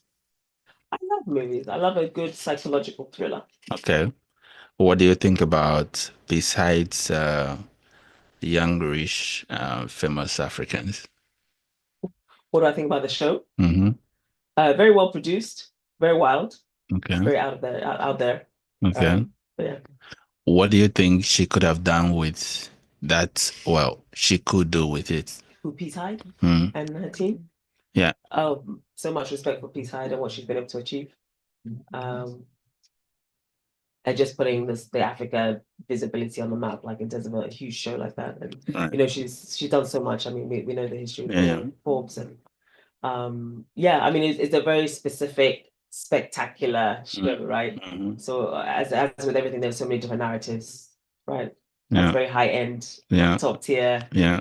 out there sort of content, and then you have the more sort of documentary content and Right. documenting what's actually happening on the ground with regular folks. Is So there's so many it stories done? you can tell, right? Yeah. So many stories, but Yeah. we hope we can get more of those kind of grassroots stories and the experiences to showcase what life is like Right. for the average person. You know, we do quite a bit of Scale Up Africa with young people, and so we did a sort of a youth in film program. So we got them to make a short documentary around what it's like to live in Africa, like to be here, be from here, try to survive. How do people make it? Like these are stories that people want to understand how people live, Right. like genuinely how people live. Mm. And it's not always going to be the top tier Instagram version of Africa that we see, right? Absolutely, yeah. One of my speakers is talking about how to get ahead in Ghana, and I've been wanting to. Is that Nadia? No. And I put you on the he's spot. okay. Yeah. Yeah. So I've been wanting to do a documentary called How to Get Ahead in Ghana, but I didn't have the budget at the time. I So hear that. It's tough to produce something. Yeah. I've been through it a little bit of myself, and I Yeah. have a lot of respect for those who can produce Yeah. content. I know. And the budgeting and the financing and all that stuff. Right. Yeah. So on awards, I saw the Grammys to be produced or held on the African continent. Okay. What do you think about it? It's great news. Right. You're breaking it to me, but it's good news. It's good visibility. You know, it's a good Yeah. opportunity for people on the ground to step up and also contribute towards a huge production like that. Yeah. So, yeah, it's a good story. It's a good It is. narrative. It signals very well for the continent, like in terms of the fact that we can host the Grammys in Africa. Yeah. It's a huge story. I think this is from Denta, right? Yeah. Yeah. I mean, Are you good friends with her? yeah, we're good. We're friends. Yeah. Right. She's done an amazing job, I think. Yeah, so she's like a global ambassador for Ghana. So she does extremely well with that. Right. Yeah. Speaking of global ambassadorial jobs, so I know you say you are not the politics type, but I'm thinking that maybe with all that you have going on, what are you looking at in the next 4 to 5 years? That's a very good question. And I think for me, it's just really doubling down on building, you know, the institutions that I'm involved in and that I was able to start a few years ago. Right. Scale Up Africa, build that, you know, broaden the team. What's it about? We're really here to support the non-profit sector and the social enterprise sector, the social venture sector. Right. So in terms of resources, partnerships, having more young people and women in particular get into production, get into processing, get into added value, and really using what we have to improve people's lives through entrepreneurship and social ventures. Right. So it means that we are very much coordinating and supporting nonprofits and social ventures. Why? To do better. Because I think that's where the opportunities are for us Mm. to really spend time to build and grow and support women and young people, to solve huge problems and help them to scale through the right kind of philanthropic capital, to enable us to have that long-term relationship with them, which is what we require as opposed to the short-term project cycles. And you've seen some of the stuff that's happening. So short-term projects here and there don't necessarily work. If we want to really change the system, we need to have a long-term approach and long-term funding, long-term partnerships to enable us to do that. So that's the focus, really building those two institutions. Who's funding? You are funding, or you have? Oh, funding and our network of funders, right? Right. It's more about building a community of funders that can really work with us long term. Right. And then we can then build the capacity of those non-profits and social ventures that would have the capacity to potentially Right. create more jobs. So Right. we're just keeping our head down and Right. building those. Right. Right. So we have to scale our impact. Makes sense to me, especially when you say social enterprise, because that's where I play. Yeah. And the social innovation space, I mean, in terms of the way that capital flows into the continent, you know, they're very difficult conversations we need to have, like the power dynamics need to shift, you know, how we even negotiate, like people are always looking for grants and you know, everyone's looking out, always spending so much time writing proposals. Mhm. It takes a lot of time and energy, right? It does. To put one single RFP together. So much time. It takes so much time and effort, Yeah. and I think it needs to shift. We need to be more organized so that funders, even funders from the continent, right, the diaspora, community that want to maybe give back and get more involved, can actually support those kinds of efforts, as opposed to us always looking for some foreign donor to just, give us a chance. And, we spend so much time on these things, and it's not, I feel like we could do it in a better way. Absolutely, yeah. Coordinated way. So we're just trying to get that right. I had that some bits and pieces of that conversation with Nadia. Sorry, it's not Khadija, not Nadia. Khadija Owusu. Okay. Yeah, Dr. Khadija Owusu. She was here yesterday. Right. Yeah, because I believe, and from the literatures and conversation I've had, I believe there are individuals that want to get involved with the continent, and sometimes access, contact, channel becomes the hindrance. So with a more organized system like what you're talking about, it makes it easy for them to see a way to make their influence felt. Because as you know, the African diaspora is a huge resource for the continent, bringing more money than even overseas development aid. Yeah, absolutely. Yeah. Huge, like it's a huge disparity. Yeah. I think we don't, it's PR, right? Like, I guess mainstream media will promote philanthropy in a way that makes it look so huge and so big. But by the time you look at the prize money that you're going to get for this thing, and the effort and time it's taking you to even write the grant proposal, the hours, it's actually, it's very skewed against, local African change makers, entrepreneurs who are applying for these prizes and grants and things, right? Yeah. But we send a lot more money home as Africans, as Asians, as Latin Americans, than we do get aid, right? And there's so many of these systemic issues that we're not quite grappling with, right? Like it's like you do. There's so much damage that has been done in history in the tens of trillions of dollars, right? But then you're doing philanthropy or aid in the millions or maybe a couple of billion. Yeah. So the ratio is that there's a bit of a mismatch there. Right. So I think we need to also understand that we do a lot by sending money home. Remittances are a huge source of funding, but I find that it's very responsive. Like there's an emergency, you need to pay school fees. There's something, but you can't plan with it, you can't grow with it, you can't be strategic with it. And that's where we need to flip it a little bit and recognize that we have our own type of philanthropy. And we've always done it. Community groups, cooperatives, women's groups, Susu, all these things, we've done it. it's part of our culture. Absolutely. But Yeah. how do we use it more strategically to build industries? Yeah. We Yeah. can't develop without industries. Yeah. I know everyone's talking about tech all the time, Yeah. which is super important. Innovation, super important. But we need to build our capacity to produce and process and add value and manufacture, right? Before we talk about exporting and then all these other Absolute facts. build those foundations. So Yeah. it's not sexy, it's not fun, but I think it's part of the equation to lay the foundation for more to be built. Yeah. Agreed. 100%.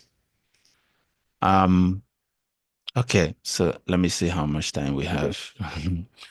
I can get zone. Oh, we still have a lot of time. Unbelievable. We still have too much time. Okay, so the other side of the problem I see is press, storytelling, and coverage. Maybe we as entrepreneurs are not telling our stories properly. And I'm also guilty of that because, I mean, look at the beautiful thing that we've put together. And there is not even one press man here. Everything we're doing is organic. Right. Yeah. So what do you think that, entrepreneurs should do better in getting the word out? Well, I mean, I think organic is a huge opportunity now, right? Like nobody is really looking for who's watching ads now. Like advertising, like people consume a lot on social media, right? So organic social media is not a bad thing. I think it's really telling our stories and again the networking and talking to the right people. And having communication as part of your strategy, right? Like you need to have communication. If you're doing anything, you have to have a communication plan. How are you going to tell your story? What's your messaging? What's your positioning? What story are you telling? Like, what do you want people to do when they read the story? Do you want them? I know you're saying like donate to your scholarships. Yeah. You're ready to work scholarships. It's a very clear ask, right? And I think the more we can put ourselves out there in terms of communication strategy and planning in an organic way, I think that then translates into actual transactional. Growth. That's absolutely true. But I think most people use the communication is like one of the last things people think about. And it doesn't cost anything to post, right? Yeah. Like, to post and tell your story and get it out. Yeah. You've had You're so right. much support for this particular program. Yeah. Yeah. But you're right, like, but again, it's a network, maybe, because even this morning I was asking a colleague of mine, like, have you heard about this? And within that community, maybe no, but again, it's like, it's one degree of separation. Who can, have that conversation, say, hey, have you heard about this? Check it out. And then that's how things translate to the next level, right? Yeah. So do you think we made the right decision to make the content exclusive through our platform? Although we have a streaming link on YouTube, but predominantly it's being streamed. Your own, It's good to have your own platforms, right? But again, it's driving the traffic to the platforms. And I'm no digital expert. But I think having a platform like this to tell our stories and engage and learn about so many different topics is such a great opportunity for us to shift our own narrative. So I think that the platforming, I mean, of course, YouTube is the king of streaming, right? And it's easier for people to find you on there. So I think maybe a two-pronged approach would have been good. But yeah, I'm sure you'll get a lot of support on the backside of it, especially you're 46 hours in. Yeah. So you have another half to go? Yeah, I have 50 to go, 96. I'm probably more than that because we extended it to 1 p.m. November 1. So more, okay. Yeah, more. The way my body is saying, but I'll be fine. I'll be fine. We were talking on the group about getting you to do some dance moves to wake you up. Shake a leg, get some coffee down here, keep you awake. Yeah. 96 hours is not a joke. I have 20 minutes break later on, so I just go brush up, wash up, and I'll be fine. I think I've been prepared for this because, every week, every month I produce at least 5 content, long form content, written articles, well researched, some of them extensive research for our client organization, and then manage on in-house deliverable and support other things. So that level of, and I did that for example, I did that consistently for 6 months, extensively. So I mean, for this week, this is the only thing I'm doing. I feel like it's the same load of work. The only difference is that I'm not sleeping. Right. Yeah. So great having you here. Let me see what else I have on my notes to ask you. So tell me more about Ready to Work. So what are you looking Ready for work. Yeah. So, excuse me. Ready for work is now the last thing I will tell you is that it's a digital university. Right. But the first thing I want to tell you is that it's a career acceleration program, right? Now, but before I tell you that, let me tell you why we are doing it. So in 2013, I was in Radford and I read this report that 66,000 young people graduate from universities across Ghana, but only 3% find jobs in 1 year. And of course, it made an impact on me. Sure. And I thought I could do something about it, definitely, because before Radford, I had built a business. I made the money I used to come to Ghana. I was wanting to go to Canada. I had gotten admission in Saskatchewan, University of Regina. And I said, okay, but I didn't know what to do, So I started organizing events, the careers fair, breakfast meeting, and incidentally, Student Entrepreneurship Week. Right. In 2016, I was sleeping. Then I just woke up like somebody jolted me from the bed. I heard the name Claire in my ear, Ready for Work. Okay. Claire Astay. Right. And I knew exactly what I was going to do because, through the events, every time we had in the issues and workforce readiness and things like that, skills development, coaching, mentorship, platform access, community access, insufficiency of jobs, and I was making the notes and doing my own personal research. So when I heard that voice, Ready for Work, I knew exactly what I was going to do, but I didn't have the kind of money I needed to do it the way I wanted. So I spoke to Stanbic, in 2018, and we did the face-to-face intervention with soft skills, and it was really good. We executed some of the ideas, but as you know, soft skills doesn't make anybody do great with maths, with accounting. Right. So let's say you want a finance person. They can communicate the best. They can work good with people. But if they can't balance my book, I still have a problem.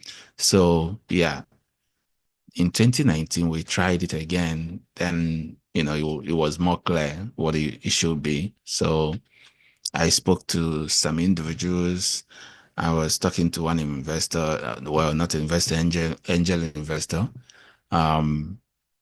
He laughed. He was like, are you telling me there is a time when, because I was making this claim, let me tell you something, a time is coming, the conventional university we have today, you will not see, those kind of things. He laughed. Then COVID came. Yeah, that's exactly what I thought you were going to Yeah. say. Yeah. And everything I told him, the same. He wasn't the one that invested anyway. Right. It was another gentleman that I wrote business plans for several materials, and he used the business plan to secure a big contract with some Turkish business partners. And then it was when Paystack had gotten acquired. He sent me the news. I told him, well, I have a company that I'm fundraising for. So if you are interested, let me send you the documents. I sent it to him and he said, okay, XYZ, XYZ, and we closed the deal. And so we built the platform, and it was like, you know, how you are trying to cash up the 6 years of, you know, the things you have in your head. Yeah. And it was exciting because now I had the money to build a digital platform where young people can go on there and they see how they stack up against their competition, and they get tools to upskill to become of higher value when they are looking for jobs. Okay. And beyond those initial interventions, they are able to satisfy the promise of job readiness beyond CV, which, as you know, it doesn't really make much difference. Right.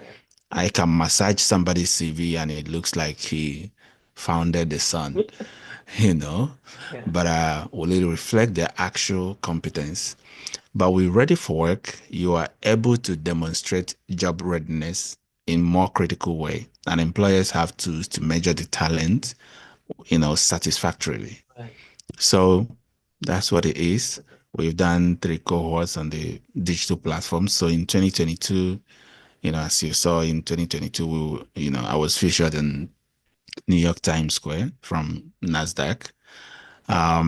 They gave me lots of feedback. We merged that with what the students were saying. So I spoke to my guys. They said, well, we have to tear down the platform and rebuild it again. And that's what we did the whole of 2023. Right. And this program is really in part to draw attention to the platform again, relaunch it sort of. And next month, we are praying that we should be able to start a new cohort with the now upgraded format, of which I'm really excited about. So, yeah, so that's what it is. Now, it's a digital career acceleration program. But in the future, what I really, really want to do is not to pick the guys after they've spent 4 years and several thousands of dollars before they meet Ready for Work. Can I cut down that process and make it so that they spend 2 years with me after high school and they get ready for work more than the guy who spent 4 years and thousands of dollars? Yeah. I see the point. Yeah. So how are you connecting to employers? So you have a whole program with employers to come on board as well? Yeah, it's still developing, Yeah. but the idea is that they sign onto the platform, they participate in curriculum design and processes. And with that, they create pipeline for the top talent. You know, Ready for Work makes them employer of choice because now they don't have to go buy massage CV Yes. from HR companies and struggle to do the process over again sure. because the Yeah. candidate is no good. Yeah. Mm, super cool. Thank you. That's why you have to first, after the program, we have to show you the platform. And then let's talk more. Yeah, you know, let's talk more. Let's say more words later. Yeah. Okay. Philanthropy and your actual topic, entrepreneurship. So where do you see entrepreneurship going in Ghana? I think, like I said, I think, we need to add more value to what we have. Like we are doing all kinds of stuff, all kinds of activities that just aren't really translating into tangible opportunities for young people and women in particular to earn and have a decent life, right? So I think we need to really drill down into what is required to get better outcomes and better results. So it's really looking at and analyzing some of the root causes and where we're at you know, and then building upon that to get better results. Yeah. I think that's where we need to go. So of course, everyone's talking about digital. Yeah. But we have a huge import bill. How do we substitute what we import? How do we create better products, branding, packaging? How do we get more retail outlets, distribution opportunities? How do we trade with each other internally? You know, all of those things are sort of basic things that we need to get right internally, right, before we look at external The macro. opportunities. Yeah. We need to really deepen our relationship with each other and ourselves. Mm-hmm. I read a quote that philanthropy is a business model. Do you think that's true? Well, I mean, there's a whole conversation around how the wealthy are avoiding taxes through philanthropic donations, right? And there's a whole conversation around how, you know, the rich are taxed across the world, you know, and really looking at how more people can figure out how to reduce inequality. That is a fundamental question. So yes, it can be used as a tool to manage your wealth, but to actually address inequality issues around the world, I think it's an opportunity for us to show how new models can be, you know, developed. You know, in the corporate world, you have R&D, right? R&D is a huge budget line for huge corporations. They want to continue innovating and creating new products. And so it's the same with philanthropy. Philanthropy has a huge role to play in sort of reducing the risk and demonstrating what can be done in a way that traditional investments can't touch. If you're looking at a bilateral company, a bilateral financial institution, they are running with taxpayers' money. So there's only so much risk they can take. There's only so much experimentation or innovation they can you know, participate in. But with philanthropy, there's more room for risk, for innovation, to try new things, to address some of the systemic and historical issues that we are experiencing that are keeping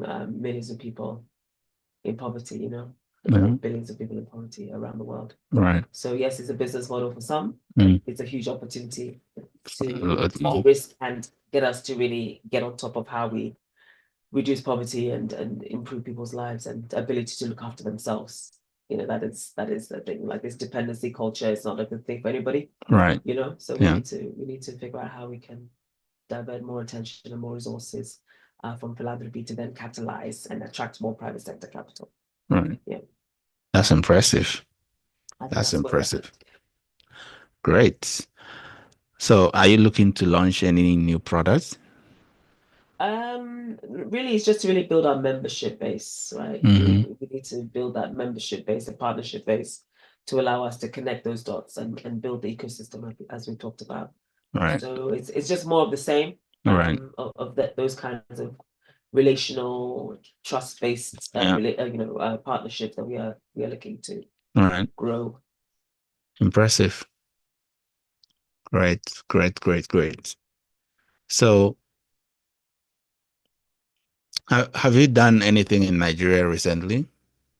Nigeria, we have done, well, we're hosting, so we have a partner organization in Nigeria that we work very closely with at Impact Invest in Ghana. So we tend to host events together, the Ghana Impact Summit, the West Africa Impact Summit. Those are the kinds of things that we do together in partnership as West African partners. So there's more. I think we'll be in Ghana and Nigeria next year. We'll be hosting that together. So we're just again growing that impact investing ecosystem and looking at what is required across the region to work more closely together. So, Right. That's great. Yeah. I think that Lagos and Ghana should do a lot more. I mean, Nigeria and Ghana should do a lot together. I think it's happening though. I see more and more collaboration. Yeah. I have some good Nigerian partners and stuff. Yeah. So I think there's more coming up, and Nigeria is always an inspirational place to be. So much energy and you know, I love the energy. And you will get a lot of money in your philanthropy project from Nigeria. Okay. Yeah. Good tip. Nigerians are benevolent. Yeah, they have a really growing like a more formalized ecosystem happening in terms of philanthropy. I know I have a couple of friends who are really driving that in like, we have a philanthropy office under your vice president in Nigeria. So that is really getting traction now, right? To to mobilize more Nigerian funds for philanthropic work. It's been good to see that growing. Yeah. That's awesome, actually. That's really impressive. Have you engaged with Tony Elumelu Foundation? No. I know you're an alumni, right? Yeah. Yeah. But they've done amazing work. Okay, at the top. Yes. And they've seeded some, I think they seeded CC Hub at the time, right? Yeah. At the early stages. At the early stages, Yeah. So it's been great to watch that story Yeah. unfold. Yeah. The 10-year plan, and it's a 10 million entrepreneur, $10 million, what was it, 10,000 entrepreneurs? 10,000 entrepreneurs, yeah. Now he can comfortably deploy capital from partners and not his own money. Yeah. Because he's done enough. But that takes time, right? Yeah. You got to build that. Yeah, absolutely. Yeah. That's the investment at the beginning. Right. Do you have any work in creative design and fashion, I should say? Not at the moment, but we have done some skills development projects with entrepreneurs in the creative industry to just show them like the business of fashion, the business side, the design side. So promoting the business of fashion is something that we've dabbled in a couple of times with a couple of cohorts. So fashion and film in the creative industries. All right. Yeah. The French embassy did something like that recently. Yes, I read about that. Right. Yes. You were not involved. It wasn't a good time for us. Okay. Yeah. To get into that, yeah. All right. Impressive. Well, this is impressive, huh? It is. Stamina you need to get through these conversations. I like having conversation. I like people, and I like conversations. I wish I started a podcast very early on, but I couldn't have because I didn't have the bandwidth. Right. Yeah, I had a lot of things and needed my time, but I should. Well, this is the beginning of your podcast. Yeah, absolutely. Yes. Yeah. Slice it up. Yeah. Put it on Spotify. Yeah. Let's do it. Yeah. This is season 1. Are you guys. hearing it? This is season 1. Yeah, I think you should do that. Absolutely, yeah. Because I think that, again, the narratives and the stories are really important. Like, you have so many diverse people, so many topics. Yeah. Like I was very interested in, it was great to see the variety of topics and speakers that you've been able to get support from. So, yeah, it's great to have. Thank you. Stories, our own stories. Yeah. Packaged in this way. Yeah.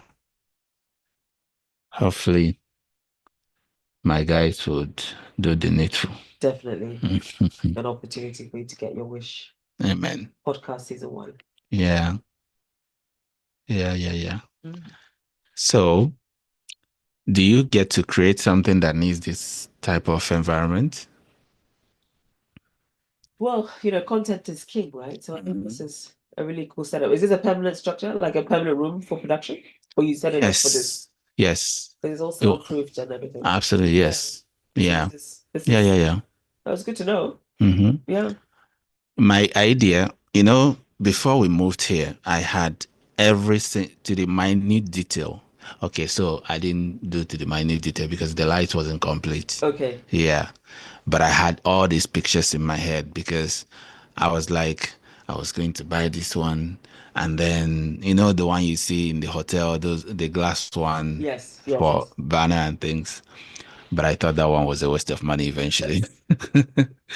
And yeah, so the idea is also folks like yourself, if you need this kind of environment, to create your content, we can produce it for you. Great. So full service. Yeah. Okay. We have a drone. If you need drone footage, we can do that for you. Okay. But I haven't really advertised it because we have lots of in-house production that, Yeah, it takes priority. Yeah. But now you can. Yeah. Now you can. Okay, it's good to know. Yeah. So now you're advertising to the world. Absolutely, yes. Production studio. Yes. Production studio. This is it. Yeah. Yeah. In our own right, we do excellent work. So nothing gets my attention more than something that is done right. Yeah. Excellence. Yes. So I hope people will love what we produce from here. And yeah, that's great. No, I've seen the quality of your productions. Yeah. So it's looking very crisp. Thank So I you. didn't realize it was in-house, so it's good to know. It is. It is. All of this. Good. Good team. Some, okay, just a few gadgets were rented. Yeah, but sure. Yeah. Sure. Just a few. Okay. All of these are in-house, organic. Good to know. Thank you. Yeah. Thank you.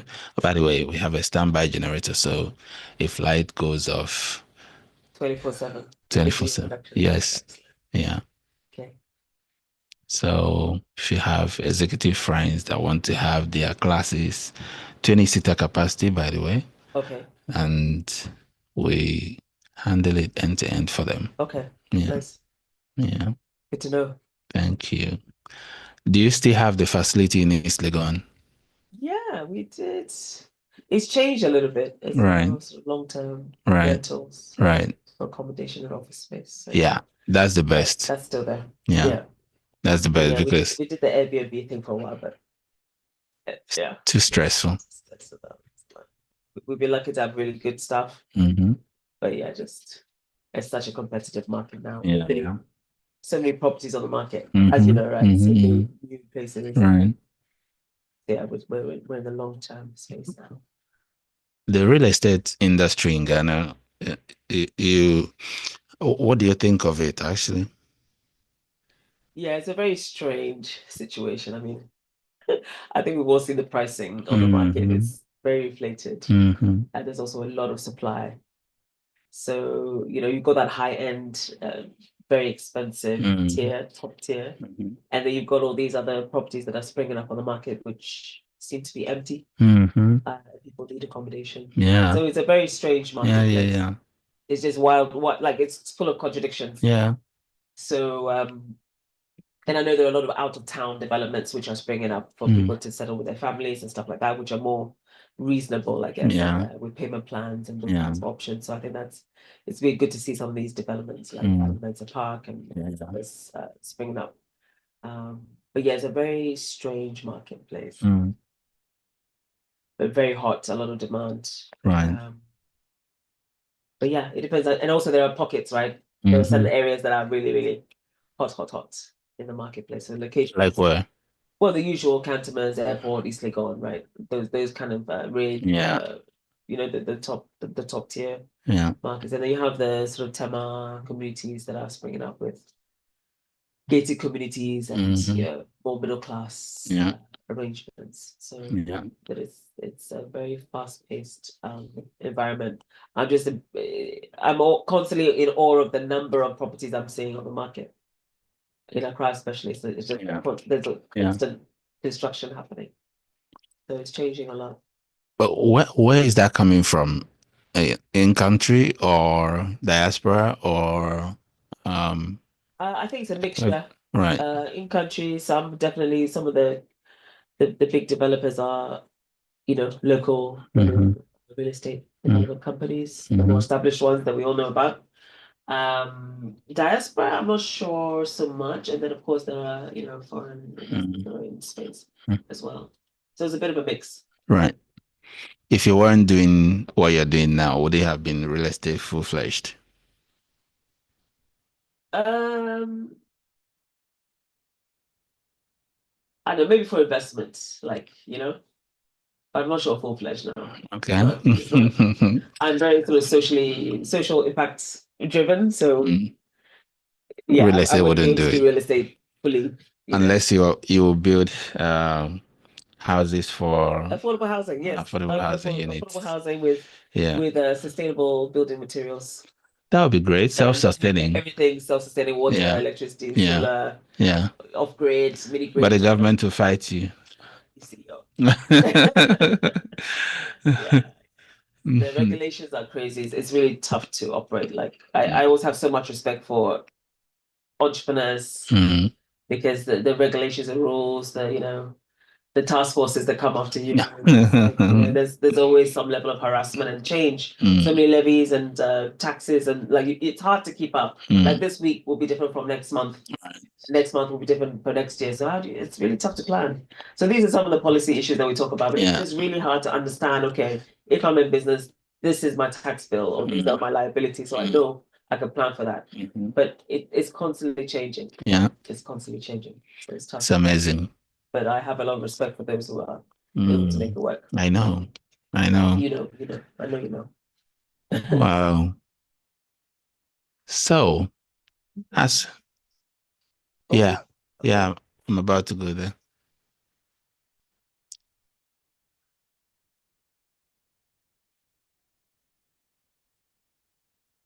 How do you address the mindset around establishing and starting a non-profit and funding?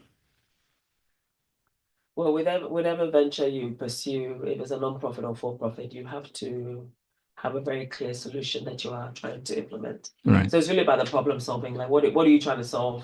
How are you going to prove yourself? Funding comes later. Like, it's almost like you have to start the thing.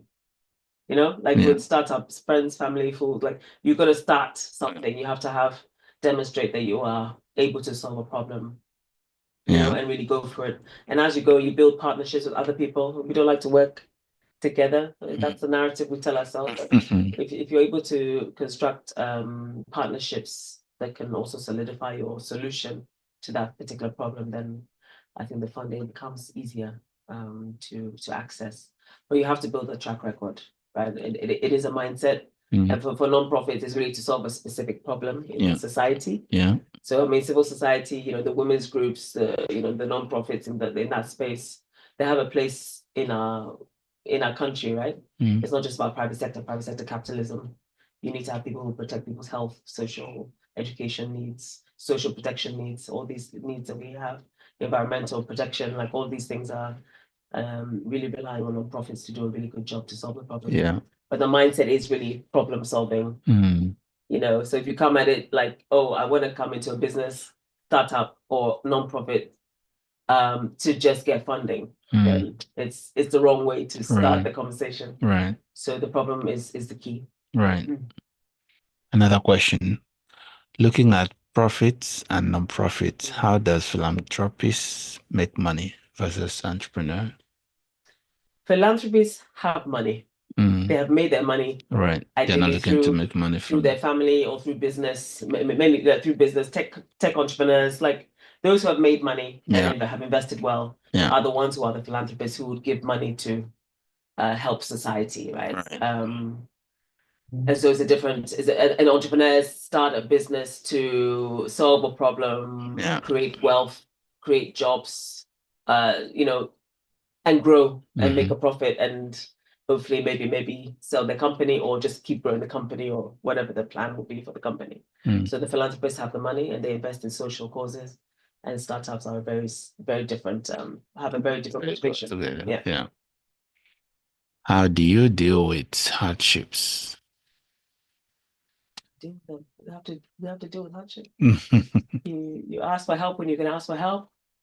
You need space and time to think. If you need someone to think through things with you and talk to somebody, please talk to somebody. A lot of people are suffering in silence and not talking to anybody. And the stress of that is heavy, right?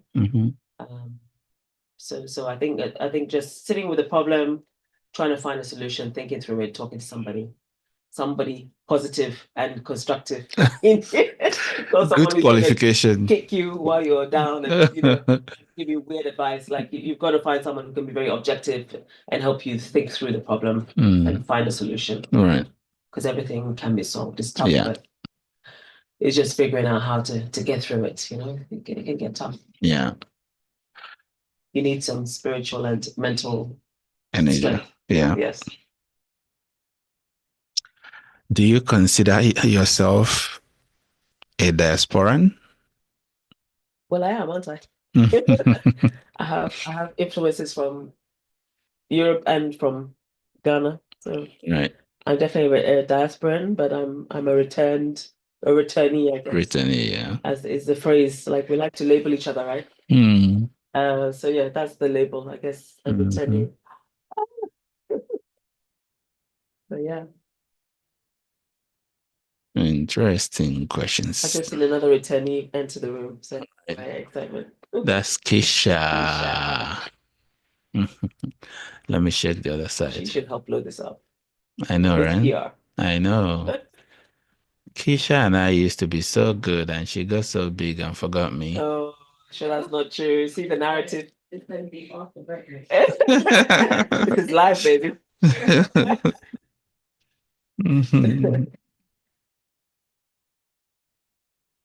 Any other questions?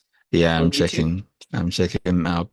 I've read the YouTube ones, so I'm checking the one from our platform.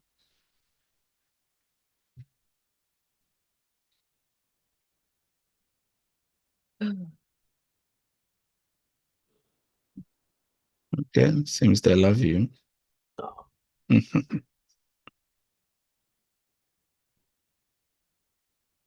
We have 318 people on our platform. Yeah, impressive, right? And the comments are good. Yeah. Keep you going. Thank you. Wow, we have 9 minutes left. Okay. Do you want to say closing words? Closing words. I like conversations. Conversations. I think entrepreneurship and philanthropy are things that we can really look into very well to solve some of our developmental challenges. Yeah. And let's collaborate more, let's partner more. I know it's hard to break the silos. Everyone is doing their own thing, but I think partnerships are also very key for us to Absolutely. get to the root causes of our problems and solve them. Instead of trying to be so reactive all the time, we need to be reflective and solve our problems. Yeah. And we can do that. Yeah, we can. We can. Sure, we can. It takes some pain and some thought and some partnerships, but it's doable. We can do it. Yeah. Talk to young people starting businesses. Solve a real problem in your backyard, like literally in your community. What are people suffering from? And do your research, research solutions, how to test them out, talk to people, test out again, keep talking to people that would buy from you. Find a model that works. If there's a subscription or if it's a one-off fee, if it's something, low cost and high volume, you need to be having conversations with those who can benefit from your solution to their problem. So it's really solving those key problems with creative models. I think we need more entrepreneurs to do that because we have a lot of, and I support the creative industries, but we have so many makeup artists and people earning very, very little money doing all these on trend things, but they're real problems, that the people are coming into the country to solve for us, right? There's so many, you come on flights, people are coming into the country because of what we have. So why do we not see what we have in our own, in our own country? Yeah. So I would encourage every young person who's like, oh, there are no jobs and no opportunities. You make your opportunities. There's no one government that's going to do it for you. No one's going to, we can't keep having our hand out asking for someone to help us and begging all the time. Like whether it's your dad, your mom, like we've got to be able to think critically about the problems we want to solve. And there are opportunities here that others are seeing. So why aren't we seeing the opportunity? So I think it's really those are the sources of inspiration for an idea. So that's what I would encourage young people to do, to open their eyes, open their minds, and see the opportunities that are right on our doorstep. Right. And you don't need $1 million of funding straight up. Like, oh, I'm starting a business, give me funding. Nobody's going to give you funding. You need to build the traction. You need to have the idea. You need to test it out. You need to make sure people are willing to pay for it upfront, and refine your model, refine your pricing, keep repeating the cycle until you find something that can really fly, and partner with people who can help you promote, distribute, and all of those commercial things. And there's so much content out there, like all the stuff online. Everyone's spending time on TikTok and Instagram, and there's so much fantastic business development content online. So let's spend our time wisely and absorb really good quality content. Yeah. To help us to navigate the startup phase. And like this one. Like this one. Yeah. we do a lot of programs that people can sort of sign up to. So just follow us online, SFAM Scale Up Africa, and see what's going on at any given time. And maybe there's a program that would fit you that you can join. Yes. And so Yep. Thank you so very much. I appreciate you, Ama. Thank you. Thank you so much for your support. Well, Thank with you. your endeavor. Thank you. And we're all behind you. Thank you. Okay, so we'll be transitioning to Joanna.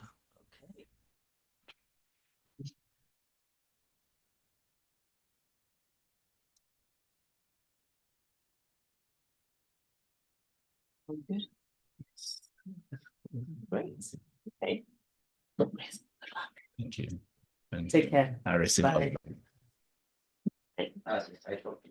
Hi, Tom. Hi, Joanna. How are you? How are you I'm feeling? great. I feel better. How are you? I'm very good. Wonderful. Very happy to be here. I know you Likewise. must be a little bit sleepy, but Yeah, I was feeling really so sleepy in the morning, early morning, but now I not so sleepy anymore. I had a beautiful conversation with Amma, so I'm charged up. yeah, that sounds amazing. Yeah. How's Portugal? Cristiano Ronaldo's country. Yes, Portugal. Yeah. So such a wonderful country, full of Yes. sun and good food. Yeah. I And love Cristiano Ronaldo. everyone does. Yeah. Yeah. He's a national hero. Absolutely. Would you want to introduce yourself? Yes. So my name is Joana Lisboa. I'm a vocal coach for 13 years now. And I help people to speak with confidence and sing also. So my background is singing. So I started as a singer. And I went through a lot of work myself. Everything I work with my students and clients, I also went through it. So I realized I could help people with my skills, and that's what I've been doing for 13 years now. And Very impressive. I love what I do. I just love it. I can see. Yeah. Oh, thank you so much, Joanna. So let's start from the beginning. Why is voice so important? Voice, it reflects what you are, reflects what you feel, reflects everything you've been through. So the more you work on your voice, the more you work on yourself. So it's a tool that you can access and improve yourself through your voice. And so my work is also give confidence to people from the inside out, not like a patch that you put very quickly. No, I work with people so everyone starts feeling more confident from the inside. So the voice reflects that, and it can also reflect a lot of confusing feelings or uncertainties or a lot of other feelings. Yes. Impressive. Okay, so for folks who want to develop their voice, how does it work? So they have to go through a process that it's kind of it's not. I'm not saying it's a easy process because it involves a lot of emotions through the way, because voice is related with what we feel. So, but it's simple. Through simple exercises, you just go and work on your voice until you feel different and transformed. And it all starts with breathing, abdominal breathing. Yes. Okay. Mm. That's impressive.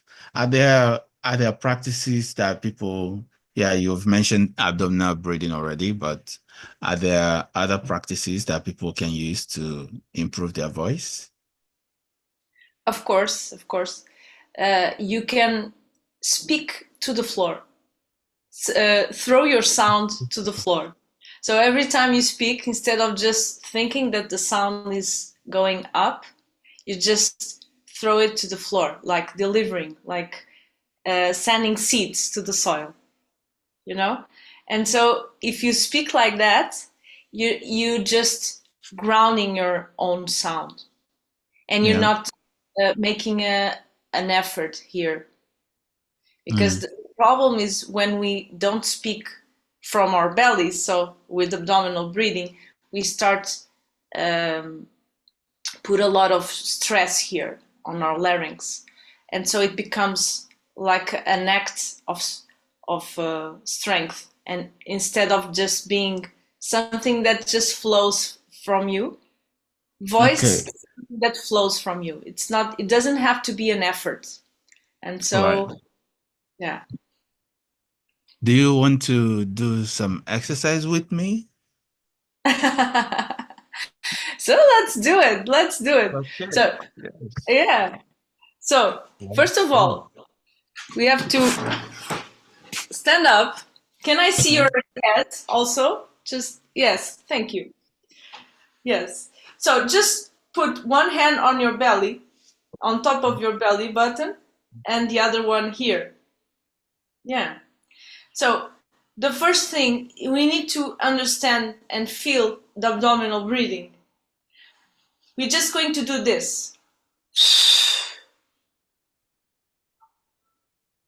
So the belly goes inwards and the air goes out like this.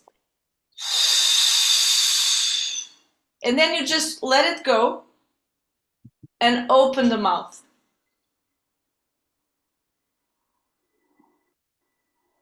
Yeah. Every time you open your mouth, your belly comes out. Every time you're exhaling, like exhaling with your air, your belly goes inwards. So you just do this. I'm going to do it again. Right. And then just open your mouth like you're very surprised with something, like, oh. And when you do that, your jaw opens and your belly relaxes. Can you feel it? Right. Yeah. Yes? Yes? So one of the exercises that I think it really activates our abdominal breathing is just doing this. And then the F sound. And then the sh sound. So if you do this continuously, like sh, like this,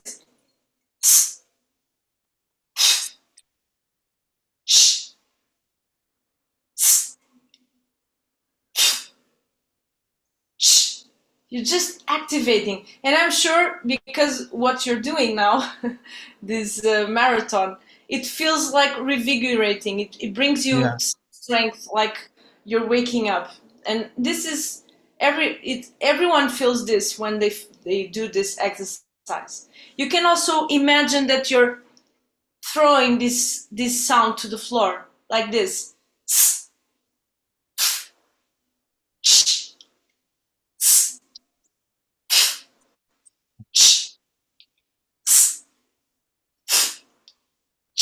That's amazing. How do you feel? I feel invigorated already. Yeah. So the other sound, the other exercise that I should suggest is just connecting this with the power of your voice, like the vocal power. And when you do like something like ooh, like pushing downwards, like ooh. Ooh. Without from here, just from your belly. Yeah. Ooh. Ooh. And that's it. At the end, you just open your mouth and your belly gets filled again. So that's it. Ooh. Ooh. Amazing. That's it. That's a sound. That's a sound. So when you do that, E, E, E. E. E. That's it. E. Oh. Oh. That's it. E. E. Ah. Ah. That's it. That's the vocal power coming up. Yes. Amazing. Wow. Yeah. So these are examples of the exercises that that we can do to reconnect with our vocal power. Yes. Right. If you want more, I have more. It's your decision. Right. I have to get a Sit list down. of them and I can just be doing it every day in my house. Yes. I can send you a warm up because warm Yeah. ups, vocal warm ups are very useful for being Yeah. awake and just Yeah. being ready I like it. for just Yeah. doing your whatever you want with your voice. They're very Right. yeah. Yeah. Yeah. Impressive. Wow. How did you That's, feel when you were I experiencing feel your good. vocal power? I feel good. I feel really good. I feel so good. Yes. Everyone has this superpower, which is the vocal Right. power. Mm-hmm. We just have to find it out Yeah. in our bodies. When I was a kid, I spoke like this very smoothly. No one could hear me. And then I got in contact with my vocal power. And then afterwards, it's like, I'm not going back. It doesn't make sense to go back because you Yeah. discovered this superpower. So it doesn't Right. make sense to go back. Yeah. Yeah. That's really impressive. That is impressive.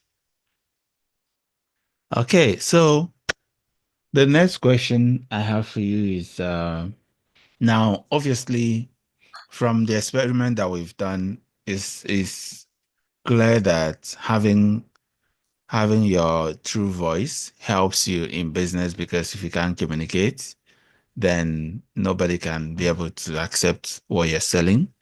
But what more can you say in that direction?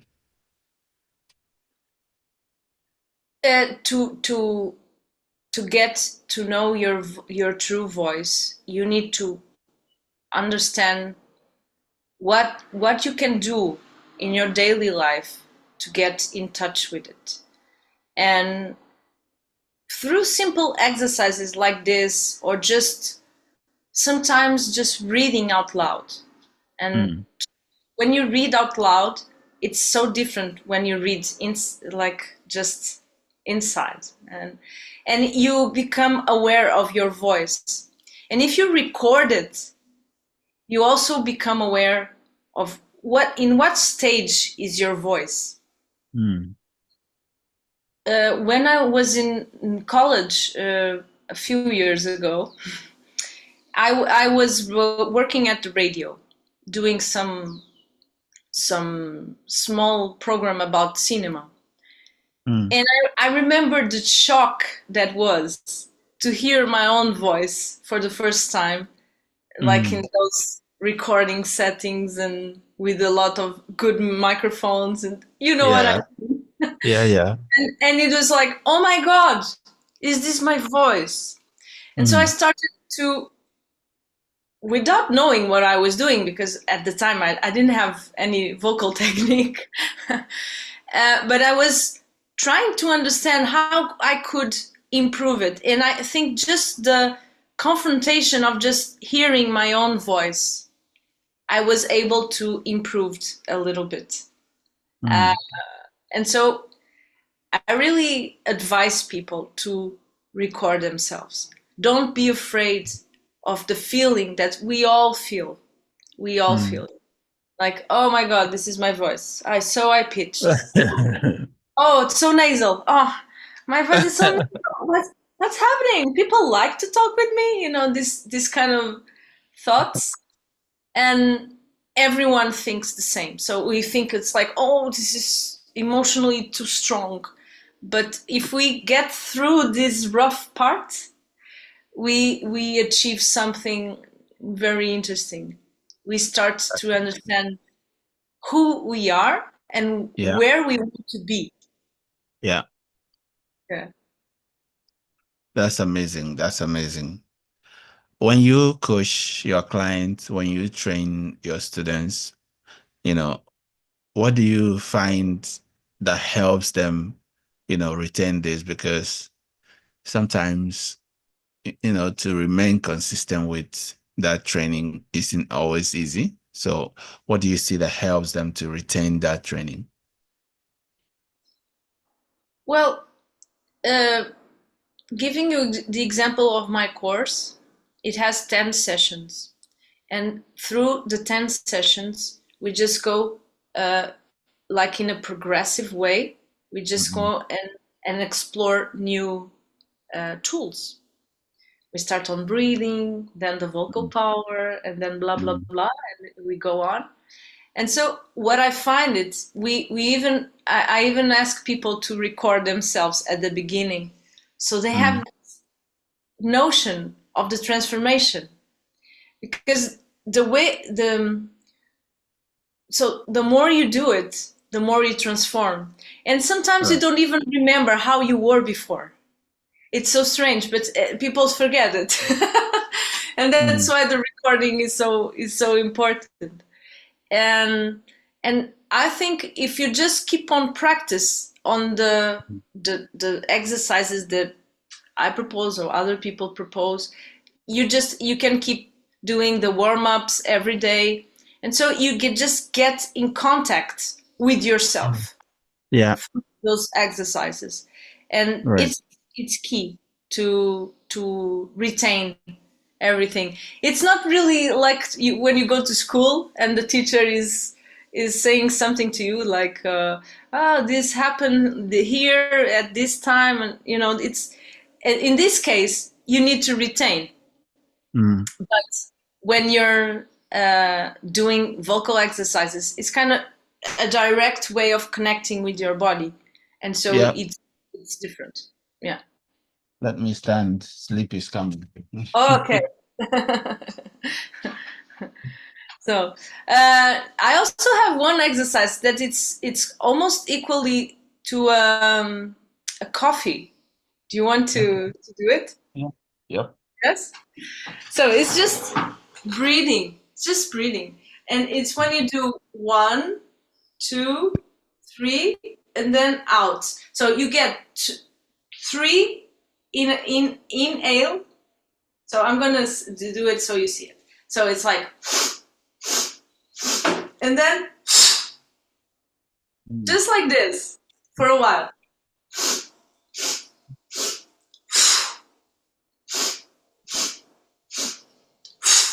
So up, right, up, down. And when you do the up, up, up, you just inhaling and then you exhale. Can you try it? Yes? Yeah. Let's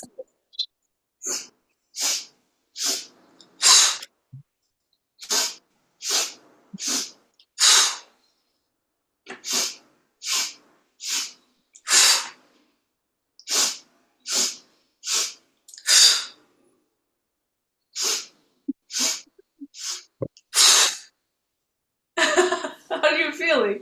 That was so good. Yeah, your brain gets more oxygen. Yeah, I know. Guys, stand up.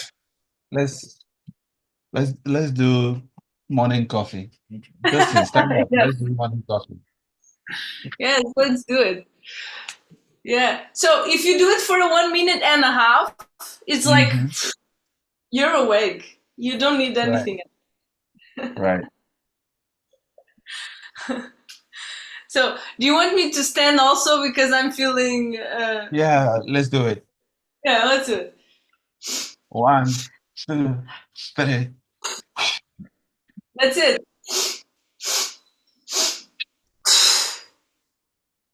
Look at it. Why people are messing around? I want to see the team also. I can't. Oh, sorry. Watch me.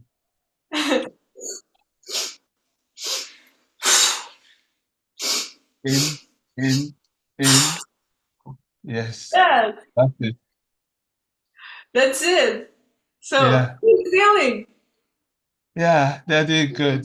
That was so good. What else do you have in your, what other tool do you have in your arsenal? What other tool do you have in your toolbox? Sorry, I didn't understand. What else do you have in your toolbox? I see you have lots of tools in your toolbox. Yes, I have funny exercises also that everyone laughs, and they're very funny. If you want to do like characters, it's also funny. You want to do it? Yeah, let's go. Yeah, let's do it. So it's to activate your resonance, and we have 5 of it, and we're just going to activate the head voice with the character that many of us know. We can connect with that character. That is called the Heart Queen from the Alice in Paris on Wonderland. Do you know the meme Alice, that cuts Alice head? in Wonderland. Yeah, Alice in Wonderland. That's it. So when you do it like ta ti ti ta.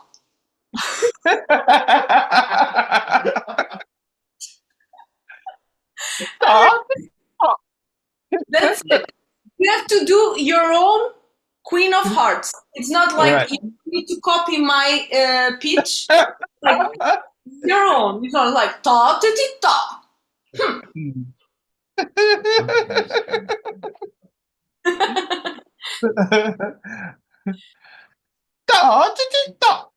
That's it. Perfect. So it's like this arrogance coming out of us, like we're somehow. So it's like this voice. And if you put your hand here, you can feel the vibration when you do it. Ta ta ti ta. You want to feel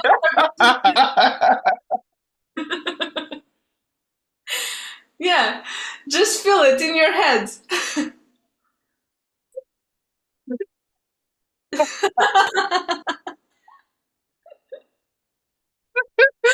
It's very funny. So the other voice is the nose voice, and it's you're just going to sound like like almost. You can also do the nye, nye, nye, nye, nye. You know the kids. Right.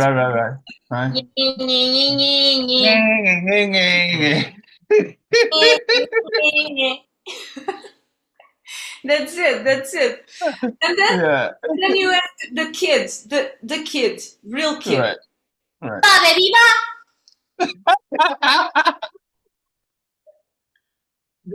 And it's called the teeth voice. So let's baby. That's it. You just need to imagine that you're the kid, like a very small kid, and he wants to play. So it just says baby. That's it. And then at the neck, it's the giant one. It's the neck voice. It gives you it gives you perspective on your voice. And then finally the chest voice. Va ve viva. Za ze ziza. Yeah. Yes. Wonderful. Oh wow. Jara, you are so good. Wow. This is so much fun.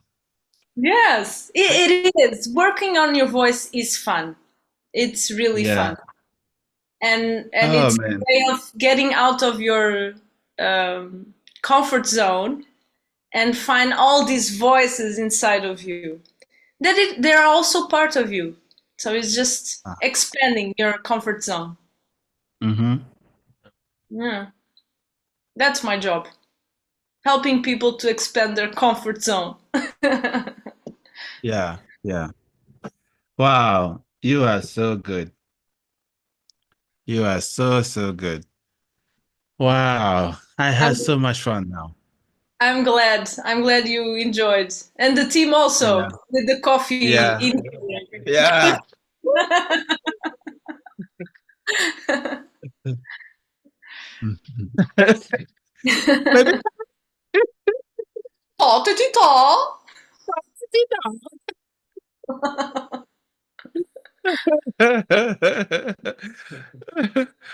Who said it wouldn't be fun?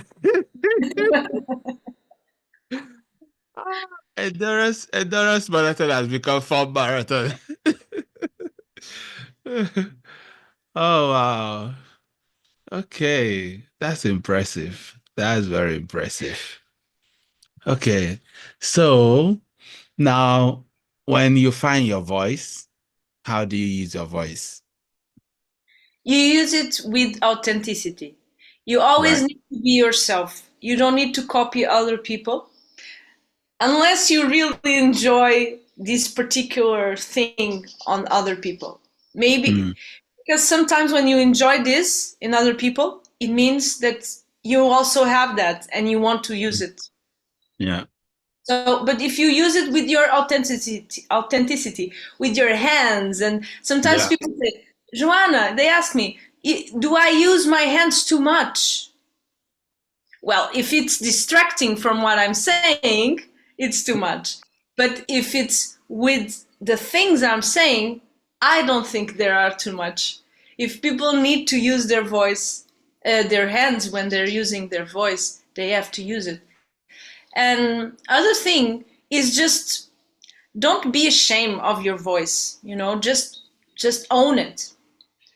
Everyone has their own voice, and we are here in this planet for one reason, just to be ourselves. Just to be ourselves and just to express ourselves more authentically that we can. That's our point here. That's in my opinion. Yeah. So don't be scared of using it. And of course, improve it. If you don't like some certain things, you can change it. The voice always changes. Like you saw now, you were like a queen, and then a child, and then a giant, and then so you have this ability of just transforming your voice the way you want. Right. Yeah, you just need to connect with that and be more free. Yeah.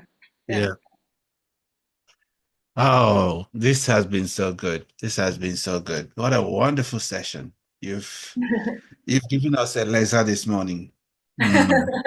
Oh, good. It was good. Okay. Yes. It was really good. Thank you so much. I really enjoyed this. Yeah, we enjoyed it too. Well, give us final words.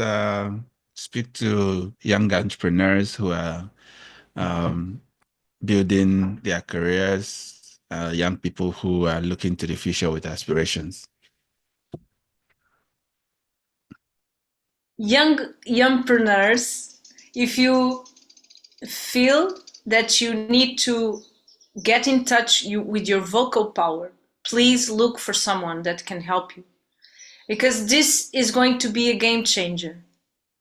Everyone has this superpower inside, and you are not the exception. So everyone has this superpower, and they have their own voice. We all have things to say, and sometimes our voice gets in the way because it's not in the point that really helps to connect with other people, because our voice is the bridge to other people, is the connection. And so take care of it. Yes. That was amazing. Thank you so very much. Thank you so very much. All right. Have a wonderful rest of sessions. We're rooting. Thank you. Thank you. Thank you kindly. Bye. All right. Bye-bye.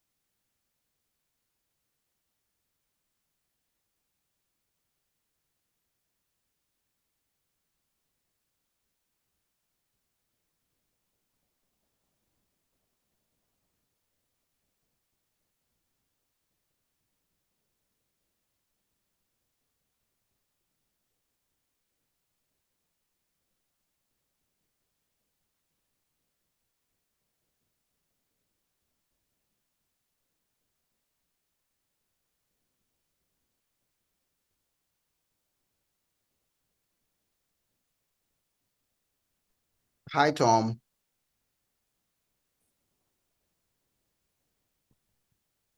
Hi, Prince. Hi, good morning. Good morning. Let me take a quick 20 minutes, the break after your session. Let me take you before your session and then we'll reconnect. Would that be okay? Sure. Yeah. All right. That's what